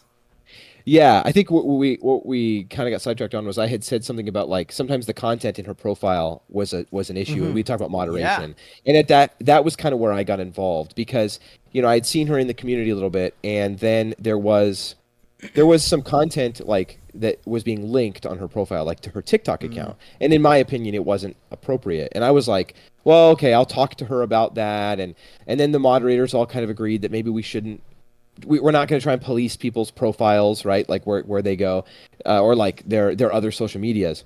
But that was kind of where I got involved. And it was kind of, I was overstepping a little bit, and I'll admit that. Like I overstepped and said like, hey, could you not link your TikTok account? Because I went to it, and if other people go to it, like in my opinion, I don't think that in our community they should see that. And then it was like, well, we're not policing people's other social medias, right? Yeah. It's like, yeah, that's true. We're just, so to your point earlier, like how do you moderate? Like that's one of the decisions we had to come to was like, we don't, like that's something we consider overstepping. But we will tell people like, hey, if you're going to be in here on your profile, if it's just the F word a bunch of times, anybody could just click your profile while you're in our server and look at that. Could you remove that, right? Yeah. So it was kind of like finding that little line. So I'll just clarify that. Like that's kind of where I got involved. I started having conversations with her because I was like, hey, I try and do this with anybody that joins. I just quickly look at their profile when it pops up when I click it, and I click the link, and then also there was a couple words in her about me that I was just like, hey, that's kind of inappropriate for our server. Do you mind getting rid of that? And she was like, yeah, I understand. She got rid of the words in her profile. That's even common in non-Christian servers too. Like there's certain words or language that, okay. Yeah, no, it is. And for us, it's just like, we understand that there's kind of varying degrees of what's considered profanity. Yeah. But for the server, because we know that there are kids there, we do ask, like, if there's profanity in there, we just ask them to remove it. Yeah. And we do that, like, we don't allow it in the chat as well. But then, yeah, so that happened. That's where I kind of got involved. And then her and I had some conversations about why. And she had asked me, like, why can't that be there? And I had explained, well, because we're a Christian server. And we want you to be here, but we don't want others to see that because we believe that it's inappropriate, right? We just had some conversations about what it means, like what is language and all that. But that really started her and I talking. And then it wasn't long after that where, she had continued to be involved in the community and playing with these other Christians. And I think I'll mention this. When I asked her, like, hey, could you remove your TikTok link on your profile? It caused a real issue. There was some disagreement with the other moderators, and they were like, hey, we aren't policing that content, like I said. And that was eventually what was decided. But for her, it made her feel really hurt. And I mention this because the cool thing is now her and I are friends. And she's forgiven me for this. But it was an example of where we made a decision where, like, trying that difficult thing, right? Where's the line to moderate? I had, gone like, I'm going to ask her to remove this, and it hurt her feelings, and it caused her to feel like, why are people, snooping around on my other social media, which isn't what I was doing. It was just like, hey, it's readily available. I'm going to click it like anybody else could. Yeah. But we eventually decided, like, that is something that someone is deciding to do, to click that and to go somewhere else.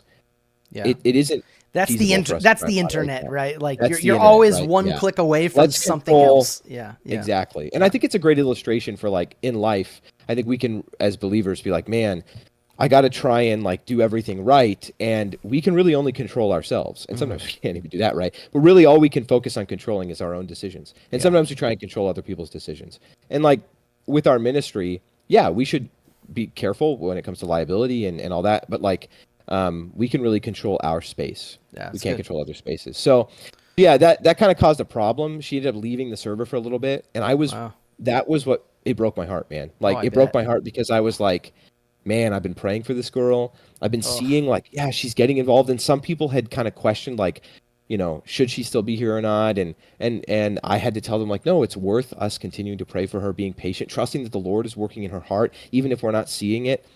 And then I realized like, dude, I messed this up. Like she's gone, and it's my fault.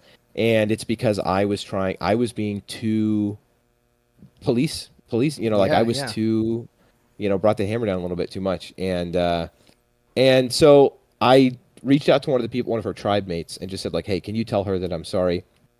I overstepped my bounds. You know, I'd love to have a conversation with her. And so through the game, because she was still playing on our game servers, that person told her that and said like, hey, Mage, which is my online name, Mage wants to talk to you. And we got in a call real quick. We talked, and we got into a group chat, and we were text chatting for a while. And I just told her like, hey, I want you to know that like I'm a Christian and I'm not perfect, and I overstepped my bounds and I need to apologize. And through that conversation, she ended up, it was great for me too. It was like, you know, I was like newly into really leading things. And I feel like if we don't have those moments, we are not aware of our own shortcomings. Like I feel like the fact that you're having those moments does not mean you mess up. It's like, oh, we all mess up and you're just aware of it. So to any ministry leader out there, like if you're not having these moments where you've got to apologize, then I'm wondering if you're just not aware of your imperfections. So I applaud that. And thanks for sharing that here. Cause of all the things you could share, to share maybe a part of this story where you messed up is very humbling. And I think it's going to encourage people as they try to share the love of Jesus with others. So thanks, man. Continue. I just want to affirm you in that. Yeah.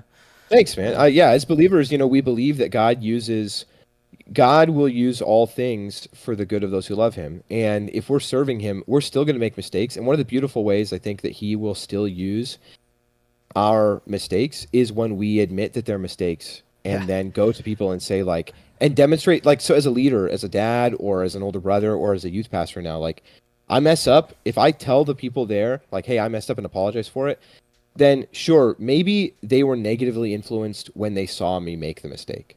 But now they're seeing, hopefully, right? They're seeing humility and honesty. I'm in need of the same grace as you are. Exactly. You know, and so that's what I was going for. And I was still though, like praying like, Lord, please, I hope she comes back. If she doesn't though, God, like this is like, she's in your hands, right? Like I don't make the decisions and I don't save her. So God, you know, hopefully maybe it was just for a time. Then she got positively influenced. I made a mistake and now she's gone. I just pray that, you know, she keeps playing with the right people. She goes out, maybe she meets somebody else that will mentor her or whatever it is, right? She did come back to our server. And then after that, she got more involved. It was actually really cool. It was almost a light switch. Like within that week, I remember her just engaging with more conversations with people, like talking to people about things that aren't just her pets, right? Having these longer conversations with people about like hypothetical situations in life and then started asking people for prayer. And then we're like, whoa, like what's going on here, right? And then she started asking questions about the Bible. And she would ask me, and she would ask Matt. She would ask Mr. Mikey Noodles, who you're aware of. You we love Mikey. Yeah, we need to have him on here sometime. Yeah, you do. Yeah. Mike's got a great story. If he tells the one I'm thinking of, Mike's patience for certain people. It baffles it's frustrating. Because I don't have it. I don't have that, man. And Mike, there's a story of a kid that Mike, you know. Yeah, really cool story. After the kid left, like Mike, every day, just right there with that kid. But excited to hear that. Yeah, you should ask him. Yeah, well, I will. Yeah. But yeah, so we were answering her questions, and then, dude, that's such an interesting thing. Somebody asks a question, and when they're a person that's like been opposed to Christ, and then they ask a question about the Bible, us as believers, I think sometimes we can be like, you know, like just go all in, and we gotta be like, whoa, let's just give them the answer they asked for. Play it cool. Like, yeah, play cool, guys. Play cool. Like, here we go. You know, and in the background, though, the whole moderators, we have I'm going to reveal a secret. We have a secret channel only visible by the moderators. That's kind of every server does, right? Sure, yeah. But we have one where we'll post little moments in the server that happen where we're like victories, small victories. Yeah. We call it server praise, where we see someone that like says something like, or what we consider like maybe this is the needle slightly moving for this person. We'll put him there. And I remember us putting something there where she was asking a Bible question. We put one of those link to that chat in that background channel, and all of us are like, and you all start praying, like Lord. Yeah, and dude, yeah.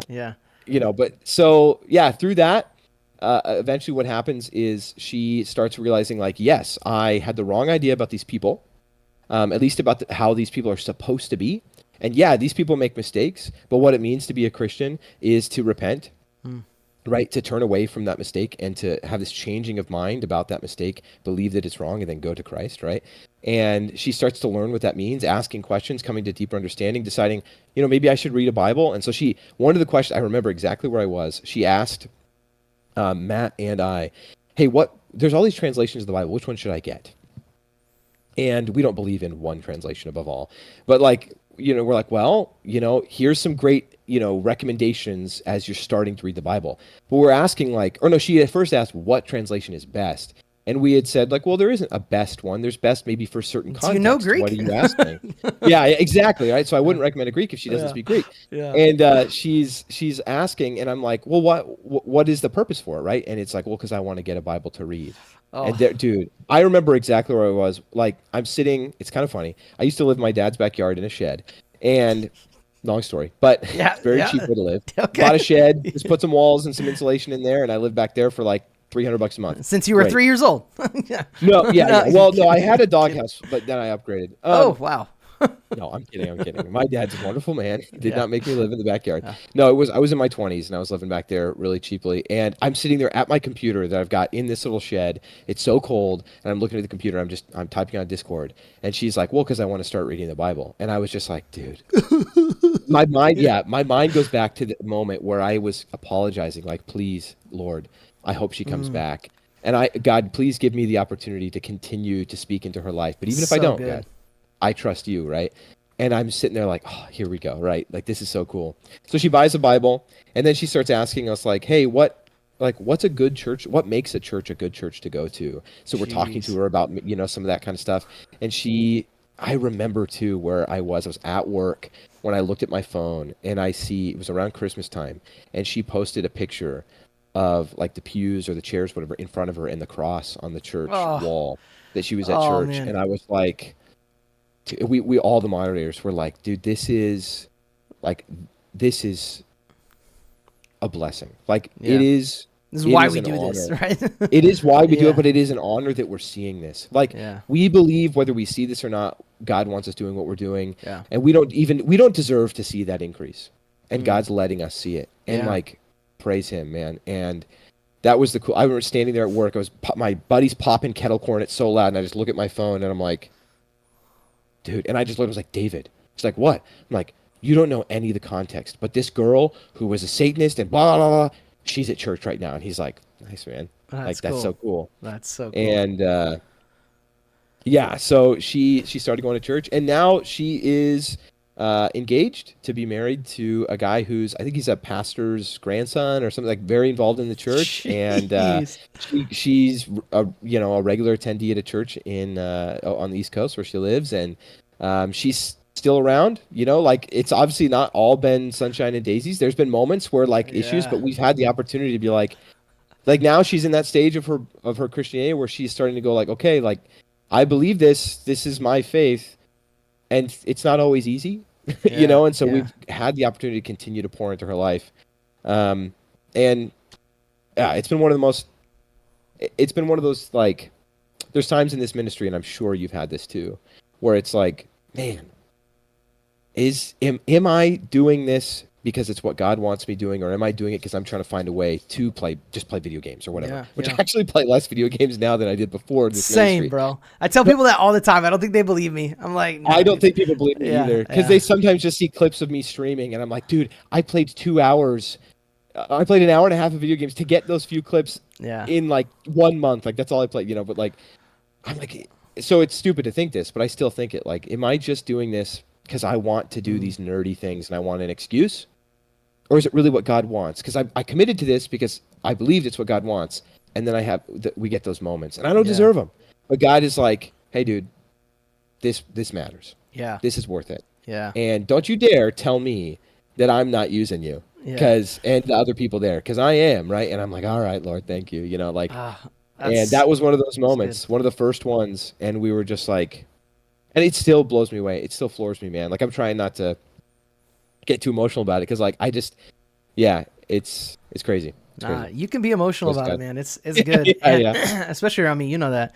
But Yeah, I know. something I would say is I had a conversation. Where was I? It was in November. I was at a conference, and one of the speakers, I got a chance to speak with him, and we ended up going on a long walk together talking. And I shared with him that like one of my prayers is like, Lord, let me see the fruit of the Yeah. labor sometimes. Like I want to see that fruit. I want to know that it's working.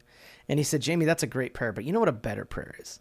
And he said, Lord, even if I don't see the fruit, Yeah. give me the strength to remain faithful. And I was like, oh, Amen. that's a hard prayer. That's a hard prayer. So the reason we do this podcast is so people can see the fruit and people can Yeah. hear the fruit and know that there are real lives being impacted and changed by the redeeming grace of Jesus Christ through Yep. video games, through a game like Ark, through servers on a platform like Discord in a place called the internet, which if you have spent much time on there lately, it's pretty dark. It's pretty awful. But Yeah. because of ministries like Christian Influence, Salad Gaming, and Love Thy Nerd, there are a couple spots on the internet that are just beautiful rays of light that people can see from afar, encounter, and as they get close, hopefully we have the wisdom to navigate situations like this and show that redeeming grace of Jesus Christ. So, Jerry, I really appreciate you sharing this story, bringing it to the Sally Stories podcast. There's so many more things we could talk about, but it's been a great joy to do ministry with you and to grow alongside of you. Before we dip here, is there any final closing thoughts? Also, is there any way we'll make sure that we put links in YouTube description, podcast description? Is there anything we need to know about you, how we can get connected with Christian Influence, or anything else you'd like to share? Yeah, I'd say just one last thing about that story. Yeah, please. I think it's something that, I believe, but I really learned through experience, and what I've told people when they felt a certain way, I've used this story. Just being present and doing things as a Christian matters. Like those Christians were playing that video game, and that was really like, if they hadn't played the game with her, kind of like what satellite gaming does, right? A lot like what you guys do, going and just being there with those kids, playing those games with them as a Christian. Yeah. Right. And it doesn't have to be something where you're like, hi, I'm a Christian, let's play video games, right? Like, but playing video games with them.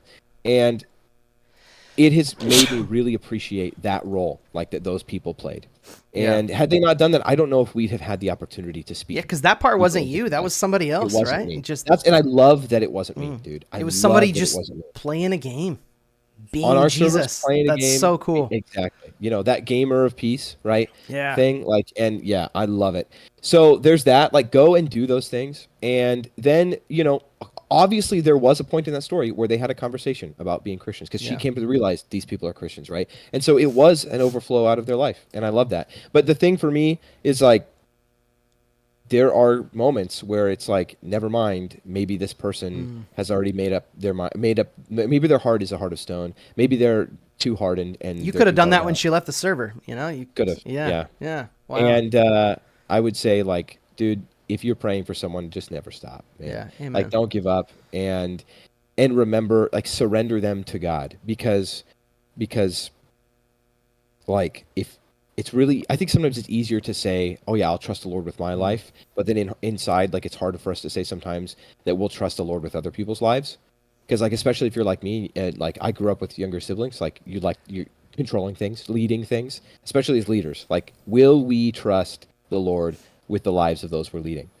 We may, as leaders, say, yeah, I trust the Lord with my life, but I'm leading these people. It's like, no, man, God's using you to lead them. Are you going to trust the Lord to lead them? Trust the Lord with their life. And with her in that moment, there was this moment where I'm like, she's gone, and I might not get her back. I might not get another opportunity to preach into her life. It's like, but Lord, you will. Yeah. Amen. And I Amen. trust you with her life. So that's the last thing I'd say about her story. And then as far as Christian Influence, if you want to get in contact with me, you can find me, if you go to our Discord, discord.gg/Christian Influence. At the top of the list where it says owner, you'll see Mage. That's me. I mean, you could email me, but or whatever, stuff like that. It's probably going to be in the description.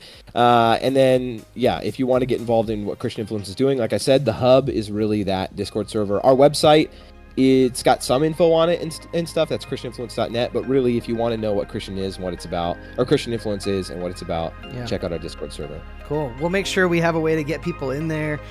Jerry, love you, man. I look forward to hearing more stories like this in the future. And it's always a pleasure doing ministry with you, buddy. Yeah, it's a pleasure. Thank you. Thank you. Thanks for joining us as we grow the library of satellite stories. We'll see you next time. And don't forget, Jesus loves you, nerds.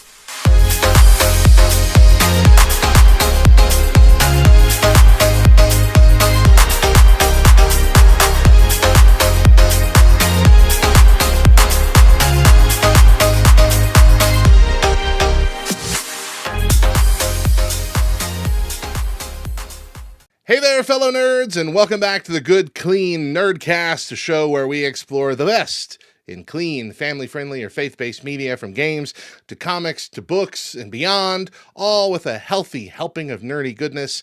Typically, we're going to be exploring things that are on Kickstarter or other funding programs to see if they're worth your time and investment. I am your host, Radio Matt, from Love Thy Nerd. I'm the Director of Content and Resources here at LTN, and we are proud to be a part of the LTN Podcast Network. Today, we are going to be talking about something that I wish existed when I was a kid, a way to build the Bible, literally. My guest today is Sean Sutton from Bible Bricks, which is a semi-Lego based situation where he's coming up with sets and designs based on biblical stories, basically to replace the antiquated flannel graphs or cheap PowerPoint presentations, ways for kids to get hands-on with the Bible. I'm not going to tell you any more about it. I'm going to let you hear it from the man himself. But we are here, ready for the second episode of the Good Clean Nerdcast.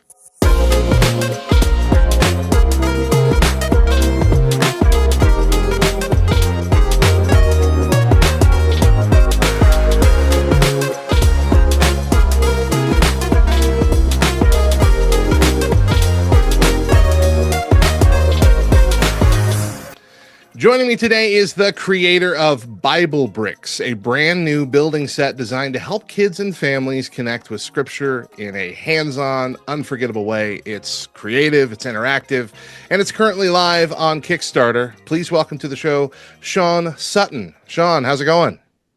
I am doing well. I'm doing well. Happy to be here. Yeah, tell us a little about yourself. Let people know who you are.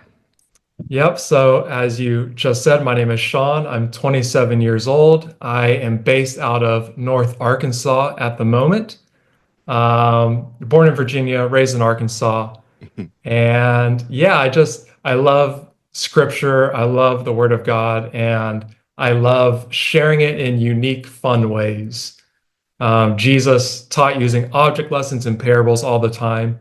So I think that's something that is really cool to do and to learn how to do. So, yeah. That's awesome. I'm excited to talk to you about this project. Now, this is the first project, right? Like, this is the launch of what you hope will be a ongoing thing. Let's start with the elevator pitch. Like, you're combining faith with bricks. Tell us what Bible Bricks is and how it works. Yes, Bible Bricks is our new business to launch Christian, faith-based building sets that are Lego compatible, look just like Legos, smell like Legos, hurt like Legos when you step on them. But that's what we're doing. We want to make these awesome Bible stories in a visual way that you can build it so you can interact with Scripture in a fun new way. Because we started with the tabernacle because, like, when you read this part of the Bible in the Old Testament, it can be so boring, like this many cubits long, all these fine details. It's really hard to visualize and see the significance of what is being talked about there. So that's why we started with this one, just to introduce people to the sanctuary in a unique, fun way.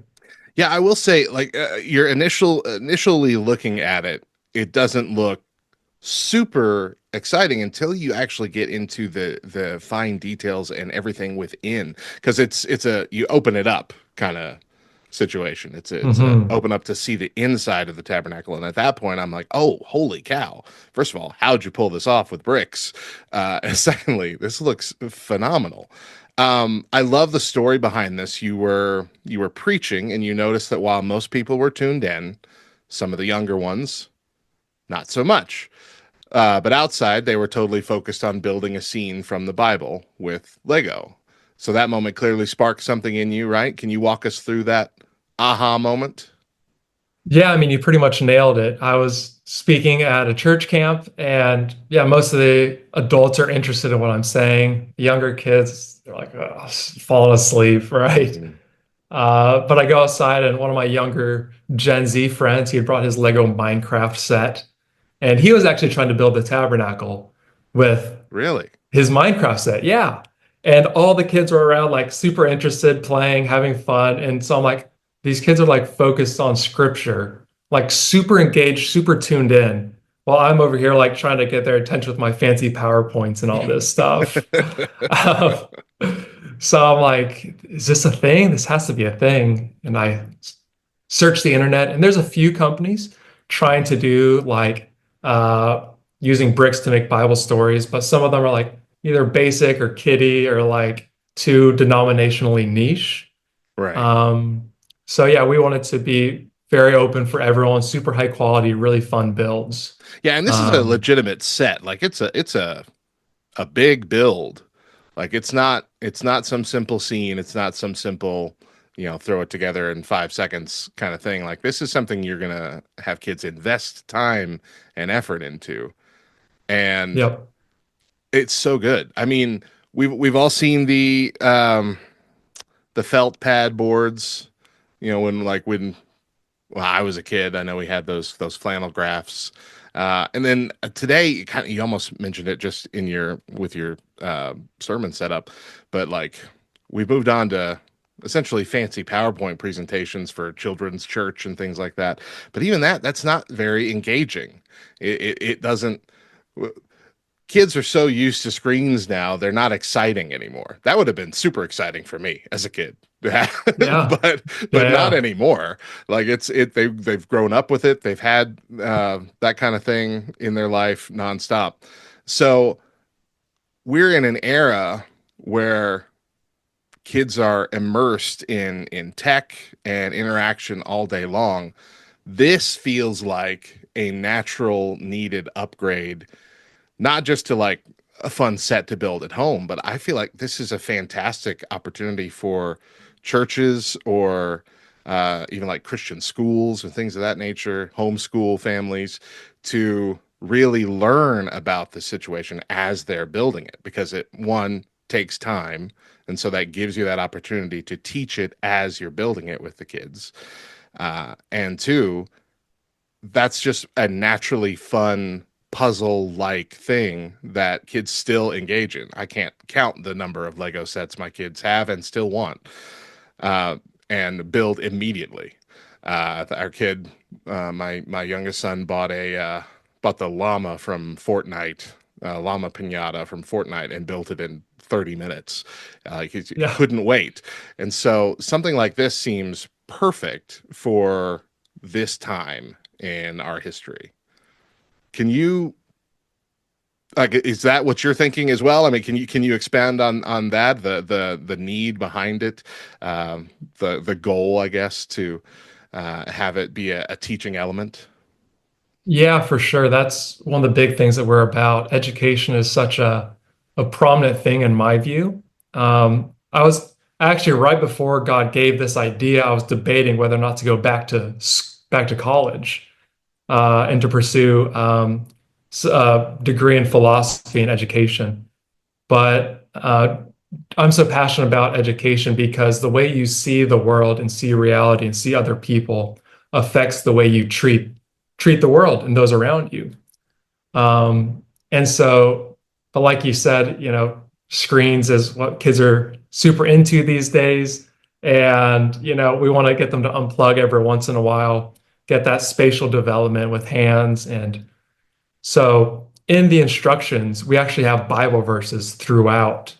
So when you're building pieces of furniture, you'll be reading about the Bible's description of this furniture and then the spiritual application of it, right? So the altar of sacrifice where the animals were sacrificed. You read about, yep, it has these poles over here and 4 horns on the altar. Sure, you get all that. But then you have verses about Jesus being the Lamb of God, dying for our sins, all of these things. So you're So connecting the history aspect with the New Testament aspect as well to show how it's yes, fulfilled. That's beautiful.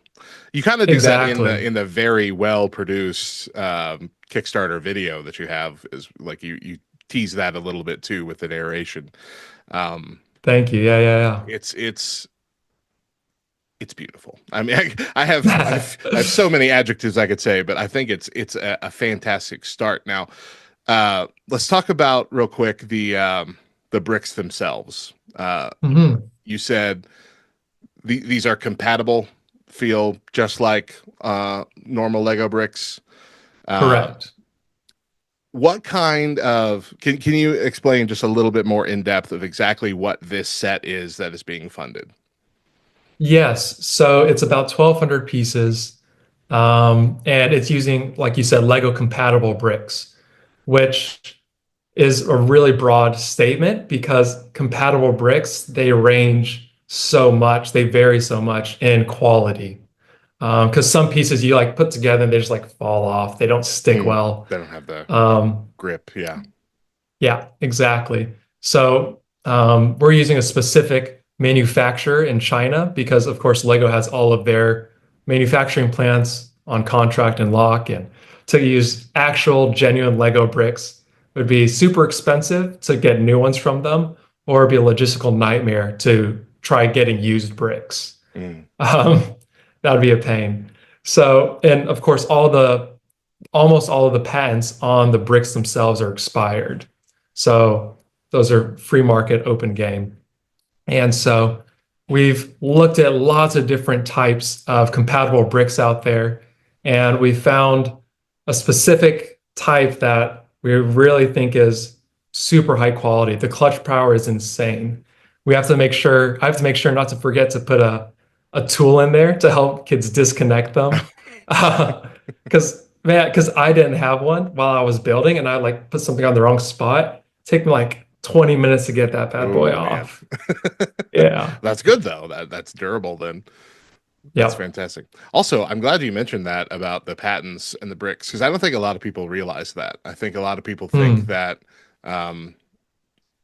knockoff, for lack of a better term, Lego bricks are just that they're like rip-offs. Yeah. And no, these are open to the world to produce now because Lego's been making them for so long that their patents have expired. They are Exactly. Mickey Mouse. They are Winnie the Pooh. They are free to use Yeah. at this point. Sure. Well, that's fantastic. You said backing this project is more than just getting a cool set. It's about being a part of a movement, which I love that language. What kind of movement are you hoping to spark with Bible Bricks? Yeah, like I said, this isn't just funding one set. Of course, you will get the set, which is awesome and epic. But if we get enough people to go in on this and get an initial set, we'll be able to increase our initial production run, lower costs of goods, have better margins, and be able to use that money to start developing new sets and get that process going. We want to make more sets. We want to make educational materials. We want to make coloring books, activity books that parents can print off for church. And, we're going to make more videos where you can go to church. Your church can play a short animated video of this awesome Bible story. Then you go and you build the story. And then, you can do coloring books and activity books about that story. So that is so cool, dude. I want that in my church so bad. That sounds amazing. Especially if the videos are, like I said, the same. I can't quit hyping the promo video that you have on the Kickstarter. I was blown away at how well it looks, just as good as the Lego movie kind of shorts and stuff that they do. Like I'm like, this is well produced. now you said you're hoping to, fund into new sets and get all this stuff started. And I would say you're well on your way, because last I checked your funding goal on Kickstarter, you have, I think funded over 1,000% of the goal. We have. Like this has been, I think you said it was funded in 30 minutes, correct? The initial funding. Yep. And at that point, at this point rather, where as we're recording this, you're sitting at a little over 110,000, which is amazing. Like, what kind of sets do you think you're going to be gravitating towards in the future? Yeah, man, we have so many ideas because, like, it's the whole Bible. There's a million stories we can do. But I will say the most popular responses we've got, the sets that everyone seems to want, is a nativity set, right? Everyone That wants seems a that. given. Yeah. Yeah, they want that. People want a Noah's Ark, and not like a kiddie Noah's Ark, like a cool, like a open up, yeah, like the Simpsons massive set where you built the house and then you split it in half and you saw all the scenes and everything. Dude, that would be amazing. I'm thinking like a Moses parting the Red Sea thing with these giant Lego waves on either side. Like, there are so many scenes that have come just to my brain since learning about this. I'm like, this would be amazing in Lego. Yeah, absolutely. There's so many. So it's like we're going to go through all the stories. And once we finally get there, then we can scale them up and scale them down in complexity, right? We can do a massive Noah's Ark, and then we can scale it down to a small Noah's Ark you can fit on your desk. Sure. All these stories, there's so many. And we also want to do like modular builds of like scenes from the life of Christ. Oh, okay. Where you can get like these different buildings where different things happen or whatever. And same with a lot of other stories, but then they connect as well at the end. So you can have a whole little Jerusalem village city. But yeah, so I mean, there's so many thoughts, so many ideas. But yeah, we're in the works of finalizing and figuring out, okay, what's the actual thing we want to start designing next. Right, because at this point, especially where the Kickstarter's at, you have to realize, okay, well, this is now a thing. It's clear people want it, and we better start working on the next one before this one's even done. That's it's fantastic. I keep saying it, but I'm excited. I'm getting a little giddy about it too, because there are just so many good scenes that would look perfect as this massive Lego set. Golly. Okay, so that's kind of the end of my foreknowledge of where you're at. Is there anything else about the current campaign that I'm missing that people need to know? I mean, of course, there's loads of little details and stuff we can talk about. But one thing I'll nerd out a little bit on is our minifigures. This is an early prototype. That probably won't focus very well. But this is an early prototype that I have. And it was so cool because we were able to, there's two types of printing on Lego, essentially. There's UV printing and then there's pad printing. UV printing it looks good and all that, but it's a little bit grainy, like you can tell, but Lego, what they use is pad printing on their figures. And we were able to find someone to actually pad print our figures for us. That's which awesome. It's epic. It's so cool. That's the same kind of printing method that like dishware and things of that use, like where a pad literally goes down, gets kind of a stamp of one layer of the paint, and then lays it onto the brick itself. And you just keep building those layers of paint on top of it.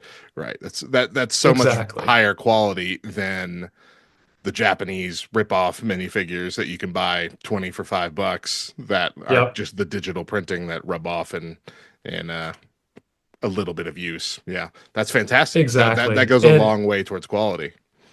Yeah, and you can really tell the difference. Like if I were to show, I think there's a picture. Yeah, there's a picture on the campaign page where you can look at three old UV printed ones and then a pad printed. And it's crazy too because the breastplate has so many colors on it. Mm-hmm. And like you said, each print has a separate color that goes down on it. So you need a different Right. stencil almost for every color.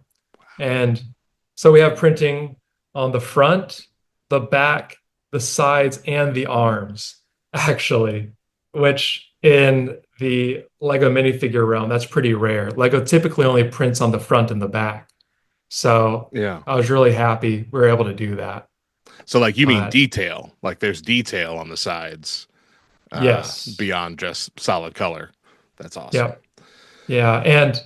And these are genuine Lego minifigures we will be using. These aren't made by a third-party knockoff because Lego sells a trademark on the minifigure design. So that Oh, okay. means, yeah. So the way custom minifig companies work is they buy genuine Lego minifigures and then customize them and repackage them and have a clear legal disclaimer saying all that. So Okay. That's yeah, good. yeah. Well, that's good. I think that will assuade a lot of fears that, this might be some just kind of cheap, uh, cheap knockoff kind of situation, when in reality, this is going to be about as high quality as Lego can get, or these kind of building bricks can get. That's good. That's good. Yeah, that's our goal. And that's why our sets will be a little expensive. Of course.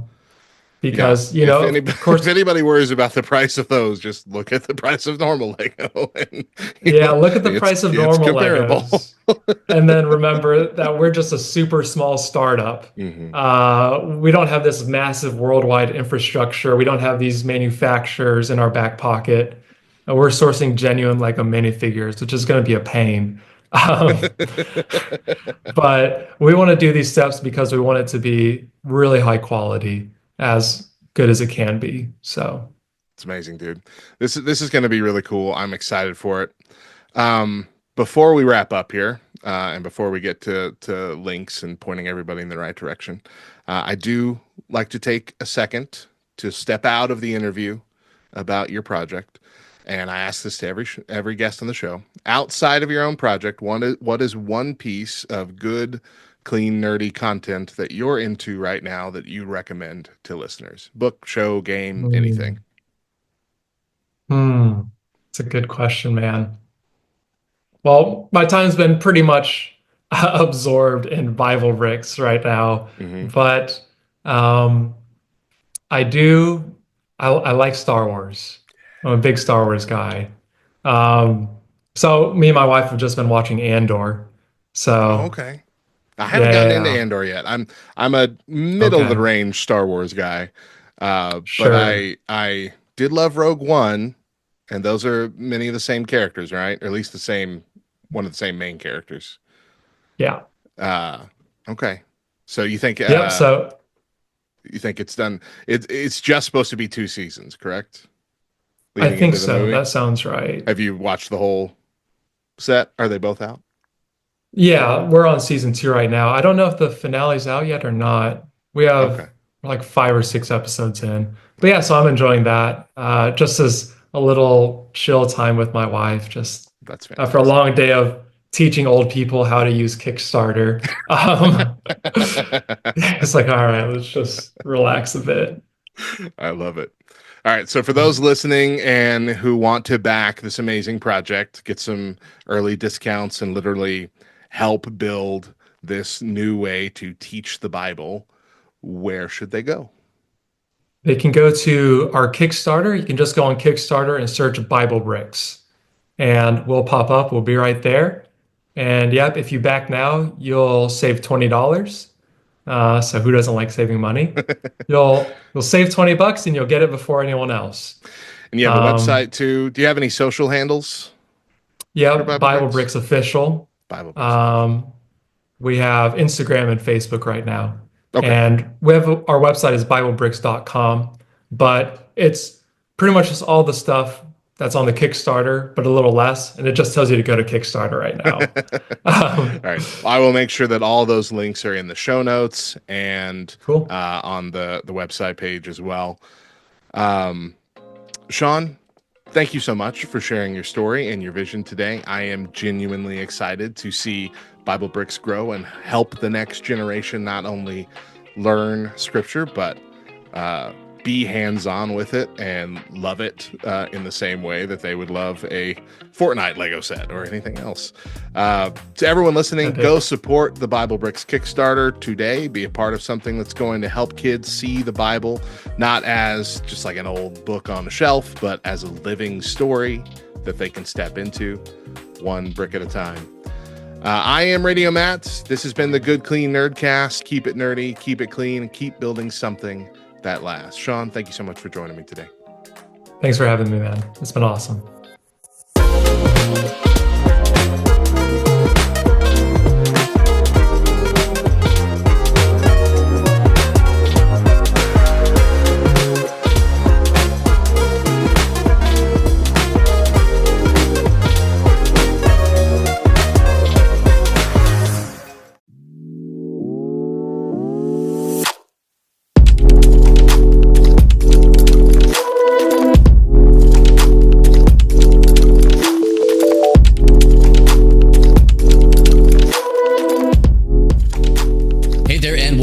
To the NCMU podcast, where we are dedicated to raising up and equipping the next generation of nerd culture ministers and missionaries. My name is Bubba Stalkup. I'm the CEO, president, and founder of Love Thy Nerd. And today we are joined by the one, the only, the author, the executive producer, the creative, the 100 other titles, Butch Hartman. Butch, how you doing today? Whoa, hey, hi guys, nice to see you. And I just want to start off by saying I thought I had an interesting name and a very unique name and a cool name, but you, my friend, you, sir, have a much cooler name than I do. Bubba Stallcup. I think we should switch names for a week and see what happens.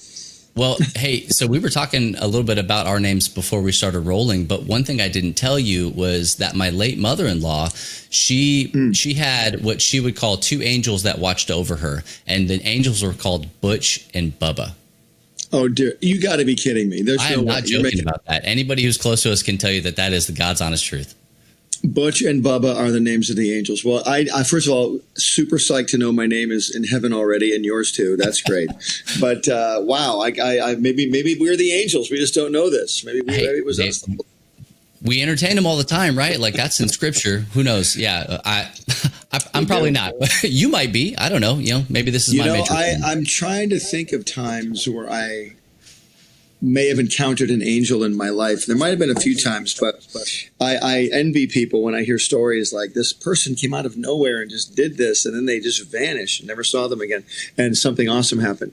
It's such a great thing to know that these things in the Bible are real. And the world, the society tries to convince us that it's not real. You grow up your whole life. It's almost an unfair game in a way. You're born into a world that wants to take you away from the Lord the second you're born. And it's up to you. It's up to you to discover who he is. And hopefully you're born into a family that can teach you. And if you're not, hopefully you'll encounter something and then receive that message when it hits, you know? So it's a very stacked deck when you're born. But man, once you find the Lord, he will show you all those answers. The scales will fall from your eyes like they did for me. That's crazy. And we're going to get into that because we want to hear, you know, what we in the Christian space would call your testimony. And for those of you who are listening or watching who are not Christians, maybe this is a good like on ramp for you to understand what it actually means to be a Christian and how we can do that in other spaces. Because honestly, hey, some people may not know the name Butch Hartman, but they will know some things about you. So Butch, before we get too far into this, just tell us a little bit about you. Where might we know you from if we're not familiar with the name Butch Hartman? Oh, well, thank you for asking. I love clarity. My name, obviously, Butch Hartman is my name. If you were to do a Google search on who I am, you'd know me mostly from a couple of cartoon shows. One is called Danny Phantom. I created this show in the early 2000s for Nickelodeon. And another show is called The Fairly Odd Parents right there. And that was my biggest show on Nickelodeon. That ran for almost 20 on Nickelodeon, and I created both shows, executive produced both shows. Ended up running both shows. I actually had two other shows I created. One's called Tough Puppy, and that one's right here on this wall. So there's Tough Puppy, and then the other one's called Bunsen is a Beast. I don't have a poster in this room, but I've done 4 cartoon shows for Nickelodeon, and I'm mostly known as a cartoon producer. There's a show I did on YouTube called Hobby Kids Adventures. It's another show, and my latest show, I have a poster right here. This is called The Garden Cartoon. Yeah. And this is my newest show. This is more of a Christian show that actually teaches kids the Bible. So we'll talk about that one. As I write, produce, direct, create, finance, and get out into the world entertainment for children that is, I feel, appropriate and family friendly. Now, that was one of the things as I was doing a little bit of research, because I'm going to be real. I grew up on Fairly Odd Parents. Like that's just a major part of my upbringing, up until like kind of the embarrassing points where some people might say that they stopped watching cartoons. Like I'm a senior in high school in the choir room, skipping class, watching Fairly Odd Parents and SpongeBob. Well, thank you very much. Teachers, I apologize for what Bubba did.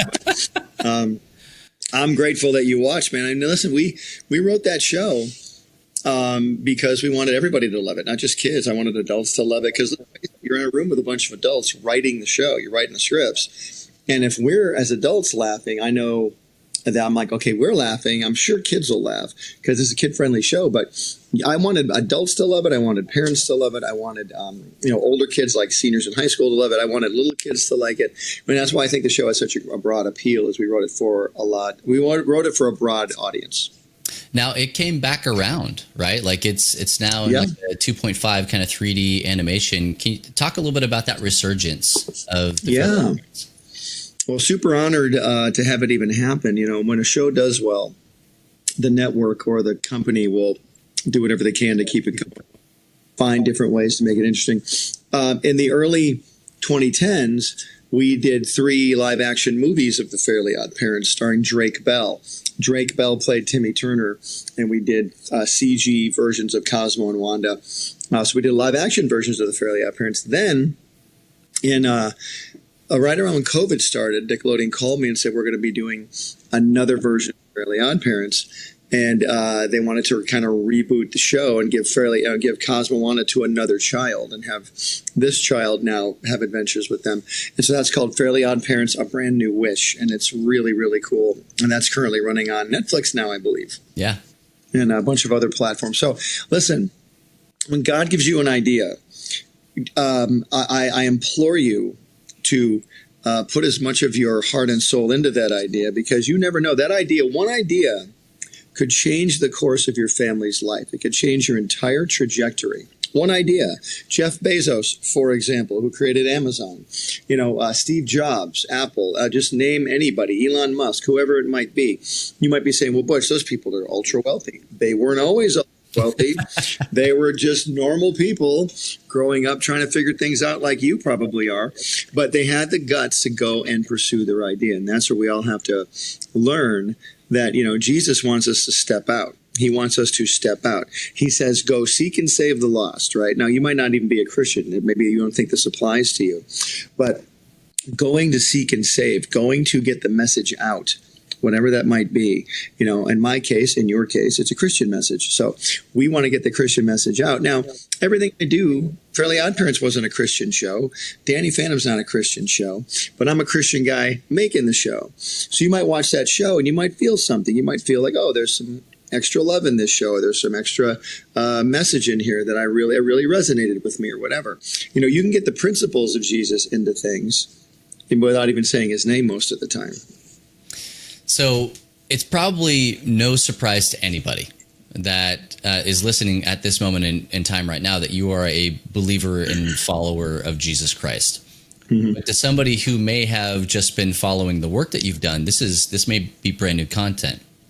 I found out pretty quick, honestly, that it takes 10 seconds to figure out that you're a Christian, right? Maybe a little bit longer. Because on your main YouTube channel, you have both secular and sacred content, talking about all of the different things that you do. So for those people that are just now starting to find out and understand that Butch Hartman, creator of some of the things that we grew up with and helped to shape our childhood, is a Christian, can you kind of take us on that journey? Like, how did you come to know Jesus as my children's pastor would call the boss of your life, as the Lord of your life? I'm so glad you called him the boss, because on the show The Garden. Yeah, that's right. Lenny the lion and Lucy the lamb, they work for God and they call him the boss. Hi, boss. They work for him. So how did I come to be a Christian? It's funny. I grew up in Michigan. I was born in 1965. I grew up in the 70s, long before the internet, long before cell phones, all that stuff. But I wasn't raised in a godly home. My parents didn't know the Lord, and my family, my cousins, uncles, aunts, nobody talked about God at all. There was a lot of struggle, a lot of things happening. And as I got older, as I went through my childhood, I loved cartoons, I loved movies, I loved comic books, all that type of stuff. And so I realized I could draw. I realized that I didn't want to stay in Michigan, but I didn't know where to go. And I knew I wanted to be an artist, but I didn't know I could make a living doing that. Didn't really think about making a living. I just wanted to do it all the time. And I discovered this school in California called California Institute of the Arts, where I ended up applying, and I made a portfolio and got into the school. I actually got into the school. It was founded by Walt Disney. It was one of the only places in the country at the time that taught character animation. And so I applied, got in, and my portfolio was good enough to get me in, and it brought me to California. So I moved to California at age 18, didn't know anybody, got into the school. And then from there, I did 3 years of animation school. I got into the industry, started getting job after job. Again, and when I say this is the shortest version of this, because every job was a struggle to get. You have to, it's like getting into the major leagues of baseball. You might be good, but everybody else is great. And you're like, oh my gosh, I have to really apply myself here. And did I get knocked down a ton of times? Absolutely. Did I have to get up a ton of times? Absolutely. And so it was one of those things where I didn't have the Lord at this time. I got married when I was 27. My wife wasn't a Christian girl. We ended up having children in 1995. And one of my friends said, I told my friend, I said, I want to, raise my children in a house of peace, because I came kind of from a chaotic home. He said, why don't you take your kids to church? And I said, church? And I said, well, you have pretty great kids yourself. Maybe I should listen to this person. Then what church do you go to, right? There's a million churches out there. So my wife and I started kind of a church search, but we didn't know what we were doing at all. Had no idea who Jesus was. Had heard of him, of course. We do Christmas and all that stuff. Didn't know why. Did Easter. Didn't know why. And then we ended up going to a church in South Central Los Angeles, a predominantly African-American church called Crenshaw Christian Center. And Frederick Casey Price was the pastor. And I was 35 years old at this time. Walked into this church. This is the year 1999. And he starts talking. And for whatever reason, his message just hit me. He was talking about tithing and giving of all things. In Luke 6:38, given it shall be given unto you. And I started going, man, am I a giver? Do I give? I mean, am I selfish? All that kind of thing. Just that little thing just hit me. And this church was an hour from my house with no traffic. And I started going, I got to go to this church. And so I went to a predominantly African-American church in South Central LA for 10 years. Went to this church. I got saved. My wife got saved. My kids got saved. I became an usher at this church. I was the only white usher at the church, which was so funny. But these were this group of folks in this church. They were the kindest, sweetest people. And I had such a great time with everybody. I have some lifelong friends now. And I got saved in this church, and I've been saved since the year 2000. I got baptized and saved in the year 2000. And my wife and I just dove in head first. We're like, we had nothing to unlearn, thank goodness, because I wasn't raised in a Christian home. So I just started diving in. My car became my college. I'd put CD after CD in my car as I drove to work, just listening. Old Testament, New Testament, Book of Psalms, Book of Proverbs, the Beatitudes, whatever I could get my hands on, because I wanted to know what all of this meant. And so now I'm a pastor. My wife and I pastor a church called New Branch Family Fellowship. It's in Woodland Hills, California. We do it outside in a park, outdoors, if you can believe that. And then we have a Bible study at my office, in this office, every week. And we have a ministry. My wife has a ministry called Healing Journeys Today, because my wife was miraculously healed. You can see that on YouTube. And we are just sold out for the Lord now. So it's amazing what Jesus can do. Man, that's again, I did research on this, and that's so much more than I could have, ever come across. I did not realize that you were pastoring. How long have you guys been pastoring for?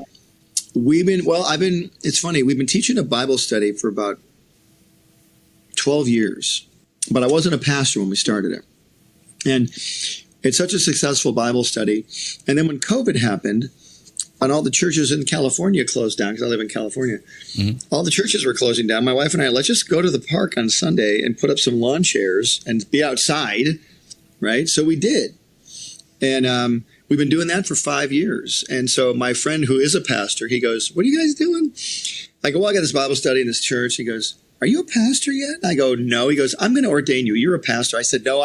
He goes, no, come here. And we had a whole thing. We had a bunch of people, a whole event. It was really cool. And then we got ordained. Awesome. So we're ordained. We're ordained now. Yeah. Yeah. I did not know that. That's fantastic. And I really love, I love the organic nature of that.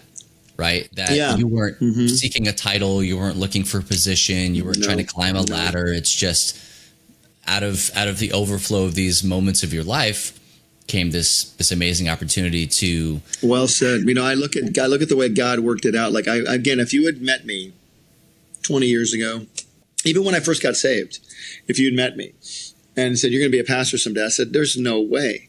I don't want the responsibility of being a pastor, because a lot of people want to be a pastor because they're up on a stage.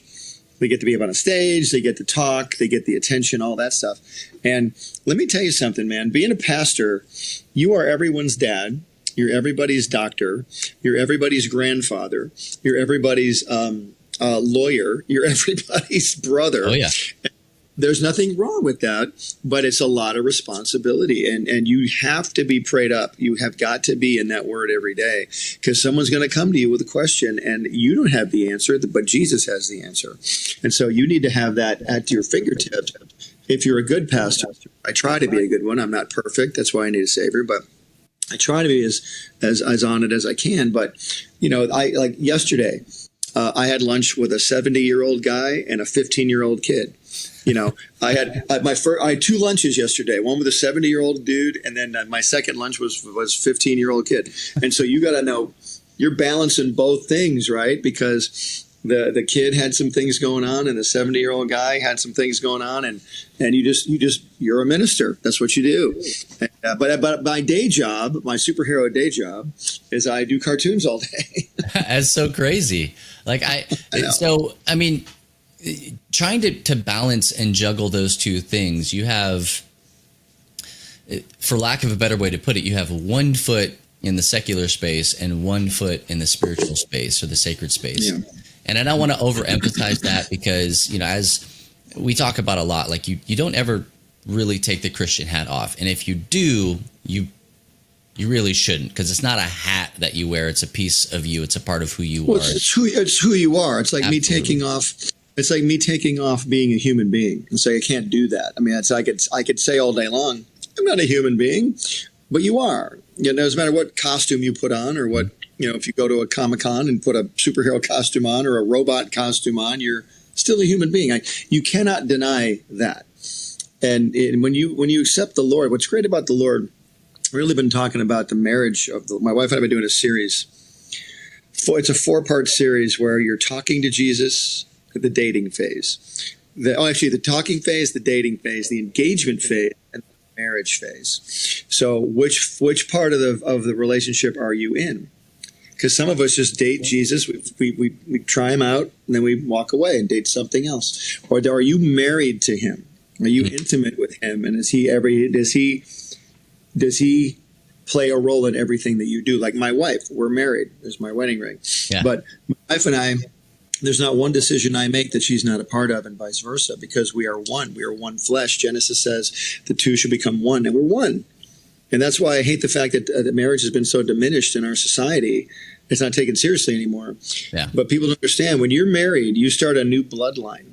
You're starting a new legacy. My church is called New Branch for a reason, New Branch Family Fellowship, because John 15:5 says that when he's the vine, you are the branches, right?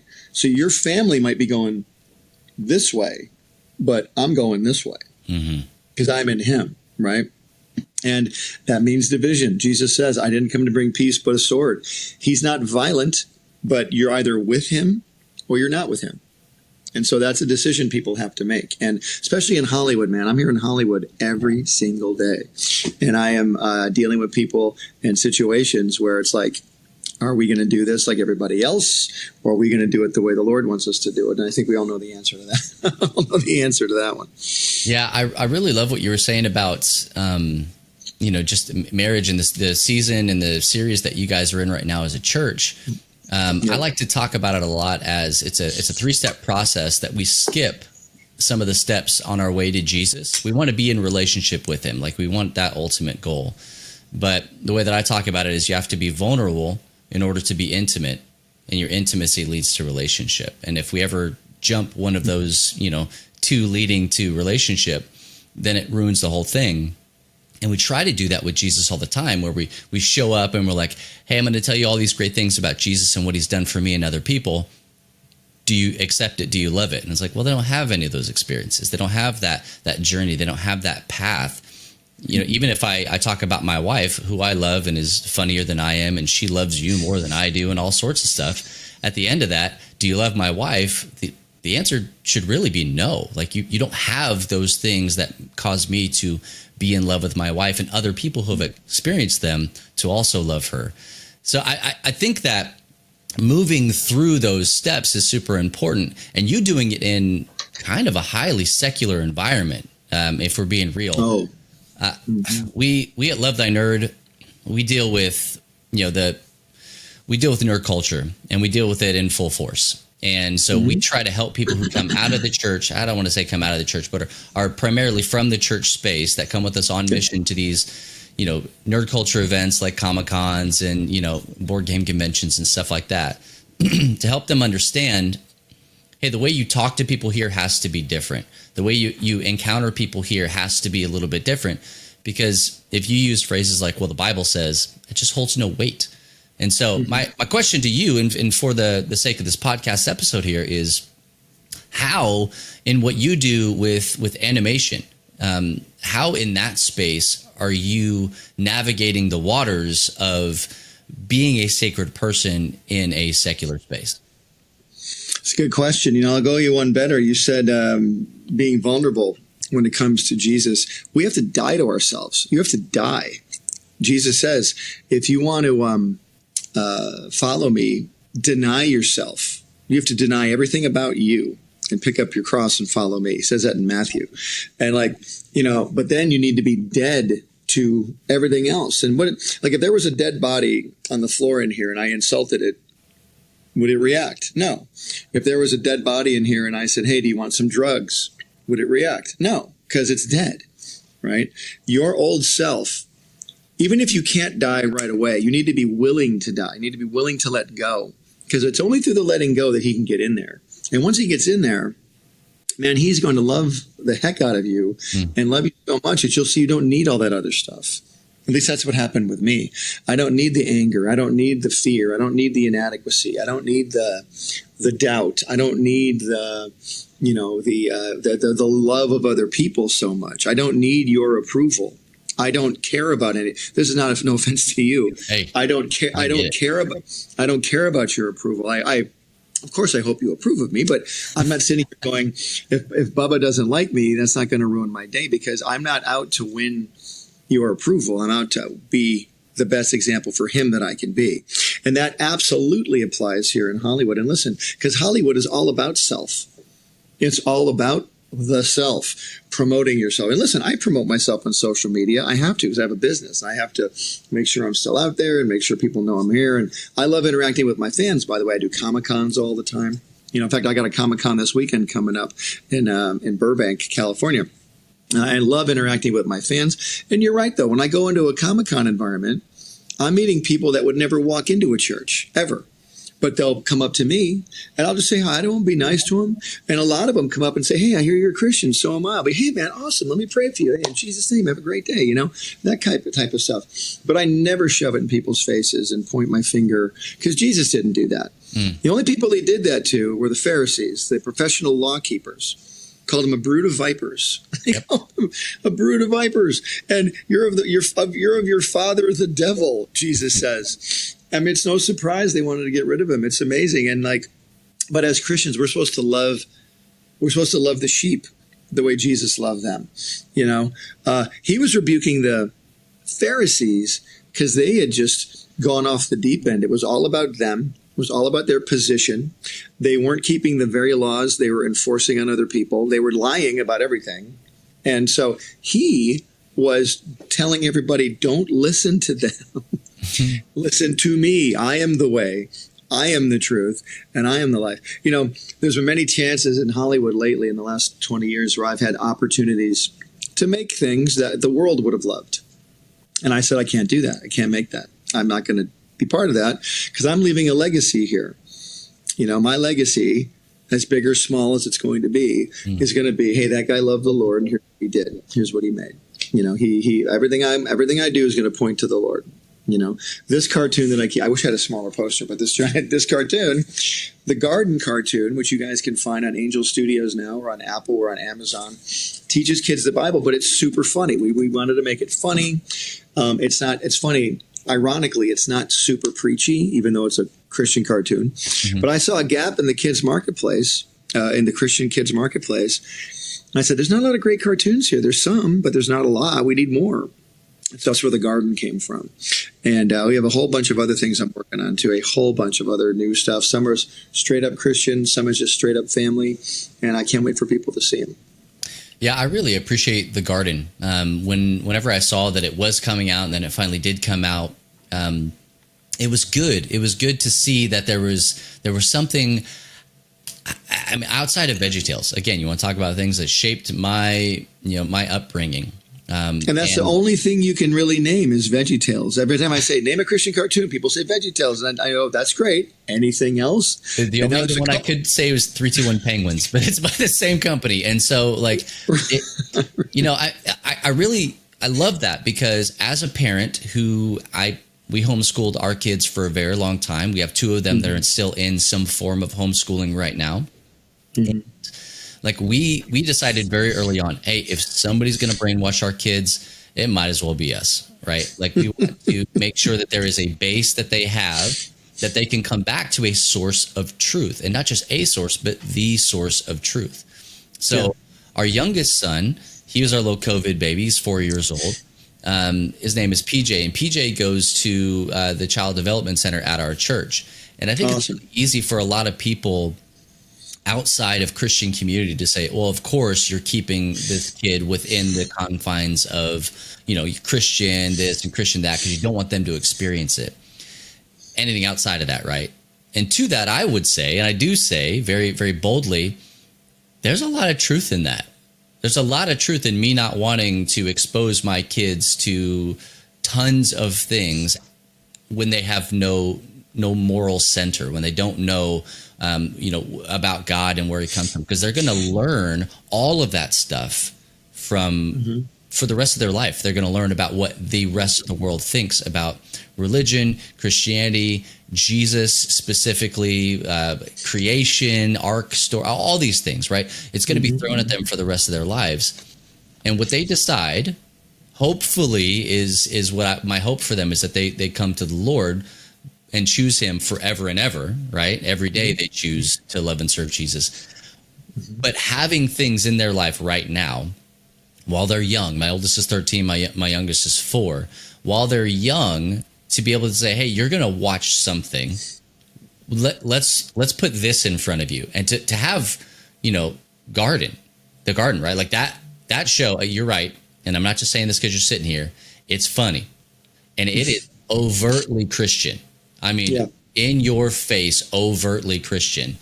A couple of times, this is just, me, I felt myself going, ooh, they said that in a cartoon, But then I'm like, oh, okay, no. Okay, they said it in a cartoon. Like that, you got Lenny over here quoting scripture, and standing on business as far as the Bible goes, and it's so refreshing once you get past that initial shock. Which, I mean, honestly, it's there. That initial shock is there because you're not used to it in that space. So maybe you talk a little bit about how you got from doing, secular shows, right? And I'm using that word, it's just cartoon. The word is cartoon, basically, generally speaking. But in a Christian context, a secular show, you've been doing all these shows that have been building for years, making a platform for you and really creating the space for you to create shows just like this. So can you kind of talk about having that idea and moving that into your own personal zeitgeist, this space of I'm gonna put time, energy, and effort into this, and not just all these other things. Yeah, good stuff, man. Good question. It's funny when you want to keep your kids in a church or something like that. You might have naysayers coming to you saying, "Well, the church is the most imperfect place in the world," and that's true. It's very imperfect because it's got people in it. There's always going to be imperfections in everything, including a church, including an organized group of worshipers. There'll always be flaws. Jesus ate dinner with Judas. I mean, there's always going to be a problem going on. However, we as people, as fathers and mothers and parents and leaders, can only do our best to put our kids where we think is the best fruit for them. I believe this is the best. Let's try this, right? So we're doing our best to do that. And listen, people that don't believe in Jesus will put their kids where they believe is best, right? And we'll see the tree is known by its fruit. Let's see the fruit as they grow. Let's see what seeds were planted within while they're young and see where that fruit goes. Because there will always be fruit, whether it's rotten or amazing fruit. I bought a nectarine the other day. It was gorgeous. I was like, oh my God, this is beautiful. I can't wait to eat this thing. Flipped it over, totally rotten on the bottom. So it looked great, but it was rotten. And it's like, well, there's always going to be something. And I cut the rotten part off, and the rest was actually pretty good. But there's always going to be, there'll always be an imperfection because we're living in an imperfect world. Anyway, the reason I came up with garden is just what you were saying. There needs to be an option in the refrigerator of entertainment, right? There's a giant refrigerator and there's all these options. There's junk food here, there's stuff, but the garden I look at as an apple. It's a healthy option amongst all the others. No one's forcing you to look at it. No one is you're not being pressured. It's there if you want it. And I pray people do want it. And once you get there, you'll be super entertained and want to watch it again. And maybe you'll tell people about it. I want to make the garden as big as SpongeBob. Big time, because with a bigger platform comes a bigger influence, right? We want Jesus' name to get out there to as many children as possible. And I say this because when I was a kid, no one taught me about the Bible. No one taught me at all. I had to learn all these stupid things through trial and error my whole life that I wish I had never learned, wish I had never done, wish I'd never said. And had I had that seed inside of me at an earlier age, who knows how things would have turned out. I have no regrets. But I want to make sure kids at least have a chance to know the truth at an earlier age. That's fantastic. And I love that you're on Angel. Like that gets you right into like that target market for parents that are already trying to do stuff just like this. Hey, I want to build my kids up. I want to, and I think that Angel, like as a studio, is becoming more and more of an on-ramp for a lot of people. Thanks to The Chosen, right? That's what started it. Yeah, by Amazon. So there are pathways even from these Christian only spaces into public secular spaces, so long as it's good. And so I want to talk for just a second about what it means to like for goodness to exist in this kind of space. You wrote a book called Christian Creativity, and in that book, you talk about kind of this concept of us, everybody, drawing out of ourselves these spaces that God has designed us to be creative in. Can you help us kind of talk a little bit about what that journey looks like. And you specifically talk a lot about writing things down. Like you're very specific about how you have an idea, write it down. So can you talk about that journey a little bit of finding your creative space within the context of what God is calling you to do? Amen. I mean, listen, where did Jesus find all of his disciples? Did he go? First of all, there were a ton of Pharisees. Jesus could have gone to the Pharisees. These are the pros, right? They're the pro law keepers, the pro have grown up their whole life in Hebrew school. I'm going to get 12 of those guys. But no, he went and got a bunch of smelly fishermen and a tax collector that nobody liked and a bunch of other people that were outcasts, unqualified, and he brought them along. He found them in the marketplace. And none of them were pastors. None of them were leaders. None of them were of high station in any way. Matthew was a tax collector, so he had some money. But other than that, like, you're like a traitor, though. Yeah. Oh no, everyone hated the tax collectors. They hated him. But so Jesus took the hated and he took the unqualified, and made them qualified. But he found them in the marketplace, and that's why I say, like, look, here I am drawing these cartoons and just drawing stuff and making a living at it, and I never had it in my heart as a little kid to be a pastor or a preacher, but I did want to be a cartoonist. And Jesus can use whatever you bring to him and make it feed people. 5 loaves, 2 fish, cartoons. Maybe you're a writer, an author, like a novelist. Maybe you're a musician. Maybe you do music. Maybe you're a performer, an actor. I don't know what you are, but whatever you are, the Lord can use it, provided you give it to him. You've got to give it to him first. A lot of us go like this. Oh my gosh, what? And listen, it's very scary to put yourself out there in any capacity. Yeah, I'm not saying getting on a stage and performing like a concert, but like even going on a street corner and telling somebody who Jesus is could be very intimidating. And Jesus knows that. He knows that about you. That's why he's never going to put you where he knows you're not going to be of any value, because he doesn't want to number one, hurt you. And number two, he doesn't want to put you in a situation that, might compromise the word. He wants to make sure that you are willing to go out, and then he's going to walk you through it step by step. People say, I want to be a missionary. Well, he's not going to drop you in the middle of the jungle right away. You got to prepare. You got to prepare for that, right?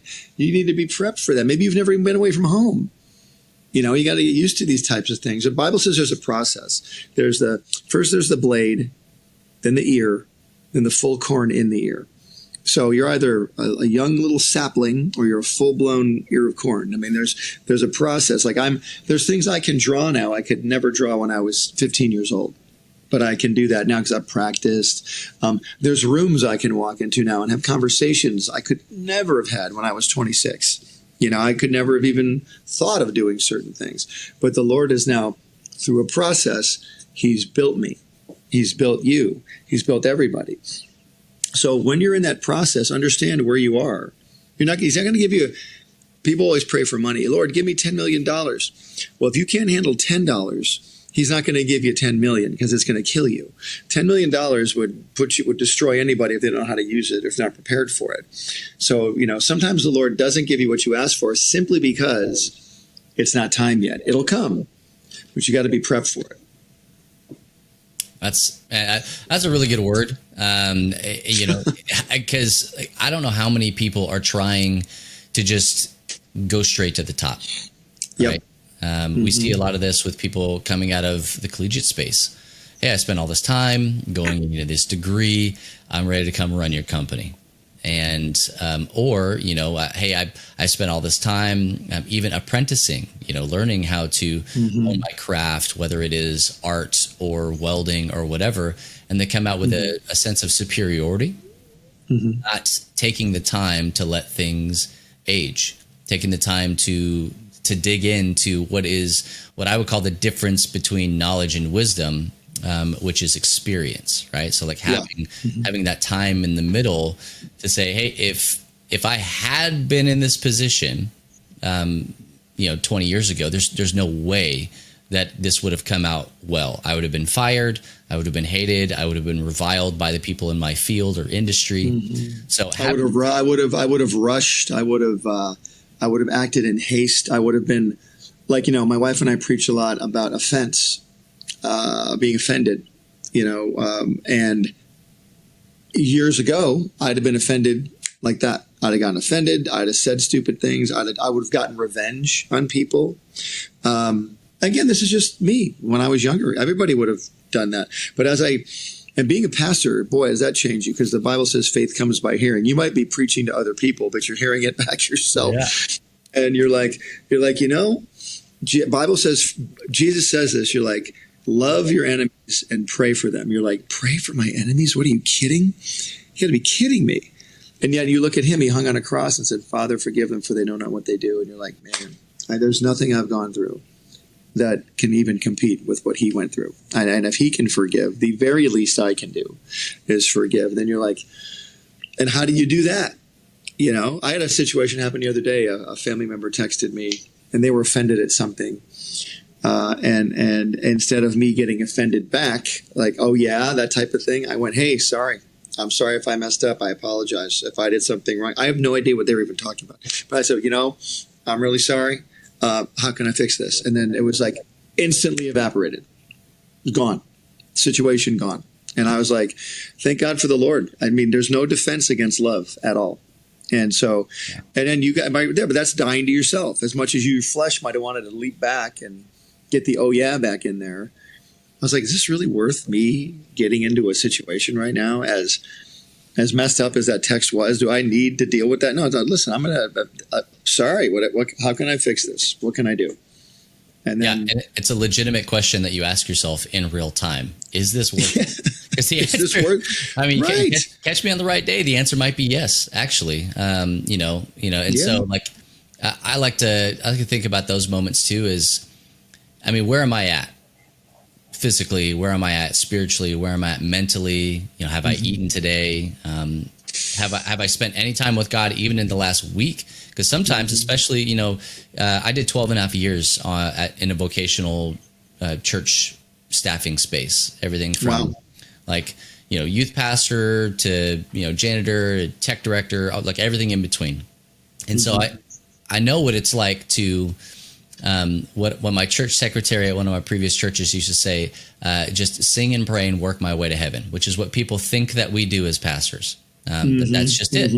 You're constantly, you can't be doing anything besides reading the Bible, right? And it's like, oh boy, man, if you knew, honestly, that if I didn't have to study for this lesson that I'm teaching with my schedule and circumstances and all that stuff, like there are times in my life where, I mean, it was a long time. An embarrassingly long time before I cracked open the Bible or let it wash over me or had a spiritual conversation outside of a Sunday morning, Wednesday night, prayer group, whatever it was. So, I mean, that really pours into the attitude and really just kind of what it's like to not be Superman for people, because that's not what it means to be a Christian or even a pastor. Our pastor says, every one of us are a minister, and it's right. Like everybody's called to the Great Commission, not just the people who get paid, the professional Christians. We did an episode of The Garden where Lucy the lamb saves a baby bird from falling out of a tree, and she's a hero. And then she decides, I'm going to be a hero for everybody. So suddenly she starts just helping everybody in the garden 24/7. And she neglects what the boss gave her to do originally, the job that she has to do. And then she finds out at the end of the day, I just can't do it all. I'm exhausted.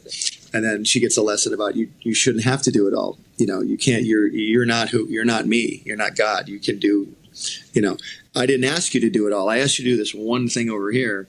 And so we learn in that episode that it might be nice to want to be everybody's hero, but we can only do so much in our physical strength.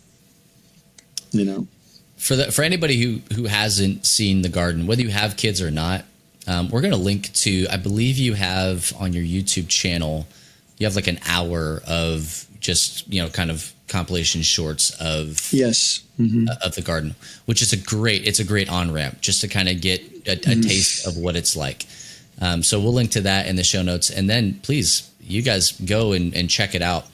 We got we got a Garden app as well. It's an app on the App Store. It's called the Garden Cartoon app. All of our episodes are there, and there's games on there. And where's it at here? It's it's right here on the App Store. It's really fun. So go on there, and then and we have our episodes here, and then it's like a little Netflix, and so you can see all of our stuff. That's perfect.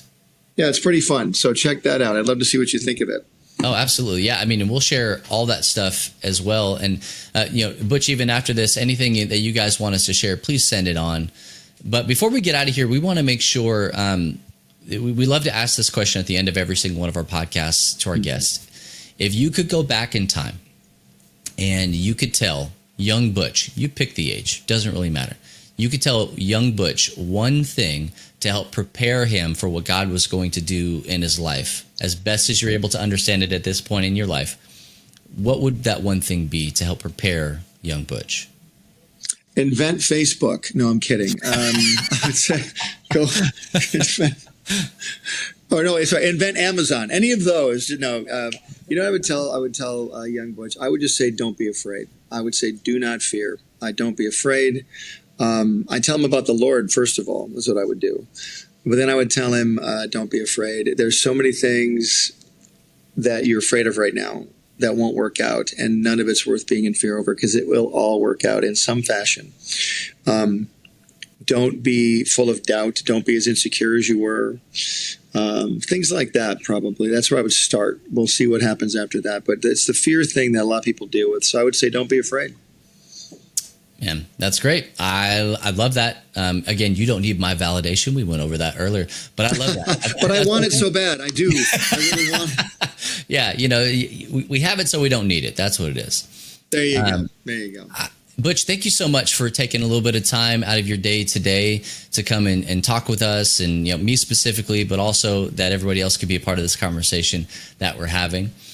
And if anybody wants to come back and maybe have a conversation with Butch one-on-one, or you can just come and hear him speak, whatever you would like, we are going to have Butch as one of our keynote speakers at NCMS, Nerd Culture Ministry Summit, in April of 2026. And you can register for that right now at ncmsummit.com. It's going to be great. I'm looking forward to it, and I can't wait. We'll have some surprises for you guys, and I really look forward to meeting everybody. I'm a nerd myself, so hey, trust me, I'll be amongst my people. Yes, we can't wait to have you. And seriously, I mean, it's going to be great. Butch, have you ever been to the Garden of the Gods in Colorado Springs? Many times. Many times. Yeah, it's an absolutely gorgeous place. So beautiful, so beautiful. Well, hey, we're excited to have you back, give you one more look at that place. But again, ncmsummit.com. Please come out, join us, have conversations with us. We're focusing on the word onward, which is moving from an idea that you have to implementing that idea so that God can do big and better things that even you or I could imagine with that thing. Amen. But you got to start somewhere. So we're encouraging you to come to Nerd Culture Ministry Summit in April of 2026. Well, that's going to do it for us. Again, Butch, thank you so much, man. I cannot express how thankful I am that you gave us about an hour of your time today. And for everybody else, I'm honored to be here. We'll come back. I'll do another one sometime. Let me just know. Hey, don't tease me with a good time, because I'll have you back. I'll do it. I'll be back. I'll tell you. I'll be back, and we'll talk more nerd stuff. And we'll just say Han shot first. That's all I'm saying. Han shot. Okay. We could have a whole conversation. I mean, an entire podcast about that. There's like 15 different versions of that movie. Oh my gosh. Anyway, hey, we're going to get out of here. We'll do a whole Star Wars podcast, and I will take, because I grew up with the original Star Wars, and I have a whole, I'm a purist, so we'll talk about that later. Oh, you're pre-CGI. Oh, big time. Oh my gosh. Okay. Yeah. Dude, yeah. Okay. Well, that's it. It's sealed. It's going to happen. You guys can just get ready. Subscribe to the NCMU podcast, because we're going to talk about Star Wars to the nth degree with Butch Hartman. There you go. Butch, we're going to give you your time back. Thank you so much for this. For everybody else that's out there, again, ncmsummit.com. But if no one else tells you this, just remember it's true. Jesus loves you, nerds. There you go.